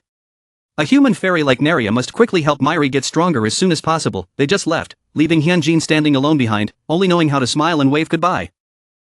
On the first floor above ground, the players' room, Naria brought the two back to the competition venue. She said, "Starting from the ground floor, there will only be 1 match per day to ensure quality food. We have agreed on this, so when there is a match, we will go straight to the arena." Haeyoung came to ensure the food source and was a bit panicked. Naria looked at the problem seriously and said, "Let's see, there are a lot of errors in the data, so Naria doesn't know either. First of all, I will lower Myri's ability. If Myri continues to be this strong, fighting for the next 100 days won't help in increasing her strength. If I touch your muscle fibers, I can control it to a certain extent," Naria said while using magic on Myri's body and ability. The loudspeaker announcement rang out, inviting contestant number 356 to the arena. Haeyoung heard the name and couldn't hide his excitement as he said, "Myri, it's your turn, let's go." On the first floor of the arena, everyone around was excitedly shouting, "Let's start quickly, no one has lost 5 matches today. It's number 356, kill them all, I bet these 2 baits win." Myri stepped out. Haeyoung and Naria stood below watching. Haeyoung looked up at the stands with some worry and said, "What if the people on the ground floor are stronger?" Naria still had that expressionless face and said, "If that was true, how great would that be?" 1 foot steps onto the stage. It seems this person caught Haeyoung's attention. The person who appeared on the stage was Hyunjin. He saw Myri and said, "What a coincidence, meeting each other in such circumstances." The referee's voice sounded, both players prepared. Myri seemed to be calculating something. Hyunjin looked at Myri in front of him, her mood seemed to be not good. He said to himself, having to fight a child is not a good mood at all. The referee did not wait long and said, "The match begins." Myri didn't say much and immediately attacked Hyunjin. The surprise attack caught Hyunjin off guard, but he still dodged it. Haeyoung and Naria were surprised. They dodged Myri's attack. The people on the ground floor were indeed different. Naria also no longer kept her cold face. She also eagerly watched and added, "Finally there was a worthy opponent." Hyunjin, although he had anticipated Myri's abilities, was still quite surprised by the moves Myri unleashed. He thought, too fast. This brat's ability to reach the upper floor so quickly wasn't due to luck. He couldn't let his guard down just because he was a brat. Both of them launched their attacks towards each other. Everyone below was screaming like crazy, "Well done number 356, beat him to death." Haeyoung looked at the situation on the field and said regretfully, "Only Myri was attacking, so frustrating, I thought I found an opponent." But then Haeyoung realized something was wrong. Hey wait, that person has lost 4 matches already. If he loses now, won't he become food for the others? Haeyoung realized and was worried about who to cheer for. Myri and Hyunjin are still in battle. Not long after that a gasp came from Hyunjin. He was now lying on the floor thinking to himself, "Damn it, I'm going to die. Because I neglected a kid, this is my karma." No, even if I hadn't neglected him, it would have been difficult to narrow this big gap. I've suffered so much up until now, maybe this is a teacher. Hyunjin suddenly remembered his teacher and almost made up his mind to do something. Looks like he'll gather his strength and use his strongest move. Hyunjin was still telling himself, the promise to not get noticed with Master, maybe he couldn't keep it. Hyunjin seemed to have officially joined the game now. He counterattacked Myri and fought together, causing Myri to be cursed by the people below. This also surprised Haeon. What? Myri suddenly wanted to lose the match, and Naria was concentrating on playing something and not paying attention to the match. Although she seemed indifferent, Naria was still silently watching the match. Her eyes were assessing. She didn't know what was happening, but her opponent's strength was different from before. Of course this is not surprising, but this power is very similar. Hyunjin's image appeared in Naria's mind along with a name, Turate. Myri's face turned fierce. He said Turate indignantly. His body immediately trembled, completely different from his demeanor just now. Haeon below the stands saw this and wondered why he suddenly became like this. Something seemed a bit strange. On the contrary, Naria was feeling puzzled and thought to herself, isn't this too much effort, just because the other party's aura is similar to Terate's? Just in case, I told Myri not to use her ability. How will he deal with this interesting situation? It's really worth looking forward to. Myri seemed to lose control. He let out a scream and charged straight towards his opponent. Unlike his shy demeanor just now, Hyunjin became more confident, ready to respond to his attacks. He waved his hand, and he immediately ducked down to avoid it. Then he hit him from above, sending him flying. Seeing his strange expression, he thought to himself, this is strange. Just now, he saw this kid moving like a machine, but now, on the contrary, it was as if he had turned into a wild animal. Myri flipped over and kicked him, which he immediately blocked. He grabbed his legs with both hands and threw him far away to the other side of the stands. He seemed to have lost control, quickly turning around, his eyes like a wild animal. Rushed towards Hyunjin. Seeing that, he blurted out, damn it, you can still endure this. Then he used a series of palm strikes, beating him mercilessly. Extremely professional style. The audience saw the sudden change in the situation and got angry and shouted, the fight was great just now. What are you doing, number 365? Can't you even fight properly? Then you might as well die. That's right, you'd rather become our food. Myri inside collapsed and gasped for breath. His eyes lit up, and he let out a roar like an out-of-control beast. It seems like he wants to break the rules and unleash his powers. Naria below observed the situation and reminded, oh my god, no, I clearly said not to use the ability. If this place flies away it will be troublesome. Are you going to repeat that? Myri paused. The strange hat girl appeared again and said, letting your emotions flare up is useless. You've experienced it before, wanting to defeat Turate, but what you do now is any different from what you did then. It was only after he lost everything that he realized, his emotionless eyes seemed to have been moved by her words. He quickly regained his energy. She saw that and continued, control your own emotions, think of a way to defeat the opponent with reason. Then he quickly regained his composure and stood up. Feeling that, Hyunjin was startled and thought, what, the atmosphere around him changed again? On this side, she continued to say, how have you been fighting all this time? You were screaming and running straight towards your opponent, no. Think about it, how have you fought so far? Myri raised her hand, in the same pose Hyunjin had just done. Realizing that, he immediately said, did you learn that move from me? It seemed so. The energy he emitted was as terrifying as the way Hyunjin had shown it just now. The entire stadium suddenly emitted a strange light, illuminating a large area. The audience saw this and immediately started to panic. What happened all of a sudden? Why did it feel like the atmosphere suddenly became so heavy? Naria's pupils trembled, her face flushed red, she laughed excitedly as she witnessed the scene before her eyes. Different from the atmosphere over there, what did this leisurely old man suddenly realize? Holding a pipe in his hand, the man sat on the cushion and said, finally, we're here. Back in the match, Hyunjin was sweating profusely as he dodged Myri's attacks. He hit him on the head with his hand, and the heavy hand immediately pronounced, number 42, hit them 20 times. Number 356 lost. Myri looked at the person in front of her panting and suddenly said something. Naria below said, this kid, this is too interesting. Haeon didn't understand what was going on, so he turned around and asked, what's going on? He let out a sigh and laughed. Surprisingly, he could already learn part of the moves just by looking. I felt so pathetic for underestimating this kid. However, it is better that you do not learn this skill. Master said that this is a dangerous skill. After hearing this, you asked, dangerous skill? On this side, a voice said. Sir Ayaku, it seems I have found a high-quality food source. The other side replied, "Oh, is that so? Proceed with the procedure." "Oh, and on the way there, make some strawberries, because we have to feed that idiot Arlo." The big guy heard and replied, "Yes, I understand." In the stands, the referee approached him and said, "Number 356, give me your name tag." Meanwhile, Hyunjin left while saying, "Anyway, thanks to you I learned a lot. If there is a chance, I want to fight you again." Hey, Myri didn't care about the referee calling Hyunjin. "Explain that move to me in detail." "Huh?" he replied. "Well, unfortunately this is not something I can decide. Sorry." Naria watched everything from below the stands, her face filled with interest as she thought. It was a shame that she didn't get the results she wanted, but I'm sure Myri really needs that person's skills. "I can't miss out." "No way," Hyunjin said in panic. "It's not something I can decide on my own." After the fight between Myri and Hyunjin, Naria chased him everywhere and begged him to teach her skills again. But Hyunjin kept avoiding this. "They appear all the time, tell me to teach them." Even crawled out of the toilet to beg him. Made him scream in fear, running away in tears, because Hyunjin hated scary things like that. Feeling unable to bear it, he immediately turned to blame. "Why is the kid like this? Aren't you strong enough? What is the reason that you insist on learning that power?" Myri listened and fell silent. Then he answered. Because he didn't want to repeat that again. "What?" he asked again. Even though I didn't understand what he meant, I felt the weight of those words. Did he go through something terrible? Thinking about it, he sighed and said, "All right, let me take you to see the master first." Hearing that, she let out a happy howl. Since he was going to take you there anyway, why would he refuse like that? He thought, because even if he did, it would be useless. Master would definitely refuse. "Good," he said. "Start the district immediately," he said, picking his nose. "This is the great sage Kim Jiho, Kim Hyunjin's master." Hearing that, Hyunjin was startled and said, "Why?"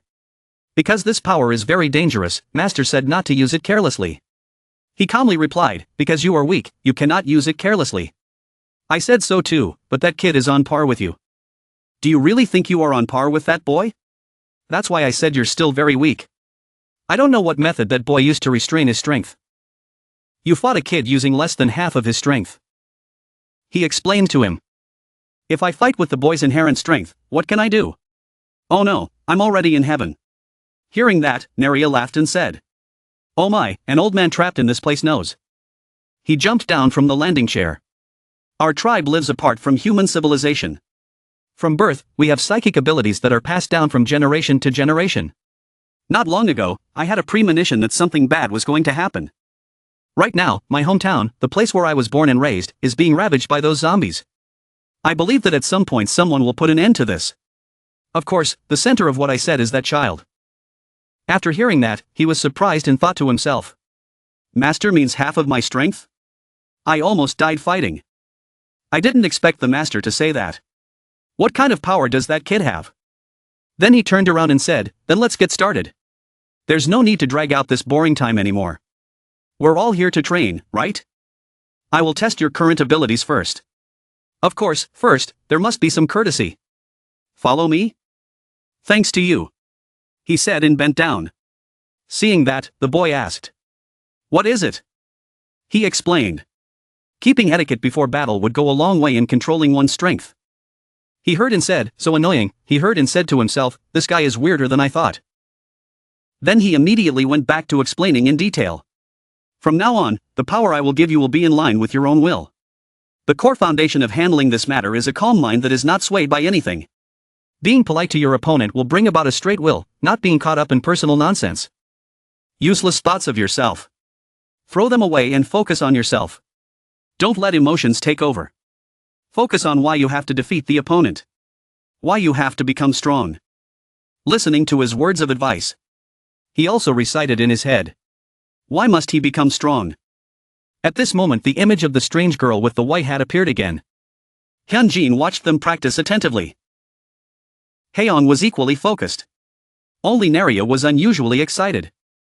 "Can you do it, kid?" he asked him. At this moment, the image of the girl also disappeared because of those words. His hands clasped together. He held them out in front of him.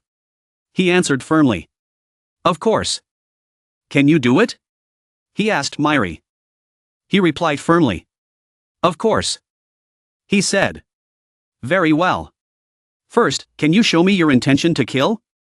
Hearing him say that, he asked. How? How? Act like you want to kill me literally. Do this, do this. It will help you a lot in your future training. He said while holding out his hand to show him. Hyunjin observed this and said. Speaking of murderous intent. It was the look that Brat had when he fought me. Naria beside him excitedly let out a sound of delight. I can't wait. I want to see Myri's murderous expression. Then you try it. He urged him. But he just grimaced and tried to look bad. It was even funny. Haeyoung on this side saw that and screamed loudly. So cute. Give me another wink, please, she shouted happily. Kim Ji-ho looked at him and said in confusion, it seems like this kid doesn't understand emotions at all, don't worry, let me slowly explain. Then he returned to the lesson. Do you know how animals live? Since ancient times, our Ayusumi tribe learned how to survive through them. They look simple on the outside. But in reality they are not because each action is linked to their own life. What he needed to learn later was not individual action but their determination, intelligence, and cold-bloodedness. Seeing is believing. With your current level, you only need to practice a few times to understand. Now try attacking me. He then assumed a fighting stance like a bird. He quickly hit him with his hand but he easily dodged it. Not knowing where he got the spoon from, he hit him hard on the head. The three of them sat eating persimmons while watching the other two practice diligently. Only Naria was discouraged inside. She assessed. At first, the old man didn't seem trustworthy. But now she saw that he was indeed a wonderful old man. Even though he had limited Myri's physical strength. But he was a better fighter than she thought. Myri is the same. He can release his physical limits with his own will. Myri's will is stronger than before. Thinking that, she turned to Haeyoung and said, anyway, I want to see Myri's wonderful appearance soon. Haeyoung, her mouth full of cute persimmons, handed her one and said, eat this Naria. Oh thank you, she replied. The weather is getting dark. Myri will be training like crazy for the next few days. Training like this. It's hard to do. Kim Ji-ho was practicing with Myri when he suddenly realized something. He thought. This is strange. This child's physical strength clearly seemed to pierce the sky. But the child's fists were thrown out in a rhythmic motion. What is it that makes this child hesitate so much? Myri kicked him. He leaned back and said, Myri, do you know about the battle between the best predators? Yes, he replied. He continued. Even though they had everything, they still fought to the end. Can you think of a reason for that? I don't know. He replied calmly. Actually, the answer lies in the question. Since they have everything, they are even more determined to fight. If they fail, they will lose everything. With that, the training stopped. He sat on the rock and said, Game now, why fight? You asked again. Why do I fight? Yes. He replied. He said. Out of anger. What? He asked again. He also pondered. Then he said. Important people kept getting killed so I felt angry. Kim Ji-ho looked at him silently. Then he pointed at him and said, show me your fist. Myri held out his fist. He observed it for a moment and then said, the bottom line is that you don't want to lose what you have. Right? It's because you're protecting something that you're fighting. The end point of this fist is the reason for the game to win. Now, let's use what I taught you and finish this match. From tomorrow, you can come back and try your hand at the club. Hearing that, Haeyeon happily said. Wow, everyone worked hard. Naria looked at them and thought. This inspiration is more wonderful than I thought. That old man knew exactly what Myri's problem was. This is something I never said. Kim Ji-ho looked at him with his old eyes and said. I hope what I teach you today will be helpful. After listening, he looked at his fist and pondered for a moment. Go to sleep quickly. He took out his pink leg and waved it. Then he gently lay down and said. Sleeping is also a training method. Hyunjin beside him also said. Everyone worked hard today. It's so cozy. Haeyeon, who was sharing the blanket with Myri, excitedly replied. Suddenly she looked up at the ceiling and saw a strange object, so she asked. What is that on the ceiling? Oh, that? Hyunjin explained. This is one of our tribe's traditional dolls. I made it to remember those who passed away before me. According to legend, when we are in trouble, the spirits in the doll will protect us from the accident. Kim Ji-ho urged them after hearing that. Go to sleep now. It's very late. Haeyoung obediently responded with a yes. Early morning. The voice from the loudspeaker at the main auditorium suddenly announced. Number 42. Please proceed to the 50th floor of the club. Hyunjin woke up and heard the announcement and blurted out. What's wrong with this so early in the morning? Kim Ji-ho replied lazily from the side. That's why I told you not to attract attention. Why not Myri but me? I have to go back anyway. He wondered as he walked. He immediately called out to him. I don't know what will happen. You have to be careful. Hearing that, he smiled and turned his head back, obediently replying, Yes, I will remember, father. Oh, this guy. He usually calls me master. This is also a training method. He puffed out smoke and blamed him. He immediately smiled and explained. I was at home so I didn't notice. I'll be right back. He said and quickly left the house. Kim Ji-ho inside was silent for a moment and thought. This is strange. Why do I feel uneasy today? I hope this is just a trivial worry. Meanwhile on the 50th floor. Nakwon Club. The elevator just reached 50 on the LED screen. A voice suddenly exclaimed. Ah, it's here. A laughing mutant zombie guard appeared. Go to Mr. Ayaku's office at the end of the hall. He responded with a yes. He immediately bowed down to meet the person and said in a friendly manner. Take your time. Noticing something strange, he turned his head to look at him and thought to himself. Why are the guards so friendly? Maybe each floor has a different way of behaving. Well, let's see what's going on first. This is the first time I've met Ayaku in person. So I'm a little nervous. Seeing him turn away, the security guard revealed his true nature. He stuck out his ugly tongue and gave a sinister laugh. The door opened. A voice said. Number 42. Oh no, it's Hyunjin. Come in. I'm sure you don't need my explanation. Ayaku sat at his desk and looked at him.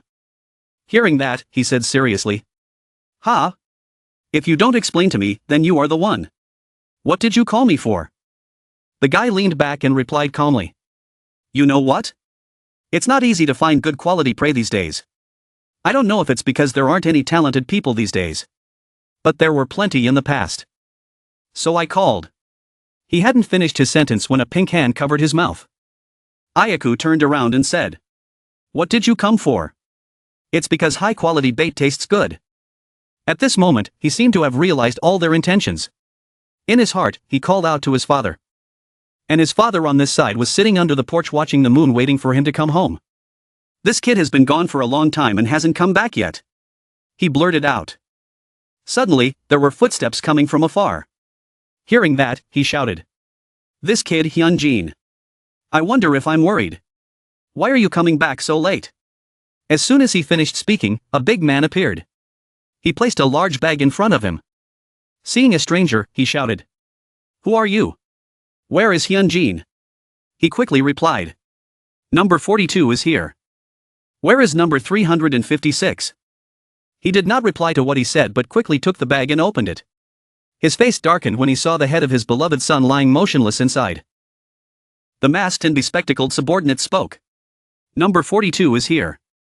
He stood in front of Mr. Ji-ho, who was looking at the bag he was holding in his hand, and continued. Where is number 356? Mr. Ji-ho asked. Huh?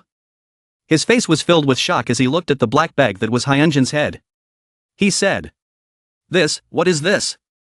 Mr. Ji-ho handed over the bag with Neria's picture inside and asked. Souvenir? The subordinate was startled and picked up the bag and asked. What is this? I clearly brought the number 42. Myri, said Ji-ho. From somewhere, Myri flew in at high speed and kneed the subordinate straight in the face. Ugh, he cried out and flew backwards in pain. Ji-ho's voice said. You still remember what I taught you, right? Myri replied. Yes. Mr. Ji-ho sat on the steps and spoke slowly. Okay, then, let the battle begin. Myri is standing on her knees like a superhero after striking in front of Mr. Ji-ho. Ji-ho thought.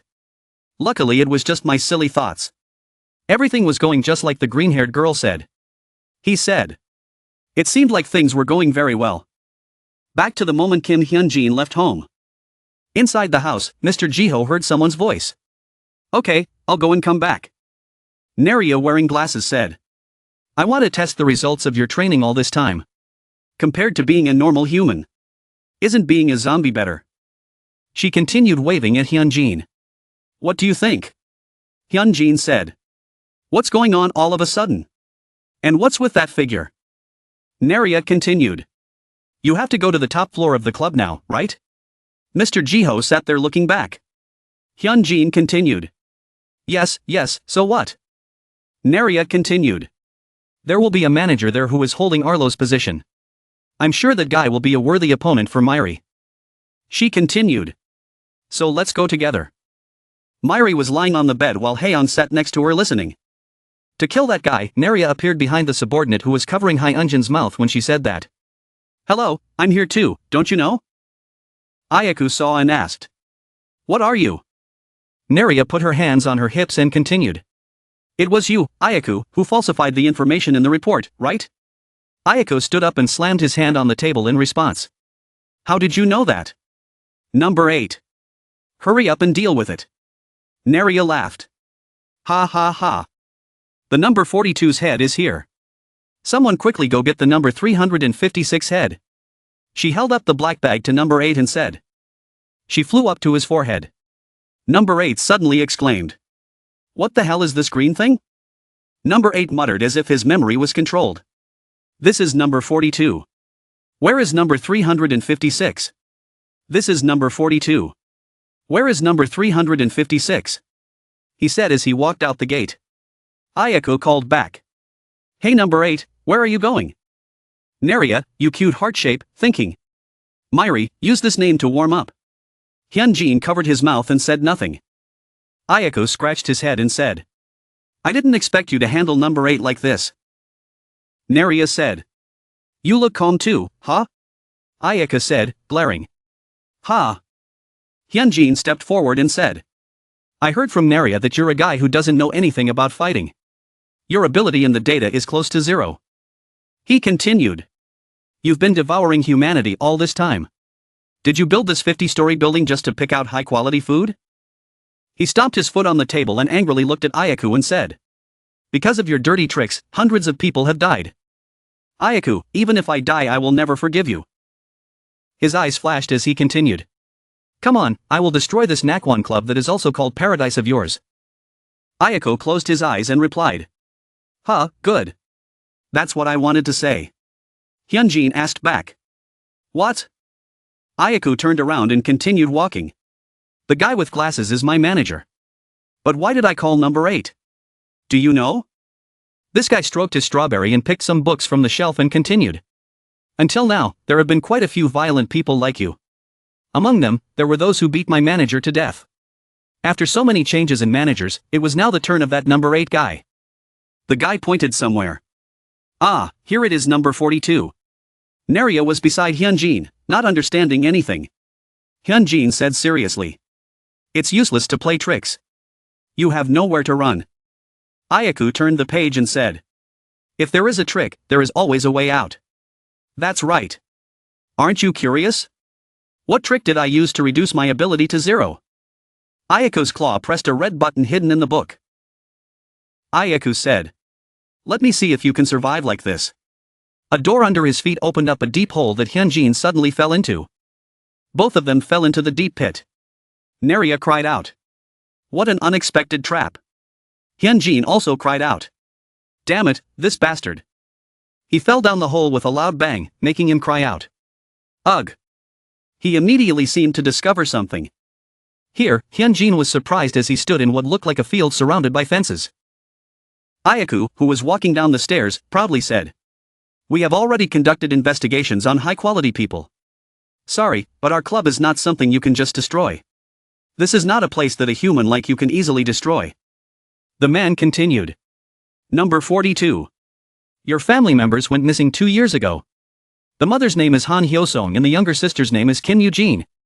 A man was walking from behind Hyunjin with red wounds on his legs as if he had been tortured for a long time.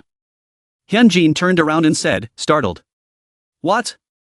It was a body created by two people, Han Hyo-sung and Kim Yoo-jin, stuck together, looking extremely scary, walking forward with a terrifying laugh. Hyunjin exclaimed in shock. Mom, Eugene, why are you two in this form? Ayako laughed contemptuously and said. Number 42 Kim Hyunjin, can you really kill them?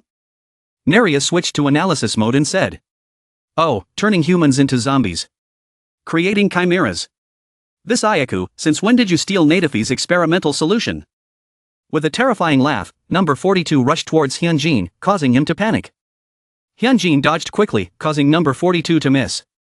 He cried out. Cough. Number 42 continued to chase Hyunjin, making him run for his life.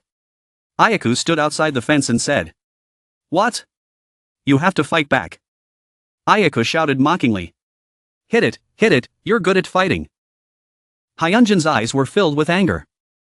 He accelerated, flying straight towards Ayako, shouting. Ayako. Ayako looked on with a face of contempt. Hyunjin grabbed the fence and screamed. You piece of trash. How dare you do that? He hit the fence repeatedly. I will kill you. Ayako replied from the outside. I built a fence that is easy to break. More importantly, Ayako said threateningly. The person you should be worrying about right now is not me. Number 42 rushed forward and grabbed Hyunjin's neck. Number 42 squeezed Hyunjin's neck with Han Hyo-sung and Kim Yoo-jin's horrified faces, making him gasp for breath. Hyunjin slammed into the fence and cried out in pain as the stranglehold got tighter and tighter, and he cried out. He shouted with tears streaming down his face. I will never forgive you. Even if I die, I will curse you. Ayako, Hyunjin's voice rang out with Ayako's contemptuous laugh. That's right, what I really want more than human flesh is this zombie form.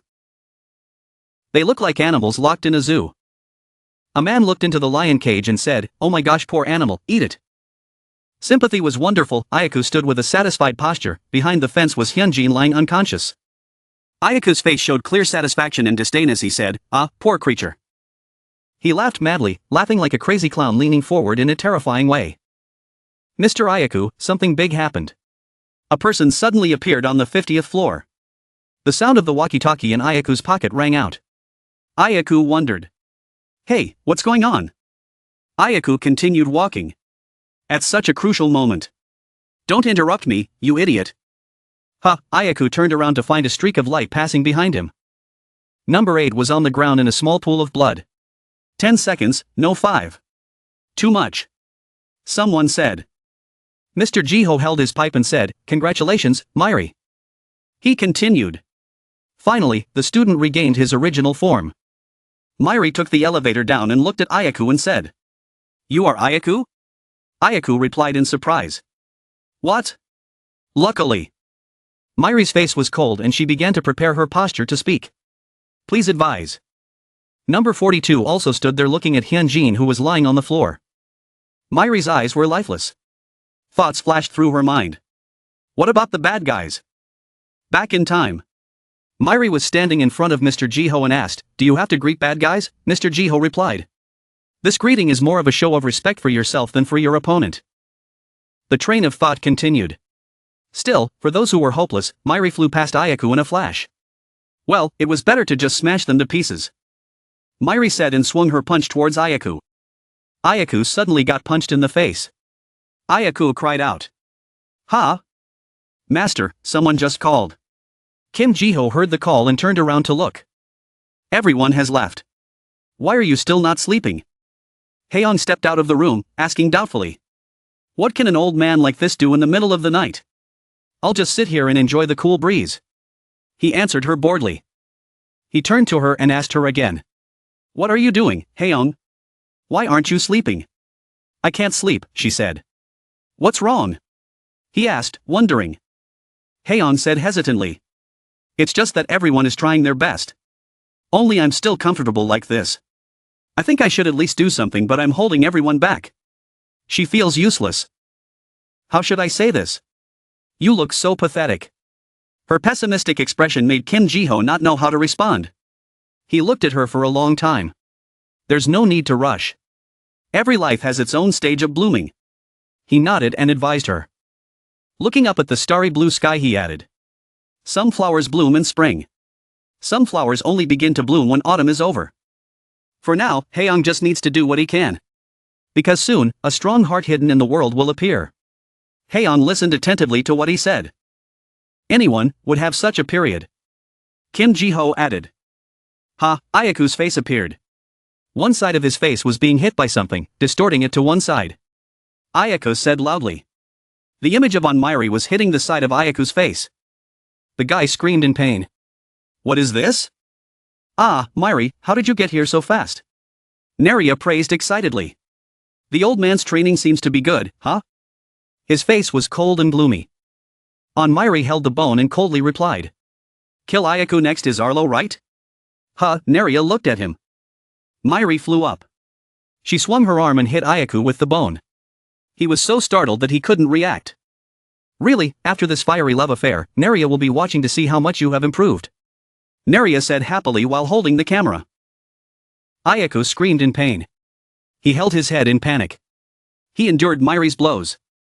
Ayaku lost the ability to fight back. The guy kept screaming. He kept hitting the guy. The guy couldn't fight back. Suddenly, Ayaku turned to Miri. He shouted in a challenging voice. You are number 365. You are loser number 42. A loser number 42. How could he be here? As he spoke, Miri punched him hard in the stomach. Miri knocked this guy away a long distance. Ayaku hit the ground hard with a painful thud. Probably a red switch. This guy is hiding something dangerous. Oh my god. Neria said in surprise. This Ayaku guy, the room decoration is similar to Nat F. Neria kept looking around. Reduce stealing all his ideas. Onmiri continued to charge at Ayaku. You brat. I've been putting up with you for a while now. The guy said in panic. Who gave you permission to touch me? Ayaku shouted. He opened his shirt to defend himself with red and blue dots. Do I look like a fool to you? The guy's face still showed fear. Not unexpected. Those circles are getting ready to go. Some ghosts. Bloodshot eyes are flying towards this place. Coming to Miri's side. They laughed loudly. More and more of them appeared. They looked quite dangerous and strange. Miri remained motionless and expressionless. Catch that son of a bitch right now. Tear him to pieces and bring him here. Ayaku shouted angrily. He gave the order to those monsters. Onmiri remained still. There was no trace of fear. They were getting closer and closer to him. I will make you beg for your life. Ayaku said triumphantly. He waved his hand. Tossed the bone away. He probably wouldn't need it anymore. The words that Kim Ji-ho said the day before. To others, it was obvious. But to Miri, it was something very strange. He remembered the image of him and Kim Ji-ho talking. Miri had only one answer. He struck out and was received. It rushed towards him. He caught it. Its cry was strange. Miri quickly swung her arm and easily defeated one of them. Just win. His eyes were determined and cold. His hands were covered in the guy's slime. That way no one would die. At this moment, sweat was pouring down Ayaku's face in disbelief. Neria's eyes were filled with pride as she continued to record. Laughing loudly. Dodging precisely. Delivering with perfect accuracy. Neria was full of praise. He was still fighting them. It was all recorded by Neria's machine. Miri was fighting to win. His eyes were terrifyingly lifeless. That's right. Humans are inherently interesting. It's also an attack. But its effectiveness depends on the mind of the person who makes the attack. Kim Ji-ho pondered. Don't joke around. Ayaku screamed in disbelief. This guy kept pressing the round buttons in a panic. You think this is the end? This guy kept challenging Miri. The more we calmly observed the opponent, the more we saw the irony. A series of ghost names from earlier appeared. Jumping at Miri, the wild nature in me was clearly revealed. This is what makes us calmly come up with a winning strategy. This is what makes the opponent feel the pressure and give up. A mountain of names piled on Miri. Suddenly those names seemed about to burst. Ayaku shouted. Ayaku, who was standing outside, had to dodge the attack that Miri threw. This is the power I want to teach my students. Show off your skills. He appeared with a pitch-black figure and bloodshot eyes. Miri looked terrifying at this moment. Now my role is done. I just hope he goes in the right direction. Don't be like that disciple. Kim Jiho was still looking up at the sky, thinking about his disciple. Onmiri was still standing there intact. Ayaku was scared and pressed himself against the wall, breathing heavily. You killed them all. There's no one left. Ayaku couldn't believe his eyes. He asked Miri again. This guy was scared and tried to call out to the others but to no avail. They must have been called out earlier. Ayaku also had no more moves to use against Miri. Ayaku shouted in panic. Don't come here. Why are you doing this to me? What did I do wrong? Miri looked at Ayaku.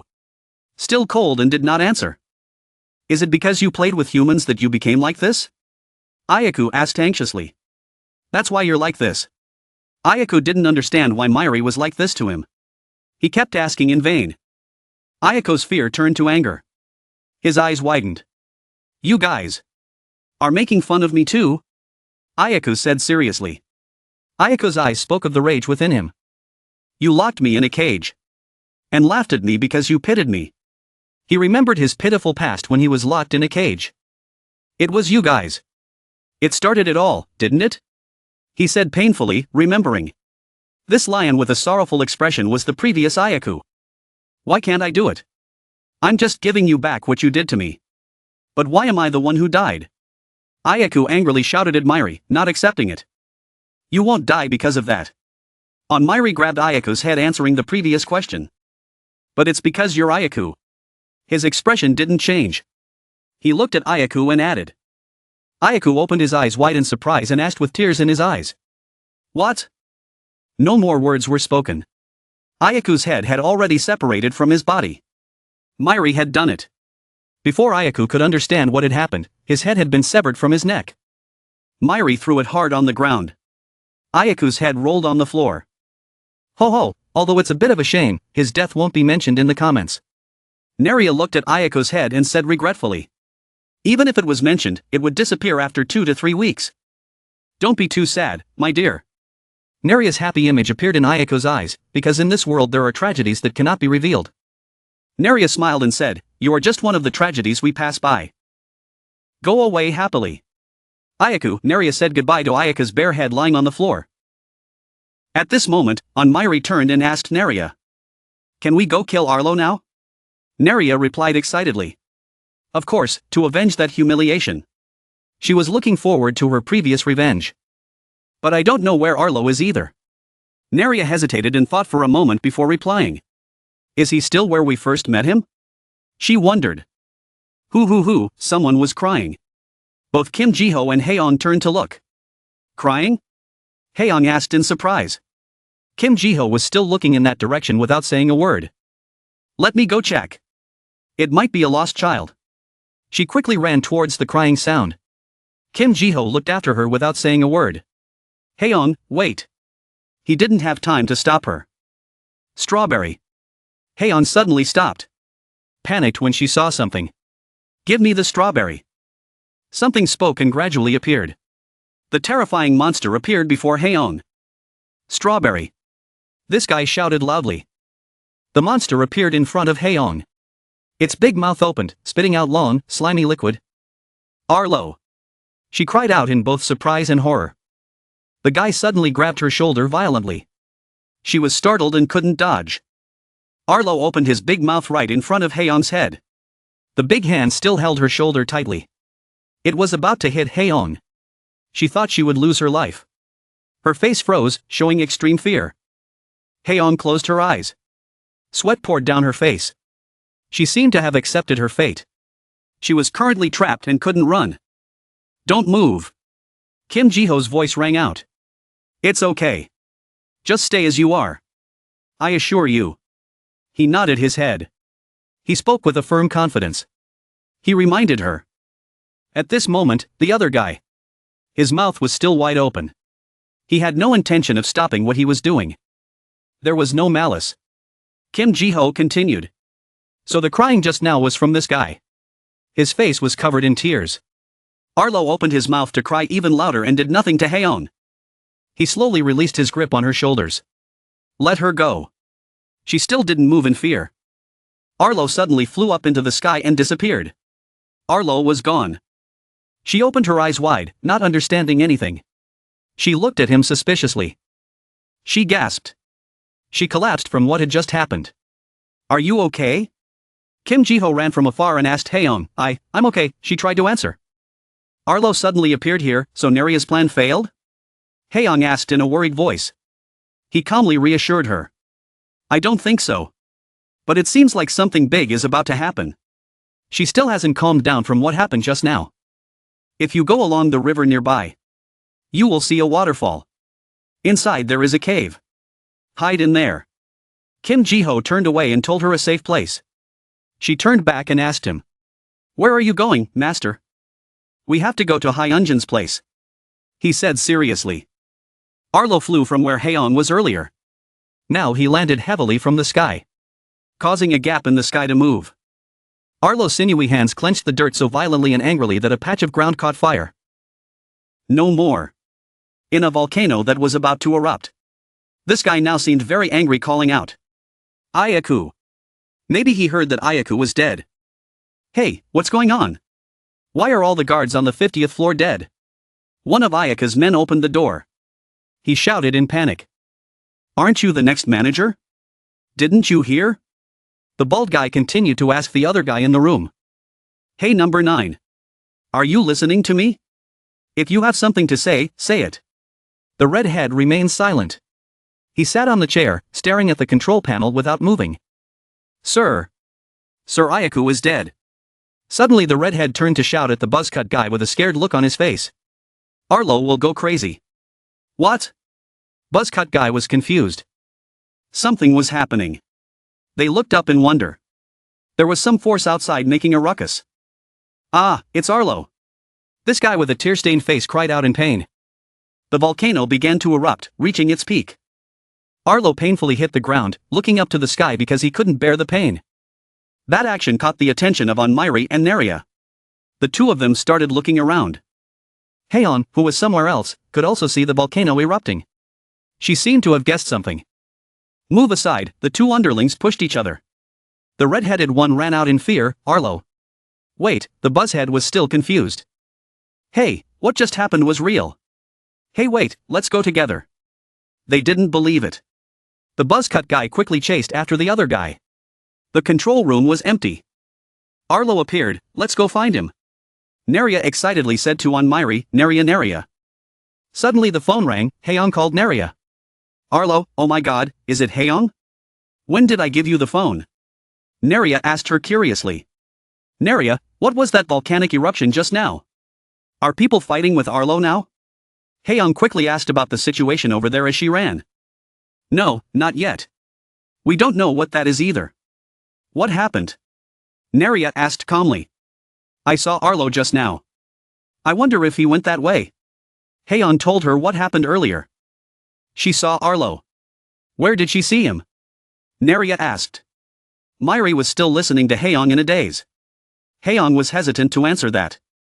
We'll go find it, so it's okay. Neria reassured her and was about to hang up. I'm hanging up now. Is there anything I can do to help? Haeyoung asked hopefully. This volcanic eruption could be dangerous for everyone. She was worried about the two of them. Really, I know you want to help. But didn't I tell you? If I can only save 1 or 2 people, then why save them? Neria replied with a troubled frown.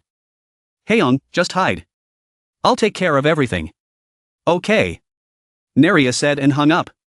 She didn't say anything more. Wait, Neria. Haeyeon didn't have time to reply. Okay, let's go Miri. Neria flew off excitedly. Miri glanced at the lying man. Dead? Miri asked. Then, he also quickly flew away with Neria. After Neria hung up, Haeyeon's hands trembled as she held the phone. Saving 1 or 2 people. It seemed like she couldn't believe what she was hearing. Neria, this idiot.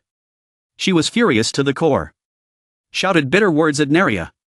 I was also one of the 1 or 2 people that Miri saved. Jizian-san, Hema-san, and Junha-san. They are also one of them. The value of a person. You can't just measure it like that. Haeyoung shouted angrily. She didn't understand how Neria could say such words. She completely opposed it. She angrily slammed the only phone she used to contact them on the ground without mercy. Okay, I'll do my best then. She must be naughty.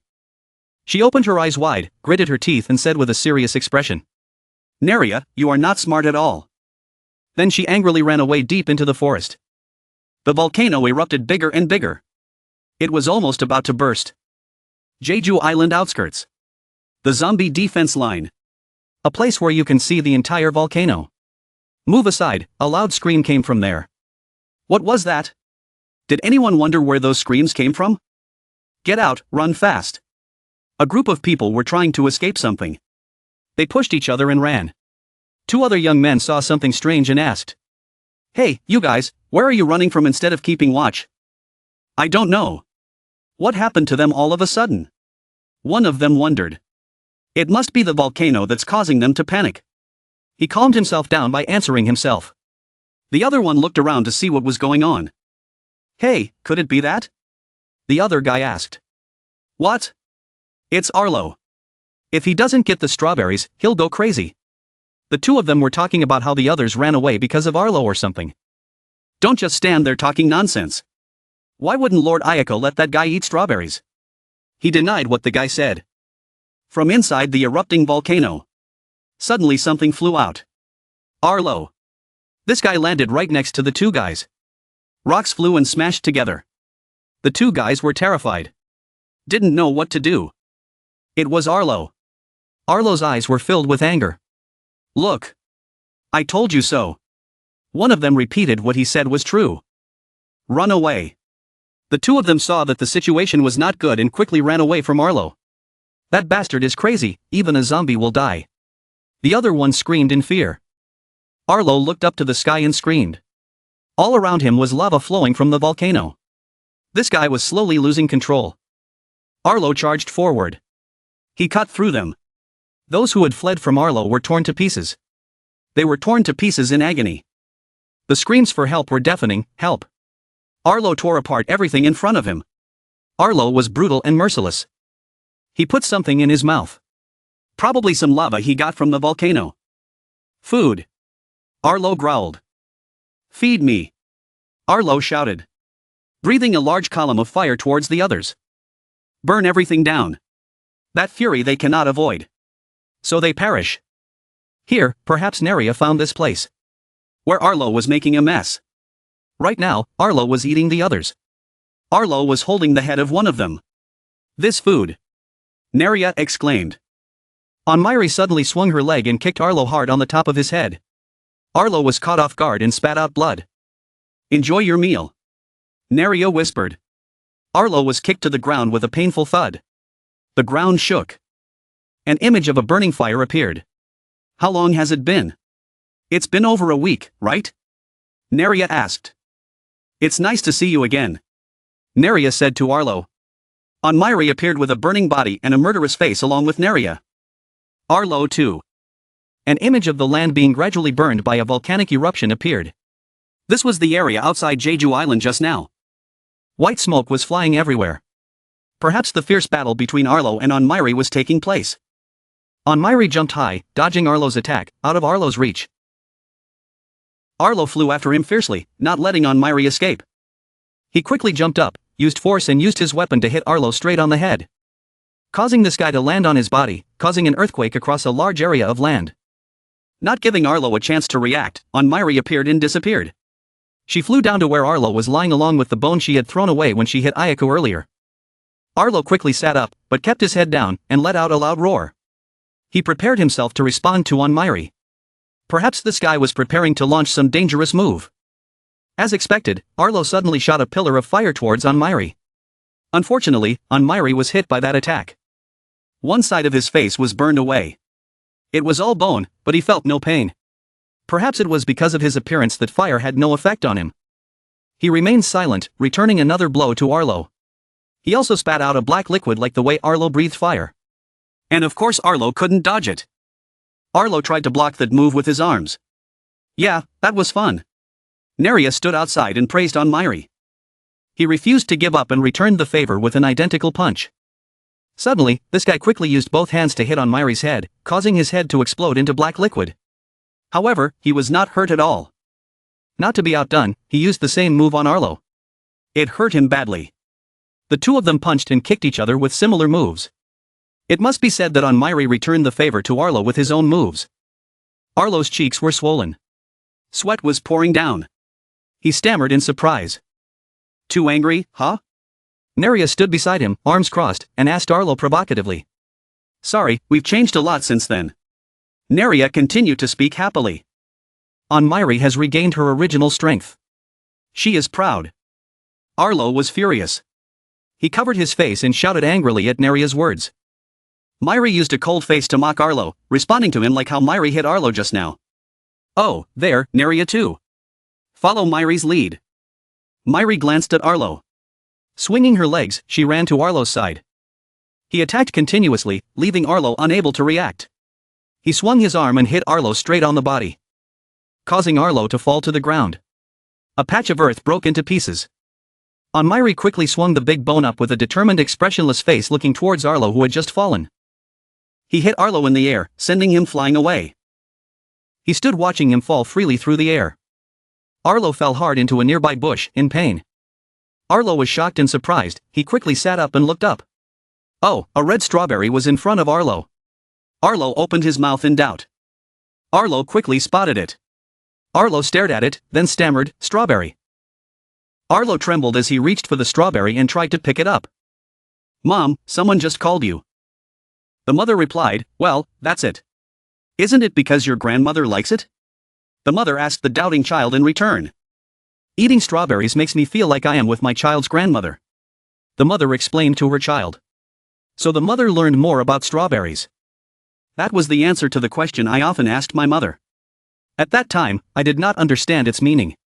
The child was absent-minded, eyes wide open listening to what his mother said but still did not understand clearly what she said. It wasn't long before I understood. A tragedy happened that made the child realize. Suddenly, an image of Arlo killing his mother appeared. The mother was lying in a pool of blood, no longer intact. The child was nowhere to be seen. Only Arlo was sitting right next to her. Mom, the monster called her mom. It turned out that Arlo was remembering his past. Arlo panicked, holding his head and screaming in pain, tears streaming down his face. What are you doing? This guy is tormenting himself for doing something terrible. I became a zombie and ate my own mother. That was the end for Arlo. Except, Arlo opened his mouth wide, preparing to put the strawberry he had just taken into his mouth, for a few moments. In that moment, it seemed like my mother was with me. Arlo slept peacefully in the grass where the strawberry was found, thinking back to the past. Arlo thought of his mother when he saw the strawberry. I felt comforted by my mistake and my mother said I was doing a good job. Arlo thought and cried. Arlo stopped screaming. Arlo looked miserable. Anmiri's unexpected stomp on that strawberry, which surprised Arlo, was my only support.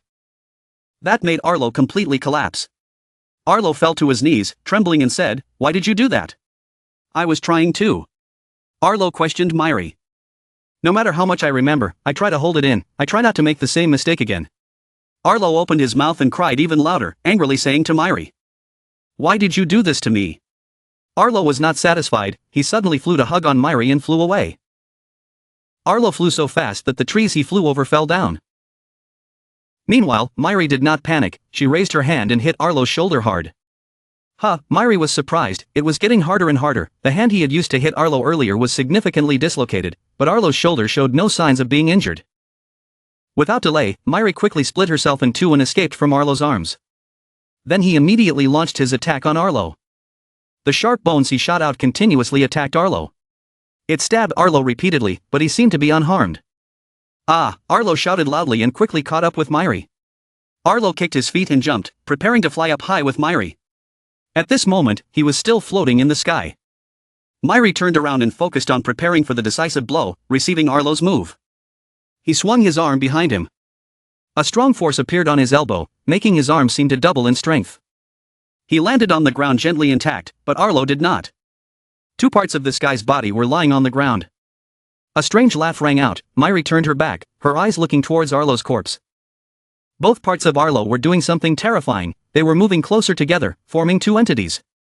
Now there are two Arlos, they look exactly the same, probably the same power. Myri still looked at them without showing any surprise and said nothing. They turned into two Arlos, Neria said in surprise.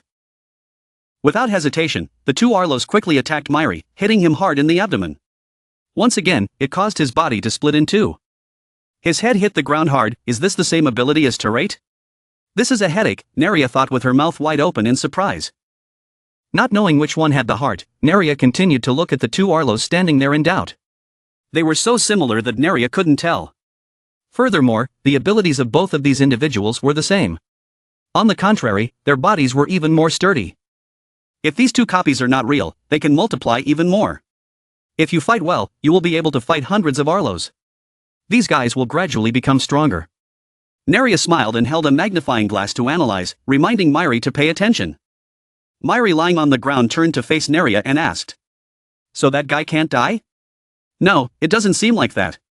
Neria thought for a moment and then replied, "If he can't die, then I guess it has something to do with the same mistake you made." Myri struggled to sit up. Neria continued, "But I couldn't see it." "Well, it seems Myri understands," he replied. In fact, Myri had already sympathized with Arlo's pain, as her way of speaking and expression were exactly the same as Myri's. The two Arlos continued to charge at him. So, Myri's two hands blocked it at the same time. The two Arlo punches were fierce. They seemed determined to kill Myri. He knew that very well.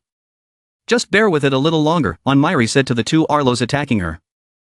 Neria, with sparkling eyes looking forward, suddenly exclaimed, "Oh my god, there are two Myri." Myri turned back to look at an Arlo who had sent his clone flying with just one punch. Myri still looked with a cold, emotionless face without responding. Her eyes lit up as she looked at Myri with interest and continued, although it was impossible to compare quantity with quantity. Myri splits into multiple copies of herself. They all rushed towards Arlo's individuals. Neria said they could use these clones to trick him. Myri's clones charged forward and were sent flying by Arlo's clones one after another in the blink of an eye. But it was enough time for Myri to rush in with a blow that split one of the guy's bodies in half and finished him off. Then he raised his hand and used magic. The ropes of Leo wrapped tightly around the remaining man, making him unable to move. There was an explosion, and the other guy's body was blown into pieces in front of Myri. He looked ahead. Neria also spoke up, "The core problem here is that it cannot be solved completely." Before him was an army of Arlo individuals advancing with dense killing intent. Neria looked and continued, "I thought that except for one individual, all of them were fake, but that was not the case. They all might have hearts, in other words they are all the real Arlo." She saw through those black bodies that there was a heart. Arlo's individuals are moving to knock away Myri's clones. The giant volcanoes are emitting black smoke and boiling and could erupt at any moment. Inside the crater of the volcano, the bodies of many people are gradually being swallowed by lava.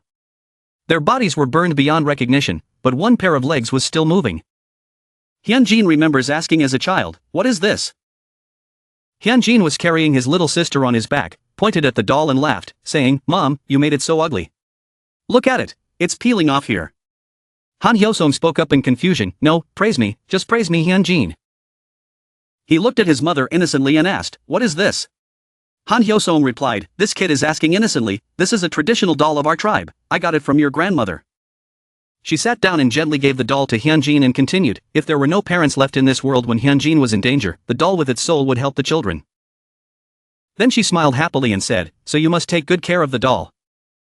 Han Hyosong swam in the hot lava, using her hands to push Hyunjin, who was lying unconscious on the rock, away. She looked at Hyunjin affectionately and thought to herself, even if mommy became a doll, mommy would still protect Hyunjin. She smiled brightly and said goodbye to Hyunjin for the last time. The rock was pushed to the exit. Han Hyosong looked at Hyunjin, who was still lying unconscious while he was slowly being eaten away by the lava. He looked at his wife, who was sinking, and said, "Thank you, wife, for saving our Hyunjin." Han Hyosong did not respond. She looked at him and smiled. Her eyes closed in peace and she sank into the molten lava. Only Kim Jiho stood there looking at Hyunjin lying unconscious on the rock. He spoke sadly. "Don't worry, I'll follow you soon, we'll talk again. Until then, I'll take care of Hyunjin," he said, then walked over and sat down to shake Hyunjin awake. "Hyunjin, wake up, there are still many people who need our help." Hyunjin's hands tightly grasped his mother's doll. Myri is fighting Arlo's individuals. With one punch he cut the bodies of countless men in half. Suddenly an arm rose from the ground and grabbed his leg. Then another guy ran up and kicked him away, cutting off his leg. But recovering quickly, he still backed away without panic. Neria spoke up. Aside from its terrifying reproductive ability, I never imagined this. A giant hand touched the ground. Giant Arlos appeared from the craters. Below was a massive army of Arlos individuals advancing towards Myri. Neria suddenly continued, all created by Arlo. This is too much, she said, staring. Although she had the will to win against her opponent, she did not have the ability to analyze her opponent's abilities. Myri at this moment, she looked at Myri who was standing alone among thousands of Arlo's individuals and continued, unable to defeat Arlo. Saying that, Neria flew to Myri and asked, "You seem exhausted, don't you?" He replied with a confused look on his face. "I don't know what to do." Neria replied, "It's okay," and threw Myri a pair of glasses. She continued, "Because I will be the one to think and you just need to act." Myri looked at the glasses in her hand. Neria confidently said, "That's why I chose to accompany you." "Alright, Myri can't win if I don't do it." She looked smug. Suddenly a satellite touched her, activating Neria's eyes. Then she asked Myri, "How is it? Can you see Arlo's position clearly?" He wore the linked glasses and replied, "Yeah." Neria explained that the analysis showed that the heart rates of each individual were the same. As she spoke, she held out a few hearts as simulations. Hearts of all individuals at the same time. Then she asked Myri, "How can you do it?" Myri nodded in agreement.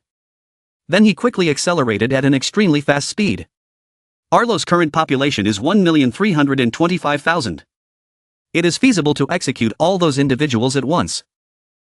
Myri rushed at a speed invisible to the naked eye, killing them one by one. He also counted mentally, 30, 650, 5,432. Neria continued, "Although your abilities are beyond my imagination." The number of Arlo's individuals that Myri took down increased rapidly. She continued smugly, like Myri's ability. The number finally reached 1,325,000. Neria said, "I can't measure it either." With that, Myri just finished killing the last one. He gently landed on the ground.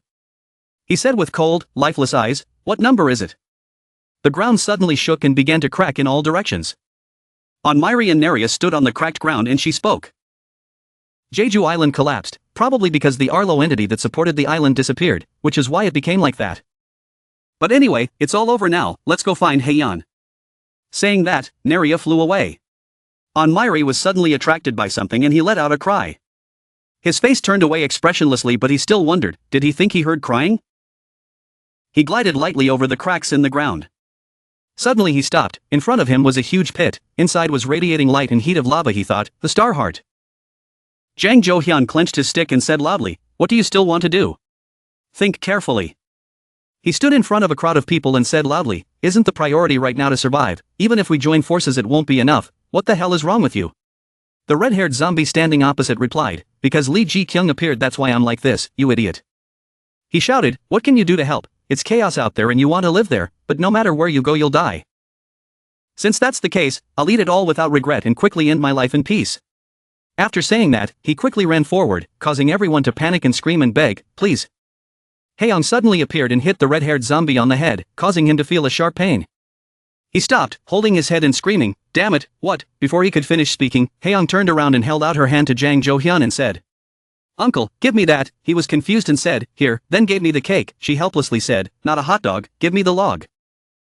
The red-haired zombie angrily said loudly, "Pink shirt, did that guy bring a human here, that idiot? Even though I was following him, this is something I don't know." Then Haeyoung rushed towards him with a stick. The red-haired zombie said in a ready-to-retaliate stance, "What is this, you want to fight me?"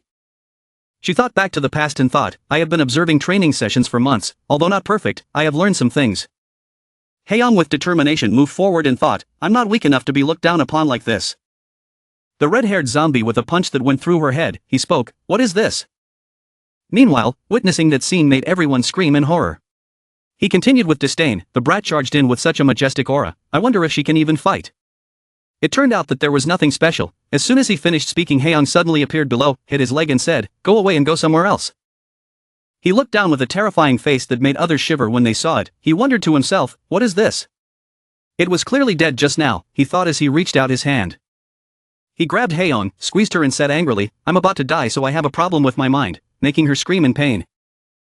As he said that, this time for sure, he would tear her body apart. "I will kill you." The red-haired zombie turned back with a face full of fear and incomprehension and thought to himself, What the hell is going on? This time I'll definitely kill this brat." He shouted, "You brat, what the hell are you? Then he threw Haeyoung away, making her scream. He broke out in a cold sweat and wondered in fear, was he crazy? How could this be? Everyone was also talking excitedly about what had just happened before their eyes. It was obvious that the girl had died just now. I saw it too. Others also spoke up. But why is she still safe and sound, as if nothing had happened? Others replied. So, did we see wrongly? That's right, we saw wrongly because we were in a critical situation. Jang Jo-hyun approached Haeyoung and asked, little girl, what happened just now? Did you use supernatural powers? His question surprised her. Then she looked at Jang Jo-hyun and replied. What are you saying? Suddenly the ground cracked. A hole appeared, below was molten lava under the red-haired zombie's feet, causing him to fall. He fell with the heat of the lava, only letting out weak cries. Everyone was shocked by what had just happened. He shouted. Help me, can anyone help? Before he could finish his sentence, Han was swallowed by lava. Then everyone shouted. Run away from here, this place is not safe anymore. With that, a person ran away. Haeyoung spoke. Everyone. Hyunjin stood in front of the entrance and shouted. Everyone, don't leave here. Everyone wondered. What is it? He continued. Everyone stay inside here, we will protect you. Then a wave of power surrounded the cave. Haeyeon looked up and exclaimed. This is, Master, it turns out to be Kim Ji-ho standing in front of the fireballs flying towards the cave. He shouted, Yusuami, and a shield appeared to block the incoming fireballs. A group of people ran towards the cave and shouted. Over here, number 9 ran this way. Let's go, it's safe there. Hyunjin turned his head to look at the group. He thought to himself as he looked at the keychain that was drawn in the shape of his mother, Mom, your sacrifice will not be in vain. Thinking, he took a fighting stance and ordered the others. Stop, you guys are not allowed to go inside. The huge heart lying in the lava-filled pit that Onmiri saw was groaning, saying, I don't want to die. I don't want to die. Onmiri stood there and listened to the heart speak. He immediately remembered Arlo. He raised his hand with a cold look, thinking, he must quickly kill him and leave. The other heart spoke again, save me, I don't want to see my mother again. His eyes looked at the heart with indifference. You ask, why? Onmiri sat down near the heart and asked again, why don't you want to see mother? The heart impatiently said loudly, someone is over there.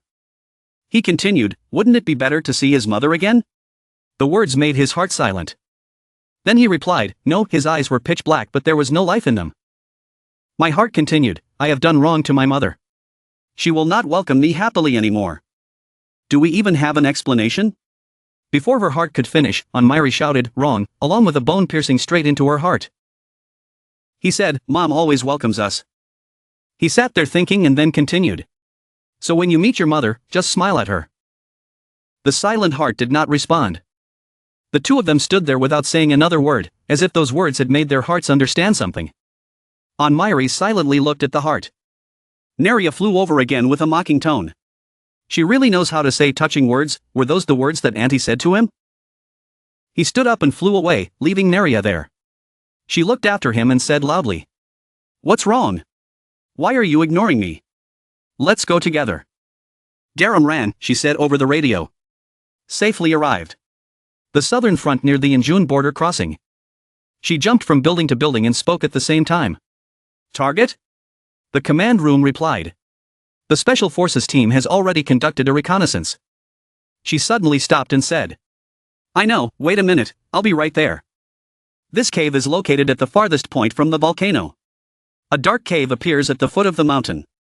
Kim Ji-ho stood on the mountain. He was deep in thought. Unless the zombies were idiots. Soon they would all gather towards the cave. Hyunjin couldn't handle all the zombies that were pouring in. Besides, he didn't know when the collapse of Jeju Island would end. He thought as he watched Hyunjin and Haeyeon fighting the zombies. If so, Kim Ji-ho hesitated. A crack appeared under Hyunjin's feet. The only way left was to leave Jeju Island. Kim Ji-ho's train of thought stopped. At this moment, the entire cave under the mountain suddenly flew into the air. Hyunjin suddenly looked up at Kim Ji-ho who was floating and asked. Master, this is, he replied. Don't let anyone out. I'll put it in a safe place. The mountain shook. Hyunjin couldn't stand still to fight. He struggled to say. Wait. The zombies haven't appeared yet. I can't fight in this shaking condition. Kim Ji-ho immediately said. It's okay. Hyunjin was surprised. What? He will definitely come, Kim Ji-ho said. At this moment, thousands of Myri were flying towards Hyunjin. Dozens of Myri landed around Hyunjin and Haeyoung. What am I seeing? Hyunjin was surprised. Haeyoung was surprised too. A bunch of Myri. Kim Ji-ho looked down at the thousands of Myri and said. Myri, the crowd said in unison. Yes. Kim Ji-ho asked helplessly. Who will answer me? Well, anyone will do. He continued. There are still quite a few zombies on Jeju Island. Don't let them escape from the island. Kill them all. Kim Ji-ho ordered. All the Myri flew down from the mountain in the sky. The volcano suddenly erupted. Large cracks appeared on the mountain body. Lava flows break through the mountain cover. Erupts outward. A huge explosion appeared all over the sky where Hyunjin and Haeyoung were standing. They were quite surprised. Hyunjin looked at the majestic sight before him. Jeju Island. The image of his family suddenly appeared. At this moment, a strange object fell from the sky, surprising Hyunjin. Myri's head fell into Hyunjin's hands. He said, "Thank you." Hyunjin was silent. Then he smiled at Myri. A day after the explosion on Jeju Island, the survivors built new houses not far away. After Jeju Island was destroyed, a small island was formed nearby. With everyone's contributions in building the island, it was named Yosumi Island in Myri. The cave was placed in another peaceful place by Kim Ji-ho. It seems like the name is a bit long. Hyunjin said as he looked at the island's name board. Jang Jo-hyun replied. You think so too, right? Hyunjin was confused. Jang Jo-hyun continued. No matter how you look at it, it should be called Hot Dog Island. But this name can't be said to be voted for by everyone. Hyunjin looked at the person in front of him. Puzzled, he asked, Who are you? When did you appear before me? Jang Jo-hyun was surprised. What, don't you remember me? Jang Jo-hyun warmly extended his hand and said. Let's say hello formally.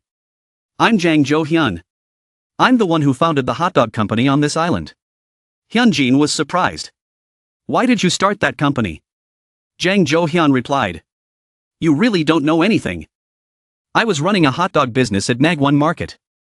At this moment, Haeyoung ran over and interrupted Jang Jo-hyun. Hyunjin. The teacher said to call you. Hyunjin asked in surprise. Dad? What's wrong? The sky was so blue. Haeyoung asked now.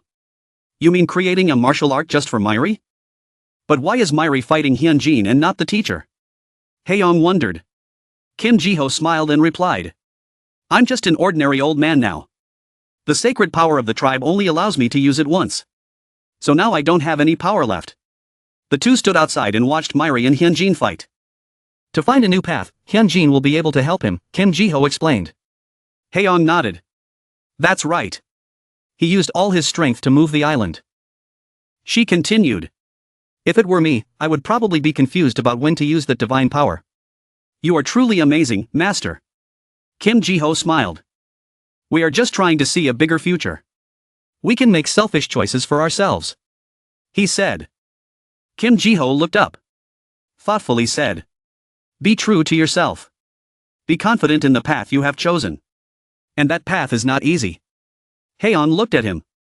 If you learn this martial art, you'll leave? Hyunjin asked while dodging Myri's attack. Yes. Myri replied. Hyunjin said. So that's it. I have so many things to thank you for. You always show up when I need you the most and help me out. Hyunjin confided while the two were still fighting. Hyunjin, with a sweaty face, smiled and said to Myri. In this place, I will also train hard to continue the tribe's belief, to protect the people. So someday, let's meet again. Hyunjin said and threw a punch at Myri. But Hyunjin stopped and said. At that time, I wanted to help you. Myri pondered, then he replied. Yes. As tiny sparks spread and began to light up the surroundings, a world that seemed to be ending was beginning to enter a new beginning. At this moment, on the beach, Naria was building a sandcastle. 6 months later, a dark shadow jumped from one building to the opposite one. I will definitely come. Garam landed and said through the headset. It's been half a year since the plan to take back Changwon was made, a skinny hand was diligently writing. Over the past period of time, we have captured quite a few cities from the zombies. This is the result of building small-scale bases in suitable locations and relentlessly advancing. A haggard Chion Nuri was sitting at his desk writing something. The Red Cross main base, we have reached the outskirts of Busan. She marked the big city of Busan on the map. But all the entrances to Busan were blocked by a zombie. A silhouette of something appeared. The scene changes to 3 people running very urgently. One of them with long black hair says, "Let's go, don't make any mistakes today." Another red-haired person in the group complains, "Stop being so pretentious, it's so annoying." Jussie held the shield and shouted, "I'm standing right in front of you guys. The number 1 defensive shield at Hongjiang Gate is here. I named that spot the Red Gate Line." Jussie used his shield to jump over the red ropes and break them. "Just keep going, Bald Head," the 2 guys behind him cheered. "Well done, Bald Head," they were excited. Relying on those guys, Jussie fell to the ground, struggling to speak. The other 2 immediately ran forward and said, "Don't worry, let us take care of it." There were a total of 3 defensive shields at the Red Gate. Each time one shield was broken, more energy would be needed for the next shield, Chion Nuri pondered. At this moment, Kim Junha and Kim Haemi were walking towards the second shield. Kim Junha excitedly turned to Kim Haemi and said, "Hey, the second shield is yours, you know." Kim Haemi didn't care and said, "I know, just look ahead." Kim Haemi ran towards the shield and used her energy to emit purple light. Kim Junha ran after her and said, "Now that you can get out of the way, I'll deal with the third shield." Breaking the second barrier was easy enough, but until now no one has been able to break the third barrier. Every time they tried to break it, they encountered difficulties. Kim Junha advanced towards the third barrier with a fireball in his hand. Kim Junha threw the fireball towards the third shield, creating a huge explosion, saying gleefully, "This time I'll be precise and make no mistakes. I know, do it well." Of course at this moment, Chion Nuri's eyes were pensive. The team members have gotten a lot stronger. "We have successfully broken through the third shield," Kim Junha said exhaustedly on the ground. "This feeling of being exhausted is really uncomfortable. Before Myri returned, we were still trying to protect the Red Gate. I wanted to try investigating that zombie," the blue speaker placed on the table. At this moment the scene changed. Rishura said with a murderous gaze, "After finishing the strategy, send it to Master." "I promise after finishing, I will send it to Master." "I know, just focus," Garam said with a determined look. Rishura shouted, "I promise, I will definitely keep this promise." Garam said angrily, "Honestly." Spetter now sat within the red wire fence smiling mysteriously. "What are the chances of catching Spetter now?" Spetter's bloodshot eyes turned towards Rishuru and Garam. Perhaps this was a battle worth trying since Rishuru was also accompanying them, and as both managers, it was unknown what the abilities of both sides were. Garam's face was quite determined. Spetter smiled provocatively and said, "Just in time, I'm bored to death." "But I didn't expect you to come with Rishuru." Spetter looked towards Rishuru. She sneered, "So you have really become the dog of the humans." Rishuru looked at her silently. Rishuru turned to Garam and complained, annoyed. "Hey Garam, who is he pretending to know this guy? Do you know him?" Garam thought and replied, "Let's see, I must have seen him once on the way here." Garam thought helplessly, "What am I expecting? I'm doing this for Rishuru." Rishuru was electrocuted too many times and lost his memory, thanks to which he got the necessary information, only he turned into a stupid zombie. Rishuru shouted, "You also desire my master," Garam lamented, still crazy about Myri. Garam put his hands on the ground and thought to himself, "Stop thinking nonsense." In short, the 2 of them couldn't do anything until Myri arrived. "Let's gather information for the future battle first," Garam thought, as she and Rishuru ran towards Spetter. Rishuru realized and said, "I remember now, you're the one who pulled my hair." Back to Chion Nuri's tent. She looked at the note she wrote and thought, writing this much will help Lee Kyung in the future. Now let's go out. She stepped out and asked, "How is Garam?" Jussie replied, "Commander, just finished." Chion Nuri was surprised. What did he say? Jussie replied, "Caught him, Spetter." Garam and Rishuru were standing in front of the tent. She was holding a red doll in her hand. Chion Nuri surprised, "Huh?" Everyone stood around the red figure. Chion Nuri wondered, "So Spetter died instantly after taking a hit from Rishuru?" "Yes," Garam replied. "She was literally like dust." Garam added, "Rishuru's face was expressionless at this moment." Kim Junha was annoyed, no wonder the other guy was so proud. Kim Haemi replied, "Well, look at your expression." Rishuru approached Chion Nuri and said, "Commander, play a trick and let me meet the master right away." Chion Nuri replied, "Alright, you've worked hard, go out and rest a bit." Rishuru was angry and shouted, "I told you to meet the master, I worked so hard." Chion Nuri frowned, "I know, so just go out. If Myri is not here, then what will happen?" "Let me see him, I told you to let me see him, quickly let me see him." Rishuru shouted louder and louder. Chion Nuri ordered, "Drag this guy away." Kim Junha and Kim Haemi dragged Rishuro out. Rishuro kept struggling. Let go. The only person who can touch me is the master, Kim Junha said angrily. Stop it, this bastard, Kim Haemi complained. Bastard, so dirty. Cheon Nuri said tiredly, next time you must definitely come with Kyoho, only then can you control Rishuro. Cheon Nuri turned to Garam and asked, did Spetter say anything before he died? Garam replied, yes. Garam recalled the battle just now, she said, right before Rishuro attacked. When Rishuro ran towards Spetter, Spetter was still standing there and said, Terate said, from the moment you attack me, the war will begin. You guys started this war, Spetter said, smiling knowingly. When she disappeared, did this doll fall out? Cheon Nuri asked. Yes, Garam replied. Garam said, besides the red gate hasn't disappeared yet, so I think Spetter isn't dead yet. Cheon Nuri replied, I think so too, the red rope wall is still standing. Cheon Nuri thought about Spetter's words and then spoke, suddenly wanting to put all the responsibility on her side, not knowing what her intentions were. First, let's go back to Changwon and have a meeting, Cheon Nuri said. Garam immediately said, saying go back. She looked interested again. Cheon Nuri replied in surprise, oh really?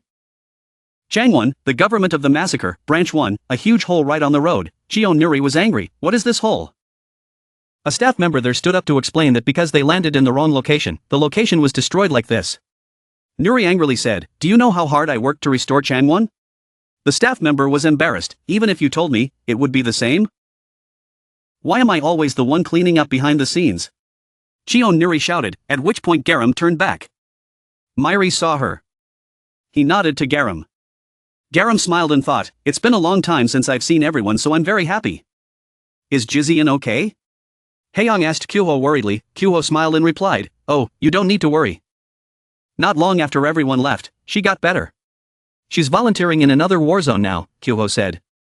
Haeyong happily said, oh, how lucky. Myri was looking at the two of them. Kyoho continued, if I knew everyone would come back like this, I would have contacted her. That's right, Jizian made curry before leaving, do you want some? Kyoho said as he handed the pot of dark soup to Haeyong. She was startled and said, no, doctor, just eat a lot. Well, it's not too bad to try. How about Myri? Kyoho happily brought the steaming skull-shaped soup pot over to Myri. Do you want some? Kyoho asked, not wanting to eat. Myri immediately refused. Kyoho said, honestly, I don't know why I regret it. Jussie immediately replied, besides Kyoho, no one else regrets it.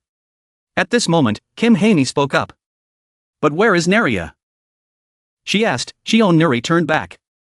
About 3 months ago, Neria suddenly disappeared. Haeyong recounted. Myri has become a lifeline now.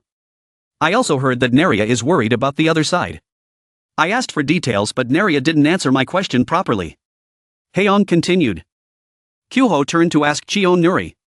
Was the other side referring to the captain's side? Cheon Nuri replied, it seems so. Cheon Nuri thought, although it was not advisable to let down one's guard against Neria. But Neria chose not to turn her back on them. First of all, the matter of this doll is still the top priority.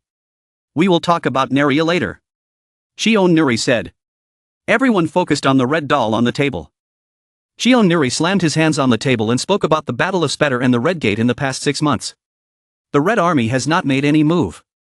Based on the relevant facts that have come to light, I think this is a declaration of war. She continued sternly. The Red Army is a bunch of people who like to attack people without caring about anything. But it seems like they want to create a good reason for this attack. I don't know why they are being so secretive. There must be some hint in the doll about the future attack. Like information about where they will land. Cheon Nuri analyzed.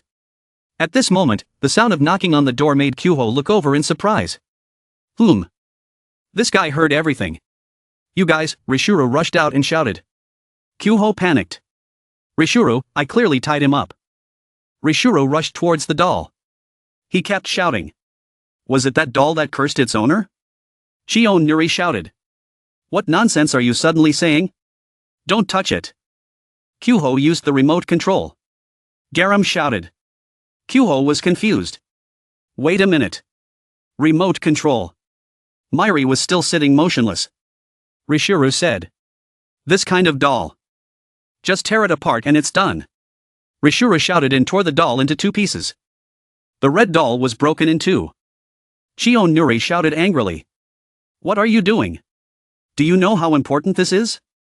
Rishiro replied firmly. Master is more important to me than this. Chion Nuri cried out helplessly. Really, suddenly the two red doll pieces emitted a pink light. Suddenly the red doll was lifted up. A voice was heard. The game began. Making Chion Nuri surprised. What? What? The doll flew into the air to everyone's bewilderment. A magic circle surrounded it. Come, let's play, the voice echoed again. Chion Nuri panicked. What? What? A purple light appeared in the middle of the building. Suddenly it spread throughout the building. A huge flash of light shot through the air. Then suddenly disappeared into thin air. No, nothing happened, right? Chion Nuri asked. Their room was still the same. At this moment, Chion Nuri's headset transmitted an announcement. Commander. What's wrong? She immediately replied. At the government's research institute of the second branch of the killing. June reported. I just received contact from the transmitter placed at the front battlefield camp. June said in a panic. According to the received content, all the war zones were emitting red light. Chion Nuri was surprised. Eyes wide open. Images of the Crimson Guardians flashed through her mind. 1 person. 2 people. 3 people. 4 people. June continued. They said that the dead Guardians suddenly came back to life. She said the Guardians had died. They had reappeared? Chion Nuri asked in shock. She placed her glasses on the table.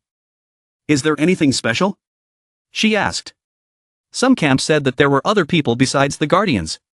June on the other side answered. Chion Nuri wearily raised her hand to her face. Rishuru. It's all your fault. Really? No, this was going to happen sooner or later. Think positively. Kyuho. Send Junha and Haimi to the eastern camp. Chion Nuri said. Kyuho replied in confusion. Yes. Chion Nuri turned to Rishuru and said. And Rishuru. Go to the northern camp.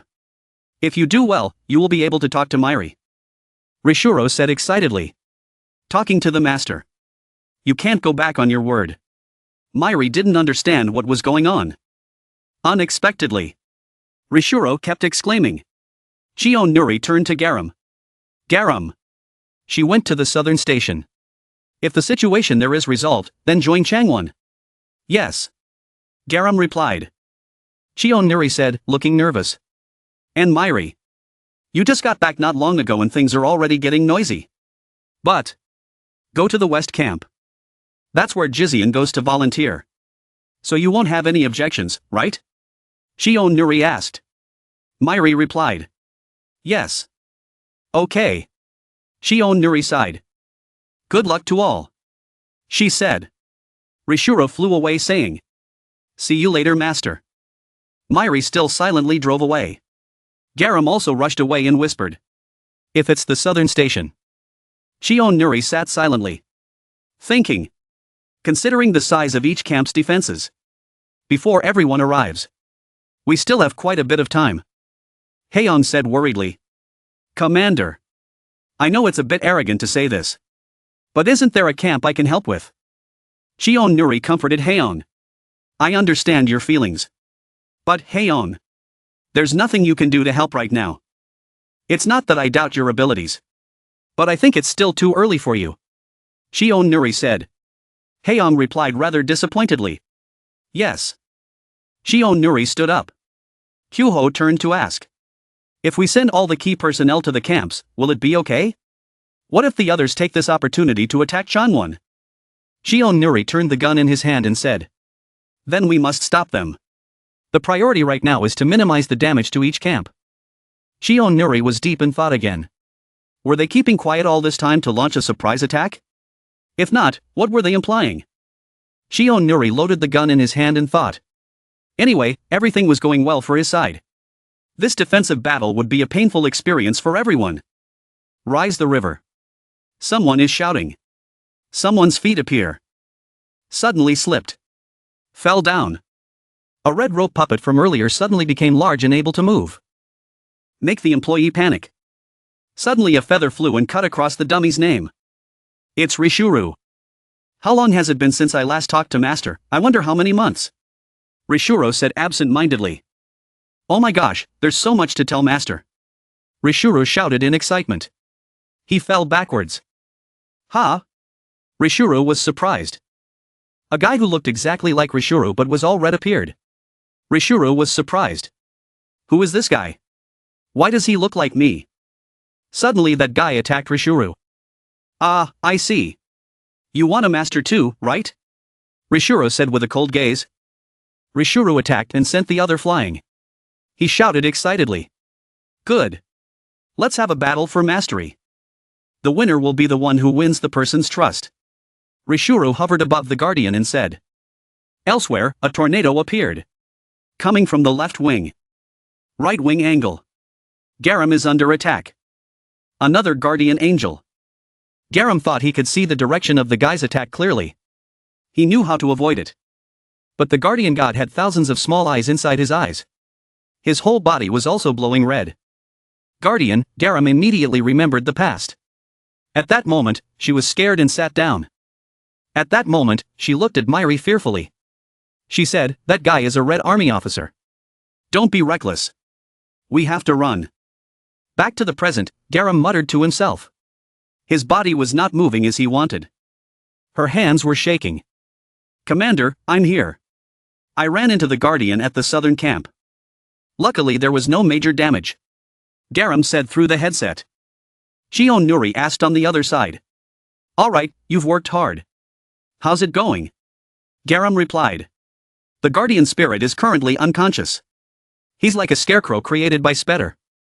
Shion Nuri said slowly. No, I'm not talking about the Guardian spirit. It's you. Can we win? Shion Nuri asked. Garam was silent at this point. Shion Nuri continued. If it's too difficult, go to another camp. I can't handle it. Garam interrupted Shion Nuri. The Guardian was now heading towards her. Garam thought slowly. Only now did he feel it. The fear and pressure that the captain felt. But with a sense of responsibility, Garam said and then displayed the green sphere between his hands. I have no time for fear, Garam told himself. Now on Myri's side. There were quite a few puppets. The staff there were struggling. Myri ran through the chaos thinking. Where was it? A mannequin is holding an employee captive. A bone went through the dummy's head. It's Myri's.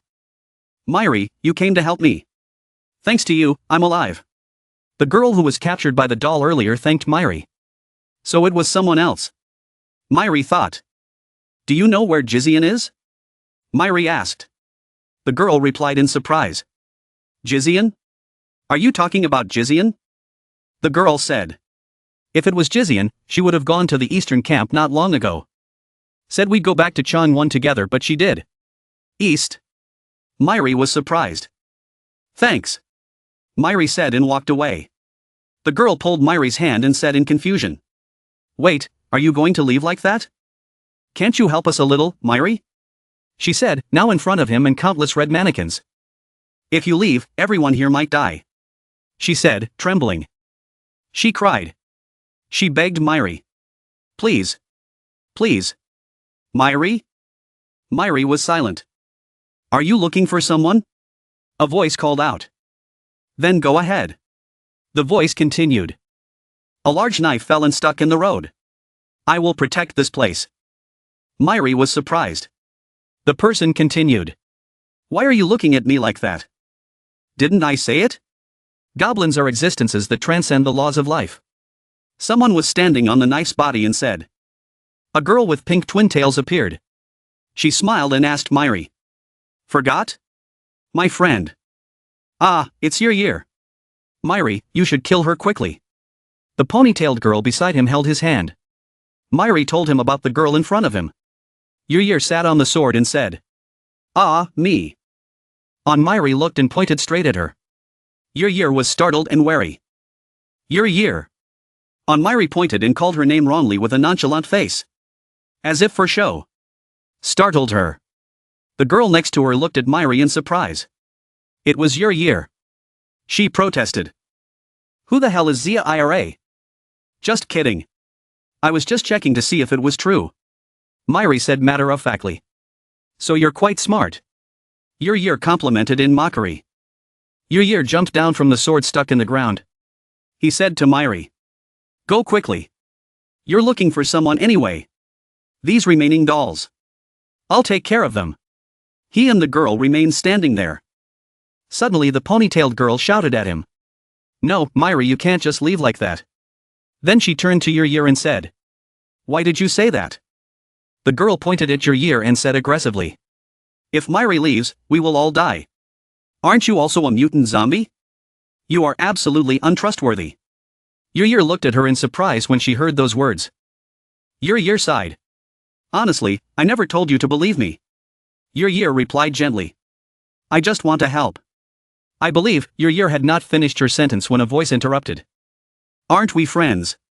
Myri looked over and said to her with confidence. Huh? Yer was quite surprised by what Myri just said. Thanks to him, as soon as he finished speaking, Myri flew up into the sky, leaving Yer and the ponytailed girl behind. Despite the girl calling him Myri? Yer smiled at Myri's actions. Don't worry, Yer reassured the girl. The girl flailed her arms in front of her, startled. I'm not going to do anything stupid, she assured. From now on I will. Yer held the flaming sword on his shoulder with a determined face and said. Join the human side. A mischievous laugh rang out along with the appearance of a red face that was being punched in the face quite painfully by someone.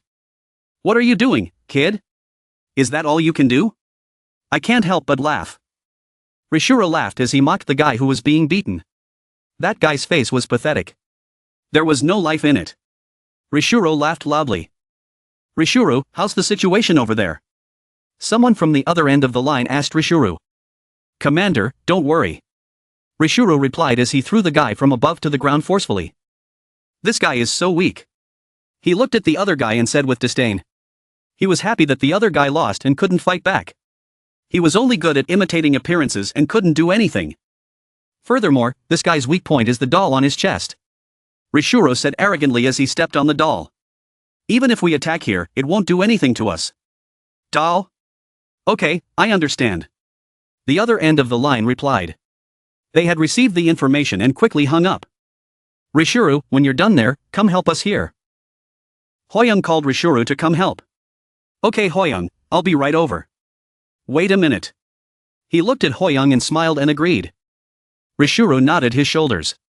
He looked down at the guy lying on the ground. Let's see. Let's deal with this guy. Oh wait. Something occurred to him. Why am I so close to humans? Rishuro wondered to himself. His face was fixed in one direction. East Camp. Do you understand? The other end of the line continued calling. Right now, we can't get close to them. A bunch of dolls are standing in front of the two of them. Especially the girl with the red body. I don't know what to do with the dolls. Kim Hae-mi replied worriedly.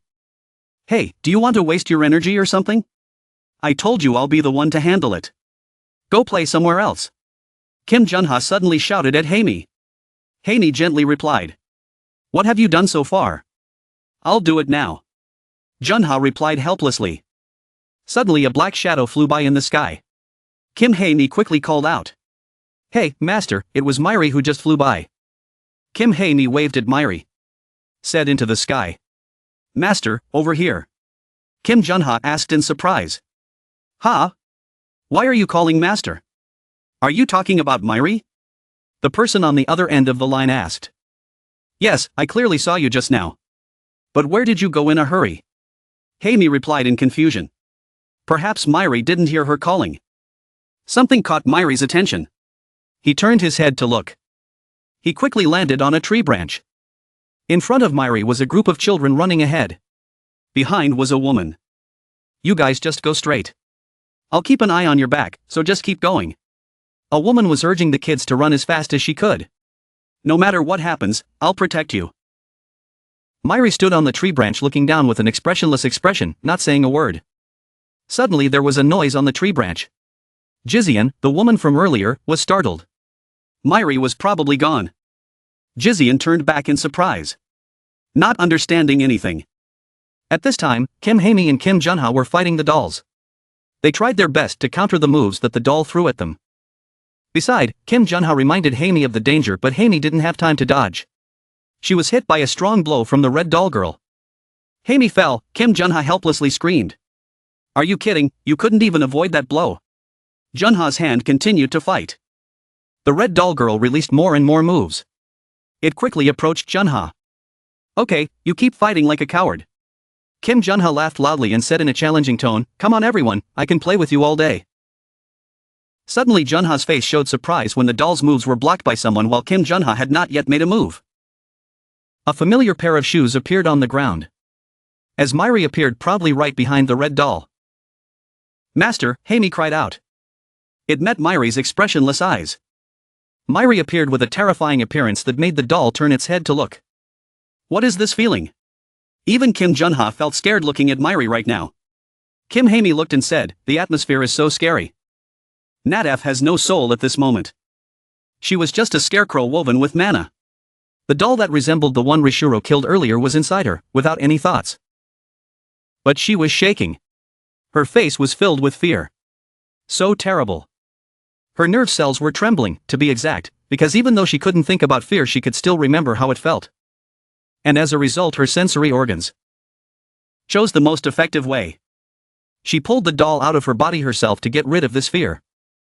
The doll in her body was thrown hard to the ground. Kim Junha and Kim Haimi were both surprised and didn't understand anything. What happened? Myri was still standing there, motionless. What did he do that suddenly made Nadef? Myri too. He wondered doubtfully. I haven't done anything yet. Really, how did Myri suddenly appear in the eastern camp? The woman asked. That's right. But fortunately, if the master appears, everything will be resolved. The young man replied. What? Master? Chion Nuri asked curiously. Myri is Myri. They've worked hard anyway. Kyuho replied with a smile. Chion Nuri bowed her head in doubt. Oh well, that's true. Kyuho laughed gleefully. That's right. Kyuho, do you remember when we decided on the signal? Chion Nuri asked. Why did she suddenly mention the signal? He asked doubtfully. Aren't there two Rishuru now? We don't know which Rishuru will come, so we have to be prepared. She explained. I see. Honestly, it's been so long that I don't remember. Kyuho scratched his face and smiled. Can you tell me again? Seriously, how could you forget? I'll say it again. So listen carefully. She still kept her head down. First of all, Kyuho never called Myri master. That's something you should know, right? Chion Nuri exposed the fake Kyuho. The other Kyuho replied. What? Second, Kyuho won't call the members friends.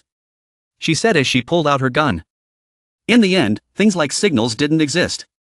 Chion Nuri quickly pointed the gun at the fake Kyuho. You, who are you? That Kyuho guy's face smiled slyly, gradually revealing his true self. Commander, the situation at the eastern camp has been resolved. A young man is reporting the situation to the leader. A ball was thrown at a tree and bounced off. We are currently cleaning up. A group of men in black are setting up tents and cleaning up the remains of the battle. There was no major damage, but there was some minor damage. They are still updating the situation. Why is Myri heading east? One of them asked curiously. There was a strange sound coming from the other end of the phone. What was that sound? Commander, are you listening? The reporter asked quickly. Someone was still hitting the ball repeatedly into a nearby tree. Oh my god, is it broken? The reporter complained. Hey, the guy who was hitting the ball just now stopped and answered. Huh? Which way is Changwon? Myri stood in front of him and asked Kim Junha. Junha stopped and turned to look at Myri and said, Since when have you been pretending to be so friendly? Go ask someone else. Junha waved him away. Myri looked away hesitantly and spoke. The others were busy. He was the most free. Junha shouted angrily. Are you trying to make fun of me? I wasn't just sitting around. I was watching everyone, didn't I? Junha defended himself. Kim Junha continued speaking with a fierce look. Okay, do you see that building on the other side of the mountain? That's Changwon. Junha pointed to the other side and showed Myri the place. Thank you. Myri thanked him and turned to leave. Hey, wait, Junha suddenly called Myri back. Why are you talking to me so casually? Junha angrily pointed at him and shouted. Don't you even use honorifics when talking to others?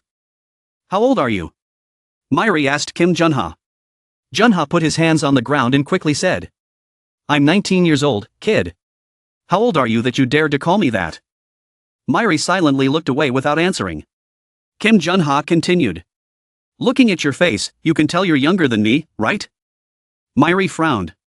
Glancing at Jun-ha, she whispered. Annoying. I heard everything. Jun-ha shouted angrily. Don't ever open your mouth to talk to me again. Don't appear in front of me again. Despite Jun-ha's angry shout from behind, Myri gradually walked towards Changwon, whispering more. Too noisy. Once again Jun-ha pointed at Myri and shouted. I heard it. Kim Jun-ha crossed his arms and grimaced. You devil, why do you hate your master so much? Kim Hae-mi standing next to him asked Jun-ha in confusion. What? When? Jun-ha denied. It's just that his strength is too strong, so he looks really cool. I'm jealous and frustrated. Jun-ha frowned and explained. You talk more honestly than I thought. Hae-mi showed a look of praise. I'm jealous too, but what can I do? Don't show your hatred so openly. You know that the power that the owner has is not natural. Kim Hae-mi sternly reminded Jun-ha to be careful. Besides, at least you have family. Hae-mi glanced at Jun-ha. In Jun-ha's eyes, he probably understood what Hae-mi said, so he didn't say anything more. Hae-mi turned around and left. Tell Jun-ha, I'm going first. Don't just sit there lazing around. Come here and help. Kim Jun-ha swung his hand to grab the ball and prepared to throw it, then nodded in agreement with what Hae-mi said. That's right, there's still family. The ball was thrown hard against the tree and bounced off. What can you say? Jun-ha said. I'm not strong enough to protect that. Jun-ha caught the ball that bounced off the tree and said in disappointment. At this moment, Myri used her power to fly high into the sky. On Myri, someone called out his name loudly and threw a stone across Myri's face. He looked at it suspiciously. Myri jumped and landed on the ground. He thought, what is this? A voice said. Just like that? Jizian appeared, placed both hands on Myri's cheeks, spun around, and spoke loudly. Why don't you say hello? Myri, don't just keep quiet and not protest. Hey, Jizian, if you shake Myri's body and say, oh, why aren't you answering? Are you just going to leave? Jizian said while laughing and squeezing Myri's face. That, Myri stammered in response? Why? Why? What? Jizian questioned him. Because I didn't know what to say. Myri's answer startled Jizian. Jizian listened to him with wide eyes and didn't know what else to say. Is there nothing wrong on Jeju Island? Jizian let go of him and asked. Yes, Myri replied curiously. You've been there for a while, so a lot must have happened, right? Jizian wondered and wanted to hear the story, so she asked him. What happened? Tell me. Why? Myri asked what happened. She didn't want to say much. What the hell? You haven't even greeted me properly yet. What said in an angry voice? Jizian suddenly knelt down beside Myri's feet and said. How will I tell you the story when I meet you later, Mom? Jizian looked up at Myri and smiled as he continued. Let's practice. Myri turned to look at something. Just chatting. What to say? Myri's face was blank and helpless. She said nothing more. Are you hurt anywhere? How is Jeju Island? Jizian kept asking Myri. The sky right now. A beautiful sunset. That. He hugged her. He hesitated and said. We set off for Jeju Island and. What's the matter? Arlo has been found. Myri continued. Jizian was still listening attentively. Myri obediently sat next to Jizian. The two continued to sit there and talk the way Jizian wanted. At this moment, the image of a person holding a gun and continuously shooting at something appeared. It was John Nuri. She was shooting the fake Kyuho. The fake Kyuho flew away, dodging each bullet. He slowly revealed his bright red face. The fake Kyuho quickly walked forward. Without fighting back. John Nuri looked and shouted. That guy. John Nuri shouted angrily. How long were they going to run? Were they playing hide and seek? He ran further and further away. At the fork in the road. The fake Kyuho disappeared. She looked around, not knowing which way he went. Where did he go? She panicked. She held the gun and leaned against the wall, breathing heavily. Damn it. I should have trained my stamina. If I had stamina, I would have caught him from the start. She said disappointedly. Okay. I'll get him. John Nuri closed her eyes. Calmed herself. Just think about where he went. The game began. A doll appeared before her. She stared at it in shock. She tried to remember. John Nuri looked thoughtful. Obviously. That thing said game. She began to analyze the events. When he first appeared, she was sure it wasn't Kyuho and shot him, but he didn't fight back and ran away. That thing also kept its distance from me. Why? Is it because of the game of tag? So maybe the disappearance of that thing meant the game was over. She wondered. At the same time, the space for this game is no longer meaningful. That is, John Nuri realized something. She reached out and turned the doorknob. After leaving the playground, where the player returns to reality, she opened the door and stepped out. She saw the fake Kyuho standing with his back to her. She thought to herself that she must be here. Based on my deduction of Spetter's personality, I guess you'll go to the roof. Although I don't know if that's the correct answer. John Nuri held the gun and pointed it at the fake Kyuho and said loudly, "Don't play tricks anymore. You've run out of options." She must be joking. Who the hell are you? Spetter? She moved closer to Kyuho while holding the gun. Where is the real Kyuho? She demanded. I hate sunsets. That Kyuho guy suddenly stepped onto the railing, because if the sun sets, I had a feeling it was going to end.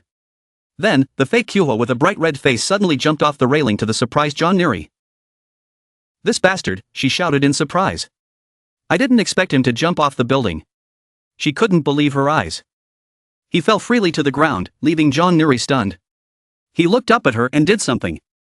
Her eyes widened as she saw him do something. Ha! He with a red face smiled and pointed at her and said, "Behind."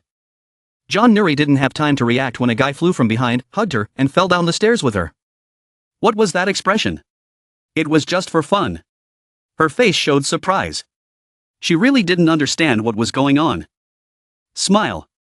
A grotesque face smiled slyly at her. Time to go home. With that, John fell down the stairs in an instant. John Nuri jumped. The purple-haired man smiled sinisterly. Both of them fell freely down below. John Nuri screamed in fear. Her mind was in chaos. What should she do? If she falls like this, she will surely die. At that moment, she suddenly remembered something from the past. Jun's voice rang in her head. That's right, Commander. Do you want me to start it now? Huh? It seems that the John of the past is instructing John Nuri on how to use the device. We have a technology stored in the lab. But I don't know how it works. If we have a compatible device, it should still be possible to boot it. Do you have the communication device that Neria gave you? I'll boot it up here. Back to reality. John Nuri quickly put her hand in her pocket to search. She remembered. The communication device. But she still couldn't find it. Damn it. Where was it? Seeing the landing distance getting closer and closer, she exclaimed helplessly. It was clearly in the bag. Finally, she held a small BC cube in her hand. She was happy. Found it. Now I'll activate it.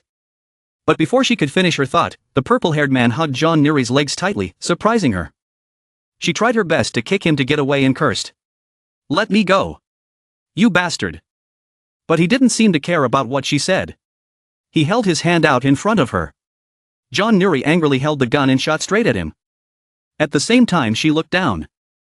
In the end, he fell down and turned into a pile of minced meat, and John Nuri, despite having support equipment underneath, was also seriously injured. One of her legs was completely broken. Her weak body was gasping for breath, coughing loudly. The Kyuho impersonator stood in front of her doing something mysterious. John Nuri let out a cry.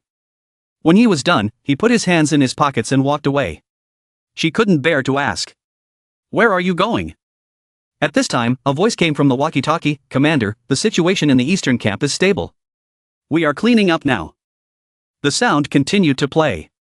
There was no major damage, but there was some minor damage. Suddenly a voice seemed to ask angrily. And why is that brat Myri here all of a sudden? John Nuri grabbed the walkie-talkie. The voice sounded puzzled and suspicious. What was that sound? John Nuri was in a critical condition right now. She silently prayed that someone would come quickly. The sound came again.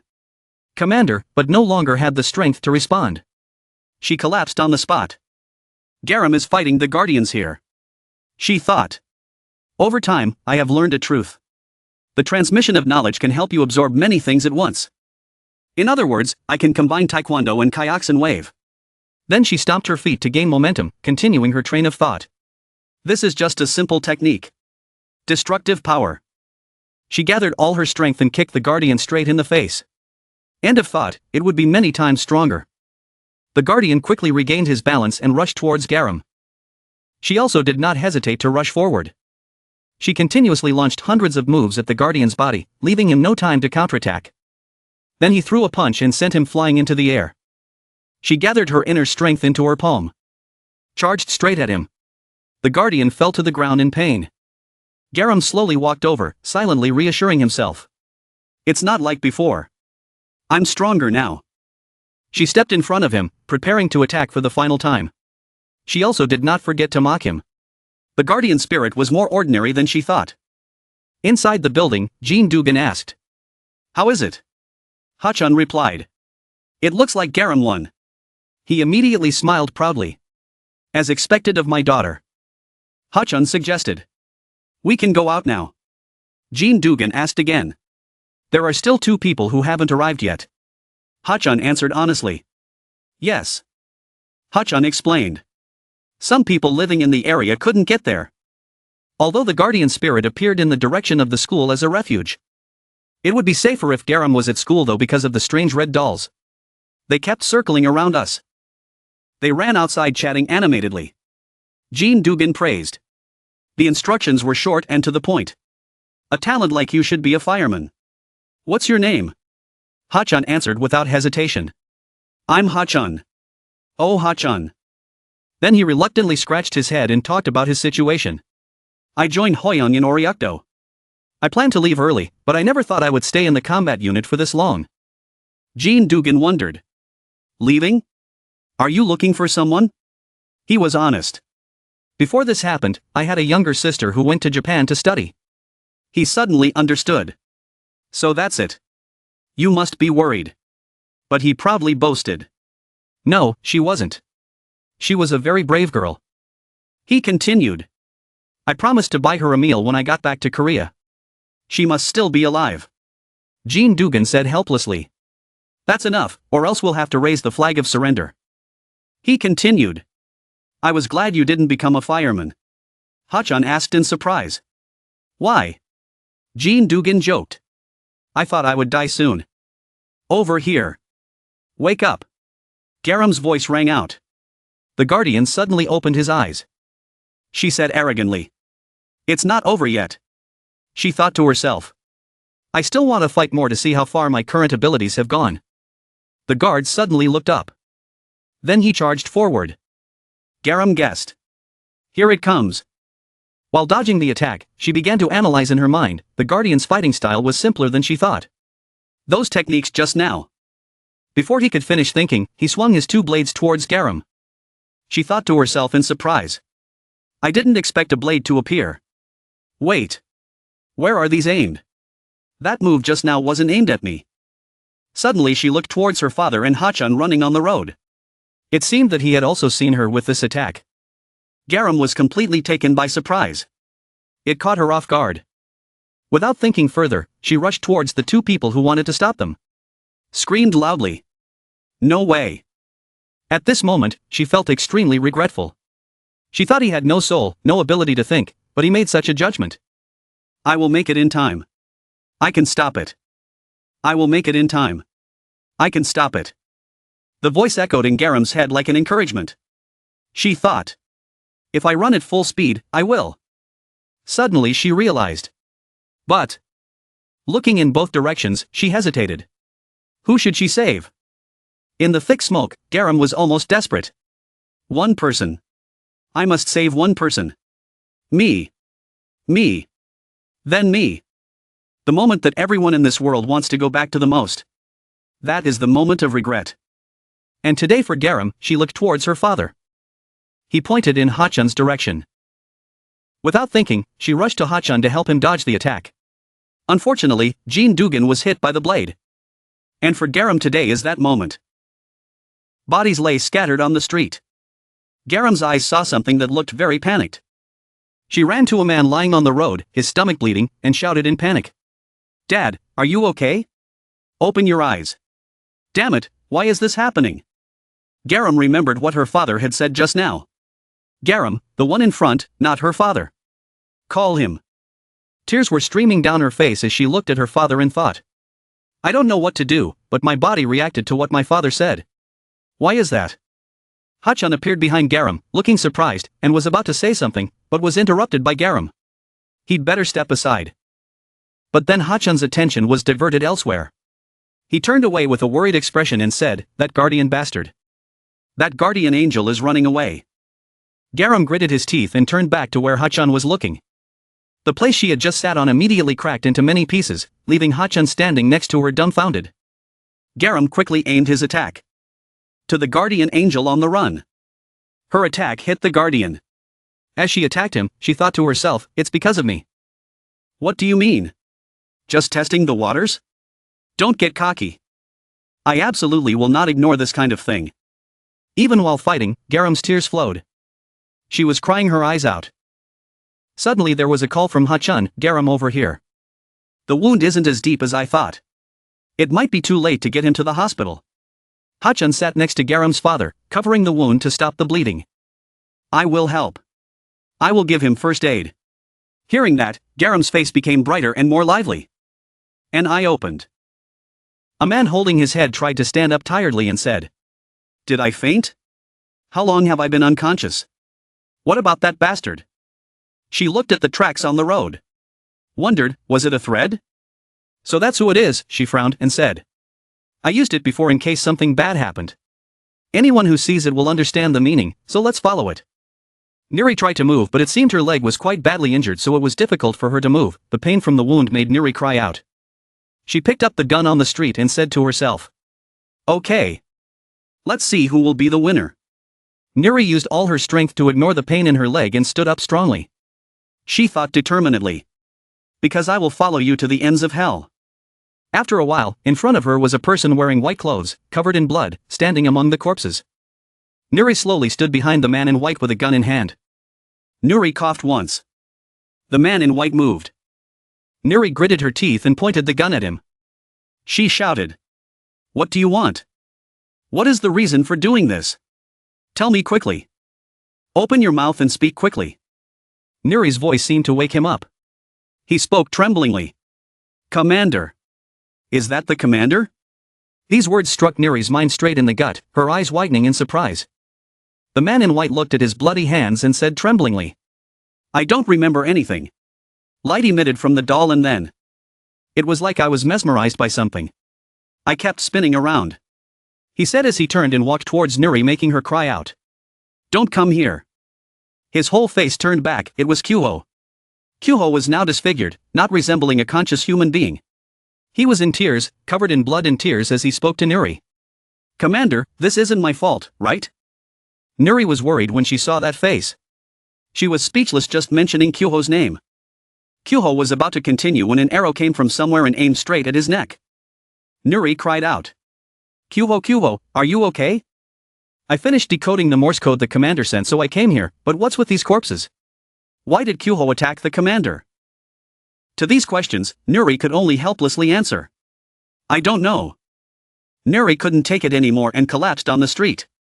She covered her face and said, "I don't know what the hell is going on anymore." Voices echoed in the hallway. Someone asked, "Is there someone impersonating Dr. Kyuho?" The other person replied, "Yes, the commander said so." Haimi and Junha were sitting on chairs in the hospital hallway talking to each other. Haimi spoke first. "I heard that the doll suddenly lit up during a meeting. Right after that, the possibility of it turning into an imposter was very high." Hearing that, Junha asked again, "It's Spetter's ability. But how do you know it's an imposter?" Haimi continued, "It just imitated the appearance and daily habits. I guess it's because it has no memories that they found out." After listening to Haimi, Junha stopped wondering. Looking at the strange outfit Haimi was wearing, she asked, "What are you wearing?" Haimi patiently answered, "I asked the costume department to change for a more comfortable outfit so it would be easier to fight." Junha sarcastically replied, "Well, even if I changed, they would still beat me up.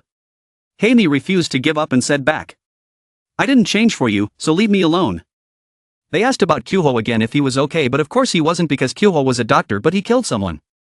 Kyuho was now sitting alone in the room. He looked at his hands. Then scratched his head, very upset. He cried. Mairi was in a corner of the hallway listening to Haimi and Junha talking. She heard that he was being controlled, so he did that. Whether he was being controlled or not, he was the type of person who would think it was his own doing. Please use your brain before opening your mouth. Hearing these words, Mairi turned away. After walking a bit, he met Garam, who was leaning against the wall. Garam asked Mairi, what's wrong? Mairi stammered. Garam thought he wanted to go to the inter-treasure meeting room. The meeting room? The exit wasn't this way, it was the other way. See, it's over there. But Mairi said no. He bowed his head and said, I heard it.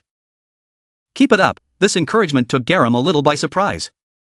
She smiled and said to Mairi, I didn't think I would ever be comforted by you. Did you come to the hospital just to say this? Garam told Mairi about his father's condition. He said it was okay. Luckily, the wound wasn't fatal and would heal with gradual treatment, so he didn't need to worry so much. Thanks for worrying about me, I'm fine now. Go to the meeting. Garam gave Mairi a gentle smile. Looking at Mairi walking away made Garam think, I've always misunderstood this kid. Mairi is a better person than I thought. But why didn't the commander let me attend this meeting? I can't go see the commander because I have to be with my dad. I'll come say hello after the meeting ends. In the conference room, Nuri was on crutches due to her injured leg but still managed to conduct the meeting smoothly. She started speaking. Okay, to summarize. In each camp, they arranged dolls and cadres, but for some unknown reason, all the bodies caught fire, and the invitations that appeared in the bodies of these cadres did not burn. The place this invitation points to is most likely Spetter's hideout. No matter how dangerous it is, in order to catch Spetter we have no choice but to go to the place this invitation points to.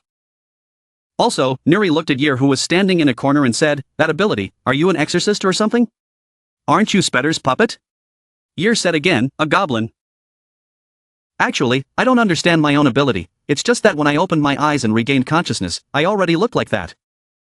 Nuri still couldn't trust her, so he said, honestly, this is a character who has connections with Spetter after all. I think we can accept some of this information since the other side has agreed to help us. Yer continued to stammer, the reason being guilt. Whatever the reason, I have killed many people with my own hands. Even if I stand up to help people now, I don't think my sins will be cleared, at least I want to atone for my mistakes. Even though I can't be a member of the group, I can't abandon my mission and my friends. She looked at Nuri questioningly, but I didn't know she would accept me so easily, I thought she would hesitate. Nuri sighed and said, this isn't the first time I've done this. Nuri suddenly remembered something. She angrily said, no, come to think of it, I called him but that idiot still didn't come. Until yesterday he was still acting like a normal person. She rubbed her forehead and said, okay, there's still something to discuss right now. Let's talk about it later. Just like what Nuri said earlier, Yer didn't understand who she was talking about and could only stand there and listen dumbly. Nuri continued speaking foolishly. Even if the meeting ended, she should not leave here. She herself knew clearly that many people would resent her and turn around to kill her. Do you understand? Now step forward. It was Garam. She stood there listening to Nuri and Yer talking. Garam's eyes darkened. Nuri discovered something. Before she could react, Garam had already rushed to attack Yer. Nuri only had time to shout, Garam, wait. Suddenly Mairi appeared from somewhere and blocked Garam's attack. He asked Garam, what are you doing? Garam was now angry and said impatiently, I was the one who said that, what the hell are you doing? Mairi frowned and asked uncomfortably, what are you doing? Garam rolled his eyes and said, I'm the one who said that, what the hell are you doing? Don't you know who she is? She asked, standing opposite him. I know, isn't it Yer? Mairi replied. If you know that, why are you stopping me? Garam said. She is the one who killed Kim Min-sun. This statement surprised you, huh? Garam shouted angrily, she was the one who killed the people we tried to save. She was also the one who proudly declared war on us over the radio. Are you protecting her now?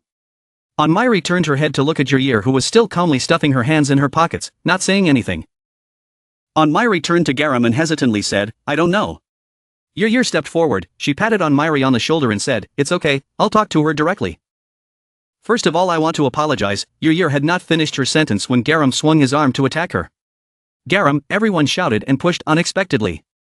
Sorry, you know how to behave, sorry, but what about Min-sun's death? It doesn't disappear, Garam said angrily. Yer was grabbed by Garam's shirt with one hand. She didn't resist but spoke with difficulty. Even if I had 10 mouths I wouldn't know what to say. If you vent your anger on me to help you release it, you can hit me as much as you want. Hit you? Do you think I just want to vent my anger on you? Garam shouted angrily. She hit him again? Memories of that day seemed to flood back. Garam smiled and looked back. Everyone was smiling and waving goodbye to them. Don't worry, definitely, we will come back. Garam's eyes widened. There was only anger in her eyes. She had no idea how much those dead people meant to me. Suddenly someone spoke up too loudly. Enough, Jean Garam, why do you always act like a child?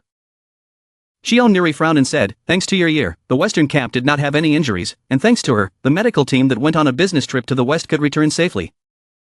My father is being treated now, thanks to Yer's efforts, Shion Nuri said. Jun could only open her mouth in shock, wanting to say something again.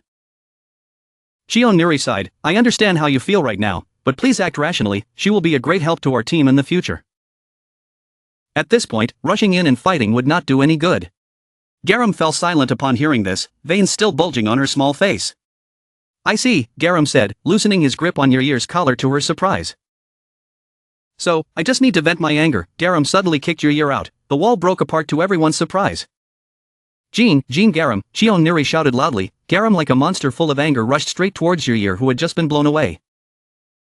Jin looked outside through the large hole in the wall and floor, stunned. Above, there was no book on her. How could she use her ability?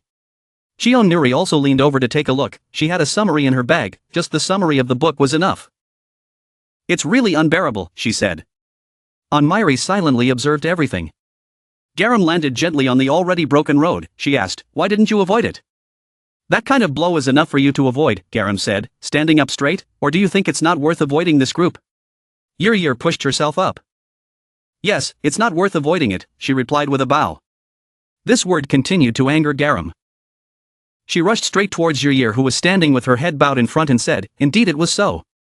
Things like that shallow apology were not suitable for someone like her. Self-righteous and arrogant, Garam said as he launched a powerful attack on Yer. Seeing humans as nothing more than insects, with such an attitude, she took a step forward. Isn't that her true appearance? Garam swung his leg and kicked Yer, sending her flying. She quickly used one hand to grab Yer's collar. How about it? Another punch, Garam shouted, still not worth avoiding. Yeah. Continue to take the blows, it's better to keep face than to lose. That's right, Yer still didn't counterattack but took each blow from Garam. Say something, Garam shouted, hitting Yer's cheek, causing her nose to bleed. Without saying anything, Garam suddenly stopped. Yer knelt before Garam. I had to take all these attacks. She bowed her head and said, you can do whatever you want to me. If you can make up for the mistakes I made, even just a little bit, that's fine. Garam gritted his teeth and did not answer. Suddenly she shouted loudly, using her ability to aim straight at Yer, who was sitting collapsed on the spot. This is not what I want, get up now, get up and fight. Enough, Anmairi suddenly appeared a few steps behind Garam, let's stop here. Garam shouted angrily, why do you keep protecting her? What the hell is she worth you protecting her? Why all this time? That's not it, Anmairi said calmly. This is complete nonsense. His words made Garam pause. Garam is a good man. If you do favors for others to fill your self-esteem, complete tasks to feel valuable, then you are a selfish benefactor. So I know very well why he went crazy because of the death of Kim Min-sung, a person who had nothing to do with him. Death is usually an expression of sadness. But through revenge to raise one's self-esteem, it is an expression of anger. Anmairi looked at Garam's unmoving back. Furthermore, with his actions right now, Garam cancelled his ability. It was completely pointless, just a rash act. Garam raised a hand to cover his face, thinking back on his actions. Please, Yer suddenly spoke up, covered in injuries. Even if I die, I will help everyone capture Spetter. So, she slowly said each sentence. Shion Nuri and Jun also arrived. Please, let me help everyone, Yer said. Garam remained standing there, silent. I heard about the invitation, let me join the battle plan with everyone, Garam suddenly said to Shion Nuri. I won't let any more damage happen, she said. Shion Nuri let out a breath. Okay, I get it. Garam passed by Yer. She called, Yer. You have to give it your all. Garam looked straight ahead, not turning his head. Yer was silent for a moment and then replied, So under Garam's leadership, a vanguard team was formed to investigate the origin of the invitation. The vanguard set out immediately. Investigate Spetter's base. In a strange space, objects fly freely everywhere. Someone said, "What are you doing?" The table covered the man's face. An invitation. Why are you doing such meaningless things?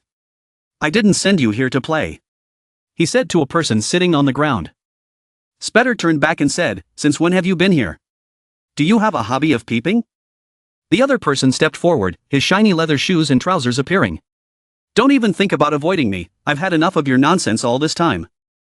Terate's face revealed, he said, "Go kill those humans for me now, or do you want to be killed by me?" Terate angrily gritted his teeth. Go kill those humans for me now, or do you want to be killed by me? Spetter sat with his back to Terate and calmly replied, "If that was a promise then I would have kept it." Weren't you the one who created the reason for the humans to attack? From now on I will do as I please. Spetter stood up, turned to Terate, and said with a smirk, "Hey, was it Terate who told you to watch me? Can you stop now?" No fun at all. Spetter had barely finished speaking when a black aura enveloped Terate. Immediately after that, Terate disappeared and was replaced by Harang. After transforming, Harang smiled and said casually, "Is it that obvious? I thought I was doing a good job." Harang slowly walked towards Spetter and said, "How wonderful is it to meet you in person for the first time. I heard you like to joke around, it seems you're more difficult than I thought." Officially introduced to people as Harang, Harang is the third Arhat of Terate. Harang continued, "Why don't you stop your nonsense and go kill humans? It's not fun." Spetter was playing with the ropes and heard Harang say that and said back, "What do you know, wild tiger cubs are a more pitiful existence than we think. Without its mother tiger, it can't do anything, but if you attack it, it will bite you to death, always like that. Don't be so arrogant and go away. If you want Terate to love you, go wag your tail at him." Harang laughed at what Spetter just said. He performed moves that caused the surroundings around Spetter to explode. Harang said, "He is a cadre after all, you shouldn't speak so carelessly. Any high-level mutant zombie should know this, right? Except for Terate, the remaining cadres are only tasked with maintaining this society. Just sit on your crumbling throne and laugh all you want, because I will deal with the humans myself." Spetter didn't say anything for a while, but that didn't mean she agreed. After Harang walked a few steps, Spetter said, "What a pity, why did you come here to show off your madness like that?" "Not receiving a mask makes you so sad." These words made Harang's walking feet stop. Harang still half-jokingly said, "Be grateful for the mask you have, that's why I didn't kill you. The toothless tiger can just stay there and enjoy his old age, I will do everything myself." Back at the Nuri group's headquarters, Garam was puffing at something. Garam recalled what Nuri said. Nuri held the paper in his hand and explained, "Let's check if the invitation reacts to the wind, this will help us in investigating its origin. For example, even if everyone blew right in front of her like this, the invitation would still turn in a different direction," Nuri said as she practiced with the invitation in her hand. Garam tried and succeeded, making her quite surprised and unable to hold back, exclaiming, "Really, the invitation fell in the other direction, going this way must be right." But after only a few steps, the invitation fell down. Garam wondered, did it fall so quickly or did he blow too lightly? At this moment Yer suddenly appeared behind Garam. She said, "Hey, can I apologize again, I couldn't finish just now." Yer's enthusiasm made Garam somewhat helpless. Yer asked again, really? Are you apologizing again? From Changwon to here, I've probably apologized 5,000 times. Okay, stop here. Yer heard that and happily smiled brightly and said, "Okay, so now you will forgive me, right?" But Garam immediately denied it. "It's not like that, but anyway, stop using me." At this time Myri also appeared. Garam immediately asked, "Hey Myri, can't you control the wind?" Myri immediately denied that he couldn't do it, but Yer was very excited and said, "I can do it." As Yer was good at, wind and fire are closely related, "Leave it to me, I will lead the way," Yer said as she practiced with the invitation. But the invitation fell before it could fly high. Everyone laughed at Yer, the atmosphere became much happier. Yer explained, "Because now I don't have the mask or the sword, my strength is much weaker, I'm sorry." Hearing that, Garam wondered, what does the mask have to do with having strength or not? Yer explained again, "Because my mask was given to it by Terate to increase its power, but it was no good either since the mask acted as a surveillance organ." Yer scratched her head and apologized again. Yer apologized so much that Garam lost his patience. She said, "Stop apologizing," she couldn't help anyway. The three of them used the primitive method of blowing with their mouths again. Garam said optimistically, "If we blow it until midnight, we will definitely see something." 3 hours later, the three of them were still diligently blowing on the letter. Already exhausted, Garam said, "Must be going crazy, like this." His mouth was bleeding because it was so dry. Yer also didn't have enough strength to blow anymore. Now there was no wind anymore, all he could do was spit out his nose.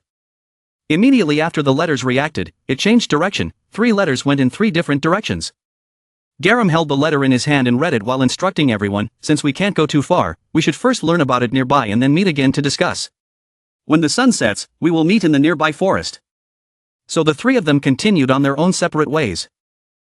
Yer was very determined. She puffed up her lips and blew on the letter, determined as she worked, no matter what she had to make up for her mistake, she had to be the first one to find Spetter.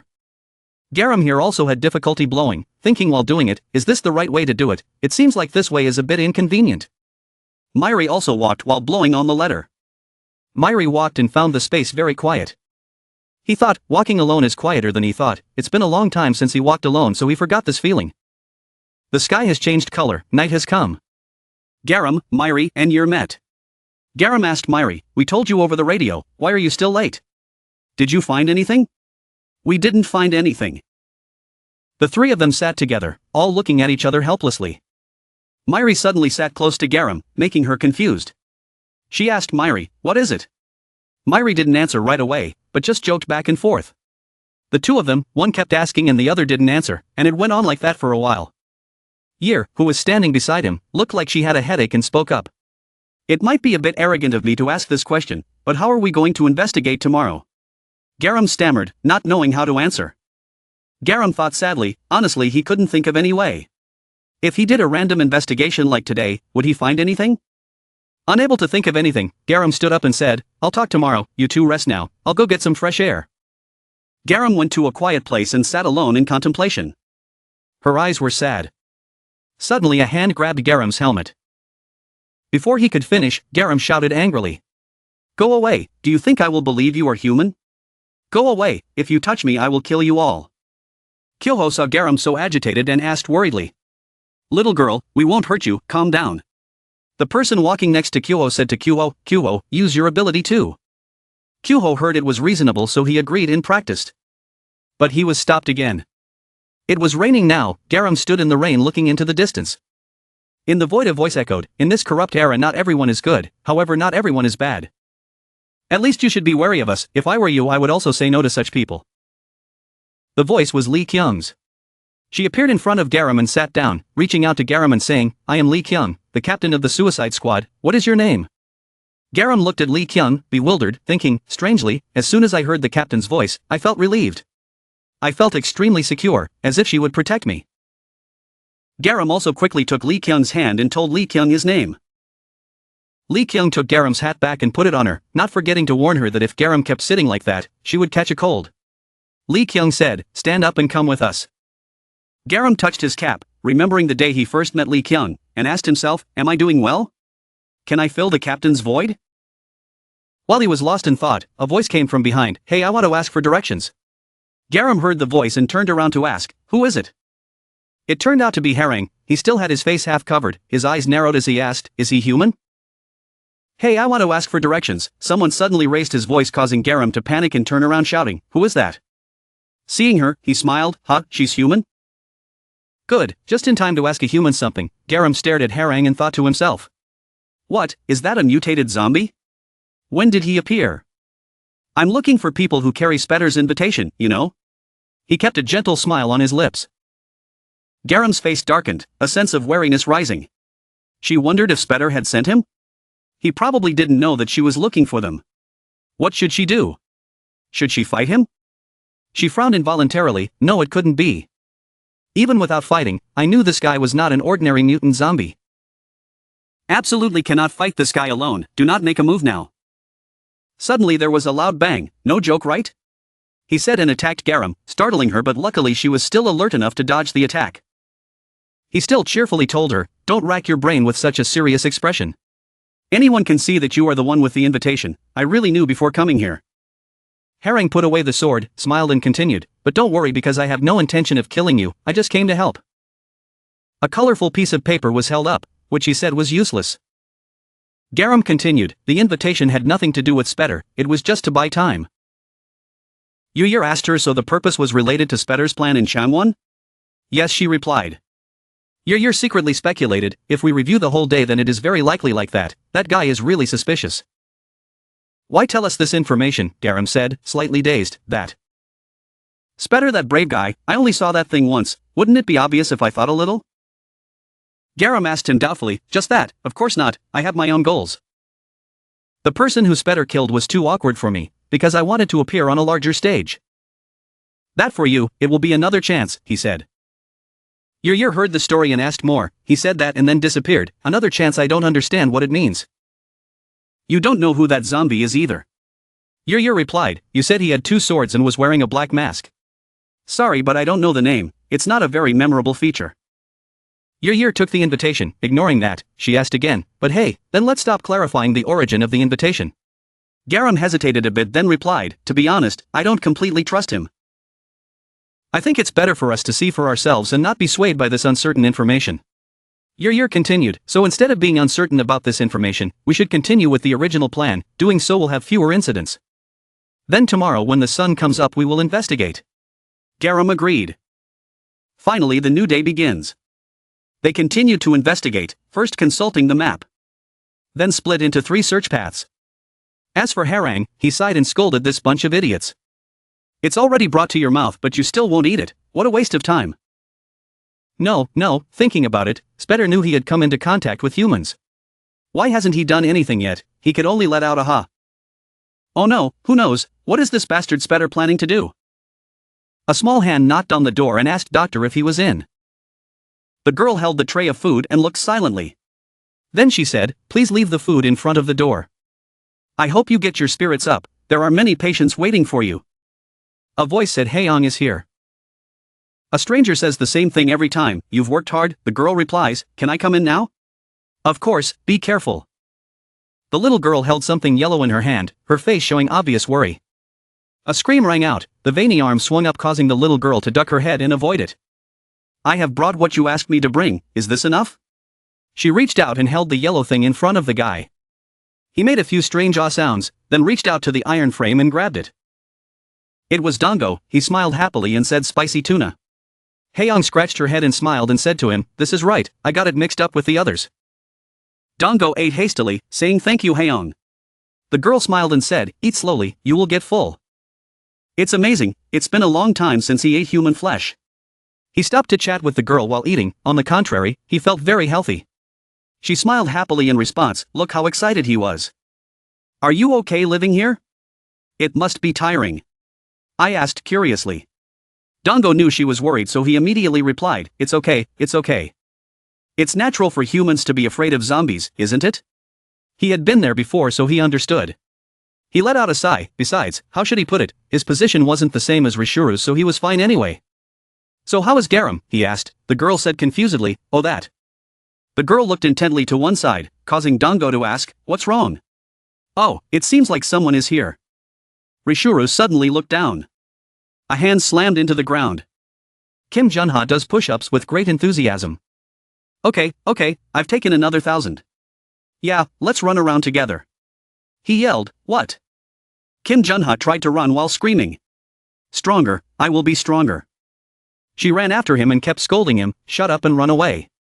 As expected, my instructions were ineffective. Cheon Nuri thought, resting her chin on her hand. I felt so proud when everyone followed my orders. You ran well, I'll be back later. Hearing that, he immediately said goodbye. Have a good trip, Commander. Now the first thing we need to do is to be vigilant against imposters. What the imposter can do is to imitate the appearance and habits. She read the report carefully and said again. We must investigate as soon as possible to see if there are any more imposters. A voice came in. The bun had no red beans and was eating her. The voice made her a little surprised. Hot dogs have no sausages, planes have no wings. That was Rishuru's voice. Where have you been all this time? Do you know how long I've been looking for you? Rishuru has no master. What do you think these things have in common? He asked a strange question that made her suspicious enough to ask back. What are you talking about? Her eyes widened as if she realized something. Come to think of it, this guy returned to his original form without permission. I'm here to fight the master. He attacked her. Without a master, what do you mean to me now? I'm here to fight the master. He attacked her. Without a master, what reason do you have with me now? She was frightened by that blow. If you find it too difficult to answer, let me say it. Lately I've been thinking a lot about why I'm so close to humans. The answer to this is simpler than I thought. No, maybe my instincts told me this already. The master loves people. So I must also love people like my master. That is the expression of devotion to my master. In the end, it was true love. I love you, my little people. He looked so stupid that even Shion Nuri secretly despised him. I thought he had woken up, but he was even worse than before. It was too pitiful. Okay, can I ask you something? She asked. He replied, tell me. In another place, someone said, hello guys. I am Rishuro, the preacher of love. I will guide you in your training from now on. Love preacher Kim Hae-mi questions this name.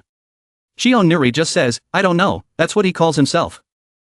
Anyway, his combat experience is much better than mine. So he will give everyone some good tips when facing zombies.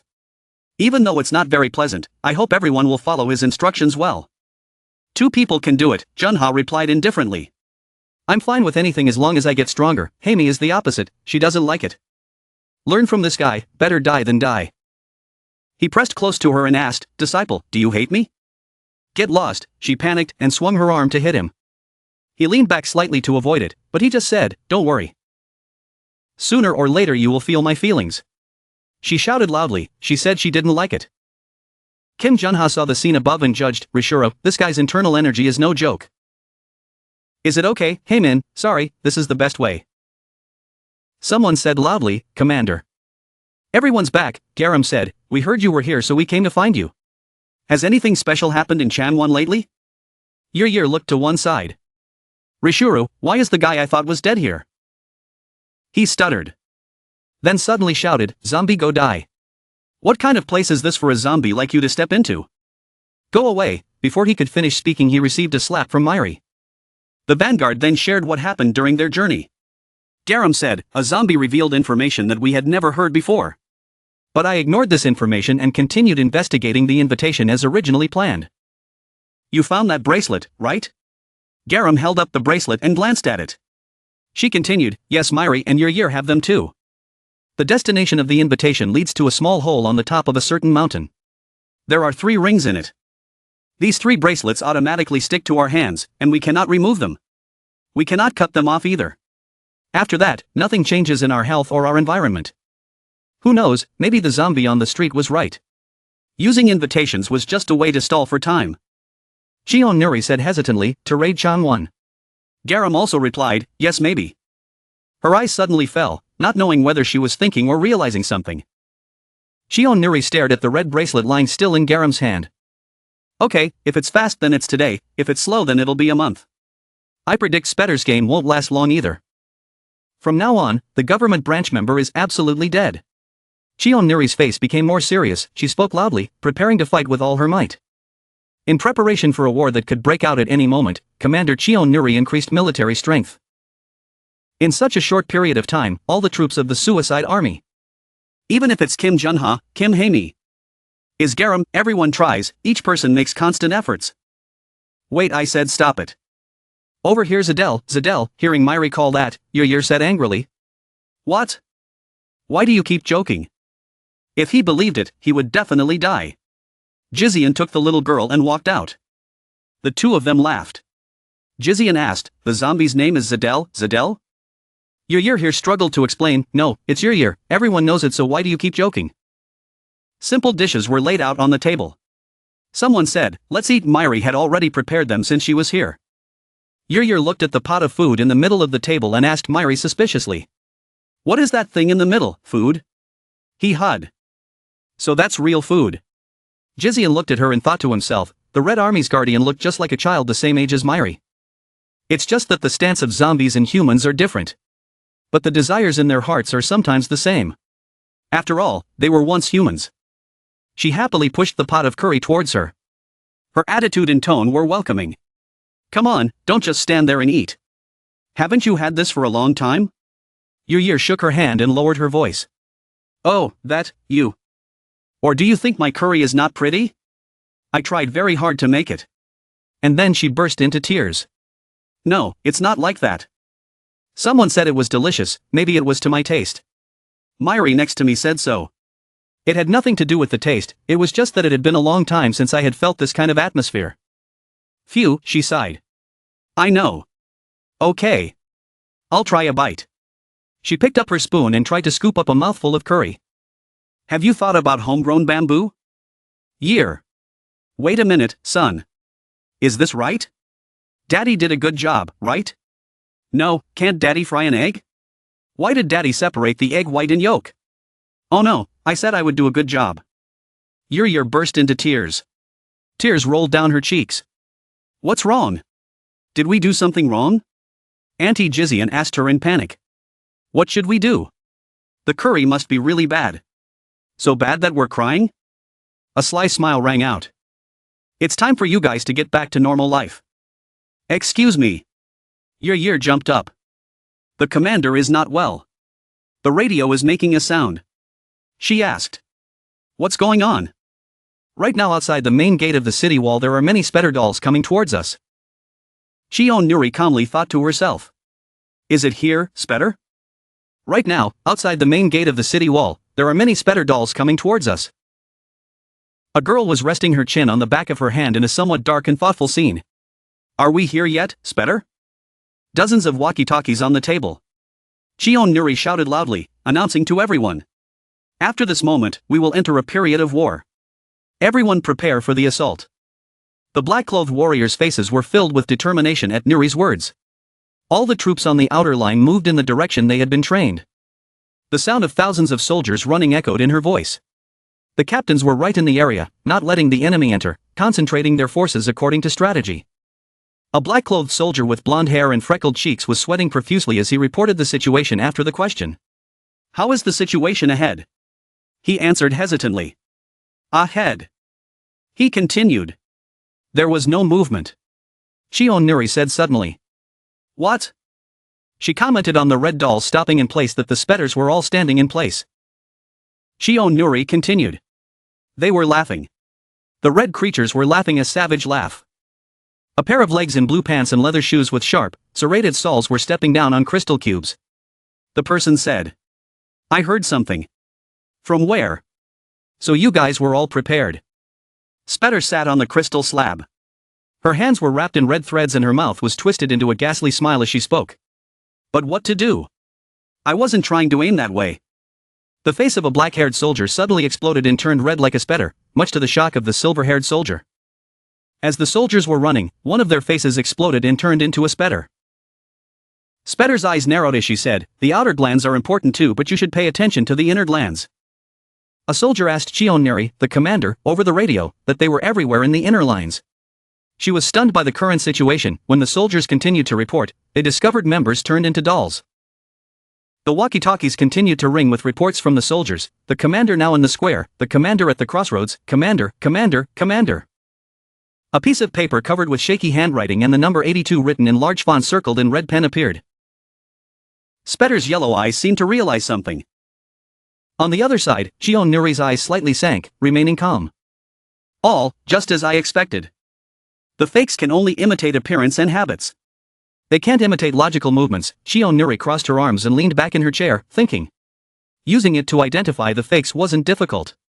I've memorized the radius of activity of everyone living in the murderous government. The cards came up, with a hand of spades facing up and thinking, they like to play. If that was the case, the image of Shion Nuri holding a card in her hand appeared, opposite Spetter who was turning his back holding the cards. Shion Nuri continued her train of thought, which was exactly what she wanted. The bald black-clothed soldier placed the police-printed shield in front of him, causing a human to be transformed into Spetter to be crushed. Uncle Jussie picked up the radio and said, Commander, I've checked all the private plans you requested. Shion Nuri stood up and leaned on the table. Under her hands were thick documents and surrounded by dozens of walkie-talkies.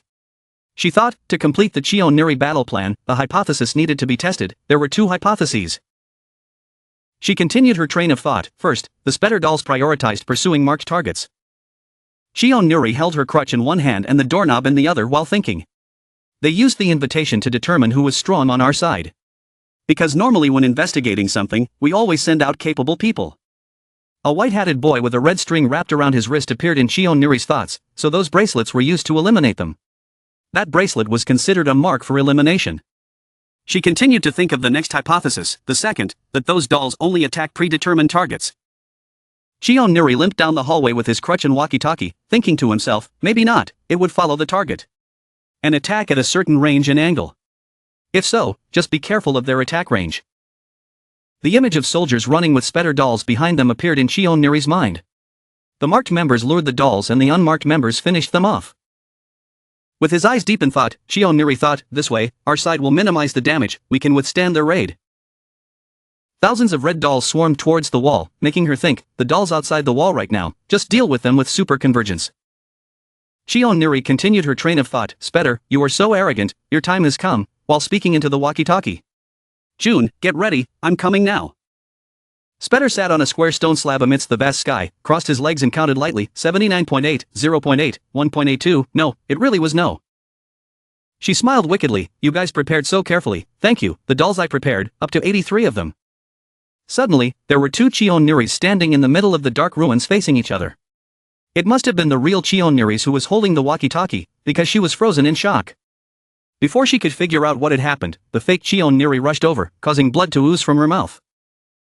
In panic, her pupils narrowed as she thought, why, clearly Rishuru had said she needed new hair. A bloody scene from the past appeared in her mind, she silently guessed, could it be that time? The scene was when she was kneeling down, clutching her bleeding stomach, screaming in pain in front of a man's thick nose. And her walkie-talkie had fallen, she thought, predicted, analyzed, strategized Cheon Nuri, everything was perfect, except for one thing. Cheon Nuri collapsed, her whole body lying face down in a pool of her own blood with her crutch beside her, thinking to herself, everything was perfect. Along with the incident that Cheon Nuri encountered, the other side of the radio was extremely impatient, the commander gave the next order, before he could finish his sentence, a large man bumped into the soldier. The soldier asked, what's the matter? Didn't you go the other way? At the same time, a red hand reached out. The big soldier replied, no, I didn't receive any orders, I just responded there. The red hand immediately rushed forward, grabbed the skinny soldier's head, making him scream, and pulled it away from me. The soldier retreated, only able to scream, me, everything was in chaos, someone shouted, behind him. The soldiers struggled to fight the dolls that had rushed forward, but behind them, a whole group of those dolls continued to rush forward with piercing screams, Commander. Garam panicked and said through the walkie-talkie while observing the situation around, Commander, the direction of each team is now off course, she shouted, Commander. Before her eyes was the image of a doll rushing towards the soldier, she realized in horror, damn, what happened all of a sudden, everyone listen clearly, I think something happened to the commander. She ran to hit the doll hard, continuing to say, for now, our priority is saving people. Kim Junha was running over with Kim Hae-mi at this time. Hearing the order, his face turned sinister and he said enthusiastically, good, it's been a long time since I punched a few guys, this guy is sick of it. The pink-haired female warrior Yer also immediately rushed over, replying to the person on the walkie-talkie, I'll do it right away, saving people is enough, right? Spetter said, his index finger raised and playing with the threads arranged into neat squares suspended in the air, you guys can't save them. Like a huge explosion, everything around Spetter now appeared with dazzling rays of light, and Spetter sat on the crystal square stone like a leader of that red thread. The red thread seemed to be guided and flew straight down to the scene where smoke was exploding on the ground. What she created was an extremely large Spetter doll, with tear-filled eyes, standing tall before Kim Hae-mi and Kim Junha. The doll's jet black hair fell away, and Yer looked like a tiny creature before it. Even Garam was shocked by the height of the red doll with black hair standing before him. She exclaimed, what is this thing? There was a loud noise, the doll's fist fell on where Garam was standing, causing her to immediately fly away. Garam warned everyone over the radio that a very strange guy appeared on our side, everyone should do their duty to save people. Kim Junha saw the bald red doll coming and screamed, it's the same here, we can't go. Yer, who was using fire magic from her hand against the long-haired red demon, also received information from Garam. What about Yer? She struggled to answer, same here, I don't think I can easily defeat this guy. Garam's eyes widened in horror and fear, she broke out in a cold sweat and silently calculated in her head, this was bad, if this continued it would cause heavy damage. Spetter smiled sinisterly, with the corners of his mouth stitched with red thread and his teeth slightly discolored. She laughed loudly and said, how boring, her hand picked up a card from someone's hand that was holding 3 cards, and continued, you guys are so confident. Hand struggled to reach out to touch the walkie-talkie that fell on the ground, along with a difficult gasp. Cheon Nuri gasped for breath with her mouth full of blood, her hand clutching the walkie-talkie. She thought to herself, there's no other way, we have to somehow end this and minimize the damage on our side. Spetter's eyes with yellow pupils darkened, she must have realized something. The hand wrapped in red thread is holding a blue card in its fist. Causing the card to fold into an arc, she blurted out, "Huh," and thought to herself, "Thanks to you, it turns out to be a Joker card." Onmyri's figure appeared with her purple eyes flashing as she walked towards her. Onmyri. Nuri sat opposite Onmyri with a calm face, and then she spoke. This time he would not be included in the battle plan, not to say exactly. Onmyri's expressionless face always looked like it had no vitality left. She wondered, why, what if everyone died? Nuri sighed helplessly and replied, "Worrying about others is not like you at all, you have changed a lot." "I just want to ask you one question. Do you think our members are weak?" Nuri's words made Myri look at her involuntarily. Then he replied, "No." Hearing Onmyri's words, she smiled with satisfaction and said, "Alright then, just follow my orders because everything has been calculated." At the most crucial moment, along with that, Onmyri shot straight up from the ground into the sky. When he flew up, he attracted the attention of his two teammates. They looked at him and asked each other, "What is it? Is that Myri? Where is Myri?" That teammate wondered, "Where did he go without helping us? Did he abandon us?" As soon as he finished speaking, a bloody hand reached up and grabbed the ground. Suddenly a voice rang out. All members paid attention. Nuri shouted, "Myri won't support us." She spoke on the phone with Jussie and the other teammates. He will go straight to Spetter to arrest her. This is my order. Everyone heard this and said loudly in dissatisfaction, "Damn it, what about us? Are normal people like us just going to die like this? Save us too." Nuri calmly continued, "Everyone trusts Myri, right?" She continued, "Without Myri's help, nothing can be done. Do people really think so?" "Myri's battle will be taken care of by Myri, and we just need to continue our battle." Kim Junha and Kim Haemi also calmly listened to what she said clearly. Nuri said with all her might, "The winner today is not Myri, but the army that kills us." Her words struck a chord with her teammates. Everyone heard as if their willpower had been given more strength. Everyone gritted their teeth. Then shouted and ran forward with fearless determination. Everyone shouted, "Let's charge and fight. Attack, from now on we will fight individually, no matter what the cost we must try to win." While saying that, everyone charged towards the zombies. Nuri closed her eyes and said to herself, "Yes, it must be so. Myri, you are not our weapon, you just need to be our hope." Nuri's final battle plan. All teammates fought hard against the zombies and did not give up. Nuri lay down with wounds all over her body, but she still smiled and spoke triumphantly. "What to do, Spetter? You think you won and are so complacent. Don't laugh too quickly because my death is not a failure. Now, let's start the second half." Myri is flying at full speed towards Spetter. She was now smiling arrogantly. Kim Junha spoke up to Garam. "Hey Jean Garam, did you hear that just now? It seems like everyone has regained their composure. Then let's give them a good fight." Garam replied, "Huh, the commander said so, let's fight with all our might." Kim Junha heard that and smiled slyly and replied, "Okay, we can fight now." Then he held the baseball with murderous eyes and said, "Hey you, get ready." He threw the ball with force and said, "Super speed ball." 6-cylinder throw, the ball flies very fast. The zombie dodged to the side. Kim Haemi jumped up and hit the ball and said, "It's useless to dodge, it's behind." The ball she hit flew back and hit the zombie, causing him to fall over. Kim Junha caught the ball and continued, "This combination fighting move took us a few days to come up with. If we fight properly, the results will be much better because we have prepared very carefully," he said proudly, holding the ball tightly in his hand. Through Garam's headset, he heard Kim Junha laughing. She was running at full speed and silently complained, "It was distracting to turn on the walkie-talkie while fighting." Then she jumped up and punched the zombie in front of her. At the same time she told herself, "Let's finish this quickly and move on." As expected, "It's so unsettling, I have to go help everyone." Year was sent flying by the zombie. She let out a painful cry. She thought to herself, in order to gain everyone's trust, she promised not to use the sword when fighting, but without it, she couldn't fight. She looked at the zombie in front of her with difficulty, thinking, "If this continues, I will become a burden to everyone. Damn it, somehow I'll fight with all my might," she thought as she charged towards the giant zombie. Rishiro spoke, "It's not good to just stand there thinking," he said while blocking the zombie's attack towards your ear. Rishiro smiled awkwardly and said, "Sorry for being slapped in the face by the master, I'm late. It's hard to forget this excited mood." Then he looked at your ear and asked, "But you are the weakest zombie, right?" "The commander told me." She looked at him helplessly and said, "You really don't remember who I am?" Rishiro replied, "Who are you?" Your said, "Never mind."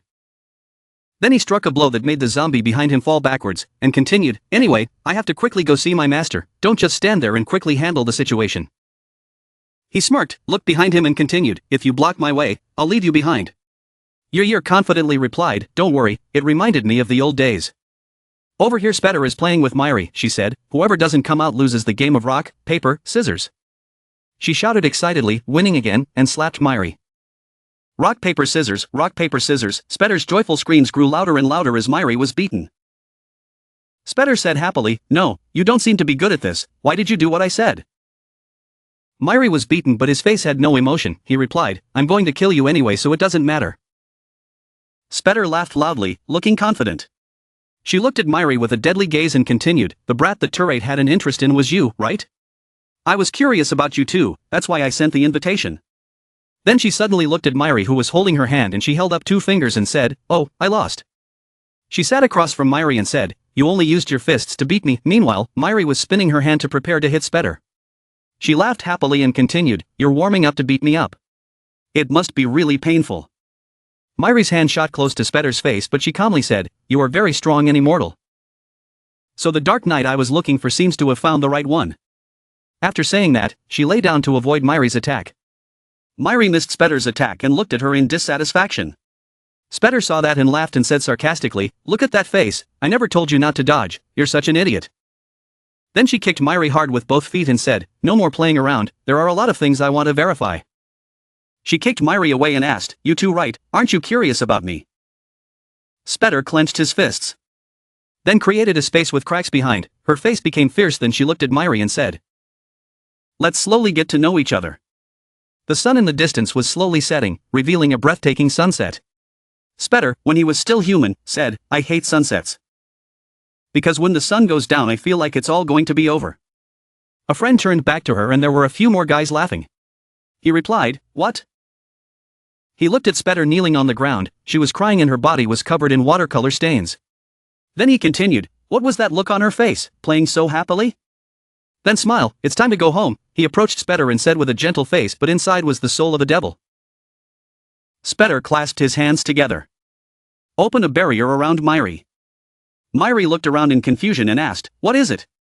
Suddenly a puppet in the form of the boy who bullied Spetter appeared behind him.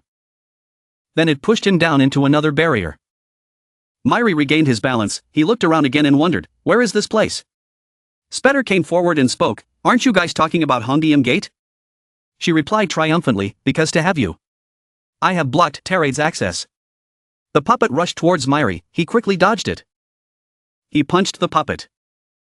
But when it passed through, its body reconnected, hugging his arm tightly. His legs and arms were completely covered by the puppet and he couldn't pull them out. He thought to himself, "What a troublesome doll." Spetter looked at him struggling and smiled with pleasure, then she thought, "Don't be so impatient, you'll be here forever anyway." June looked at the computer in panic and exclaimed, "What's going on?" She couldn't believe her eyes and thought to herself, "The commander's radio is disconnected, I don't know what's going on anymore. Even if I'm alone, I have to initiate hyperconvergence." Her eyes were filled with worry and anxiety as she looked at the computer screen, she thought to herself, but there was none. Changwon completely disappeared from the coordinates when viewed from the satellite, what the hell is going on? The sky suddenly changed color and cracks appeared, causing everyone to pay attention and look up. Yer saw and wondered, what is it? Suddenly she collapsed to the ground. She breathed heavily, clutching her heart and thinking, it felt like something was being transmitted into her body, this was Spetter's command. Could it be because I was also a doll made from Spetter's thread? Yer suddenly remembered something. She ran away leaving Rishuru alone to fight the giant zombie. He turned back and said, "Where are you going?" Yer thought to herself as she ran, the dolls were just hanging around the outer wall and not going inside, they only attacked humans and were not aiming for Changwon's collapse. I see, I should have noticed it sooner.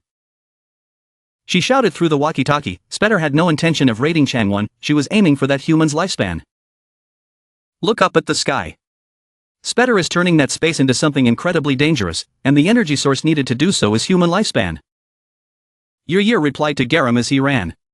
I thought so too, maybe Spetter had 2 abilities, I only received the order but I didn't know the details. She stopped and punched the ground with her fist and said about this place. Then she pulled up a glowing pillar from underground, Yer said happily, great, found the source of energy. Yu looked at the energy source and thought to herself, perhaps the number installed inside Changwon was around 100. It seemed like it was being prepared to activate. As soon as this was activated, the lifespan of the people here would gradually decrease. There's no way I'll let this happen, I have to destroy it before it activates.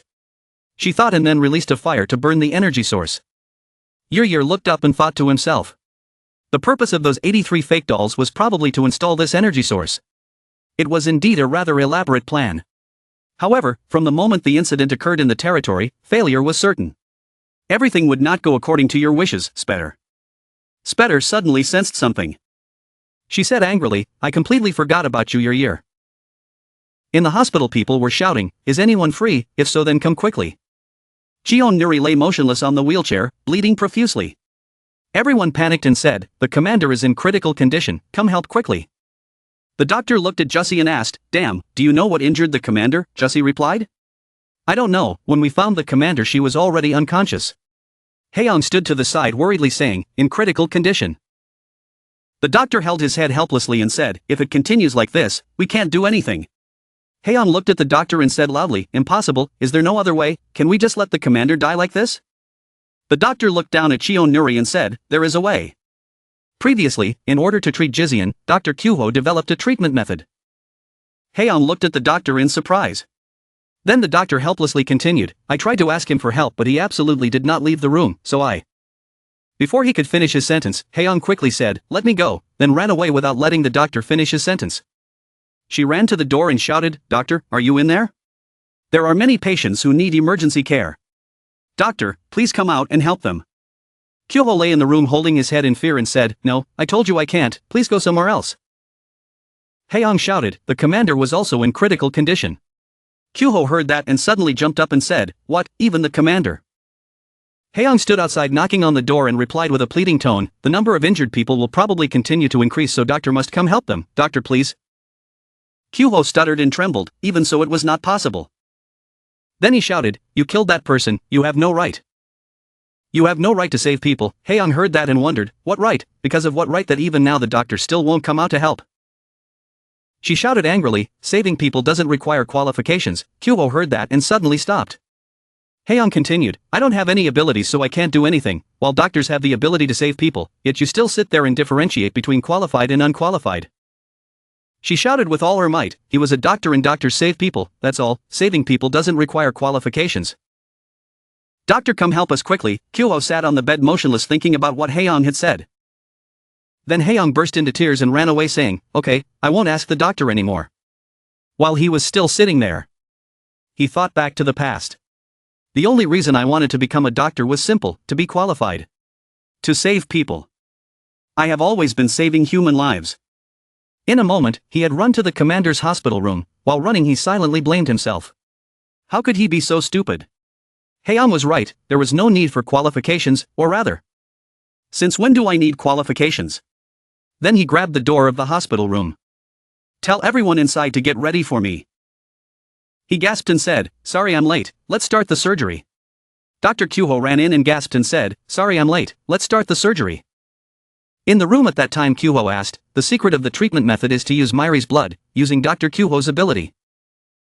The doctor beside him asked him again, Myri's blood can heal? Are you kidding me? Kyuho replied, you guessed it right. It sounded like a joke but it was true. Myri's blood has the ability to heal itself to a certain extent, it will decide on its own whether to heal a suitable individual. The other party asked him again, do you mean the blood has its own will? Kyuho replied, yes, he was right. He held the blood treatment glass tube and said with a bit of fear and anxiety. My role is to help Myri's blood make positive choices. There's no reason why I wouldn't reveal this treatment method to you. It's just that I don't think this method is 100% complete yet. As for the preparations, I'm done, but I still need a few more things. The patient who gets the transfusion will have to overcome dopamine, ironically. This ability can only heal when the patient receives 100% of the pain with a body full of injuries. Although this treatment is nothing special, it is more difficult than I thought. Haeyoung ran in and shouted. Doctor, everything is ready. Kyuho replied. Let's proceed. Haeyoung replied. Yes. The doctor who ran after him kept thinking about Kyuho. Wasn't it something special? Finding a new treatment method wasn't easy at all. Just how great was his will to save people after all? This man is definitely more of a doctor than anyone else. During the fight between Kim Junha and the zombie, Junha caught the ball and said, "Mei is really tough." Haimi appeared right behind Junha and said, "Okay then. Let's go destroy the energy core. Senior Garam and that Rishuro guy will take care of this zombie. If not, Master Myri will come." Junha stood still listening to Haimi. "We just need to do our duty. Don't waste any more time. Let's go." But Junha had no intention of leaving and said, "Well, get out of here." Haimi heard that and said to Junha, "Why are you so stubborn? We can't deal with this zombie. We've been fighting for so long and we still can't defeat it." Haimi looked at the wounds on Junha's hand and said, "More than anything, how else do you want to fight with that hand?" Haimi told Junha again, "If you listen to me, let's go." Kim Junha also spoke up at this time. "If we run away from here, that's all we'll get." Haimi shouted angrily again, "Crazy. You're being unnecessarily stubborn." Suddenly Junha asked Haimi, "Do you remember the day of the funeral?" She wondered. "What?" Junha's hand was bleeding profusely. He threw the ball up and continued. "After my father died in the massacre, I had an idea." Junha remembered that and said, "Roll until I wear this armband. That will be that guy's funeral." I thought I would feel relieved when all the nagging stopped. To be honest, thinking about the funeral makes me feel really sad. Junha caught the ball and asked Haimi, "Do you know what the good side of this era of wind destruction is? Whoever is strong can do whatever they want." Kim Junha shouted out a sentence of determination. "I will become strong. And will live the way I want." Junha shouted again, "Sorry, but you will not die here. Because I will order you around for the rest of your life." Haimi just listened but said nothing more. Her tears just kept falling. Kim Junha used his injured hands to continue fighting. Junha's eyes flashed with a burning light. He seemed to let out a few cries. Then Junha took down the zombie with one move. The super throw. 6 cylinders. The eyes of the monster created by Spetter suddenly shed tears. He dodged Junha's ultimate move.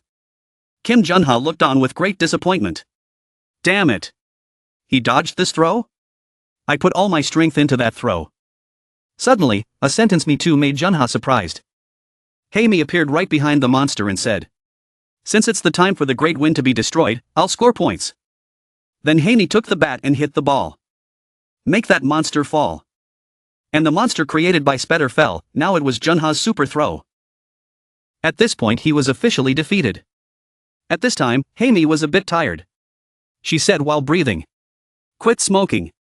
"What kind of high school student is smoking?" Junha replied with a smile.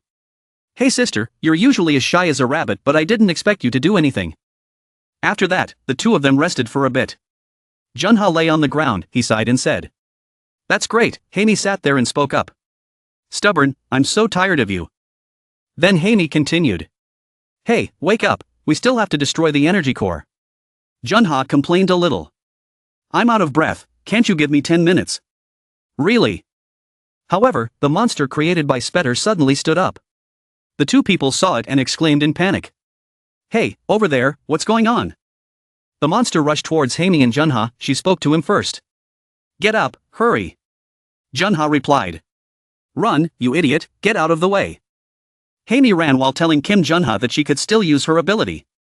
"Wait, I'll go somewhere else." Junha shouted a warning. Behind her. Haimi turned back and saw her and cried out. Kim Junha shouted even louder. "I told you to stay away. Kim Haimi." Haimi closed her eyes tightly at this moment. Perhaps she was ready to accept what was about to happen. Luckily, at this moment Rishuro appeared and said, "What is that smell?" And Rishuro let out a soft cry. So it was the smell of love. Junha and Haimi said happily, "Rishuro." The two of them were both happy and excited. This guy appeared at the right time. I told you he was trustworthy. Haimi sighed and said, "Almost went to heaven." Rishuro laughed mockingly. Then Rishuro spoke up. "Finally, my disciple has become close to me." Junha and Haimi looked at each other. Then they blamed Rishuro. "Go away. Where did you come from to cling to this guy?" Haimi also spoke up. "Disgusting. Don't try to act friendly with me." They said that, making Rishuru a bit confused. Rishuru suddenly said. Really, I've been following you guys anyway. You two have improved by leaps and bounds. Damn it. Why do you always end up crying? Rishuru now opened his arms and continued. Everyone has worked hard. Come, take my hand. Now come with me. Even as he said that, Rishuru's tears were falling. It sounded ridiculous. But what Rishuru said was all from the heart. Without realizing it, he had begun to have more human emotions than zombies. Hamey looked at him with tired eyes. Thanks for saving me. But don't make such a fuss. I was just a little nervous. After all, we're zombies. We're just working together now. Rishuru let out a sound as if he understood. Rishuru thought to himself. That's right, I'm still an outcast after all. These kids can't get close to me. Suddenly Junha saw that the monster created by Spetter was still alive. Junha shouted. Hey, Rishuru, you haven't finished dealing with it yet? What's that? Rishuru still calmly wondered. Hamey and Junha complained. This guy, didn't you already finish dealing with it? But Rishuru replied at this moment. Actually, that's all I came here for. While these two were fighting, the other girl ran away. I thought it was strange, so I chased after her. Who would have thought it would turn out like this? I happened to come across them. Thanks to that, he saw his disciples' progress. Rishuru narrated the whole story. Now there was a complaint, crazy. Is that thing still moving? Rishuru, because of you, I have to face two of them now. One is enough to kill them. Rishuru reassured the two of them. Don't worry. Then a thunderous attack occurred. Rishuru stood there calmly and replied. They were really annoying. They recovered from minor injuries and their attacks were very formidable. They were really not easy to deal with. Seeing Rishuru like that, Junha and Hamey said. That guy can fight and pose at the same time. But this, Rishuru said and laughed smugly and said. You can't make it difficult for me. Then Rishuru himself defeated the monster created by Spetter easily. Junha looked on in surprise. Controlling them at the same time. Rishuru smiled in response. There was nothing surprising about that. The monster created by Spetter was defeated and lying on the floor. Rishuru continued, when facing similar opponents, experience from previous battles is very useful. Knowing that fighting for a long period of time is just a waste of energy. Rishuru said a sentence while punching and rubbing. No need to feel hurt. This doesn't mean we're weak. It just means we're smarter. Then came the warning sound again. Rishuru. Behind. What's wrong? Those annoying dolls again? A figure was running after. Then he stopped to think. What is this feeling? Could it be? No, it can't be. Right now that guy. While fighting Myri. Suddenly Rishuru had a question. Rishuru felt something behind his back that made him wonder. Rishuru laughed and said. It's so frustrating having to deal with them one by one. Don't you guys have any fear crawling all the way here? Don't get in the way of my plans. Rishuru turned around and saw the opponent. Then another attack happened. Just couldn't see anything more. She flew away and said. Weak flies. Someone is talking to Garam through the device over here. Jean Garam, can you hear me? She replied. You're here, what's going on? The other end of the line continued. Spetter had appeared in person. Jean Garam replied. What was she talking about? Wasn't she fighting Myri in the air? Yer said. I thought so too. But it seems like Spetter has detained Myri and is directly here to deal with us. Garam asked back, detained. Suddenly she remembered, Yer had guessed correctly. Remembered the person who brought the cake closer and said. Now open your mouth. Control the space. The person sitting next to Myri asked. How was it? It was really good, right? Spetter had judged that mind control would not work. So he chose to control space over Myri. And this choice became an extremely effective tool to bind Myri. Garam asked again. So what should we do? Yer replied. Honestly, I don't think she will come down here directly. But maybe it's our chance? At this moment, Spetter flew in from somewhere, Yer said to Garam. Don't worry. Yer kicked Spetter and said. I will get Spetter. Spetter smiled and said. I was looking for you but I didn't expect you to appear like this. Can't you destroy the energy core? Yer replied. No, I think instead of doing that, It would be more effective to capture you directly. Spetter laughed mockingly. You're so weak, yet you want to capture me. In my own space. Spetter used his big hand to beat your ear and said.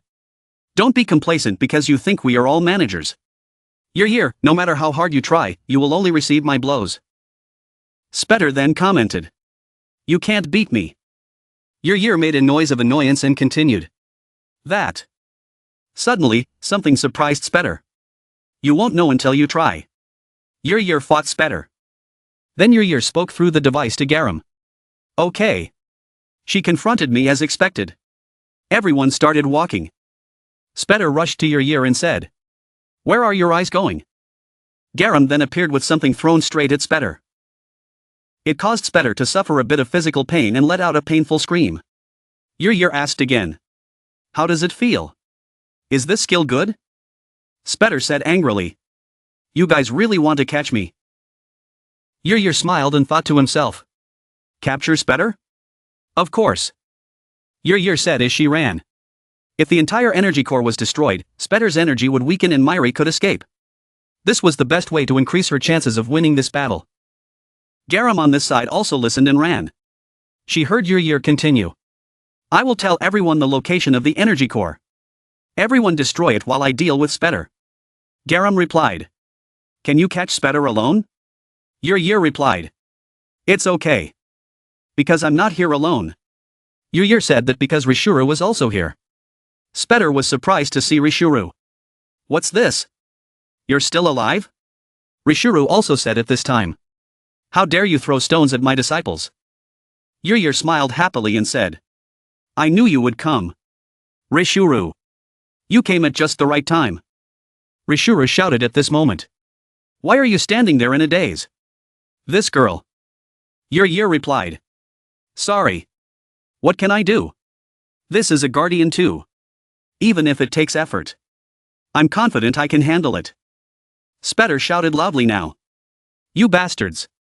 You take me for a joke. Get out of my sight. At this moment, Rishuru activated his ability. The Path of the Broken Wings. The Black-Yellow Whirlpool. That afternoon, Spetter quickly dismissed it as a mosquito biting an elephant and said, what is this trivial attack? Your ear fought hard. Spetter looked on and exclaimed. Really? Spetter quickly attacked again.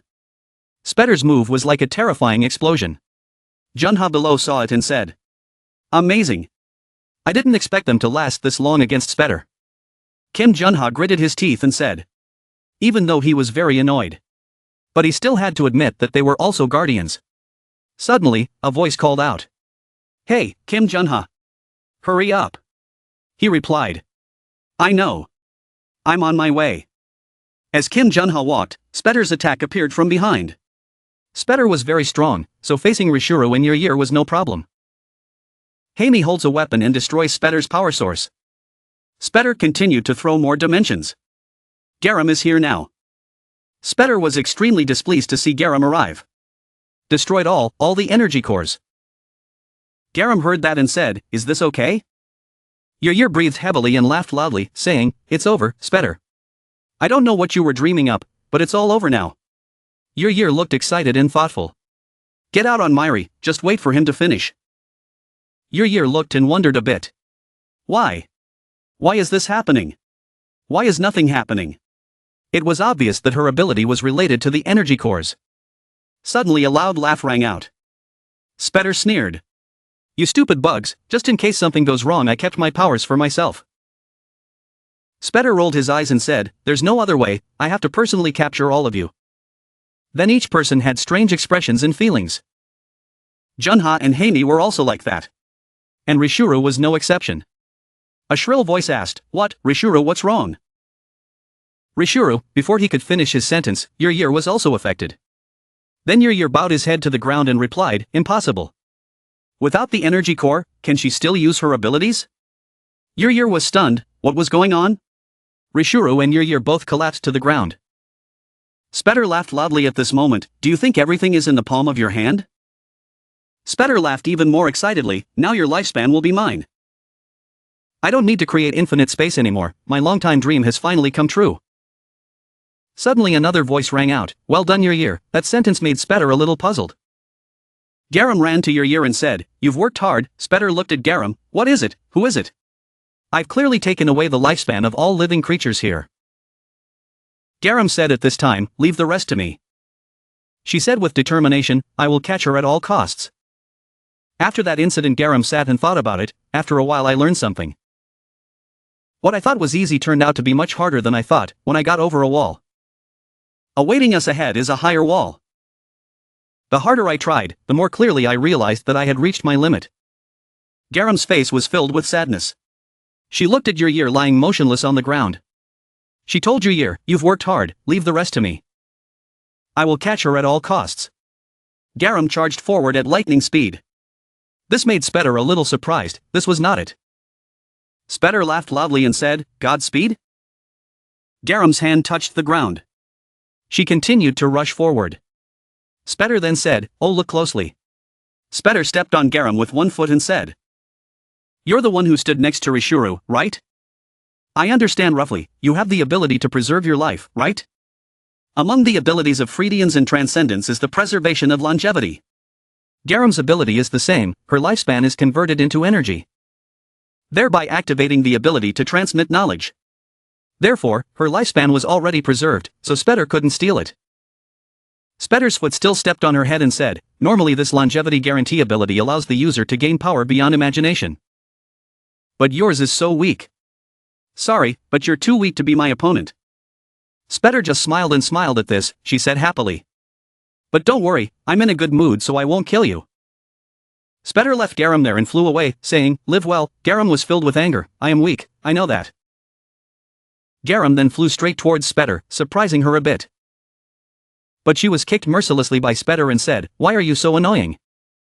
Your ability is commendable, but you have to know your limits. I don't have time to play with you."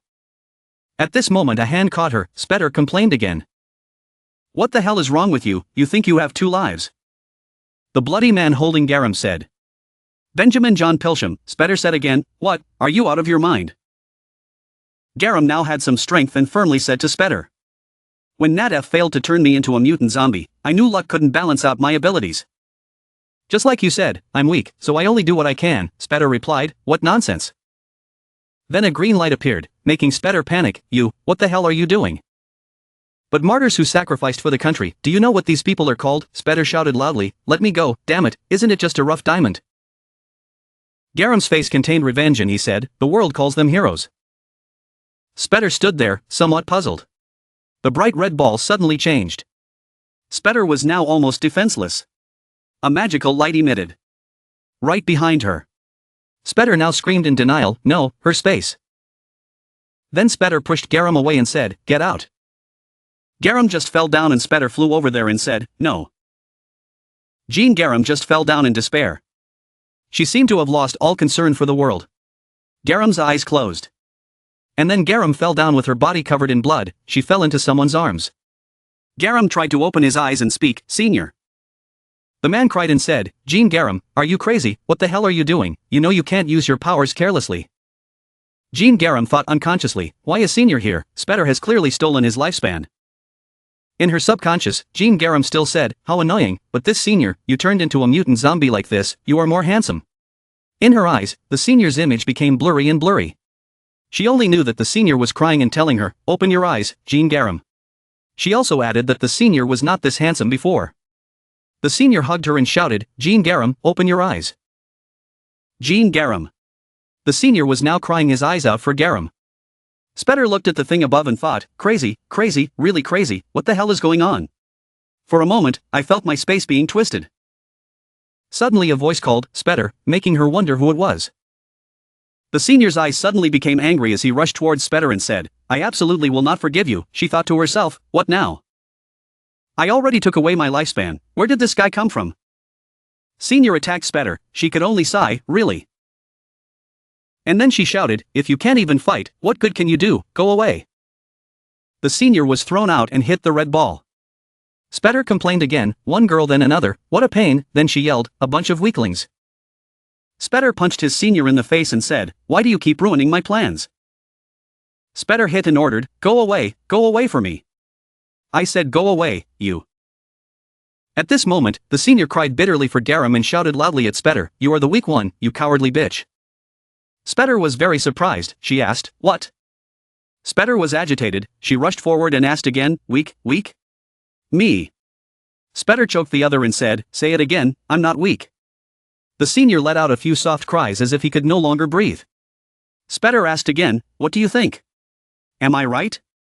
Then she took up her weapon and attacked the opponent and said, "You useless bastard, what kind of person are you to dare talk to me?" The weapon Spetter was holding got closer and closer to its target, and then missed the senior and hit Hano instead. Spetter saw that and panicked. "What is it? Choi Hano? What about you?" Spetter's eyes were filled with disbelief. And that thing broke and everything it contained fell down. Cakes and candies are falling down in abundance. Spetter shielded herself from these things with her hands, wondering what the hell was going on. That side was already weak. The senior was also shedding tears of pity for Jean Garam. Spetter glanced. The macarons fell down. Myri then went to Spetter and said, "You still did something to them, don't be so mean. That side is weak." Myri said as he walked on the cake-filled road. Colorful cakes were under his feet. "You still hit them, don't be so cowardly." Myri held a small cake in her hand, held it in front of Spetter and continued speaking. Spetter, who had just lost his arm, looked up at Myri in pain. Suddenly he let the cake fall freely in front of Spetter. She opened her eyes wide and followed it. Spetter's face faded. In an instant, Myri kicked Spetter, sending her flying into a wall. At this moment Myri heard a pitiful cry. Myri turned her head to look towards the direction of the sound. Myri grabbed Dongo's collar and pulled him up. "Enough, don't save me," Dongo said helplessly. "I checked everything. The commander, Kuo, even Garam, they were all killed by Spetter," Dongo tried to say. Myri looked at him and pulled him up high. "What's the point of living in this world anymore?" Dongo kept being pessimistic. He looked like he had no strength left. "It's all over," Dongo confirmed. Myri looked at him and didn't say a word. A scene of desolation appeared before his eyes. Spetter's figure was lying there after Myri's kick. She was saying something. Suddenly Spetter opened her mouth and laughed loudly. "So you're still alive, my Black Knight," she said mockingly. "The rumors that you're not dead are true." Spetter quickly sat up, as if nothing had happened. "I was so worried that all my space had disappeared at once," she added. "I just need to recreate the lost space. I still have human lifespan in my hands after all." Spetter grinned and thought evilly. "Just you wait, I'll lock you back in my space," she thought happily.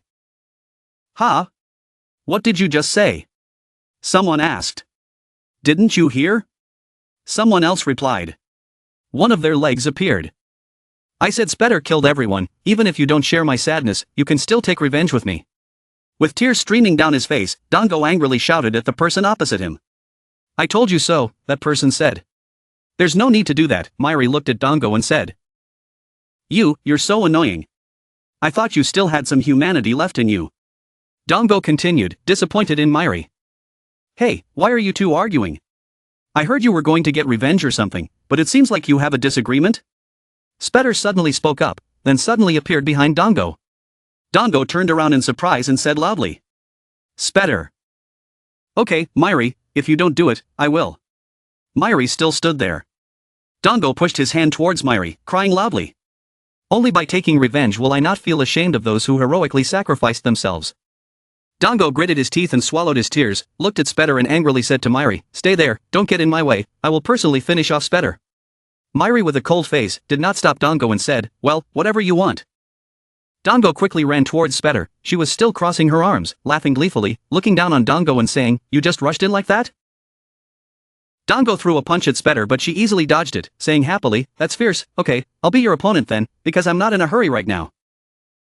"Let me see how long you can endure." Spetter suddenly raised his hand and threw a move. A block of wood rose from the ground and stabbed straight into Dongo's body, causing him to spit out blood and let out a painful cry. Not giving up, Dongo quickly escaped from the block of wood and flew straight to Spetter, who stood still and waited. He spoke aggressively. His ability to withstand blows was indeed not bad. She praised him a bit. Once again, Dongo was knocked out by Spetter, unable to defend. Myri was still watching the battle between the two. There was a device on Myri's ear. It was currently glowing. Myri still didn't make any movement. Dongo coughed and fell, his knees hitting the ground hard. Spetter laughed loudly. "What is this guy, already tired?" She pointed at him and said gleefully. Dongo had already collapsed. He covered his face to prevent more blood from flowing. didn't he say he would take revenge? This is really harmful. Spetter kept looking down on Dango and said. Well, you're a rare type, a mutant zombie who actually helps humans. Spetter looked up at the sky and twiddled his fingers as he added, I thought you were just a newbie, but I didn't expect your physical strength to be so outstanding. Suddenly Dango's eyes were full of murderous intent, tears still flowing. He slowly spoke, damn it. Dango shouted at Spetter with an extremely angry voice. He wanted to move towards Spetter. Not giving Dango time to do anything, she pointed at Dango's head. A big hole appeared on his head. He fell backwards. Spetter smiled slyly and said, that's too noisy. If you have a mouth, then speak. What's the point of screaming all the time? Spetter said to Dango's corpse with annoyance. Honestly, it was quite interesting. In the end, Dango collapsed. You're colder than I thought. Spetter turned around and smiled eerily at Myri, who was standing behind him. I thought you were on the human side, but this is probably not the case, she said with amusement. Hope you didn't choose the wrong side. Myri slowly took action. He removed the device on his ear. To tell you the truth, I'm tired now too, Spetter added to Myri. Myri looked up at her and replied, okay, it's over now. Suddenly, Dango stood behind Spetter, smiled, and said, really? Spetter was so startled that she stood there with a pale face. What the hell, I clearly shot through the head just now, she thought in surprise and turned around, Spetter's eyes clearly showing surprise. Suddenly Dango hugged Spetter, not letting her move. She screamed in panic, let me go, how dare you? Spetter suddenly discovered something, gritted his teeth and opened his eyes wide to look in one direction. What the hell, something just happened in the sky. The longevity gems I accumulated were gradually disappearing. The image of the two gems slowly fading appeared right before Spetter's eyes, she thought in doubt. At this moment, Dango was still hugging Spetter tightly and not letting go, then smiled and said, thank you for your cooperation, thanks to you we have time. What do you think of my acting? Spetter lowered his head and said nothing. What an act, Spetter couldn't believe what she was hearing, she thought in confusion. Dango recalled, Senior, Garam, are you awake? Dango asked with tears in his eyes. I'm fine, calm down and listen to me, Garam reassured Dango. No matter what, I won't die. To catch Spetter, I'll try to buy some time for you. Garam's face was covered in blood as he instructed Dango what to do. He would return everyone's lifespan. With Garam's request, Dango thought of the best way to help her, which was acting. Back to the scene where Myri grabbed Dango's collar and flew up. Myri, got it. I'll act like I want to get revenge on Spetter, Dango said. Is it necessary to do that? Myri asked curiously. Dango turned his face up and said to Myri, what, you already know the situation through the in-ear headphones. Hey, let's start quickly, Spetter will be here soon. Dango urged Myri to hurry. Myri didn't say anything more.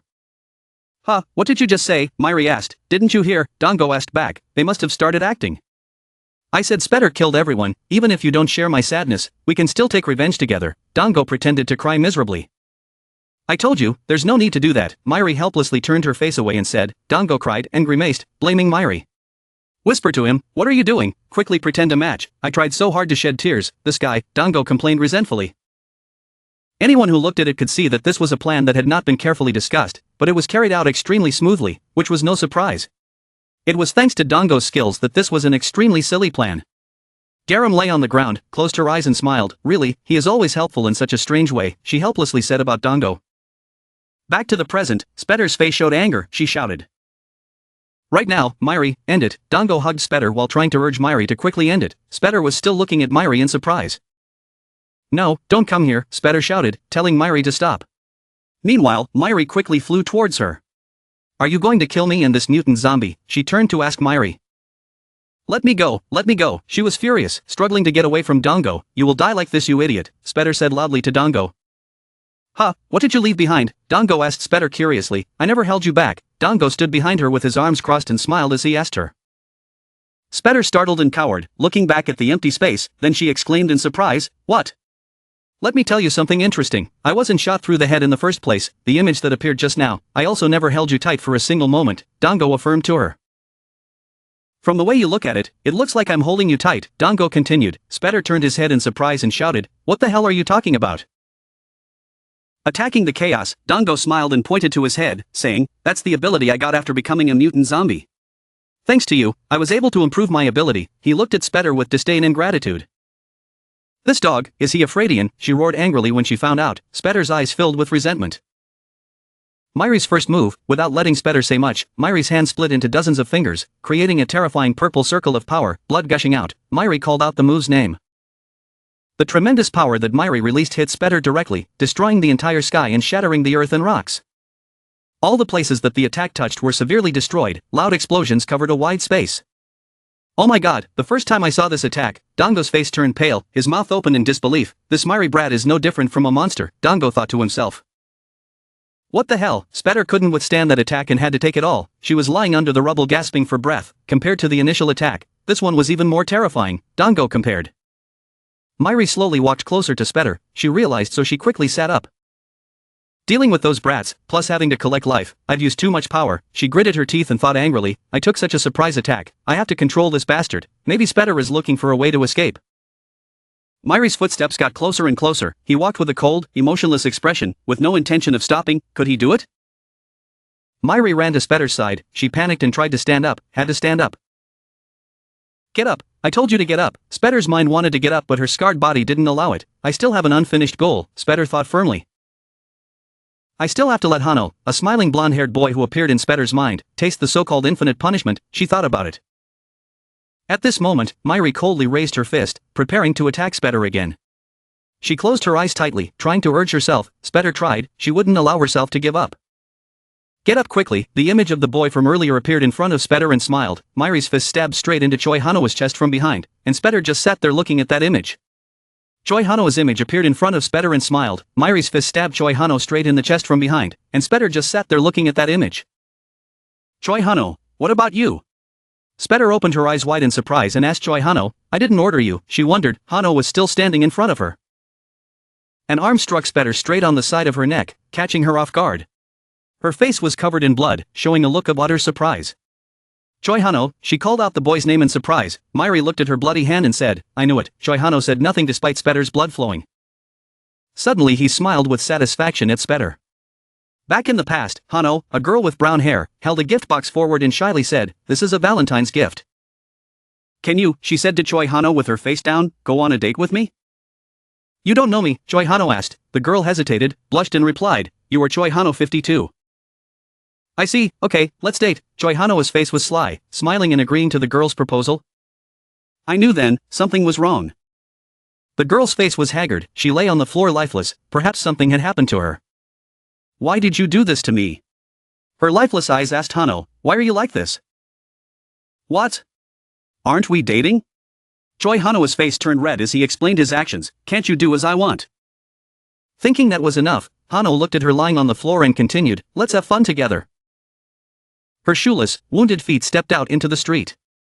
She walked down the street with scars all over her body. Everyone around turned their eyes to her strangely. In her hand she was holding something red that was crushed. Her face was lifeless and devoid of human vitality. The door opened. You're home, Mom cooked dinner, a child said. The girl said nothing as she entered the room and closed the door. The child turned to look at her in surprise and asked, Sister, a blade suddenly stabbed straight into the middle of the red doll. Choi Hano took my life. I can't go back to my previous life. The image of the angry girl repeatedly stabbing the red doll on the bed appeared. I will go back to living as if nothing happened. No, it can't be. Every red thread from the doll flew out. Doesn't he deserve to be punished? Spetter stood there panting, looking at the player Hano covered in blood and red threads, along with a few others. What? What do you think? Is this fun? She angrily shouted at Hano, does this look like a game? Answer me. Spetter shouted. Choi Hano's face was full of red lines and he smiled mockingly at Spetter. Is that all? Hano asked. Spetter's eyes widened in surprise. The revenge you've prepared, is that all? Choi Hano brought his face close to Spetter's and smiled smugly. She looked at him with wide eyes. Choi Hano waved his hand and pushed Spetter to fall backwards, coldly saying, how bland. Miri stood outside, looking at what was happening in front of him, not understanding anything. He thought, what is this? Because I wanted to see his suffering, I kept my original body and made it into a doll. Spetter thought as she fell down, never expecting things to turn out like this. She couldn't believe it was true. Sorry but Choi Hano, white hair fluttering, it's not over yet, Spetter thought. I will also take away my life. Suddenly she turned into another monstrous form, white hair and a skinny black body. The surrounding space also changed along with Spetter's body. Choi Hano and Miri remained standing still. Suddenly, some force made Choi Hano fly up, and there was something strange about the red thread Miri had punctured earlier. A huge gift box sucks Choi Hano inside. Miri looked up to see what was happening. Unfortunately, Spetter is in a state of aging and gradually fading away, Choi Hano said. I wanted to see it with my own eyes, Spetter said regretfully, then disappeared into thin air. At this moment, Myri was quickly blown up. Thinking to himself, she was being sucked in, he firmly planted his feet on the ground, splitting one leg into three, so that he wouldn't fly up. The big gift box that was still moving in the sky was because of that thing, Myri realized and then questioned. What? The building was shaking. Someone was shouting loudly. Kyuho woke up. What happened? Did I faint? He asked in confusion. Doctor, are you awake? A girl quickly ran up to Kyuho and asked. What's going on? Kyuho asked the girl. The building is currently, no, the girl hesitated. It seemed like the whole Changwon was shaking. The girl said, the whole sky was shaking strangely. Wake up. Hey, someone is calling your ear. She slowly woke up at the call. Wake up. Please. The ponytailed girl screamed. She grabbed Yur's sleeve and pulled her up. Yur calmly looked at the girl and asked, what's going on? I'm clearly fighting Spetter. If you're awake, then let's try our best. The ponytailed girl said firmly. Hey, what happened? Yur asked, not understanding anything. I don't know either. I was passing by and saw you. Then suddenly you were sucked up into the sky. The girl replied. Damn it, even if I tried to ignore it, how did it turn out like this? She had helped our camp back then too. Yur's face was filled with panic as if she had discovered something. Looking back, she was the person who was next to Myri at that time. Yur suddenly remembered the image of a familiar girl. At this moment, Myri's side was still standing on the legs that were firmly planted on the ground. He looked up and attacked something in the sky with his feet. The bones he threw nearby all dissolved, having no effect. What should he do? He was confused. A scream rang out. A man fell from there. Myri quickly flew over and helped him up. Myri supported him and flew to where Yur and Garam were standing. Myri, you're here? What the hell is that? Dango asked Myri in panic. I don't know. Myri replied. Dango tried to hug Garam. The displacement still hadn't disappeared. Garam had to be held tight, he said. Really, what the hell is that thing supposed to do with it? Yur asked helplessly. Clasping his arms, Garam tried to speak. What? Dango asked. Senior, you weren't sucked into the sky, it was me. It will suck in people who wear the bracelet and those around them. Garam looked at the bracelet and explained. It's aiming at me, Myri or Yur. She was doubtful. What? So everything around was destroyed until one of the three people was sucked in? Dango asked her in panic. Everything around was destroyed, no longer intact. If this continued, the entire Changwon would be sucked away. He continued worriedly. Myri looked towards Garam and Dango understood and said nothing. We fight to protect something. Myri recalls the image of him and Kim Jiho and what his grandfather told him. The end result of this punch is the reason why the student must win. He held his hand out in front of him. I'll fight it. As soon as he finished speaking, he flew straight towards that place, much to Dango's surprise. Wait, do you know what's inside? Dango worriedly stopped him. I'm not dead anyway. Myri replied to Dango softly. It's not that. What if you were locked up and couldn't get out like just now? Dango asked him in a panic. We'll figure it out. Dango tried to persuade him. Garam lay still and said nothing. Come back here. Hurry. Dango urged Myri to come back quickly. It's okay. Myri firmly told Dango and he continued flying up there. On Myri. Kyuho, Haeyong and Jizian looked up at the sky with panicked faces. I can do it. Myri thought to herself as she looked up at the place. Because I fight to protect everyone. Suddenly a foot appeared above Myri. It stomped on his head and said. No, that won't do. He still couldn't leave this place. Yur appeared above him, preventing him from going there. Myri was kicked down by her. The tremors were still running through the city. Trees were falling. Whatever it was, we had to hold on tight. Was it an earthquake or something? People were panicking and comforting each other. I don't know what the situation is, but it's definitely going to get worse. Kyuho thought as he ran away from there. Spetter's dolls will take this opportunity to rush in through the front door. He was worried. His face looked serious. Kyuho frowned and thought. If that's the case, I have to stop this. A kick went straight at Myri's head. He didn't have time to dodge. It was Yur. She was flying above Myri. Kick Myri to the ground. What are you doing? Myri asked Yer, looking at her blankly. What are you up to? She looked at him and smiled. Don't get in my way. If you don't want to die, then go somewhere else. Myri determinedly flew straight up into the sky once more. Yer turned her head to follow his actions and said, What cruel words. But sorry. Yer suddenly used his flaming sword to slash hard at Myri's body. Cut you in half. I won't let you go that easily. She continued. Because the goblin is lending me its power. Yer said happily. Beside her was a fire shaped like a goblin's face. If you want to leave, you'll have to step over my dead body. She affirmed. Get down. Yer advised him. Myri turned to look at her coldly. The humans needed him. Hold on tight. If you fly away, you'll die. One said. What is that? Another asked. What? Yer and Myri. Under the giant gift box. Two beams of light are fighting each other. Myri bit hard on Yer's hand. She struggled uncomfortably. She immediately used the sword to slash Myri's neck. They chased each other in the air. They moved very quickly from place to place. Two black and red spots fight each other. Endless. The red dot immediately flew across the black dot. Just like Yer just pierced Myri, causing his limbs to be severed. You're not looking down on me, are you? Myri frowned and said to Yer. I told you. There is no other way but to kill me sincerely. No. Yer glanced at Myri and smiled. The thought of really wanting to kill me. Yer swung his sword towards Myri. Continued to attack him.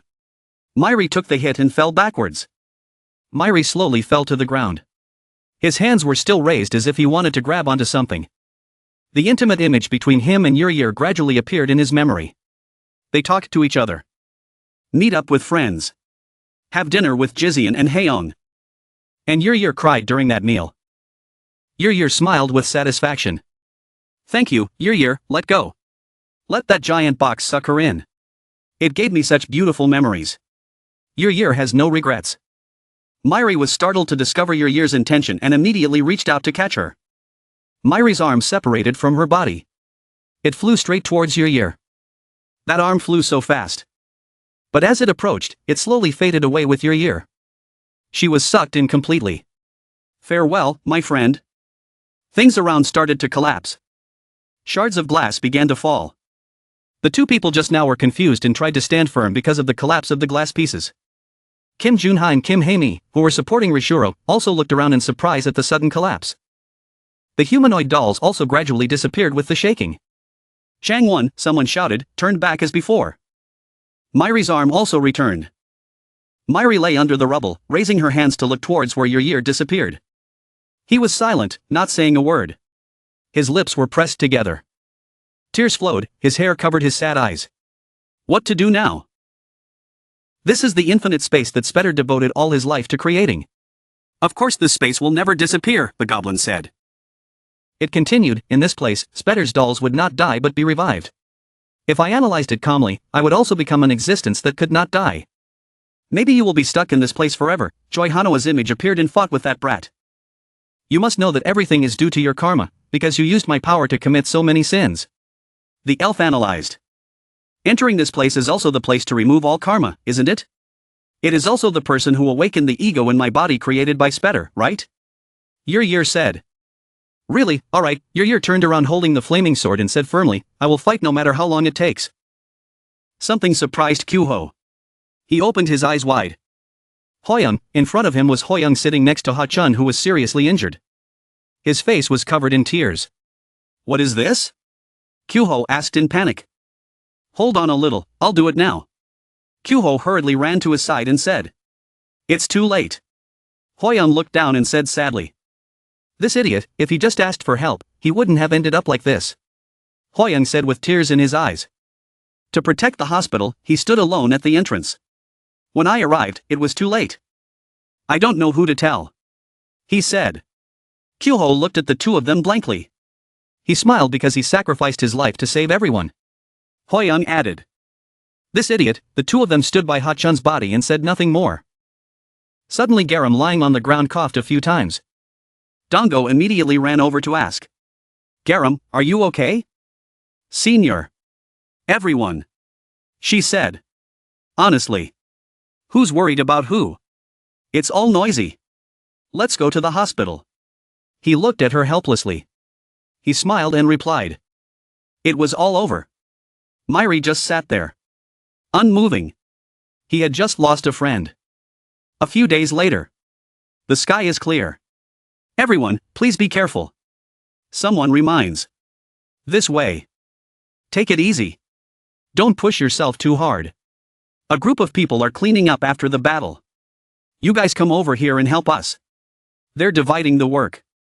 He sacrificed his life. A man holding Ha Chun's shirt said. If Garam knew about this, she would be heartbroken. You have worked hard. Thank you very much. The person continued.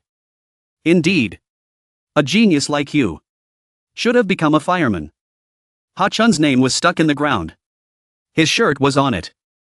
Kyuho bowed his head and prayed before Ha Chun's grave. Praying? Someone asked Kyuho. Well, sorry to interrupt your prayer, but there is no God in this world. Praying? It's pointless. Chion Nuri stood beside Kyuho on crutches and said. Commander, are you awake? Kyuho turned to Chion Nuri in surprise and asked. As the commander, how could I fall? Chion Nuri replied. Kyuho opened his mouth in surprise and thought. It was a miracle that she survived with so many injuries. She had more than just the title of commander. Kyuho admired her. Didn't you just say that praying is useless? Kyuho wondered. It's meaningless to me. Chion Nuri looked at him. For those who have passed away, it might have meaning. She replied sadly. Kyuho heard that and sighed with a smile. Is that so? Chion Nuri bowed her head and prayed. She was praying. Kyuho asked. Myri, we have to go. The sun is about to set. Someone called Myri to leave quickly. He replied absent-mindedly.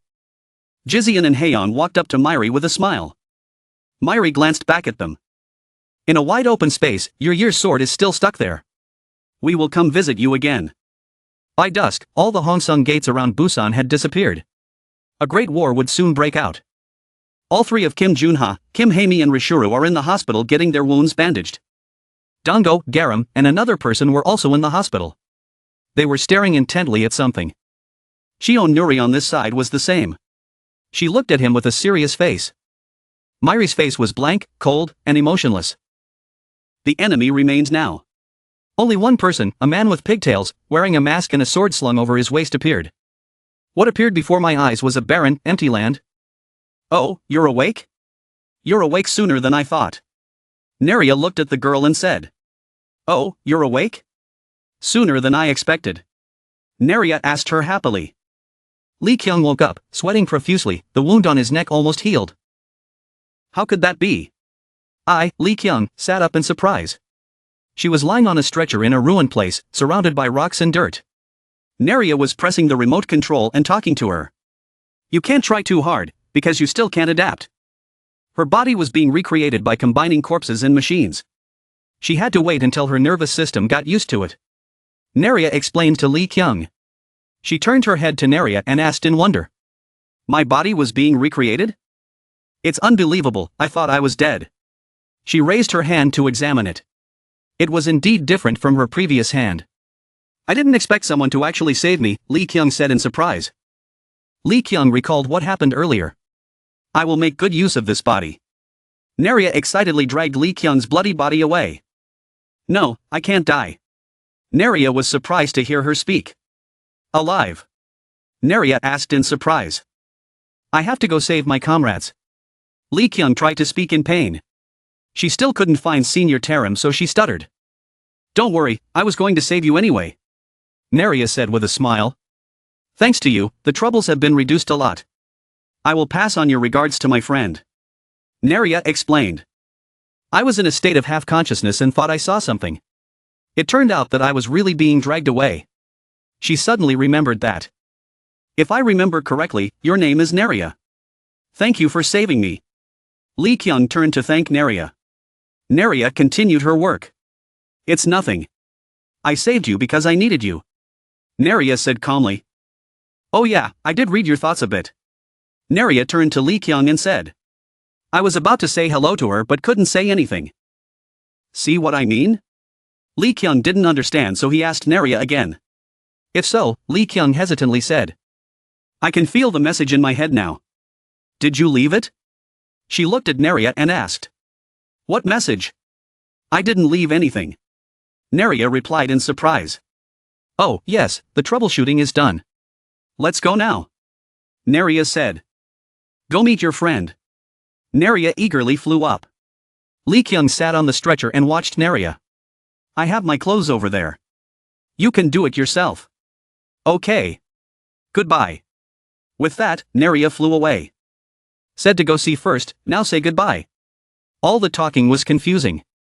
Lee Kyung thought the clothes were almost unwearable. Lee Kyung raised his hand to touch his forehead and grimaced, thinking, if it wasn't for Naria's setup then. She suddenly turned her face to the far side, looking at the towels hanging on the tree. If I could, I would run away right now. But I can't. She thought, reaching for a nearby towel. She put it on and walked away from there. I can't go back yet. At the hospital. Hey, Myri's here too. Let's start the routine checkup. Just turn that way. Someone is talking. You're here? Myri opened the door and walked in, surprised. What do you think? What do you think? Does it suit me? Haeyoung happily stood in front of Myri and smiled. Why are you late? I've been waiting for a long time. Why is she here? Myri wondered. You were surprised when I suddenly appeared here, right? Lately, while helping Dr. Kuho, I learned a lot of things. Haeyoung said excitedly. Thanks to that, I took over the busy June and took over the injections. Myri was still lying on the hospital bed. Oh, I'll have time to talk to Myri, just the two of us. She held the syringe and covered her face happily. I'm so happy. No, wait. Haeyeon suddenly realized something.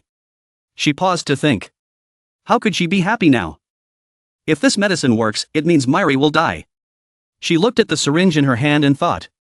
Wouldn't that mean Myri will die by my hand? Myri lay on the bed looking at Haeyeon, not understanding. Haeyeon said, startled. I'm sorry, I'll do it quickly. You know, Myri, if this medicine works, you won't be able to see everyone anymore. She hesitantly said to Myri, who was lying quietly on the bed. Don't you regret it? She was worried about him. Maybe so, he said. Haeyeon looked up at him and said. So that's it. At this time, Cheon Nuri was sitting in a chair writing something. After the Spetter raid, there were minor changes in the task force. We reorganized the army to use the task force more effectively. Each team leader would stay in his area. Their role was to train the next group of troops and protect the camps. As for the lack of individual guns, to make up for this, the blue-haired girl opened the door and said to Cheon Nuri, the commander, show me the picture. We've started researching new equipment. Jun clenched her fists and continued. I already have estimates for all the guns and personal autos. Now all we need is enough orchids. Good, you've worked hard, so go and rest, Cheon Nuri praised Jun. I can't rest until the commander is satisfied.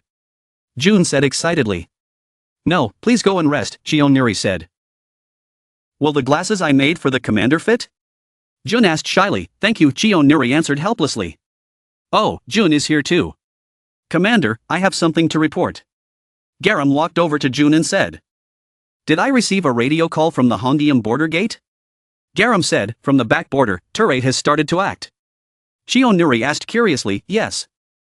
Roughly as the commander had predicted, it seemed that turret had no intention of attacking humans. Garam said with a serious face. That's the prediction, but there's also a difficulty for us. Cheon Nuri crossed his arms over his chin and thought. It would be easier for them to come up with a strategy if they attacked. The humans and zombies were fighting each other, using the Hongyeom gate as a benchmark. If one side started to act, war would break out. On the contrary, both sides were testing each other. If in this situation, they don't choose to fight, then they intend to isolate humans. Our current health situation and resources are very limited. No matter how we think about it, we will only be wasting away, not having sustainable resources. On the enemy side, the facilities and reproductive resources are extremely rich, the zombies exploit the labor force to become rich. The more confrontation, the more advantage the zombies have. This plan of theirs is not good at all, unexpectedly acting so cowardly. Do they mean to avoid a useless fight? Cheon Nuri thought. If the zombies didn't cross the Hongyeom gate boundary, then where did they go? Cheon Nuri looked at Garam and asked. Although they didn't follow them closely, they tried to follow them as much as possible and confirmed that they were collecting orchids. Garam replied. Shion Nuri frowned in annoyance but continued to take notes. Orchids? June asked. Did they know? June panicked and grabbed Garam's hand. What? Garam looked at June in surprise. Orchids were an essential flower in war. No matter what the material is, as long as you have orchids, the effect will double. Not only that, based on the synthesis method, it is also used as a new source of energy. This glowing flower is an orchid. Commander, now Turate, Shion Nuri slammed the pen down on the table and said. I thought so too. I thought he was cowardly, but he's actually very bold, right? Turate is preparing for war, she said. Garam, Myri, and the orchid members of Team 1 immediately set out to collect the flowers. Shion Nuri ordered, is it okay? If a great war happens, Garam hesitantly asked her, it's okay, she reassured. Their actions tell us that they need to prepare. Shion Nuri analyzed. June was surprised to hear her say that. If we are not ready, we cannot risk any war. Furthermore, war happens regardless of cause and effect. Shion Nuri slammed her hand on the table resolutely. We need orchids now too, whether we like it or not, we have to fight. With the remaining time, we will start a war for orchids. She decided. Myri and Team 1 are moving somewhere. Commander, Team 1 is moving towards the orchid collection area. Someone reports the situation to Shion Nuri's side. Shion Nuri stood by the window looking out and said to herself. Let me see how you appear this time. I confirmed a group of humans moving. A man in a black hood walked up and spoke to Turate. They would soon reach the collection point. The first fierce battle has begun. Go. Turate ordered the hooded man. Me? The man replied. It's better to have a clear strategy. He said. So that's it. The turban man began to open his turban. I understand. Awa, the third arahant of Turate. Commander, this is Chang 1's internal patrol. Someone is calling Shion Nuri. Why does the internal patrol have a walkie-talkie? She turned to look at the phone and wondered. An intruder appeared inside Chang 1. Shion Nuri was startled when she heard the news. Why is there an intruder suddenly? Shion Nuri panicked and picked up the walkie-talkie, thinking. I didn't receive any news about them crossing the Hongdium border, did I? There was only one intruder in sight. The other side continued. Shion Nuri lost patience and asked the other side. What's going on? Tell me your current location. Internal patrol. She shouted. Damn it. Shion Nuri ran out. When did that person break in? She thought in confusion. No, he must have been hiding for a long time. She ran quickly out into the street. Appearing right when the main force was absent. Are they aiming for this? No, I must stop them at all costs. As she ran, she thought of a way to deal with it. A man in a black hooded jacket knocked out the internal patrolman and said. Sorry to get you involved in this. Just think about getting some sleep. The patrol area isn't too far from here. So I can get there quickly. Shion Nuri thought as she hurried over there. Who the hell is this guy? I have to see his face. Li Qian looked forward, expecting something. A figure was running straight down the road. Every step is very urgent. Let's move on, shall we? Li Qian said. Stop. Shion Nuri shouted. She held the gun and pointed it at Li Qian and said. If you move again, I will shoot. You better not think about anything else. Li Qian thought to herself. Is this voice Nuri? Shion Nuri gasped and questioned. Who are you? A zombie sent by Turate. Li Qian turned away. Shion Nuri was surprised. She angrily shot towards Li Qian and shouted loudly. I told you not to move. Li Qian quickly dodged the bullet. Where do you want to run? Shion Nuri was angry. 3 bullets were flying towards Li Qian. Li Qian suddenly jumped up. The bullets hit the wall. Li Qian walked step by step up the wall of the building, surprising Shion Nuri. He even climbed up the entire building. What kind of ability is that? Shion Nuri knelt down on one knee. Reached out to touch her shoe. Said firmly. There was no other way. This was the only thing left. There is a button on the side of the shoe. She pressed the button. It lit up. High-speed travel device with maximum radius. Co 1. She said. The shoe was suddenly covered in a ring of blue light. She remembered Jun giving this to her and saying, Koan is a moving device powered by orchids. It was created based on the blueprints kept in that government's Branch 2 laboratory. An illustration of how it works appeared. June continued. Koan works by absorbing and releasing the energy generated by orchids. Like releasing movement and absorbing obstacles. That kind of thing. Back to the present. Shion Nuri was starting it up and speaking. Although this device is still in the testing phase. But it has to be usable before it can be distributed, right? But is it supposed to shake like this? Suddenly the shoe emitted white smoke. Shion Nuri was surprised. A burst of power from her shoes propelled her into the air. It left her floating. Shion Nuri remembered what June had said. That's right. There was something she needed to remember. Koan was still in the early stages of testing. So it can't control its power. June said and raised her thumb. Smiling awkwardly. Shion Nuri was floating in the air now. She was panicking. Can't control her power. It's even more terrifying. She gritted her teeth and steeled herself. She thought. Landing. Just land steadily and it'll be fine. Shion Nuri dived down. Rolling a few times, she landed face down on the ground. Lee Kyung suddenly turned back and thought.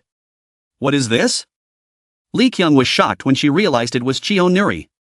She ran really fast, thinking in confusion. How could he keep up with me? Shion Nuri looked up. Helplessly she shouted. That guy. Shion Nuri picked up the radio. Speak loudly. Internal patrol. Inform anyone with combat ability. Follow me to capture the intruder. Patrol 2. Got it.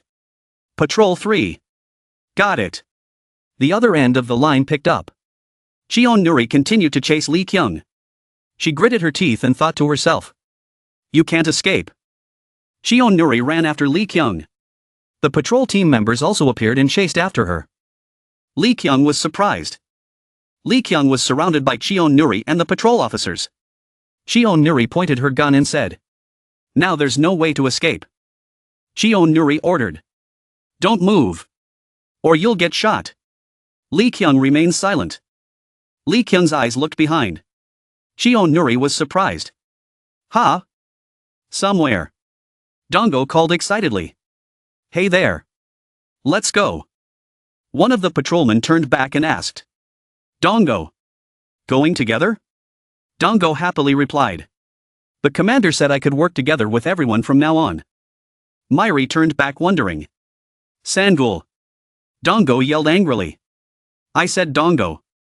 That Dongo. I just said my name. I checked. The flower collection area is just ahead. Everyone get ready.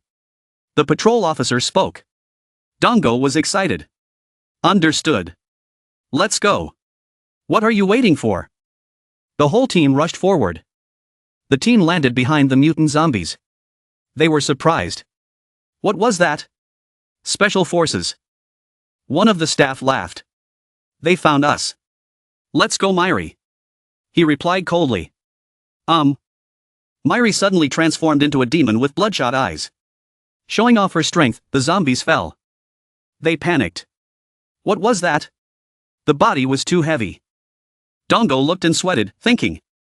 That's not murderous intent. My body feels heavy too. It's scary but comfortable at the same time. Attack now. Everyone charged forward. Dongo also charged forward and punched a mutant zombie. Excitedly said. You bastards. Die. I am Lee Dongo with a strong body. The mutant zombie collapsed. The patrolman scoffed with amusement. They were weak. That was true. We'll catch them all at this rate. One of them replied. Suddenly a huge leg attacked a patrolman directly in the face. What's going on? Someone shouted. Myri was holding another guy by the head. Surprised, she turned around. A giant mutant zombie with bloodshot eyes appeared. The one following behind said happily. You guys are arrogant. You have real power. But how can you deal with our elite troops? Elite troops. I've seen it for the first time.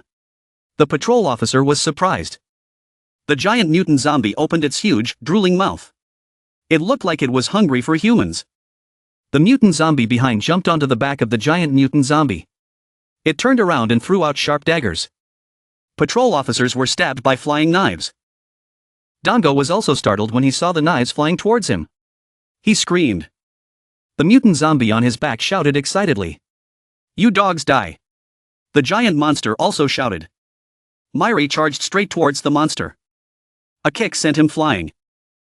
The monster slid down, creating a huge commotion. The mutant zombie said angrily, "Damn it, it's that brat. Can't die here." The mutant zombie was also affected by the fall. His forehead was swollen. He shouted arrogantly, "You only kick me once and you dare ignore me. Even if you were there, you wouldn't dream of fighting on equal footing with the elite." Suddenly brains appeared in front of the mutant zombie. He was surprised. "What is this pile?" "Brains." Myri's second law. Myri began to use her internal energy. Blood gushed out. Myri screamed and punched the ground. At this moment, the brains appeared and surrounded the giant monster and the mutant zombie. The mutant zombie panicked. "This. What is this?" There was a big explosion. Dango stood there, shocked. He thought to himself, "Damn it." Myri hit the whole group at once. Myri turned to ask an injured employee, "Are you okay?" He replied, "Yes, it's okay. Let's go back first. Everyone is injured. Planning to attack and then run away?" A voice rang out. Myri turned around in surprise. A cloaked man saved the mutant zombie and the monster from Myri's attack. The mutant zombie was surprised. "Sir Awa." Myri thought to herself, "Who is it?" The cloaked man suddenly advanced towards Myri. He raised his sword and said, "The matter between us is not yet settled." He swung his sword down to slash at Myri. But she dodged it. Myri threw a punch. Punched the guy straight in the face. He got hit and said, "Right?" "Myri," Awa said with cold eyes. Myri looked at her. He was so surprised that he called out, "Mom." The amount of hair. The amount of breath taken before speaking. I still absent-mindedly recall them after my mother's death. So I know. Awa stood thoughtfully in front of Myri. Myri was almost speechless at this moment. It was Mom. Myri and Awa stood motionless, looking straight at each other. Dango sat next to a staff member who was losing a lot of blood from his injuries. He thought to himself, "What did Myri just say about her mother? I heard her mother died. But now what?" The clouds in the sky kept drifting. No one said a word to each other. This moment. It's not that I didn't want to talk. But I didn't expect it to come so quickly. Myri thought as she looked at Awa. Her face was expressionless. What should I say? No, what should I say? Myri thought anxiously. He seemed to helplessly lower his head. Me. Sweat poured down his face. He asked tremblingly. Why? He looked up with a pale face. Why? Mom was here. Awa closed her eyes silently. She reached out to Myri. Myri's eyes filled with tears. She said weakly, "Mom." Turning the wheel of Dharma.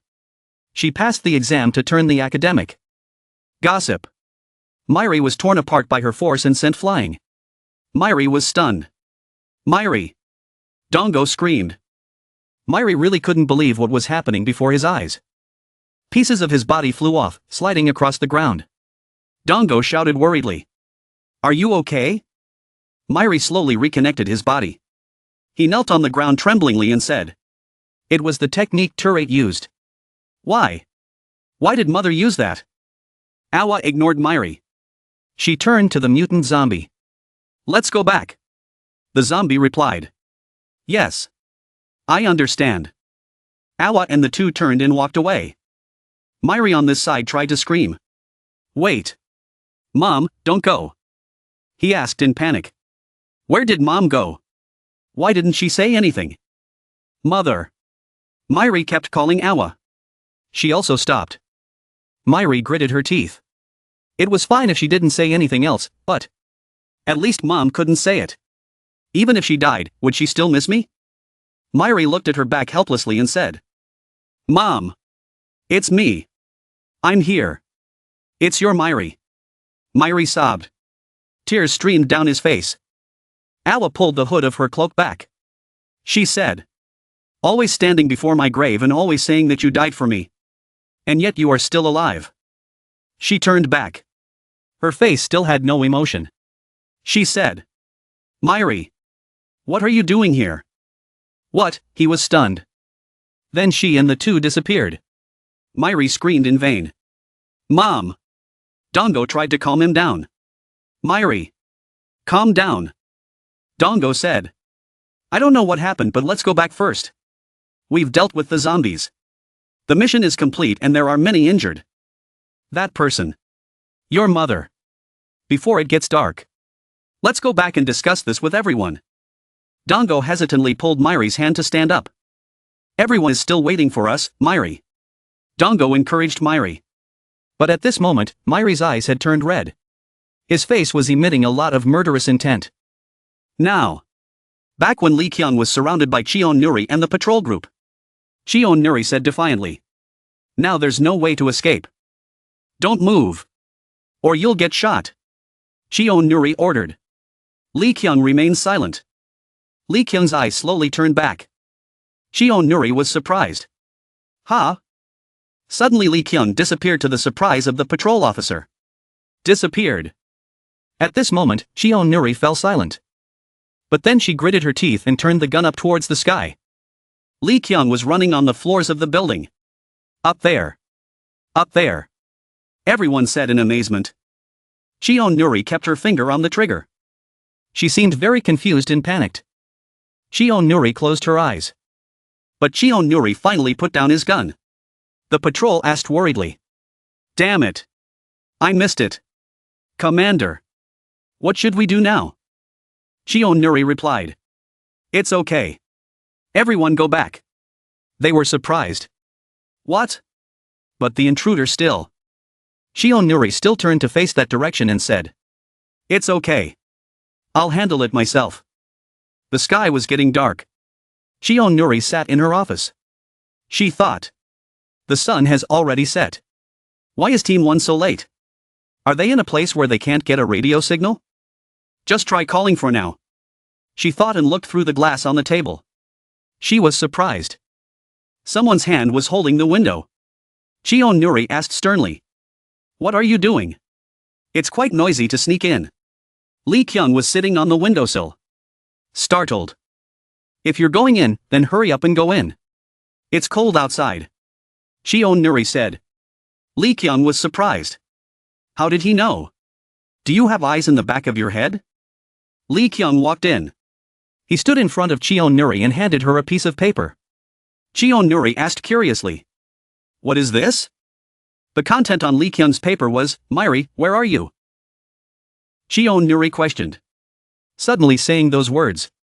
Don't you know what negotiation is? Lee Kyung was surprised. Cheon Nuri stood up and continued. Answer my question first. Then I will provide the information later. Okay? Cheon Nuri asked. Lee Kyung could only nod in agreement. Cheon Nuri continued. Good. Question 1. Cheon Nuri pointed at Lee Kyung's paper and asked. Did she write these words with her left hand? Oh, you're not answering? You don't want to negotiate? Or do you have to keep asking? Lee Kyung was quite confused. Cheon Nuri immediately asked a series of questions. Who ordered her? Did she act alone? Was she threatened by someone? Was there a listening device? Were there patient clothes inside the gown?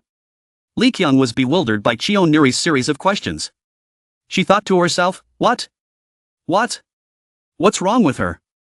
Why did your hand become like that? Cheon Nuri asked. Lee Kyung was surprised, but remained silent. Cheon Nuri was losing patience. Still not going to answer? Okay, last sentence. Why? She came back this way.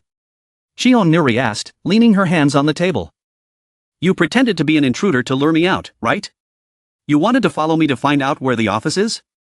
This way of returning is not like you at all. Cheon Nuri said as she slammed her hand on the table. Cheon Nuri kept banging her fists on the table faster and faster. She angrily said that if it were her, whether she walked, crawled on the ground, or flew here, she would still be welcomed with open arms by everyone. Why is that? She didn't even say a word to me. Why did she come back like this? Cheon Nuri sobbed. Tears continuously fell from her eyes.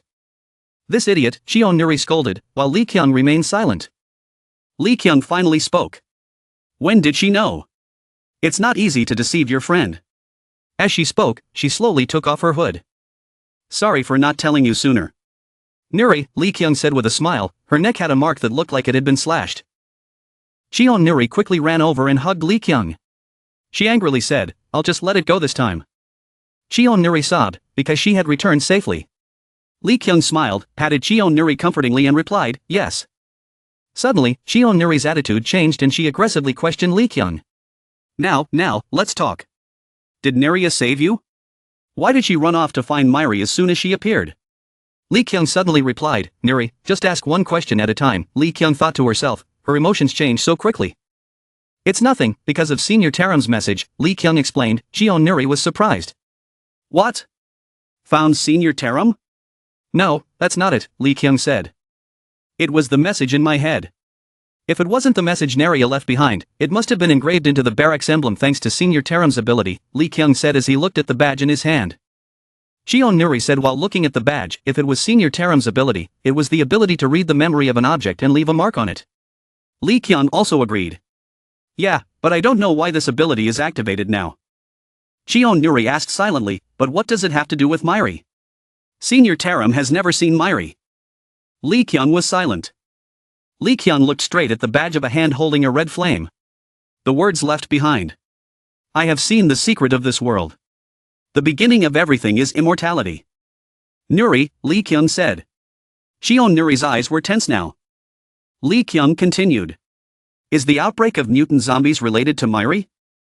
At this moment, the voice on the walkie-talkie on Cheon-nuri's desk rang out. The captain and the commander were both surprised. Lee Kyung asked. What happened? Cheon-nuri immediately replied. It was Dongo's voice. Has Team 1 returned? Something is wrong. I don't know what to do to stop him. Dongo said on the other end of the intercom. At this moment, both Cheon-nuri and Lee Kyung were stunned. The walkie-talkie on the table continued to emit Dongo's voice. Now, Myri. Dongo called the headquarters in a panic. Something bad is happening. I don't know what to do to stop him. He continued. Now, Myri. A very strong stream of air is falling from the sky. The airstream fell to the ground, rocks flew out and exploded into a large hole in the ground. Everyone suddenly ran away from that stream of air. Everyone asked curiously. What's going on? Why so sudden? Did something fall from the sky? Let's go check it out. That murderous aura was Myri. His eyes were staring blankly ahead. Dongo then spoke again through the communicator. Myri had already charged into the heart of the enemy base. On the other end of the line, Cheon-nuri asked in a panic. Myri raided alone? Why did she suddenly do that? Dongo stammered. That. He continued. Because Myri's mother had appeared. After hearing that, Lee Kyung and Cheon-nuri were startled and speechless. Dongo tells the story. While fighting the zombies, Myri's mother suddenly appeared. She protected the zombies and disappeared together. It seems the zombies called Myri's mother Awa. He was talking to the other end of the line as he ran. I didn't know what the hell was going on. I thought he was going to find his mother. Otherwise, he wouldn't have done that. He carried 2 more people while running and talking. First, I'm on my way back to Changwon because someone got injured. The 2 people being carried by Dongo spoke up. Dongo is the best. But slow down for me. Dongo continued. I will tell you the details when I get back. Cheon-nuri replied. Yes, I understand. After fainting and connecting with Dongo, Cheon-nuri sighed and said. Myri's mother? What's going on? Cheon-nuri continued. What to do? You heard it. Whether we like it or not, we have to run towards Myri. What will you do? You're not with us, right? Cheon-nuri said to Lee Kyung. When Cheon-nuri said that, Lee Kyung was startled and asked. How do you know? Cheon-nuri turned back to look at Lee Kyung and replied. How would I know? If it was you, you would have been standing right in front of me. Why did you have to break the window and run away? You didn't want to come with us because you had other things to do. Right? When Cheon-nuri finished speaking, Lee Kyung was startled and thought to himself. It was so right that it made me break out in a cold sweat. What a terrifying perceptiveness. Lee Kyung looked at the squad badge and said. There are still many doubts about Myri. I'm thinking that the leader of the Red Army could be Myri. She continued. It was easier to get information than to join the suicide squad. I wanted to go back to the squad more than anyone else. But it was too early. Sorry, but until then, everyone, Lee Kyung hadn't finished speaking when she saw Cheon Nuri's hand reaching out and saying, "Give it here," Lee Kyung asked curiously. The squad badge? Lee Kyung gave the badge to Cheon Nuri and asked. It's fine to give it to her, but what does she need it for? Cheon Nuri took the badge and replied. To mortgage. She continued. Isn't this important to you? Once you clear the suspicion and return to the squad, I will return it. If you want it back, you have to return in one piece. Got it? After hearing Cheon Nuri's words, Lee Kyung put on his hat and smiled in response. Got it. Thank you. Then she jumped out of the base and said. I will return safely. Nuri in the base said helplessly. All good promises. It was evening at the hospital. Dongo walked out of the hospital room and sighed. The injured person was brought back safely. Now let's go to the commander, shall we? Just then, June walked over with an exhausted look on her face and asked Dongo. Dongo, are you just coming back from a mission? Dongo turned to look at June and replied. June? Because a lot of things happened, and the commander will probably tell everyone soon. He asked June. But why is she in the research area at this hour? No, nothing. June looked lifeless from working 60 hours straight before staring at Dongo and asked. Nothing. Dongo replied. I mean, her face was no different from a patient's. You asked again. That's right. June. That. I picked this up while fighting the zombies. Maybe I should give it to you.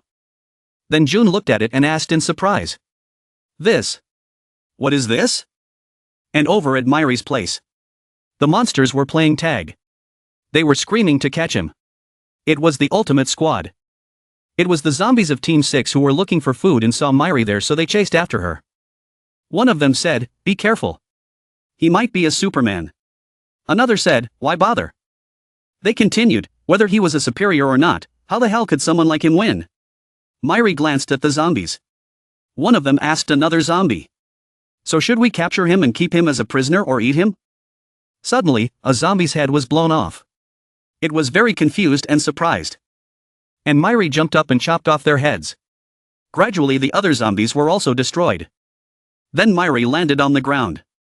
All the zombies' heads fell to the ground in front of Myri. He coldly squinted his eyes and stared straight ahead, saying, "Mom, come out here." Then Myri jumped around.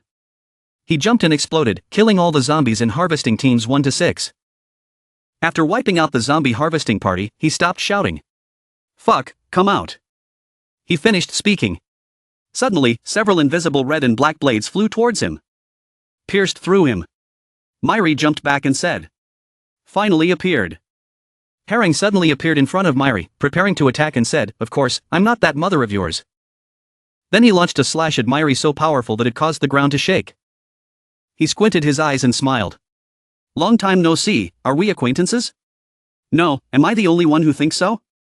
Myri was slashed, causing his body to stretch into small holes in the middle. He gritted his teeth and said angrily. "Don't get in my way." Herring said in surprise.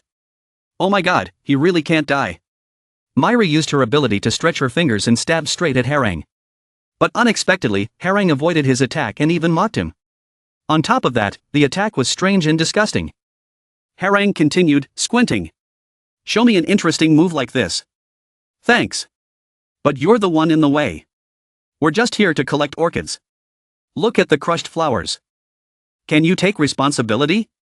Herring said that and used his sword to cut off Myri's arm, sending it flying away and said, "I heard you are not easy to defeat." Herring narrowed his eyes and smiled as if to say it was a challenge. "Let's try it." Myri got really angry when she heard that. His eyes were bloodshot as he stared at Herring, who challenged him, saying, "Let me see how strong you are." Meanwhile in Jun's lab. She was checking something with a confused expression. "How did it turn out like this? Is there a leak somewhere?" she said with a worried look on her face as she stared at the screen. "Why? It was clearly made based on the blueprint on this computer. Where did the error come from?" She looked at the two pieces of equipment on the table with a puzzled expression. The zombie equipment that Dongo gave her. It seemed to be similar to Co-1. Suddenly Neria appeared from behind and said, Isn't it natural that when Neria appeared, June was startled and screamed? She asked hesitantly, Neria, why are you suddenly here? Neria mentioned the zombie equipment problem that June was wondering about earlier. If she made it based on this blueprint, of course what she made would look like zombie equipment. Neria continued, because the blueprints are stored here, no. Both the research lab and the underwater city. All made by Turate. Neria's words made June very shocked and confused. Both the research lab and this underwater city, Neria looked at the screen and said. It's all made by Turate. Neria looked at the control panel that was displaying the messy neighborhood below and said. Turate has done a lot of research in this place. Neria added. June looked at her in surprise. Let's say. Zombies that are similar in appearance to humans, their abilities will be shown based on their characteristics. Neria analyzed further. Wait, why did Turate create this place to conduct research? June asked, wondering. This was hard to believe, considering all the information was in this place. Well, I don't know. Neria replied. I'm not familiar with things like statuses, but it's certainly strange. Neria said calmly. What I mean is, how could Turate have researched a technique that was hundreds of years ahead of its time? Neria wondered the same thing. But this has nothing to do with me. I'm just passing by. With that, Neria waved at June and disappeared. June didn't have time to react and spread her arms out to stop Neria. Wait. Answer first and then leave. Neria. June stood up and shouted loudly, then fell to the ground herself. Nosebleed. She thought, gritting her teeth. It was too hard to believe. The information was here. It's information about humans. The bio-research screen is showing data. The zombie leader created this place to study humans. She wiped away the blood from her nose and continued thinking. Why? What was it all for? She pondered. I have to find out. She sat down at her desk and continued her research. Who knows? What if there's a hidden file that I don't know about? June thought optimistically. There is a secret about this world that I still don't know. She frowned and continuously typed on the keyboard to search for information. A pair of legs appeared. Almost there. Turate stood before something terrifyingly huge. Father, he had just called it father. Unbelievable. Those eyes were wide open looking at something. What is this? Lee Kyung wondered in confusion. She was standing in front of a colorful magical wall. It seems like I'm somewhere north. She guessed where she was. She looked around and said. This is the end. Not only that. She threw a rock at that wall to test it. The wall gradually erased that stone and then it disappeared without a trace. System error, forced object deletion. The stone disappeared completely. Just by stepping through this wall, everything and everyone will be erased by it. Lee Kyung commented. I have never heard of such an ability. For a human, this ability has already surpassed the boundaries of life. She thought in confusion. She raised her head to look at the wall. And that was it. What was even stranger was. Why am I still here? It doesn't recognize me. She looked at the wall doubtfully. A wall this high probably surrounded not only Busan, but the entire world. Lee Kyung slowly reached out her hand towards the wall. No one knew about this wall. She thought. Up until now, I had only been going around the special area to explore the terrain for the battle plan. I had not even thought of leaving the southern area. She concentrated on her thoughts. As if it was pre-programmed, Lee Kyung frowned and reached out to touch the wall. Suddenly Lee Kyung realized something. She withdrew her hand. There was no use standing here thinking. She said helplessly. The origin of everything lies in immortality. She turned and walked away, adding. Let's go see Myri. She made up her mind and sped off. Dango contacted Team 2 and 3 and told them to mobilize all their manpower. Shion Nuri told Dango to get to work. The car sped down the road. Okay. Dango replied. Oh, and where are we going? Dango tilted his head and asked, confused. Honestly. Of course it's Busan. That's the zombies' lair. Shion Nuri said helplessly as she drove. I'm concentrating on driving, so you do it yourself. She yelled at Dango. I'm not good at driving either. I don't know. You're this old and you still haven't got your license. What have you been doing all this time? She questioned him. If you had a license, I would have gone over the main points. What else would you get besides getting taller and stronger? Shion Nuri questioned Dango. That. Sorry. He scratched his face and frowned. Thanks to Myri, all the zombie lairs in front of them had been destroyed. Although this was not part of the plan, it was not completely useless. Shion Nuri thought. With this momentum, she marched to Busan. She prepared to turn the wheel to accelerate. This was the golden moment to win. She affirmed. Heading straight to Busan. She screamed and accelerated the car. Dongo next to her was startled. Ha! Commander! Don't try too hard and get lost. Drive at 30 kilometers per hour. Dongo reminded. Something is moving very fast. Myri was fighting with Harang. Myri used the bone to hit Harang. He quickly blocked it. Myri swung the bone, causing the rocks around Harang to shatter. Suddenly I felt curious about something. According to the usual ritual, if the head is cut off, the creature will die, right? He jokingly asked Myri. With that, Harang used his sword to knock Myri's bone away. Myri was suddenly left weaponless. You probably do too. After saying that, Harang slashed Myri's neck, causing his head to separate from hers. If I cut off your head, you'll die right away, he said with hatred.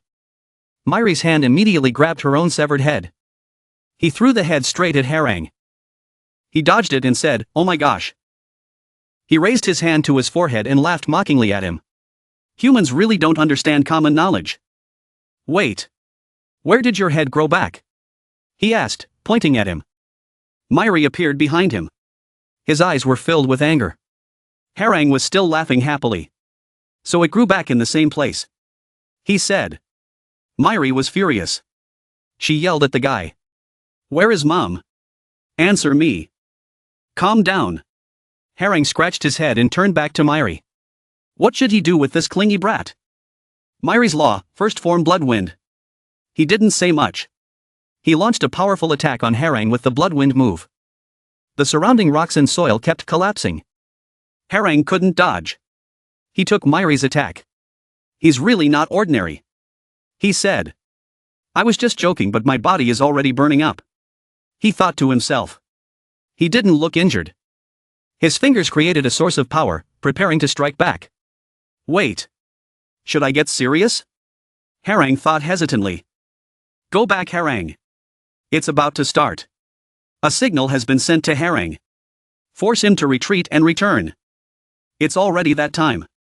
I was going to fight you straight away, but... He looked up at Myri regretfully and said.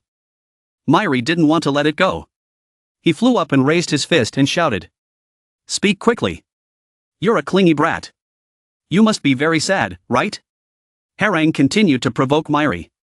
Don't be so sad. After saying that, Harang gradually disappeared before Myri's eyes. We'll see each other again soon. Myri landed on the ground, confused. Not understanding anything. Where did he go? He looked around. Why did he suddenly disappear? He wondered. A sudden beam of light appeared. Myri had to dodge. He slowly opened his eyes to see what was going on. An honorable death will save us from the cursed twilight. It's Turate. It's those legs that just appeared. Not long now. Turate stood before the giant statue and affirmed. The new world will be opened. The sky was dark and gray. What was going on? Why did it suddenly light up? Someone wondered. Commander, what is that? Dongo said in panic. What? She replied. Shion Nuri looked up at the sky with a stunned expression. Not understanding anything. She opened her eyes wide and stammered. What the hell? Red spots and white trees stretched out across the sky. What is that? Shion Nuri exclaimed in surprise. Red spots and white trees spread densely across the sky. Shion Nuri looked up at the sky in panic. What was that? She opened her eyes wide in surprise. A tree. She wondered. Those strange things were growing across the sky of the city. Everyone started to turn their eyes to that strange thing. That thing. That side was the direction of Lord Turate. Was he attacking humans? They kept wondering. That thing, over there is Lord Turate's direction, is he attacking humans? The students kept wondering. Suddenly it pierced straight through the guard, leaving him no time to react. He cried out in pain.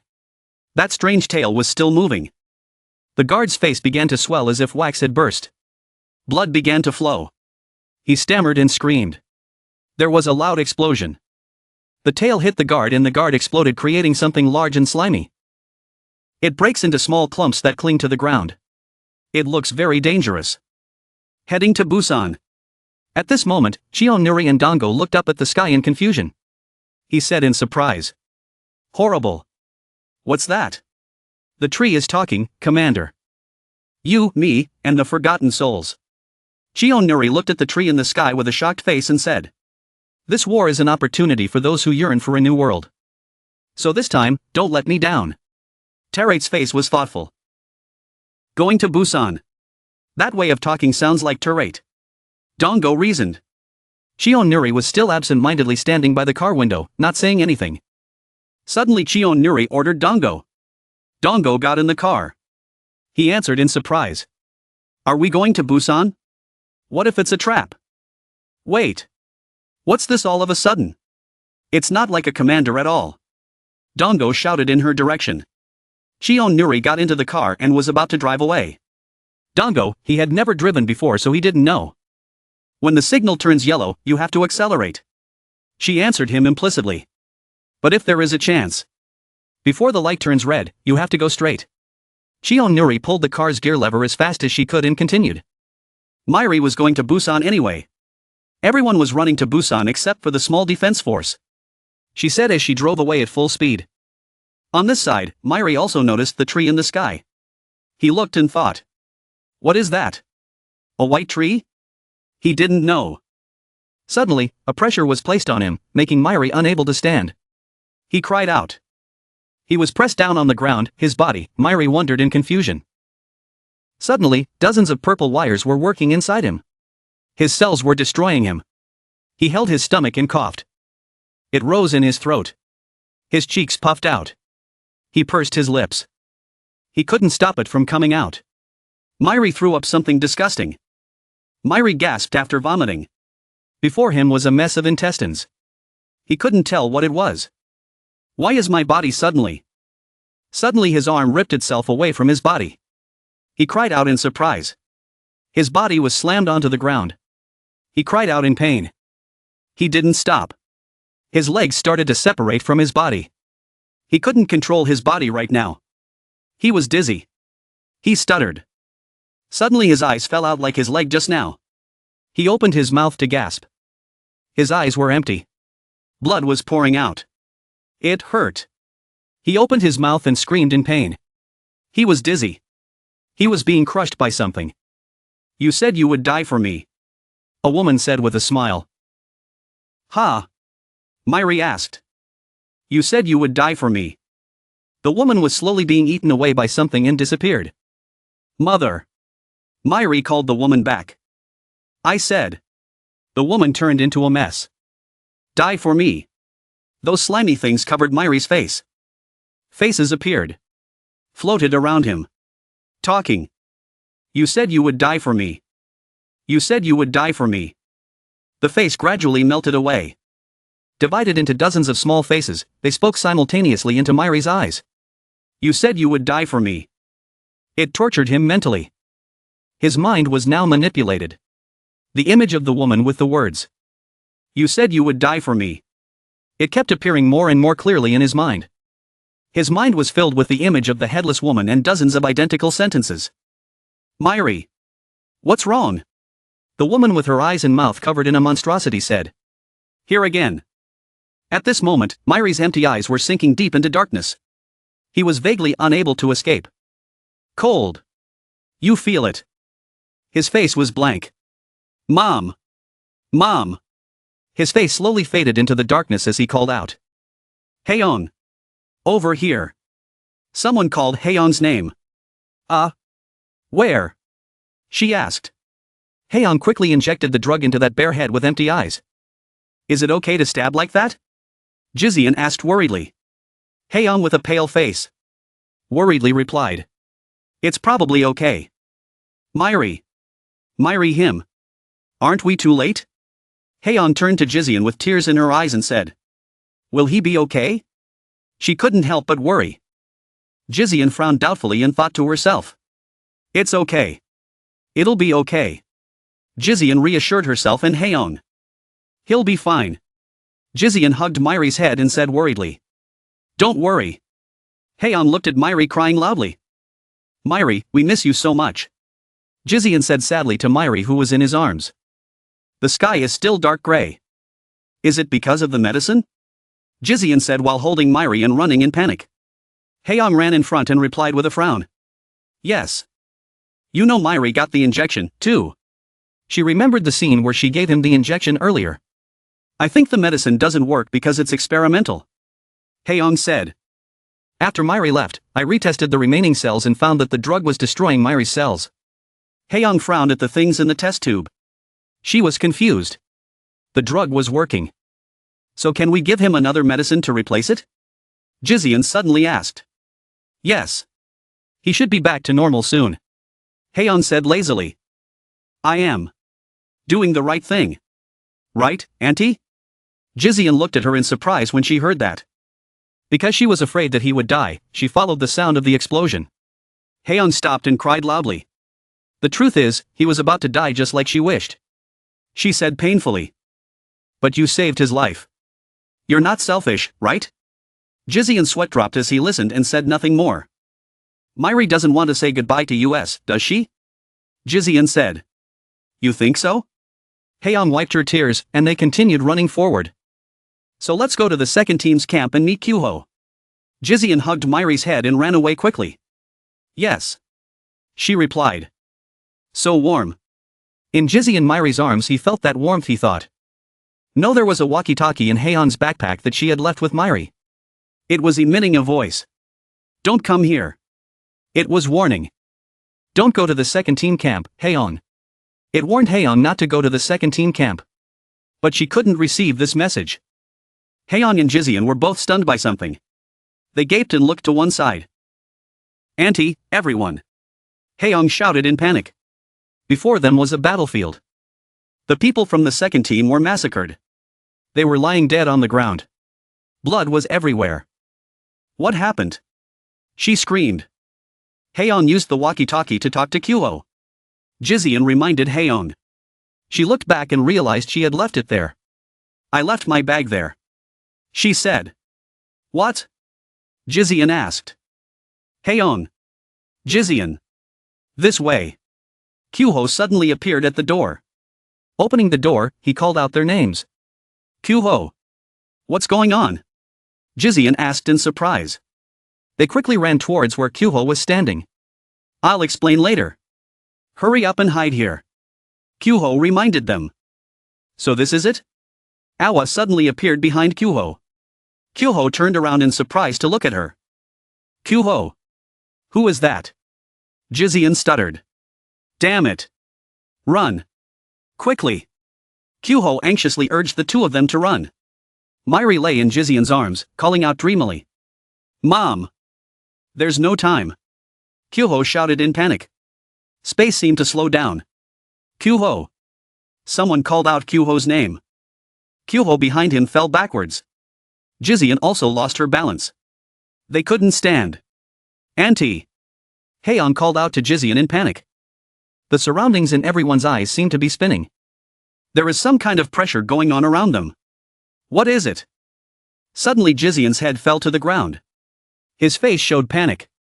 Myri also woke up after leaving Jizian's embrace. One of his eyes had recovered. He looked at what was happening in panic. At Awa's feet were Kyuho and Jizian's bloody heads. Myri's head lay next to them. Still conscious, she looked at them. The girl suddenly screamed and got up. What's going on? Why am I here? I clearly got my head cut off. Could it be that everything was a dream? The girl gasped, her eyes wide open. If it wasn't a dream, then she was affected by some unknown power. This is no time to sit around thinking about this. She ran off. I have to confirm. Jizian's eyes widened. Myri looked at her aunt helplessly. The sight of the heads of his two loved ones lying motionless on the ground made him freeze. Myri was silent, not knowing what expression to make. He let out a huh sound. It was Jizian complaining to him. Memories of a gentle smiling aunt. Or the way she held him. Little by little it came flooding back. Miss, stop joking around. Get up. Myri was shocked by the scene. His eyes were drooping, lifeless and full of pain. Myri had not finished speaking when a spear pierced her head. Just in time, Myri. Come with me. She walked away with that spear. There are still many people up there. The two heads were still there. It showed that they were dead. Why? Why did you do that, Mom? She was a little surprised by the question. He was so angry that he shouted. They were all good people. They weren't bad people. His mother opened her lips to speak but stopped. She pulled his head out of the spear and said, "Have you forgotten? Myri, when you were little you always ran to find me. You wouldn't even go to the bathroom without me." She lifted his head. Gazed at his desperate head. She continued to speak. Or when she went to sleep, she insisted on holding her mother's hand. Terate's plan was a war between humans and zombies. To be honest, Mom was very concerned about that. She hugged him to her chest. Then put a kiss on your forehead. Mom will kill everyone around you. You will only be able to look at Mom forever. Dear Myri, let's go. She grabbed his hair. As for him, his face was already covered in tears. He clenched his teeth. Unable to hold back his tears, he sobbed. Myri started to cry. He couldn't fight his sadness anymore. He cried because his mother's arms were too cold. Or because his mother had changed. If not, then your tears fall because of the death of those you cherish. Myri no longer knows who the sadness inside her is for. The mother suddenly realized that he had escaped her grasp. It turned out that this girl saved Myri. She said, "You." The girl gasped, her face filled with fear. I clearly killed it. How is it still alive? Another transcendent? The girl ran away. No need to chase. Kill all the humans and take Myri away. Deep in the forest, the little girl realized it was all real. It's not a dream, it's not a power. It's all real. Everyone is dead. Both Jizian and Dr. Kyuho. Me, Myri spoke. The little girl replied. Myri. I looked at him in panic. I stammered. What should Myri do? She killed Miss Jizian and Dr. Kyuho. If this goes on we'll all die. Kill her, please. Kill, she wants me to kill. Mom? Impossible. He answered helplessly. The girl asked in surprise. Impossible? Why not? Miss Jizian tried to save you. I shouted. Wasn't she dead because of her? He thought. Miss Jizian. He remembered that terrible scene. And then burst into tears. In your eyes, she's nothing. So it's okay to let her die. Is that what you mean? The girl collapsed in front of the situation. And he could only stammer. Oh well. Hateful.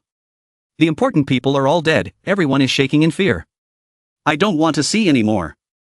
Please, Myri. Help me. I beg you. At this point, what the hell are you still hesitating about? What is important to me? Myri, the call came out vague and indistinct. The memories came back. He gritted his teeth. The tears wouldn't stop. He shouted so loudly that the little girl jumped. He stood up. Myri, you go. Then he left. Leaving the little girl crying. He returned to that place. The place where so many people died. Myri called out, Mom. Stop it. Myri heard her mother's words. What's wrong? She pushed him. Made him fall to the ground. Why are you shaking like that? If you don't stop. Child. She continued laughing. How about you? Are you trying to kill me again? He was startled and scared. That's it, son. Run, Myri. Miss Jizian said loudly. Myri is dangerous. Run away. Myri now, child. He looked at his aunt with wide eyes. Thinking. How could she? Jizian spoke. Dangerous. Before he could finish his sentence, his mother chopped his head in half. Myri's mother swung. The head flew far away. Half of her head was still trying to protect him. Myri ran. No need to fight. What happened before his eyes made him stunned for a moment. Is she the one holding Myri's head? Perhaps while holding your head, she was able to regenerate little by little thanks to your blood. How arrogant, acting like your mother. She looked at Jizian and said disdainfully. Then she turned to look at him and continued. Myri, mother. He sat on the ground, bowed his head and growled, saying he had already told her to stop. He attacked her, shooting her in the body, leaving a large hole. His mother screamed, then scolded, "Myri, you attack me. Do you really want to kill me? Could I kill my mother again?" Tears rolled down his cheeks, he clenched his teeth, anger also appeared in his eyes. "Mother, think I don't dare." After taking a very strong blow from Myri, Awa weakly said, "Myri, you, really want to kill Mom?" Myri replied with tears streaming down her face and indignation, "You think I wouldn't dare?" He slowly stood up with the thought in his mind, "She is my whole world, my whole reason to live, the one who guided me, but now, I will be the one to guide her." He stood up, wiped away his tears and said to his mother, "I will arrest you." His mother frowned and said, "What, you talk as if I'm the one at fault? Okay, fine." Letting your children go astray is also a responsibility that parents should shoulder. Saying that, she prepared her stance for the move, using the upper middle birth seal. She told him, "If you win, I will withdraw. But if I win, you have to listen to me." Meanwhile, Jun's ship had arrived. She said with a sigh of relief, "We're here." She looked at the paper and thought that the secret file mentioned Jeju Island. There must be something on Jeju Island. But why don't I see Jeju Island, Myri Island and Yusumi Island? Where is this? In another place 2 hot dogs were being shot like arrows using High Unjin's technique. 2 hot dogs fell right into the pot of boiling oil. Jang Johyun clapped his hands and said to Hyunjin, "Well, you've worked hard, that's enough for today. I didn't expect your ability to be so helpful." Hyunjin replied, "Yes." Jang Jo-hyun continued, "Thanks to that, we were able to enjoy hot dogs today." The kids were eating hot dogs and saying to each other, "It's delicious, that's right, I'll only eat hot dogs for the rest of my life." Hyunjin replied to Jo-hyun, "Yes," and thought to himself, everyone gets along well, but how the hell did the island become a hot dog kingdom? And then he wondered where the ingredients came from.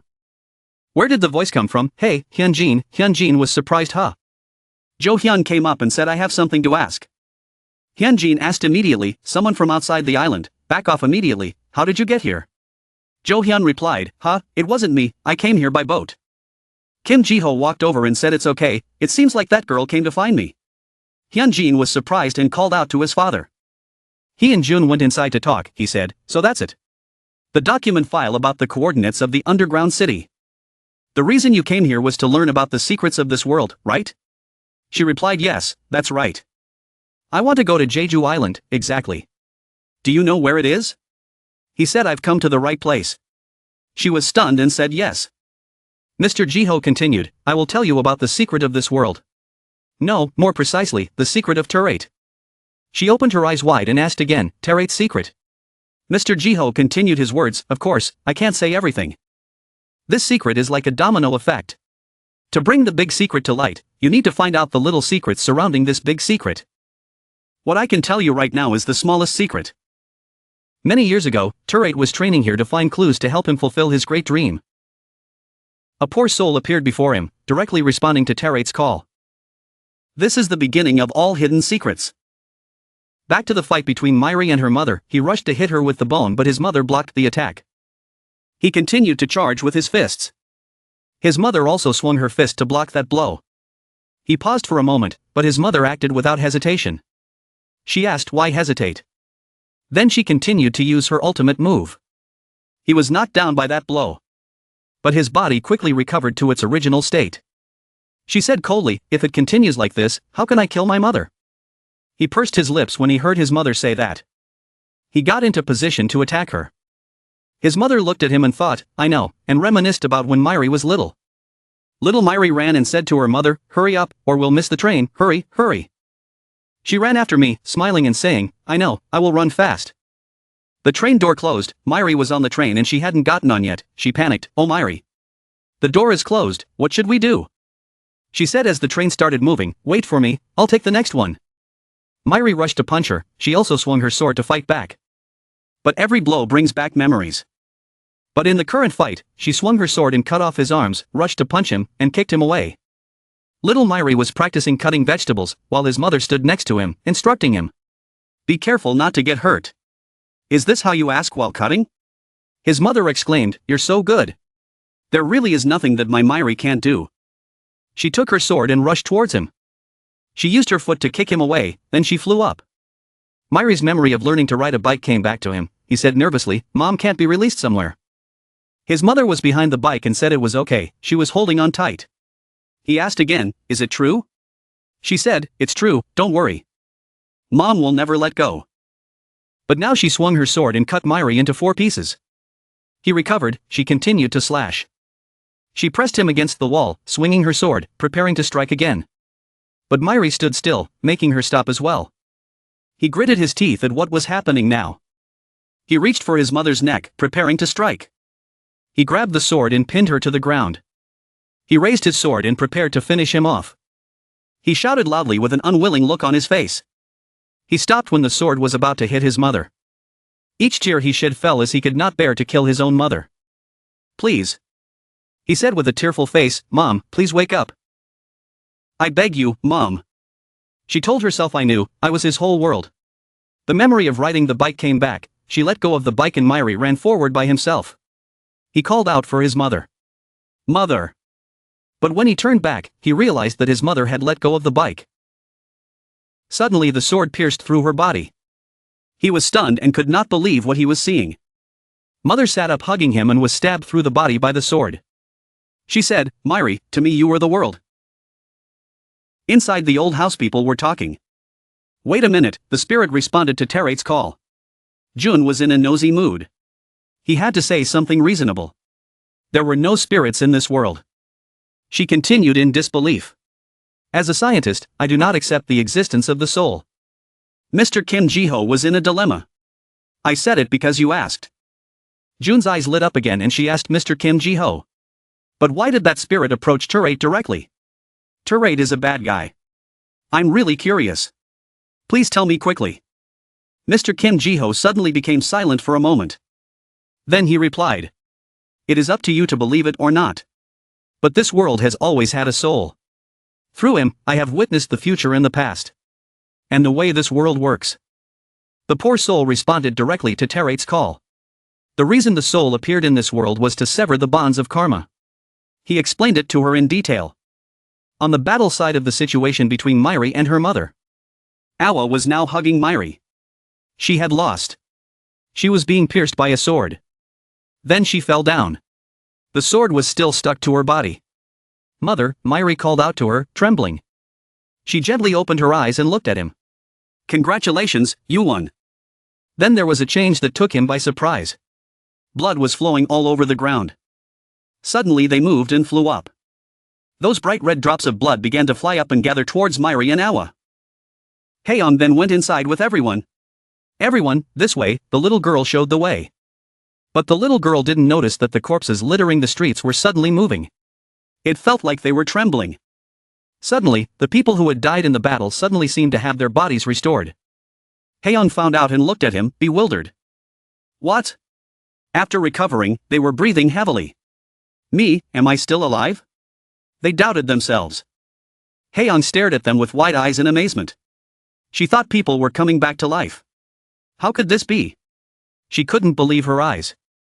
On Awa and Myri's side, drops of blood were flying around. She silently looked at him. "Then close your eyes in contentment." She remembered her past as a spirit. She was talking to a man with a ponytail, they were facing each other. Awa then said, "You want me to help you with your plan?" She agreed with the man but on one condition. Awa continued, "No matter what the situation is, I always prioritize my purpose." The man asked again, "What purpose?" He said, "Even though she was resurrected, she was still just a part of my body. She was a soul, and souls inherently could not affect this world." He further explained that she could sacrifice her life, but she could not change the world. She replied that it was okay. Then from a spirit form she landed on the ground and became a human being. She immediately said, "What I want to change is not this world." When she became a complete human being, Awa put on a cloak and made her purpose clear, which was only for my child who was crying alone. Back to the present, she began to return to her old spirit form. Myri still called out to her mother. She thought, how evil of a mother to try to harm her son's important friends. Just leaving this bad image in his eyes would be enough. Awa thought that the best thing to do now was to do this. Myri's eyes widened as she watched her gradually change, returning to her spirit form, as if she were fading away from death. She thought as she gave Myri some emotional advice. "Do your best to protect your new family, and live happily." When she returned to her original form as a spirit, she looked at Myri and comforted her. "You don't need to suffer because of me anymore." Awa didn't have much time left. She called Myri's name. Now I will set you free. Myri wanted to say some last words to her, but he could only tremble and say nothing. He seemed to want to say something but stopped. He pressed his lips together tightly, his body trembling. Then finally, he mustered up the courage to speak to the spirit of his mother who was floating before his eyes. Do you know what, Mom? Myri slowly stood up. When Mom lied, she never looked me in the eye. She opened her eyes in surprise. She recalled the memories of the past. Every time she spoke she closed her eyes. Cover your face with a scarf. Or quietly kiss Myri's forehead. Indeed, perhaps she never dared to look straight at him when lying. He stood up and said to Awa. I've always wanted to ask you, Mom. Why did you lie to me? She hesitated to answer. Myri, mother, they say that parents know their children best. Myri was still waiting for her mother's answer. Ironically, the people who know their parents best are their children. Then he hugged her soul. I know. I miss you as much as you miss me. She was surprised by this hug from him. And Mom felt the pain as much as I did. The moment he sat in front of his mother's grave. He looked at her gravestone, thinking alone. Awa looked at Myri with tears in her eyes regretfully. She was moved to tears of love. Remembering the old moments. Grandma took Myri to school. He was innocent and happy at that time. During meals, both of them also enjoy each other's company and peace. Or the times when she worked hard to raise Myri. But she always looked at him with pride and happiness. It was time. Awa had no more time. Her soul was slowly disappearing. She smiled happily and shed tears of pity for her little child. Farewell, my Myri, she said her last words and then disappeared completely into space. Myri was motionless, as if she had been hugging her mother all this time. He stood there, head bowed in silence. Then he shed tears as he looked into the distance. He burst into tears like a child. In fact, when he was with his mother, he was also like a weak child. Someone was coming from afar. It was Jizian. She ran over immediately. She hugged little Myri who was standing alone and crying. Saying goodbye to her mother, Myri sent her last greetings to her mother. On Kyuho's side, he suddenly woke up. He kept calling Jizian, hurry up, but he was panicking, not knowing what he had just fainted about. What the hell is this? He was surprised. I was about to ask too. The figure behind him approached and spoke to him. Brother, long time no see Kyuho. It's Kyung, she's back. Captain, Kyuho shouted. In the area near the entrance to Busan, people set up tents in the forest to rest and plan their battle. At the front lines, Nuri's group was looking at the map of the area to start planning their battle. Are all the captains here? Someone asked. Garam asked Nuri. Was it really you who spoke over the radio? Nuri replied. It was me. Nuri said seriously. With Heine's ability, the observation results inside Busan showed that all the zombies in Busan had disappeared. Instead, white demons appeared everywhere. It seemed like something happened in Busan. Dozens of white demons started to appear there. There were a lot of them, and their appearance was terrifying. Nuri continued. I don't know what Turate is planning. The obvious situation right now is that the white tree is growing on the other side of the building. Nuri reminded everyone. This will be our last discussion before we enter Busan. Remember clearly what our goal is. She looked at the map of the area and gave orders. Each team would enter Busan and march through each route. Then gather in front of the building where the white tree grew. She pointed to a certain area on the map. Busan would fall from here. No, it was better to take care of Turate first. Today we will put an end to this war. Everyone was ready for the decisive battle, although there was some anxiety but not much. An announcement came from a room somewhere. Sir Turate, confirmed the humans have set up camp at the entrance to Busan. He informed Turate. But where did Awa go? This was such a crucial time. Harang. Turate called. Wake up Rohan. He ordered Harang. Rohan seemed to be the one in black. His hair was long and loose, sitting motionless on the bed. He looked dangerous. Rohan? Harang asked again. I see. It's officially started. He narrowed his eyes in amusement. Let's go. Meet the humans. He ordered. Turate must be ready. Inside the forest, the sky was gloomy and dark. There were voices. Are all the members present? Garam spoke up. Yes.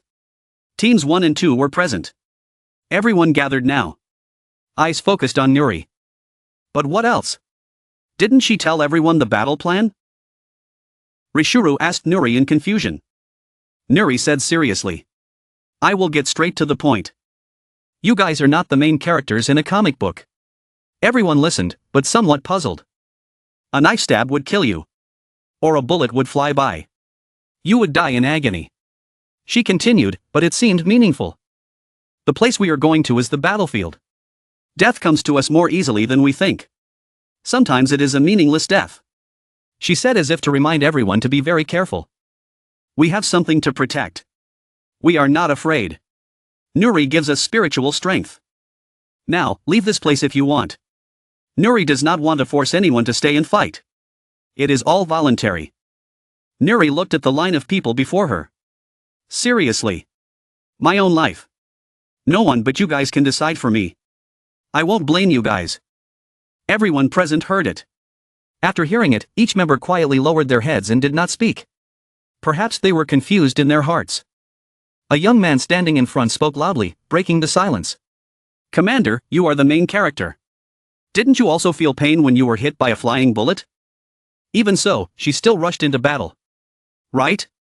He said again. After those words, all the remaining people followed suit and shouted loudly. That's right.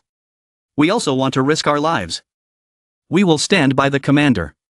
We will not run away like this. They said in unison with determination. Garam looked at Nuri's back and thought. The commander wanted to minimize the sacrifice. I know that. But everyone has accompanied us all this way. On the contrary, this is a humane choice for everyone. Nuri supports them. Okay, thank you everyone. Nuri raised her head, sending a sincere thank you to the team members. All teams head straight to Busan. Nuri gave the order. On Kyuho's side, after a while he sat up and called out in panic, Jussie, hurry. But when he calmed down he didn't understand what was happening. He sat in the middle of the road wondering, what, how is this possible? Behind him someone appeared and said. I wonder too. It turned out to be Kyung. She stood behind him and greeted him. Long time no see. Kyuho, the captain. He was surprised. Kyuho's eyes filled with tears. He started to stutter. What the hell? Is it really the captain? Did I die and see that illusion? Is it really the captain? Where have you been all this time? Is your body okay? He asked so many questions that Kyung couldn't answer all at once. Kyung was confused. Yeah, the welcome was warmer than I thought. I'll explain it to you in detail later. Then Kyung said to Dr. Kyuho with tears in her eyes. I want to go to Myri's place. Do you know where she is? Kyuho wondered. Myri? On the other side of a row of houses. It looked like a fight had taken place. Their houses were cracked and old. There were voices. So this was it, I had heard the whole story from Kyuho and Heian. So she found Myri. Kyung sat down on the empty ground next to Myri. Is that your mother? She asked. Yes. Myri answered. Kyung gently leaned back. Quietly looking at Myri thinking. He killed his mother with his own hands to save everyone. They sat in front of a bone that was stuck in the ground like a grave. She thought further. If not, then why else? Whatever the reason, it was not easy for Myri. She felt a little sympathy for him. Because the love for his mother was not fake. She recalled her conversation with Nuri. I saw the secret of this world. Immortality is a start to everything. Maybe it was because of the rampant appearance of zombies. Maybe it was because of Myri. She thought for a moment. Kyung looked at Myri, who was deep in thought. I thought Myri might be an enemy. But seeing this scene, I don't think he's an enemy of humanity. She gently closed her eyes and took a deep breath. Then he stood up and spoke to him. His reaction was a bit cold. It's been a long time since we've seen each other. I guess you're not very happy to see me. Captain Kyung asked him. Myri was silent for a moment before answering. Not really, she wondered. Then Kyung asked more. Kyuho, and Jizian too. Aren't you happy? Probably, he answered simply. She asked again. Myri, do you know what? Kyung's eyes were now looking at Myri from behind. He said softly to him. Every time he lied, he didn't look the other person in the eye. Myri was silent for a moment.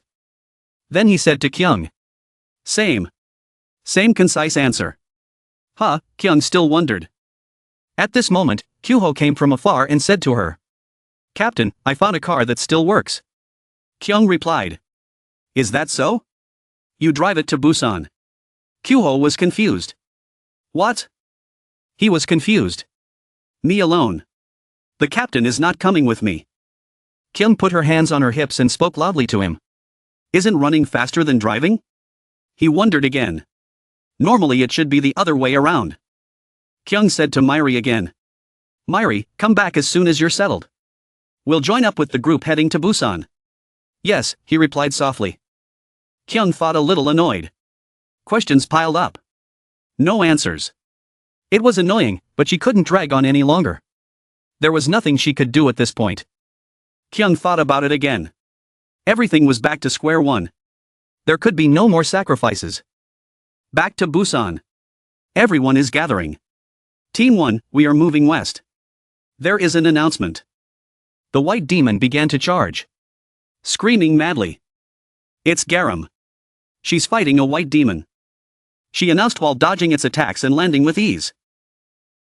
While the white demon was not paying attention, Garam quickly attacked him from behind. Garam kicked the white demon. But it seemed that physical attacks had no effect on it. Garam was annoyed by this guy's physique. And after it recovered, it continued to strike down to attack. She also nimbly dodged to the side. Garam now used his skills and strength as if they had been enhanced, focusing them on his hands to fight. She landed a heavy hit on it. After receiving Garam's fatal punch, it exploded. It looked like a puddle of water. The disgusting monsters seemed like normal attacks couldn't kill them. She looked at the puddle jumping around her feet. Then he said, I think there are orchids inside the monsters. Only by using orchid soldiers can we defeat them. Orchids are weapons made from orchids. Above that slimy substance, a small flower appears and floats. On Nuri's side, she was also using a walkie-talkie to communicate.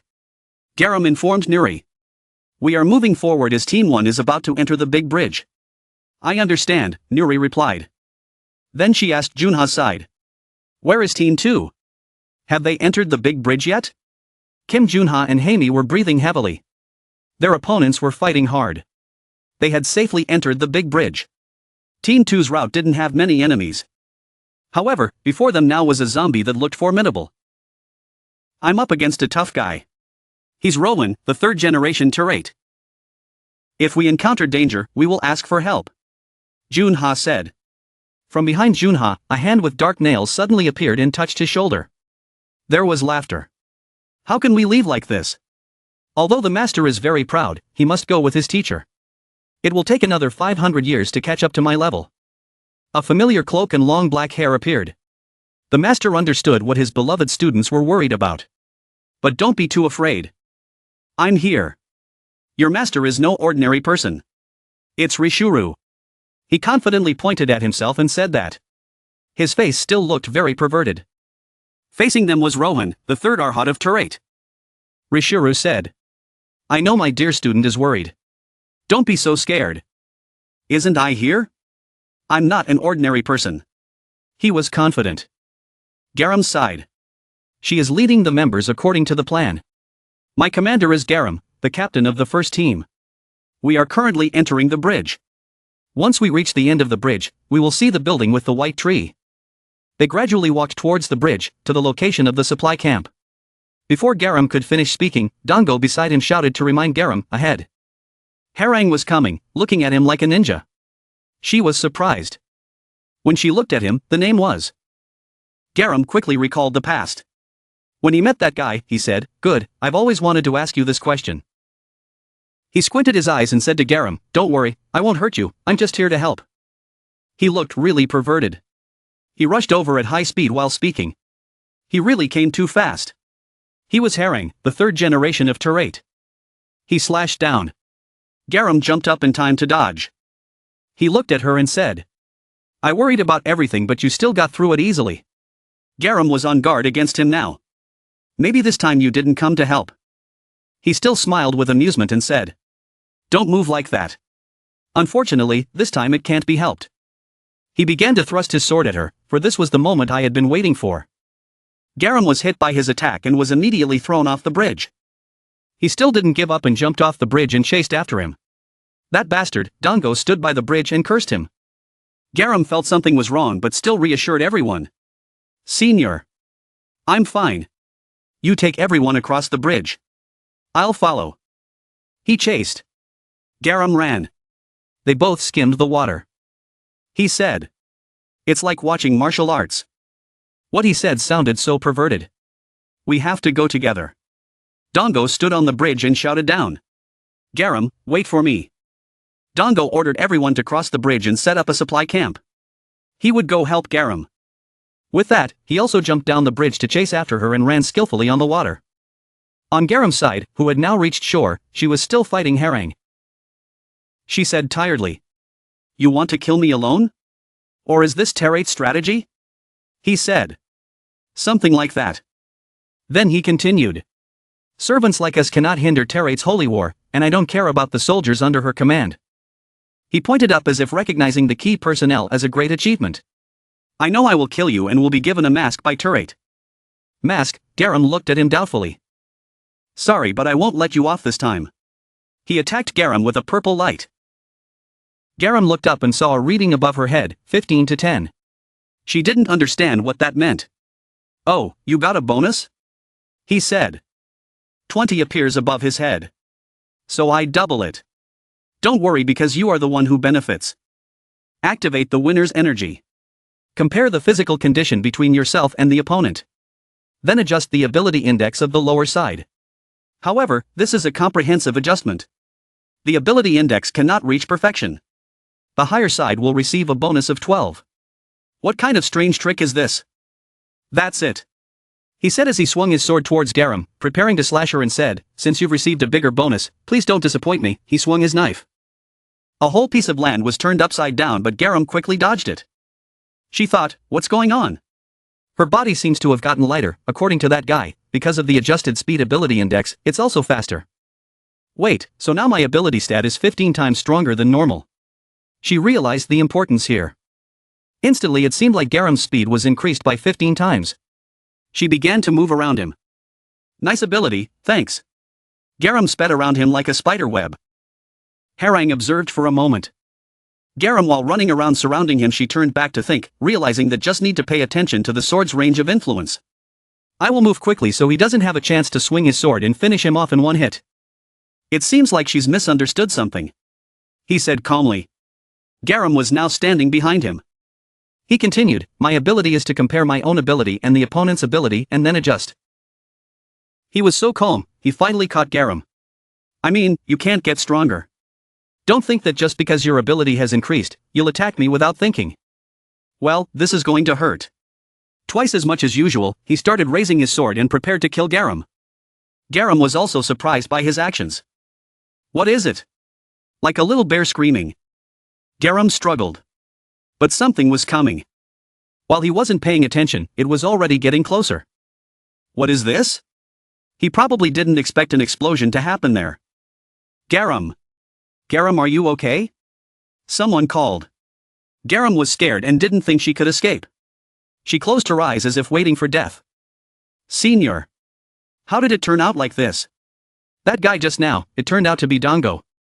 You came just in time to save Garam. Dongo said. Listen, don't worry, I'll take care of him. Harang was still struggling alone after that explosion. He said. Still trying to struggle. When he realized, Garam had disappeared. Harang was confused. Huh? What was that? Where did it suddenly disappear? Was it just a feint from the beginning? Where did the person I caught go? He looked around but saw no one. He was extremely confused. Thank you, Senior. Garam said. It's fine as long as you're not hurt. On one side, the two of them escaped. So I don't know how to beat him? Dongo asked. At the same time, he looked around. Garam replied. Yes. Then she continued. We only fought once, but I could clearly feel the difference in strength. From the last time we met, I thought he was not ordinary. She gritted her teeth and continued. I've run as fast as I can, what if it doesn't work? Or should I put more force on my toes this time instead of my calves? Or should I hit harder and move faster? Dongo tapped Garam lightly on the head. Question her. You work out all day. You only focus on talking. Yes, of course, she replied. Dongo looked at Garam and replied. It looked cute. He looked at her and smiled naturally. Let's think of a way. Dango said. After searching for a while, Harang felt a little discouraged. Honestly, he had been searching for 500 years. I mean, he had been waiting at the bridge for a long time. While searching, he heard a noise. Garam suddenly appeared and attacked him with his foot. That was scary. He dodged and said. She moved so quickly. Her actions were probably unpredictable. Garam finally shot off at lightning speed around him. What was it again? Harang asked. Come out like this, thanks. Humans have not progressed at all. He criticized. Garam continued to sprint around him. He heard this sound. Behind again. He turned around. Just then, Garam was approaching. It was easy to guess. He knew her whereabouts. Then Harang was using his sword to cut through Garam. But while he was busy chasing her, he also discovered that Dango had come closer to him without him noticing. Hi there. What's with that mask? Dango smiled at him strangely. Asked. This is going to hurt. He said. While he was not paying attention, Garam had gathered his strength to attack him from behind. This was probably the final blow. 15 times stronger than usual. This is going to hurt. He was a bit surprised. 15 times faster than normal. Garam was about to attack from behind without him knowing. This powerful blow landed right on Harang's body. He was thrown a long way. What a terrible blow. Dango was now completely stunned. He couldn't stop praising. Oh my god, this is amazing, the whole mountain was destroyed. Is this the ultimate move? Garam started running to ask. Senior, are you okay? Dango came back to his senses. He answered stupidly. He dodged in time so he was fine. Then let's go quickly, we have to finish quickly. Garam urged. Finish. He wondered. Dango was puzzled. He was hit head-on and the guy still wasn't dead. Garam said that wasn't enough. They sped up and ran as fast as they could. By the ruins near the mountain. When he was hit, Harang was thrown all the way here. Harang was lying there alone. He was not dead yet. He was annoyed by the dust. What a mess. He slowly sat up and exclaimed. Such a beautiful battle uniform. Seriously. They are really cunning. They know how to use their brains. Garam and Dango were now trying to run as fast as they could. Just keep going like this. Dango's special strategy was. Garam must move within Harang's sight. And Dango would attack chaotically by imitating Garam's attack. They really worked together very well. Although Dango did not possess the destructive power of Garam, this strategy was intuitive and therefore more effective. Their plan progressed as expected. Was she really attacking from the front? Or from behind, forcing her opponent into a dilemma, unable to move freely? Harang was a bit hesitant at that moment. Guard against Garam. She ended up hitting him from all sides. Keep moving, don't stop. Garam reminded loudly. Dango said he understood. A simple yet unique strategy successfully caught the opponent, confronting a heavyweight opponent that made the opponent feel confused, forcing him to have a long-term vision. At that time Dango used his fist to attack. He attacked his arm. He thought that the attack that caused the opponent to be in chaos, that was it, was not a destructive attack. The only thing he needed to pay attention to was this human woman's attack. After accumulating that destructive power, Garam quickly attacked him head-on. Harang sat there thinking again. Her strength was getting weaker and weaker. Honestly, thinking too much only tired her brain. He quickly regained his composure and eliminated these two humans. Harang slashed randomly in the air. He made a decision. Then he laughed and said. Both are not real. This way it will be harder to find. Garam on this side is still running hard. The two men ran as fast as they could to get to him just in time. At that moment, the two of them acted on him at the same time, causing Harang to be distracted. Senior. Now. Deliver the finishing blow. He was unsteady on his feet. Vaguely standing up, Garam and Dango were already approaching him. Not knowing when, the two of them had moved to the front and were the last to charge. Garam was ready to attack from the front. Dango was also ready from behind. It's been a long time since I'd been this excited. Harang raised his head and exclaimed. Then he suddenly disappeared. That powerful blow ended up hitting his own teammate. Dango and Garam's attack on Harang turned into an attack on each other, causing them both to fly away. She was thrown into a tree. Same with Dango, they hit each other. In the end, where Harang disappeared, only a sword remained. Fools. He appeared and grabbed the sword. You guys are having fun, huh? My mirror can take on different shapes, isn't it cool? It's a shame because I'm not the type to fight to the point of bloodshed. In the end, the ones who got fooled were Garam and Dango. Harang didn't need to do anything to injure them. Garam was furious. What a madman. She called Dango Senior. Maybe they changed the way they fought again. They started the next step again. Garam ran over quickly. If he tried to fight quickly now, it would be a waste. Is it okay if I just attack? Dango asked her. You guys know what? Harang asked mysteriously. Human women are too slow because of their weak constitution. On the other hand, the male zombie imitated the speed of the human female. He said. I mean. Like a slow guy, crawling around. He stabbed his sword into Garam's shoulder. Blood spurted out. Garam! Dango screamed. She suffered a painful sword strike. He pushed Garam back towards Dango.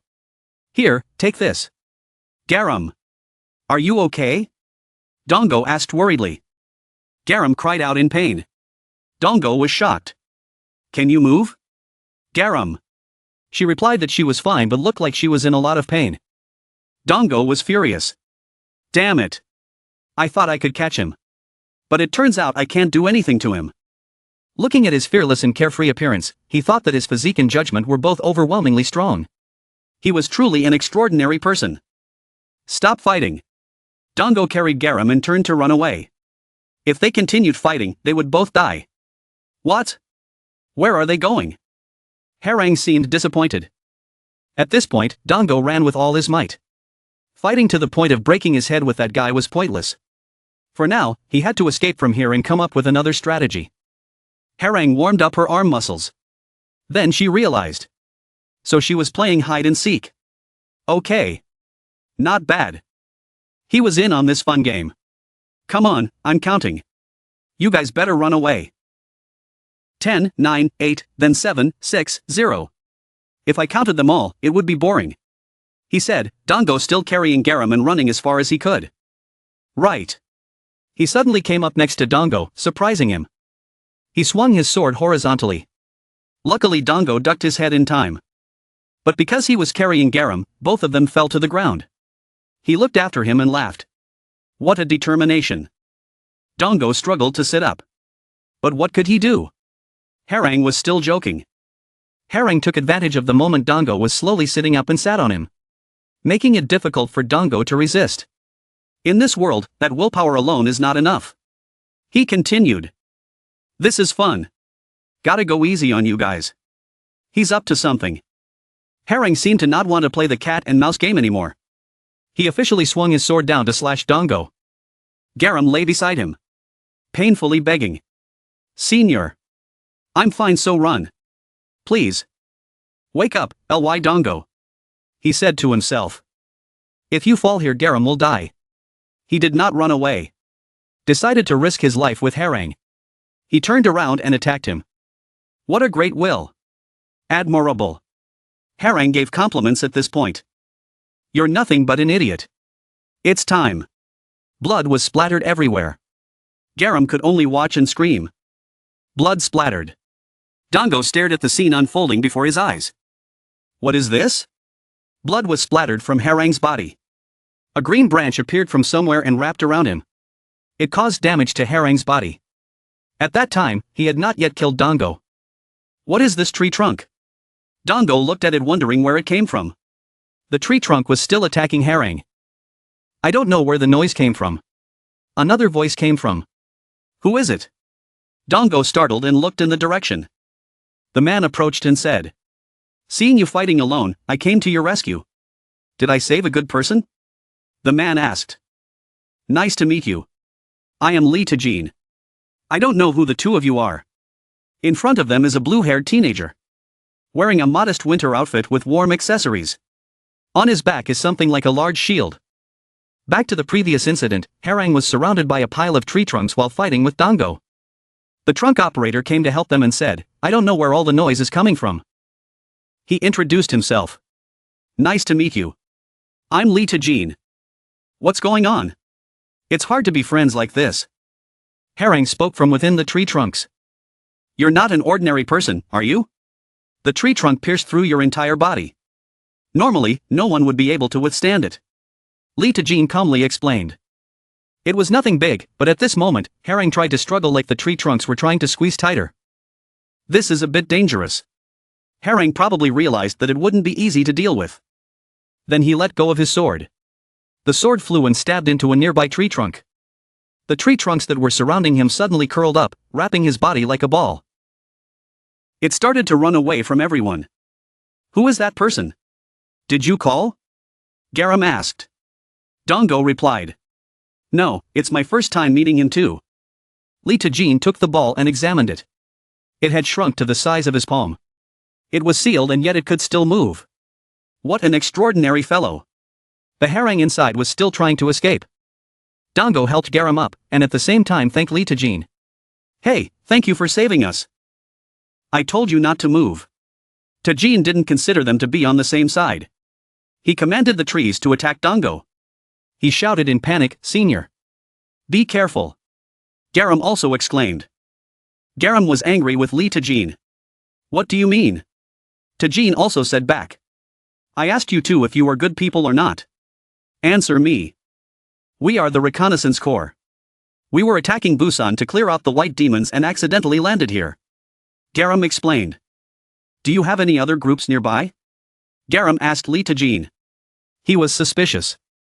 The Scout Corps. Recalling the past. Someone was talking somewhere. Senior. Aren't we going to form a legion from now on? That's right. The other person replied. Have you thought of a name yet? Kyung. She asked Tajin. Of course. A name is good for unity. He replied. The two of them leaned against the wall and talked about a future. Lee Tajin decided on the name of the Scout Corps. From now on we are the Scout Corps. He said to Kyung. What? Hearing that made me stunned. Well, it's not that bad. Kyung joked and accepted. The Scout Corps? I see. She's safe and sound. Tajin let out a sigh of relief. He smiled slightly. Then he took back his trunk and said to Dongo. Sorry. I should have found out sooner. Is Lee Kyung okay? Dongo was surprised. He then sat down and gently extended his hand as a greeting out of politeness. Let's greet each other properly. I am Lee Tajin, the founder of the Scout Corps. They were all surprised. What? What? They exclaimed loudly, stopping the tree. After a while they continued walking, and that was it. Meanwhile, everyone defeated all the zombies and headed straight to Busan. This was surprising. Garam continued after parting ways with Nuri and Lee Kyung. I was wandering around alone. After that, because of the fall of the Red Troop, I went on a research trip. If you think about it, we have the same goal. Tajin turned around and said to them with bright eyes. You two are like my members. Don't worry. We'll help each other in the future. Garam asked. So what should we call you? Captain of the Captain. Captain Leader. Whatever. He replied. Garam continued. Meeting the captain's old friend again. It's a miracle. Dongo continued. That's right. And the captain doesn't have to tell stories about the past. He's quite reliable though. He even took out that zombie in one hit. Dongo wondered. But the weather isn't that cold, why are you dressed like that? Tajin replied. I'm prone to catching colds, so I'm dressed like that. Dongo was confused. Is that so? He smiled wryly. Garam asked again. By the way, wouldn't it be better if we go to Busan now? Tajin answered somewhat mysteriously. No, it's not yet. Garam wondered why. Saying that, Tajin shook the tiny ball that was rolling up and said. Sorry. But this guy didn't disappear, he was just sealed. This guy's ability is very strong, he will quickly break free from the seal and escape. They started walking again. Tajin was still explaining. Besides, I'll say it now because I'm afraid you two will misunderstand. I'm not a fighter, I'm not strong enough to control this guy. They were worried. So what should we do? Tajin continued. No need to worry. That's why I came to this place of mine. Come on, the two of you, go in. In front of you is a white castle that looks old. Looking around, there seemed to be no one. What is this mansion? Garam looked at the giant mansion in front of him in confusion. I built it myself. He answered innocently. You built this mansion? Garam asked again. Dango was also curious. You built it yourself. Would you like something to drink? The servants came out of the mansion and greeted them. They were confused. What was this? A zombie. No, but why did it look so friendly? Too many surprises. What's wrong with you two? Is this your first time seeing a zombie pet? Tajin got into the carriage they had prepared. Zombie pet. What the hell is that carriage you're riding? They asked in a rush. Just using orchids gives a lot of variety. Controlling zombies is easier than I expected. Orchids grow from the corpses of zombies. Because I used them to create many methods to wipe out zombies. He explained in detail. Wait. You said orchids grow from zombie corpses? So the cave we went to was originally a field of zombie corpses, they both realized now. Oh my, you two like cave dating? Tajin dodged the question and asked them an unrelated question. It's not a date. Garam awkwardly replied.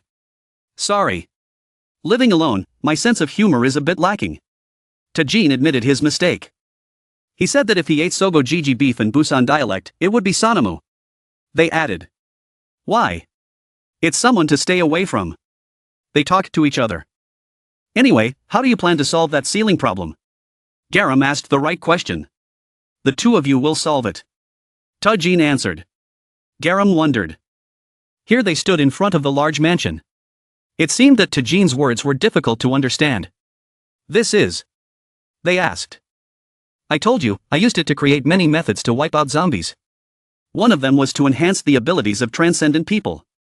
Prepare yourself. I'm going to enhance your abilities. Garam looked at him in surprise. To the point of killing this zombie. Tajin said to Garam. Outside the bridge, the people in the team were still running to tell everyone. Go straight, cross the bridge and join the other team. Junha's team was facing a formidable opponent, Rohan. They continued running when Rohan was flying towards them from the sky. Where is it? Rishuru rushed from afar and attacked Rohan from above. Hey Rishuru, are you okay alone? Junha asked Rishuru. He looked confident and friendly. He made a heart shape with his hand. Junha and Haimi joined in, teasing him. Rohan slashed down with his sword to attack Rishuru. He was thrown down. They landed. Rohan rushed to attack and Rishuru dodged. Rohan said, "This is not the time for you to relax." Rishuru asked him with a perverted face, "What time is it?" When he was acting cool. He was still fearless and still playing around with Rohan. You should relax a bit. Brighten up a bit. You look like a ghost. Rishuru attacked while laughing at Rohan, something coming out of his mouth. He used many snake-like spinning techniques to attack crazily. Rishuru also looked really perverted without any seriousness. Rohan looked on silently without saying a word. Then he charged towards Rishuru saying, "I am not a person who likes to fight. I don't like seeing the other side get hurt either." Rohan attacked continuously. So go all out. Rohan requested. If you don't want to die in vain and cause regret, Rohan reminded, this arrogant guy. Rishuru looked at him with displeasure. Why?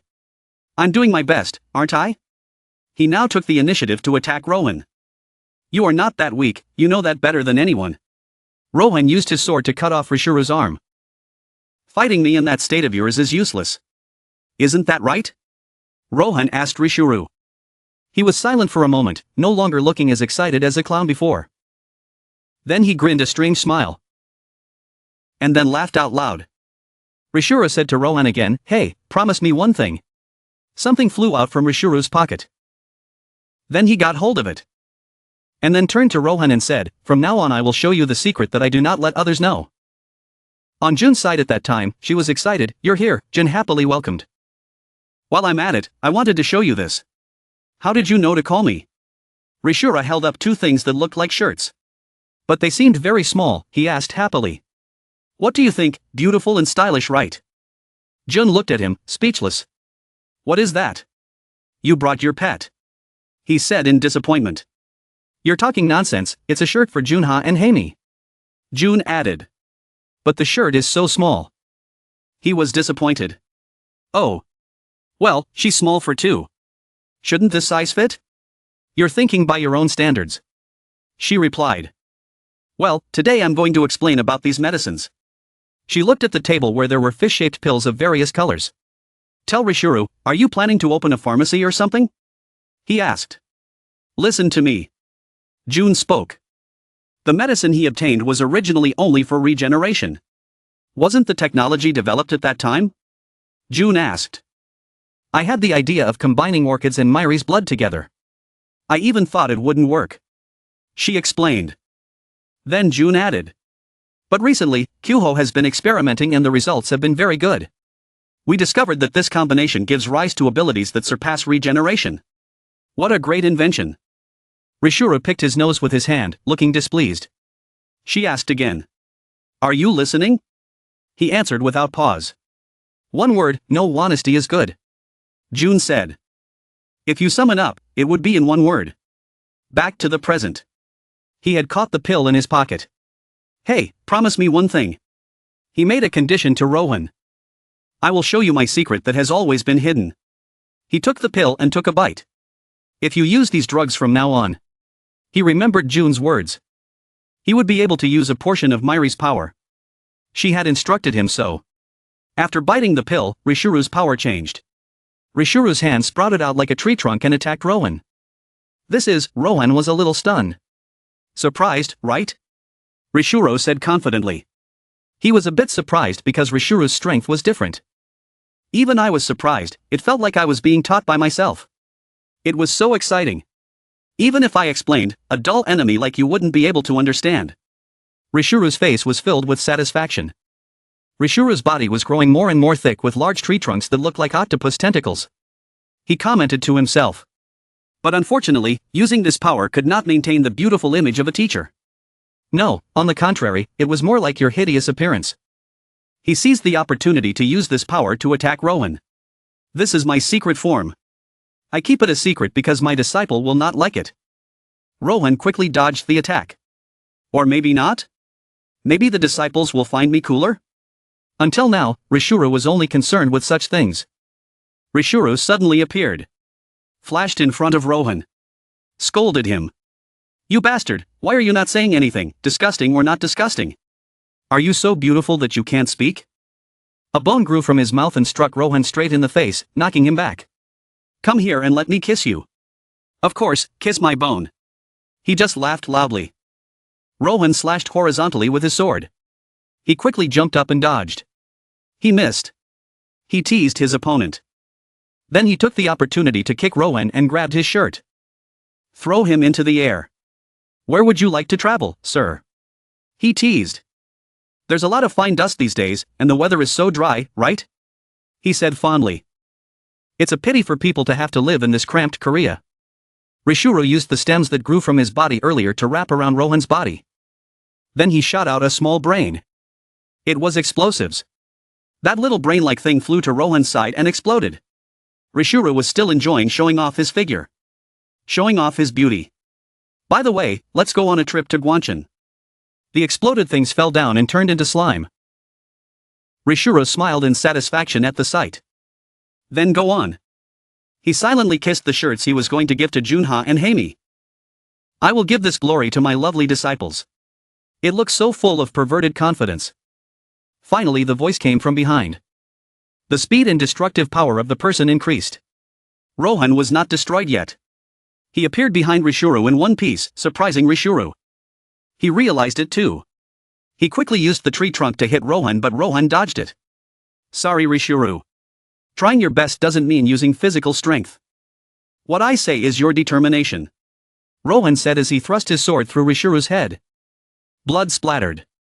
This blow looked painful. We have fought many times in spacetime. During that time, I have greatly admired your attitude and pride. Rohan said softly. You won't understand what I'm saying, but... Rohan slashed Rishuru's body. For the first time I am disappointed in you. Rohan gripped his sword. Use the wind force from the sword to push his body that is about to shatter into pieces off the bridge. Don't expect any respect from me. He slowly fell down. And then he fell into the water. Body parts floated on the surface of the water along with the pills Jun gave him and the clothes he loved floating. Is Rishuru okay? There was a concerned voice from the other side. Junha replied. You're suddenly worried about Rishuru. It's not like you at all, it seems like you two have gotten closer lately. Haimi said. You've seen how strong that zombie is. Hearing that, Junha didn't reply. That name is not easy to deal with.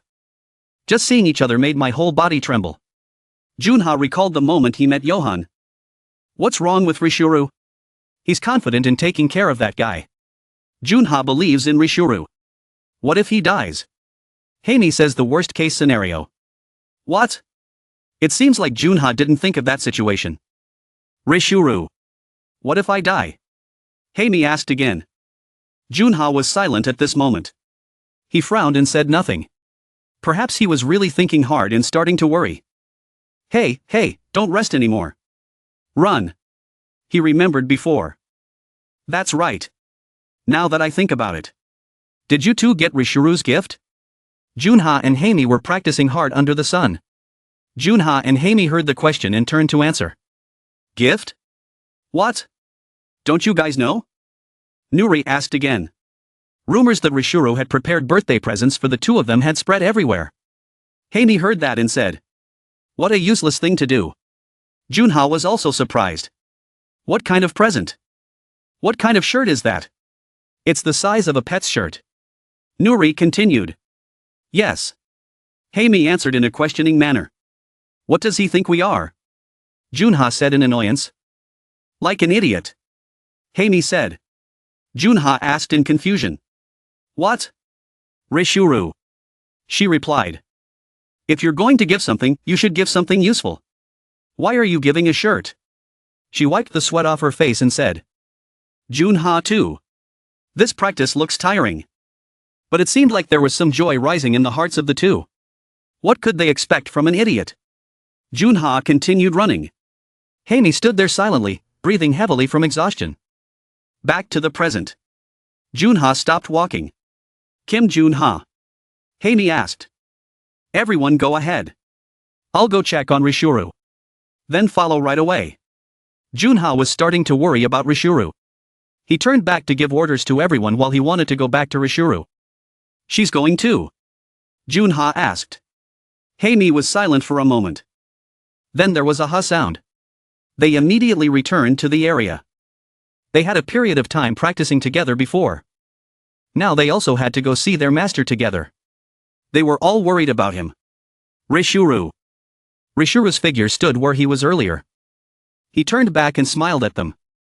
But they were surprised. What? Why is this zombie here? In front of them is Rohan. Rishuru is nowhere to be seen. Where is Rishuru? Just as Junha wondered.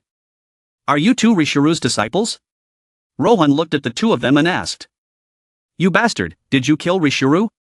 Junha was furious now. Veins bulged out of anger. That guy is dead. You two should go see him one last time.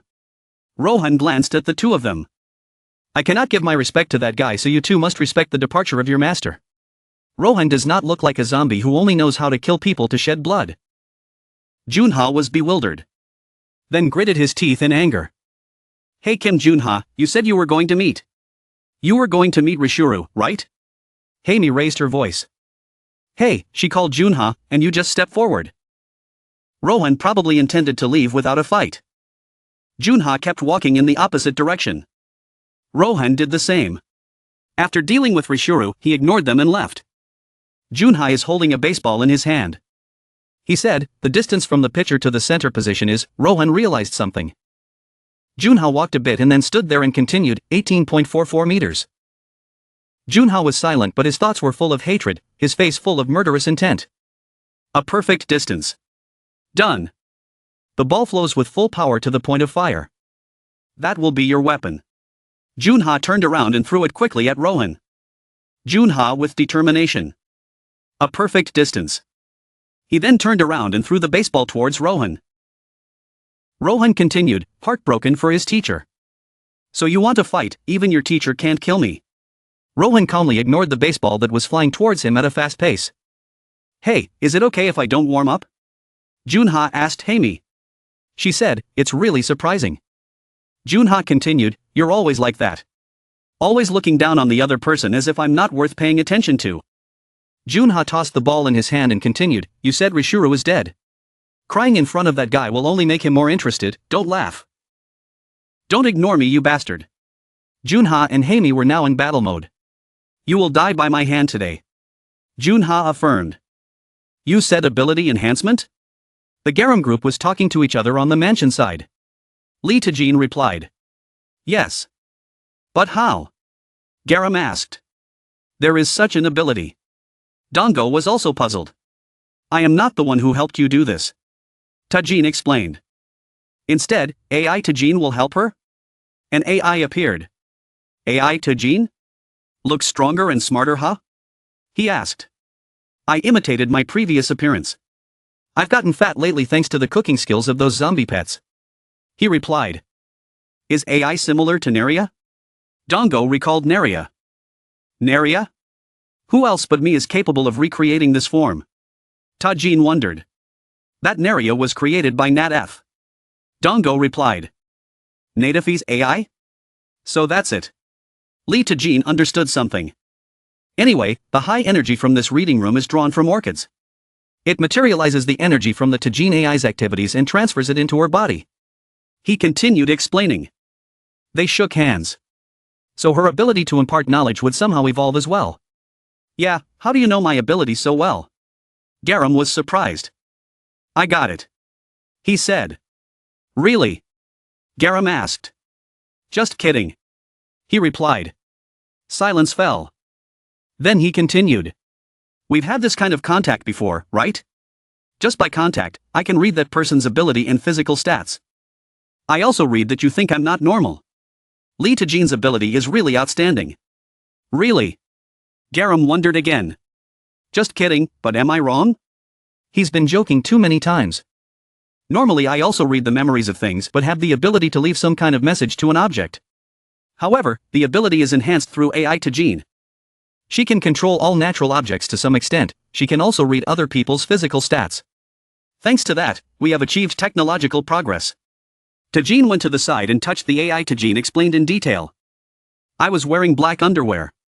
Someone was speaking, why was it suddenly speaking strangely? Sometimes errors happen, warnings of too much information like this." When Dongo asked, he explained. "Are you really wearing only black underwear?" Dongo asked stupidly. "You'll see for yourself," he replied. "Compressing my ability, can it be strengthened?" Dongo pointed at himself and asked. "It can be strengthened, but I don't think it will change much," Tajin told him. "Why is that?" he wondered. "His ability is a chaotic attack. When attacking the opponent he will use his fist, but it is just an ability that can disguise itself as hitting someone with a mushroom hammer." Listening to Tajin's explanation, "It seems a bit useless," he continued. "Even if he strengthened it, it would only add another flower to the mushroom. Because his ability was a mental attack, not a physical one. So that was the strength of Dongo's ability. It seemed unsuitable for fighting with overwhelming strength like Garam. On the other hand, Garam's side was better than I thought. Although I expected it, she might surpass that standard." She listened blankly as Tajin explained himself. "I can be stronger than the captain," Garam thought. "Compared to Kyung. Damn it. I should have trusted Garam. My abilities are no good after all." Dongo realized this. "Okay, let's start," Tajin said. "Yes, Garam is ready now." AI begins to empower users. Garam Demon descended opposite the AI. "Yes." "No," she hesitated and thought. "Should I use honorifics or not?" AI said just relax. Lee Tajin said to Dongo. I think Dongo is confused. "Yes." "Where are you going?" "Let's go destroy the seal," he told Dongo. Dongo wondered. Can it be destroyed? If so, then Garam wouldn't have to fight while injured. "I will try at every level. If I succeed, that's good, but if I fail, there will be more failures. I can only rely on Garam himself," Lee Tajin added. Dongo understood now. "But are you going to help me strengthen it?" Dongo asked. "No, I just have something to say." Tajin turned to face him and answered. "You have to try to encourage Garam," he advised. Dongo was a little confused. Her current condition is not good. Although I can only read her physical status index. But her spirit is definitely much weaker. He continued. I see you care about her. So stay by her side to cheer her up so she doesn't get depressed. Dango bowed his head and said nothing. Then he realized. He raised his head and asked quickly. Wait. Did you read my mind? So you also know that I like garum? Dango was confused because all his thoughts had been read. He held his head in confusion. Garum must not know this secret. Otherwise, he will be under a lot of pressure. Lee Tajin said. What nonsense are you talking about? Dango continued. Can't you read my mind? Tajin said he couldn't. Dango continued. I told you it was a secret. Dango held his head in despair. Can I help? Anything is fine. Lee Tajin requested. Bring me the pressure washer from the other room. No, yes. I understand. He immediately obeyed. The members of the Legion are so cute. You found a good friend. Lee Kyung. He turned his head and thought of Captain Lee Kyung. He silently praised her and his entire legion. Let's go get ready, Dango said. Her breathing was uneven. Who told Garum? I think I'm calmer now. But let's get started. Garum must have entered a state of concentration. Haven't you washed your hat in a while? The AI asked a strange question. Probably. Garum answered hesitantly. Then thought. Is this an AI error? Who said that again? Wiping with a wet towel doesn't kill germs or remove fingerprints. She said embarrassedly. What can I do? I can't shower. The AI added more irrelevant things, when not washed properly due to the influence of many factors. Bacteria can grow through hair, sweat, sebum on the skin. I know. Stop it. Garum did not want to hear anymore. I was the one who gave that hat to Lee Kyung. It was the hat I used to wear. Garum was stunned when he heard AI say that. I gave it to Kyung in the hope that she would become great. She was the one who wore that hat. The AI told her. AI did not stop.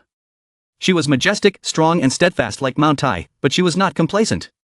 Garum heard those words and bowed his head without replying. The right person to wear the hat. She thought to herself, clenching her fists. Let's start, she said. Okay. AI agreed. Where is it? Here? It doesn't seem like this. Or is it this? Dango inside the room was searching for what Lee Tajin requested. Senior. Someone called. Garum, after hearing Dango, turned to look in the direction Garum called him. Then he wondered, why are you here? Could it be that Captain Lee Tajin had a programming error and something suddenly happened? Dango immediately collapsed on the floor. He was knocked unconscious. There was a pair of legs. It looked like Garum's legs. What? What did he say to bring? Did Garum knock Dango out? Why? Here it is. Unfortunately. This seems to be Harang. He disguised himself as Garum and knocked Dango unconscious. Then transformed himself into Dango to carry out his purpose. This is probably Harang's sword form. When he was in the forest, Harang left his sword behind. Lee Tajin sighed. Let's see if the necessary preparations are complete. While preparing, a figure entered. I'm back. He said. Just in time. He replied. I brought what you asked for. At this moment, Dango held something like a sphere containing many strange little things. Like this person was probably Harang transformed. Tajin said. Beyond my expectations. Then he continued. You're not what I thought you were. I thought you'd bring something else back. He smiled and said. I can do this. I can tell at a glance. Is that so? He asked, not really paying attention. Then Lee Tajin patted him on the back and praised him. You're smarter than I thought. How embarrassing. He replied with a happy smile. What a top-notch performance. Bring it here and put it here. I must break the seal now. Lee Tajin ordered. He obeyed. Then he asked. If we break the seal, will the zombie inside die? He answered. Probably. That's why we have to destroy it. He asked another question. So if you die, will this seal be opened? Tajin replied to him. That's right. Because it's maintained by my power. He understood something. Oh really? Then he returned to his zombie form. It was Harang. He stood behind him, prepared to rescue his original self. Unfortunately, Harang disguised himself as Dango and approached Tajin. He quickly transformed back into his original form from behind. Swings sword and intends to kill Li Tajin. He probably realized it by now. After slashing down, Li Tajin suddenly disappeared. But in return, there was another figure. He was surprised. What is this? It's Tajin's pet zombie. He was holding a plate of mushrooms and speaking. The boss's usual mushroom dish. Those mushrooms are floating. And Li Tajin's hand grabbed a mushroom and said, I told them to test it. Now that you've destroyed it, how can I explain? Harang had cut down Li Tajin's pet zombie, not him. And you made me lose a pet. He questioned him. You knew? He was surprised. He rested his sword on his shoulder and asked him. When? He replied while biting into the mushroom he had just caught. I don't know, you totally fooled me. Tajin explained. It was just your bad luck. I knew who you were just by contact. Sorry for ruining your proud plan. In other words, is it because we are too lucky? He continued. How cunning. Obviously he knew it all along and still said it. What an infuriating person. He thought. Then Li Tajin pressed a button on a certain device and it immediately started up. Harang is realizing the transformation. Emergency 08, all zombies gather at the main gate, is in order. Emergency code 08, emergency code 08, all zombies gather at the main gate, request to issue continuously. Everything around was moving. What was going on?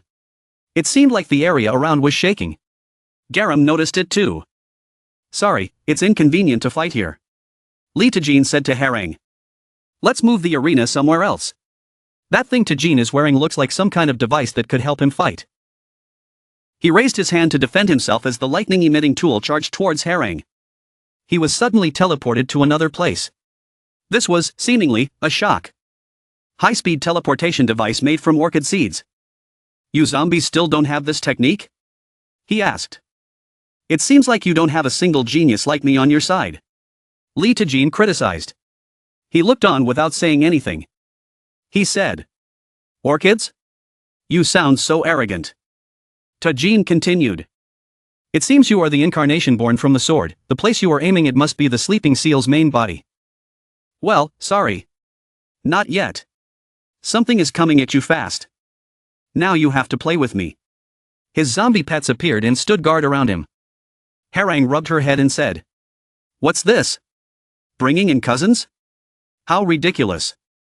Are you preparing to transform or something? Harang also got into battle mode and said. Let me say it first. I don't like people like you. You better not have any stupid thoughts. Tajin did not underestimate his opponent. He looked at him and thought. He looked very serious. This guy is harder to deal with than I thought. Right now, just to maintain the seal, his strength to hold on was already too much for him, let alone fight. He thought about his current situation. Come here quickly, Garam. Only you can turn this situation around. He placed all his trust in you.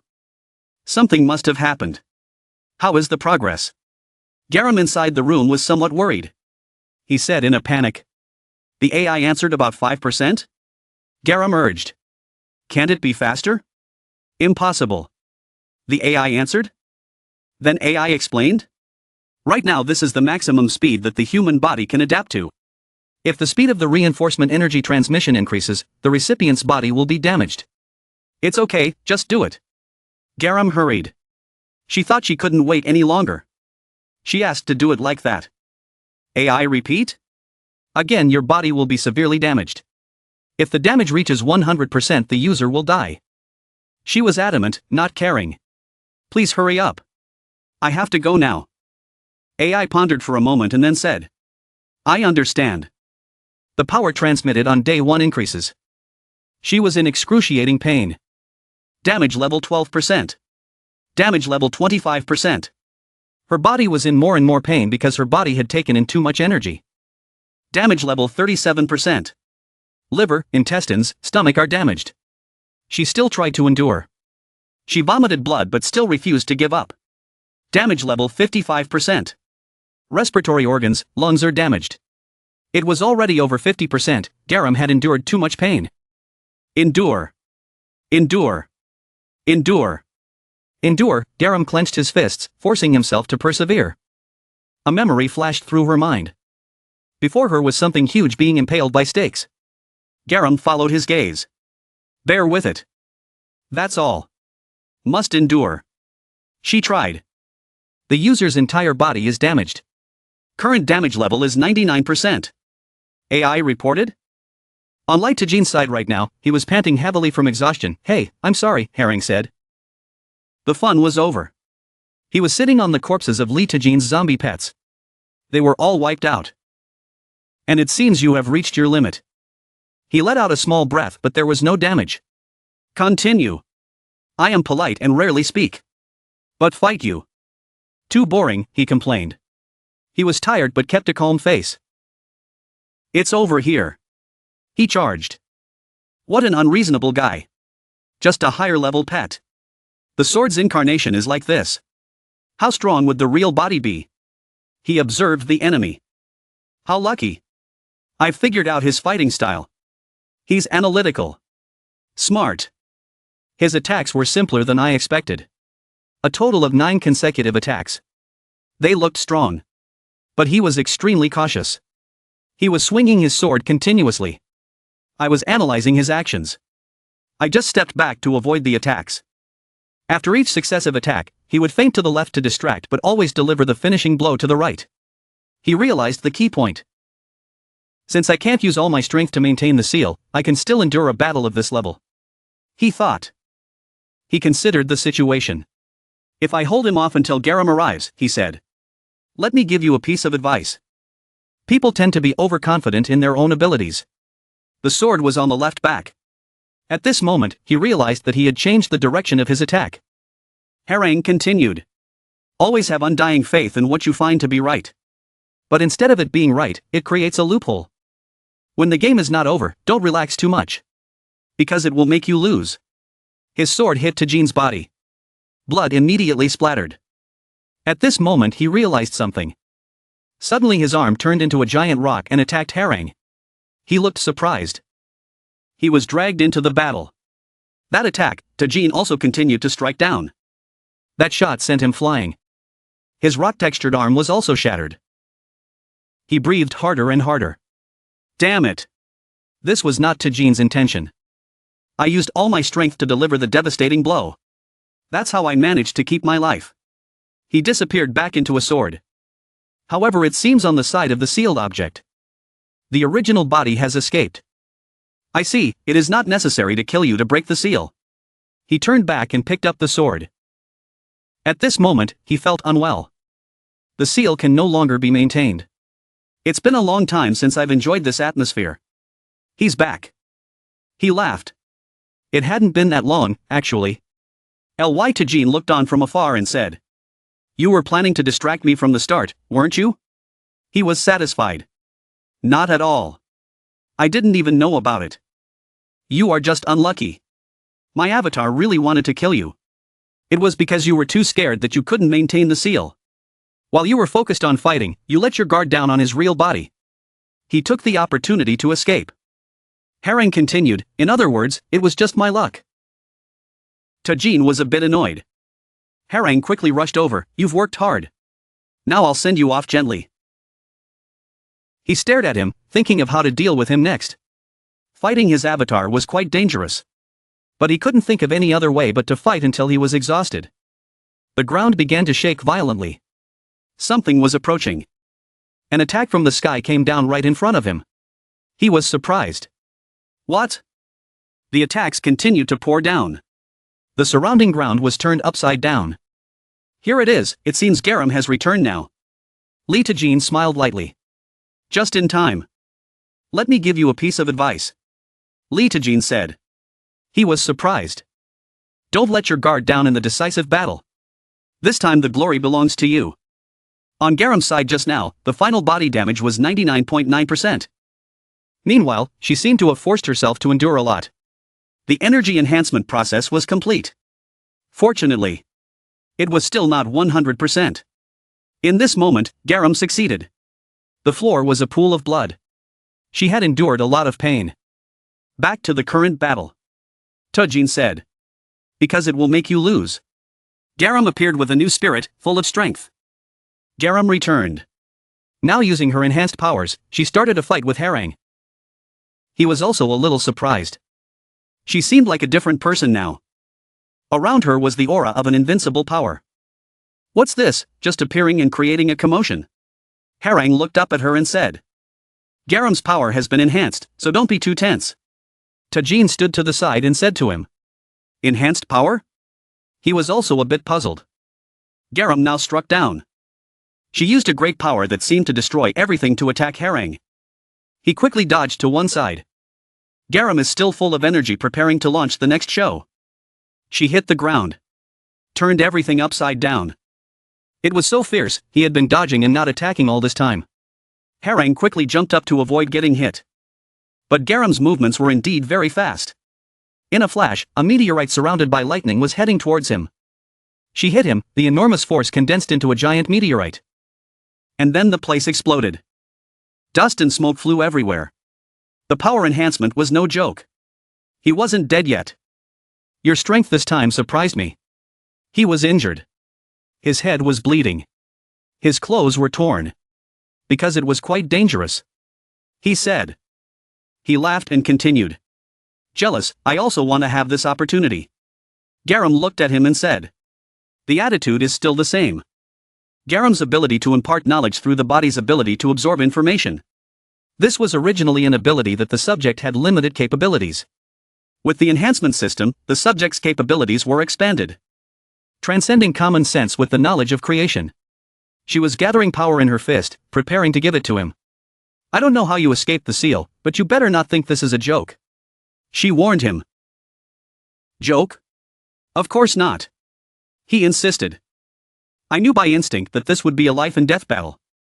He thought as he got into a defensive stance for this battle. Garam used lightning to strike down. He escaped. Her ability was like a natural disaster. She must have been enhanced to have such an ability. He dodged while wondering why she became so strong. Garam continuously attacked him. He just looked uncomfortable. It hurts a little. He's injured now, but probably not badly. He can't die yet. The enhancement system alone would not have produced the current results. Since Garam herself cannot evolve, this system helps her improve her abilities. Li Tajin watched the battle and commented. That power was the result of hard work. The enhancement system was just a stepping stone for Garam to reach his true potential. He smiled as he looked at Garam as if to compliment her. The rest is up to Garam herself. At this moment she activates the law of all things ability, using the skill. The surroundings were chaotic. Garam seemed to be using all of nature's resources to fight Harang. Somehow, Harang was defending when she attacked him from behind. Garam used his fist, a quick movement to knock him away. You probably didn't expect me to make such a scary face. Her face looked at him with hatred. That's rude, he said. She continued to attack. He was knocked back. Harang tried to defend himself after her continuous attacks. This boring battle is over. Garam gathered a huge mass of fire like a meteor. It was terrifying, preparing to rush towards Harang. This attack, Harang looked at it and prepared to dodge that giant meteorite. The meteorite rolled across the ground chasing him. Then the whole area exploded. The scale was truly terrifying. Li Tajin, who was standing by and watching, was also a little affected. He never expected Garam to be able to do such a thing. Captain Tajin. The surrounding areas are about to collapse, let's run. Garam shouted as he ran. I understand. He replied. The ground shook violently like a burning volcano. The fire grew larger and larger. The destructive power was real. At this time, Garam and Li Tajin had already run towards the forest. They stopped to rest. Garam and Tajin breathed a sigh of relief. Garam. Are you okay? Tajin was concerned. He looked at Garam and smiled, then said, You've worked hard. The other guy probably took the full brunt of this attack, but before he could finish his sentence he noticed. Not only did she gain the ability to strengthen, she also traded her lifespan to gain power, right? He asked. Her lifespan. It seemed Garam had traded his lifespan for this power. Garam breathed and simply asked. Did it work? What? Tajin asked back. I killed that guy. Didn't I? She smiled with satisfaction. A sense of responsibility is a noble virtue, but do you know how damaged your body is now? He lectured her. Oh, I'll leave the nagging for later. How is your senior? She asked about Dango. Before he could finish answering. Where are you going? A voice suddenly rang out. At the same time, Garam was stabbed in the chest by a sword that came from behind, causing her to bleed on the spot. Blood splattered everywhere from the wound. Garam, Tajin exclaimed. Harang was not dead yet. He spoke from behind, quickly pulling the sword out of her body, creating a long trail of blood, then returning to Harang's hand. Just like running away. This guy wants to play fair. He's covered in injuries now but still has a lot of strength. She did not expect that he was not dead yet. This stubborn bastard, she continued to attack. Li Tajin reminded. Garam, if you overuse your strength, your lifespan will be. She ignored it. Just kept attacking with the burning red flames. He used only his sword to defend. She was surprised, her attack didn't seem to do any harm to him. He laughed and said. Surprised, right? He reminded her of when she had encountered him in the forest. You must remember, right? We shared our strength through each other's abilities. Her stats were 15 to 10 back then. I don't know if you noticed, but my abilities haven't gone away. He said. Winner, fair competition principle. Both sides will receive each other's power. I only received power through the sword, but I will use it well. If you want, you can also use my power, even if it doesn't mean much. He pointed at her and said. Go on Garam, I will support you. Li Tajin reassured her but he didn't know when he was already standing beside her. He raised his sword to his neck in warning. You better not move. In a fair fight, you shouldn't interfere. He realized now. Damn, since when did he become the embodiment of a sword? Honestly, you surprised me. I didn't expect to be overwhelmed by a weakling like you. He was faster. Before she realized it, he was already beside her. Of course you are just a kid now. He slashed Garam, causing more blood to splatter. He raised his sword. Garam was still bleeding profusely. Trying to get up. He said, so the arrogance was only natural. She breathed more and more to regulate her body. She calmed herself down. No, get up. Fight. Her body wouldn't listen, her hands wouldn't move anymore. I tried so hard. I tried to endure so I wouldn't be defeated again. I'm still just. She cried tears of joy. She wasn't crying because death was approaching. She just felt like her current efforts weren't enough. Why are you crying? A voice was heard. Something yellow hit Harang's body. It's not over yet. The voice seemed to encourage her. Garam suddenly realized. She looked up. Her eyes widened at the person in front of her. How can this look like a hero? It's Kim Min-sung. He's still alive. He came here to help. In that dire situation, a strange voice rang out. Why are you crying? Garam raised his head and looked. It's Kim Min-sung. He said, not like a hero at all. He stood in front of her intact and spoke loudly. Thus, he began to attack towards Harang. His weapon exploded where he stood. Harang jumped to avoid it. Min-sung, why? Obviously your year, asked him and he answered. Let's talk about this after the war. Why leave your face and face like that? Min-sung smiled and said to her. My hero is crying like that. He looks so upset. She looked after him. She could not help but be stunned. Min-sung said then ran to tell Garam. While I'm holding you up here, try to regain your strength. She still can't calm down. Wait. She called. Then Garam bowed his head and thought about the two words hero that Min-sung had said earlier. She thought it was not how, but no matter what, it had to be done. Garam laughed and said. He was still the same. Just dived in. Garam then adjusted her strength. She regained her spirit and focused on continuing to fight. Wait for me, I'll be right there.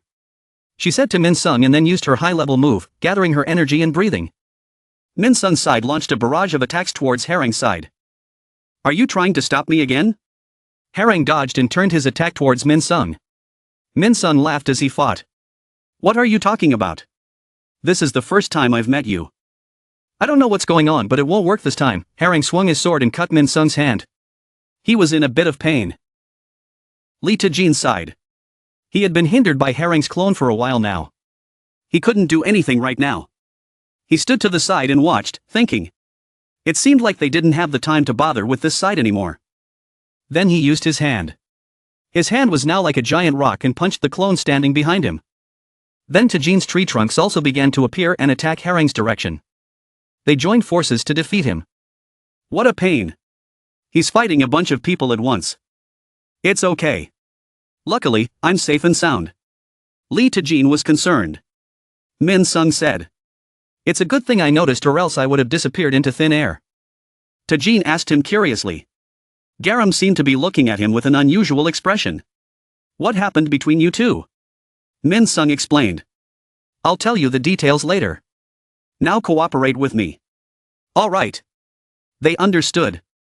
Together, fight the enemy before them. So do you have a battle plan? Tajin asked. Let's see, should I just do it and leave it at that? Min Sung replied. He said there was no other way but to wait for Garam to recover. Herang was standing beside them listening to their conversation. He was criticizing his clone. The clones were really doing a bad job. Now they're starting to attack again. Let's just hold out. Okay, Min Sung replied. Plus, Min Sung used his skills to deal with Herang. Tajin also used his giant fist like a large rock to punch him. He was quickly hit with multiple attacks. He fell back. At this moment he used a bolt of lightning to capture the two of them. They were dazzled by strange stones, surrounded by thunder. Min Sung was also hit, his body unable to move. Garam charged from afar. She used her enhanced skill to hit Herang. Transmit the knowledge of boxing, the laws of all things. She activates the power. He also put force into his sword. She delivered a decisive blow, kicking him from above, her body surrounded by lightning. He could not resist and retreated. Herang gasped. Garam was also tired after the last blow. The two continued to attack. Garam kicked Herang. He also used his sword to slash her back. She counterattacked and kicked Herang in the face from behind. At a safe distance, Herang swung his sword and slashed Garam. After slashing at her, he focused the power of the lightning into his sword and stabbed Garam. The sword pierced her stomach, piercing her body. She took the full brunt of the painful blow, blood spurting out immediately as he pulled out the sword. He kicked her to the ground. He did not stop and continued to advance, using both swords to prepare a position to finish off Garam. He thought this was definitely the last straw to send her on her way. Garam meanwhile thought he lost. Someone shouted. Don't give up.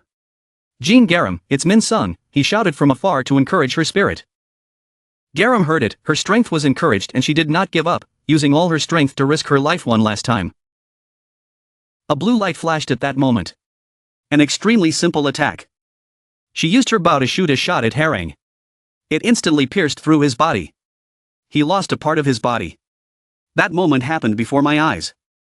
Herang thought. Before making that final move, she used all her remaining strength to risk her life against him. Herang was hit by that arrow.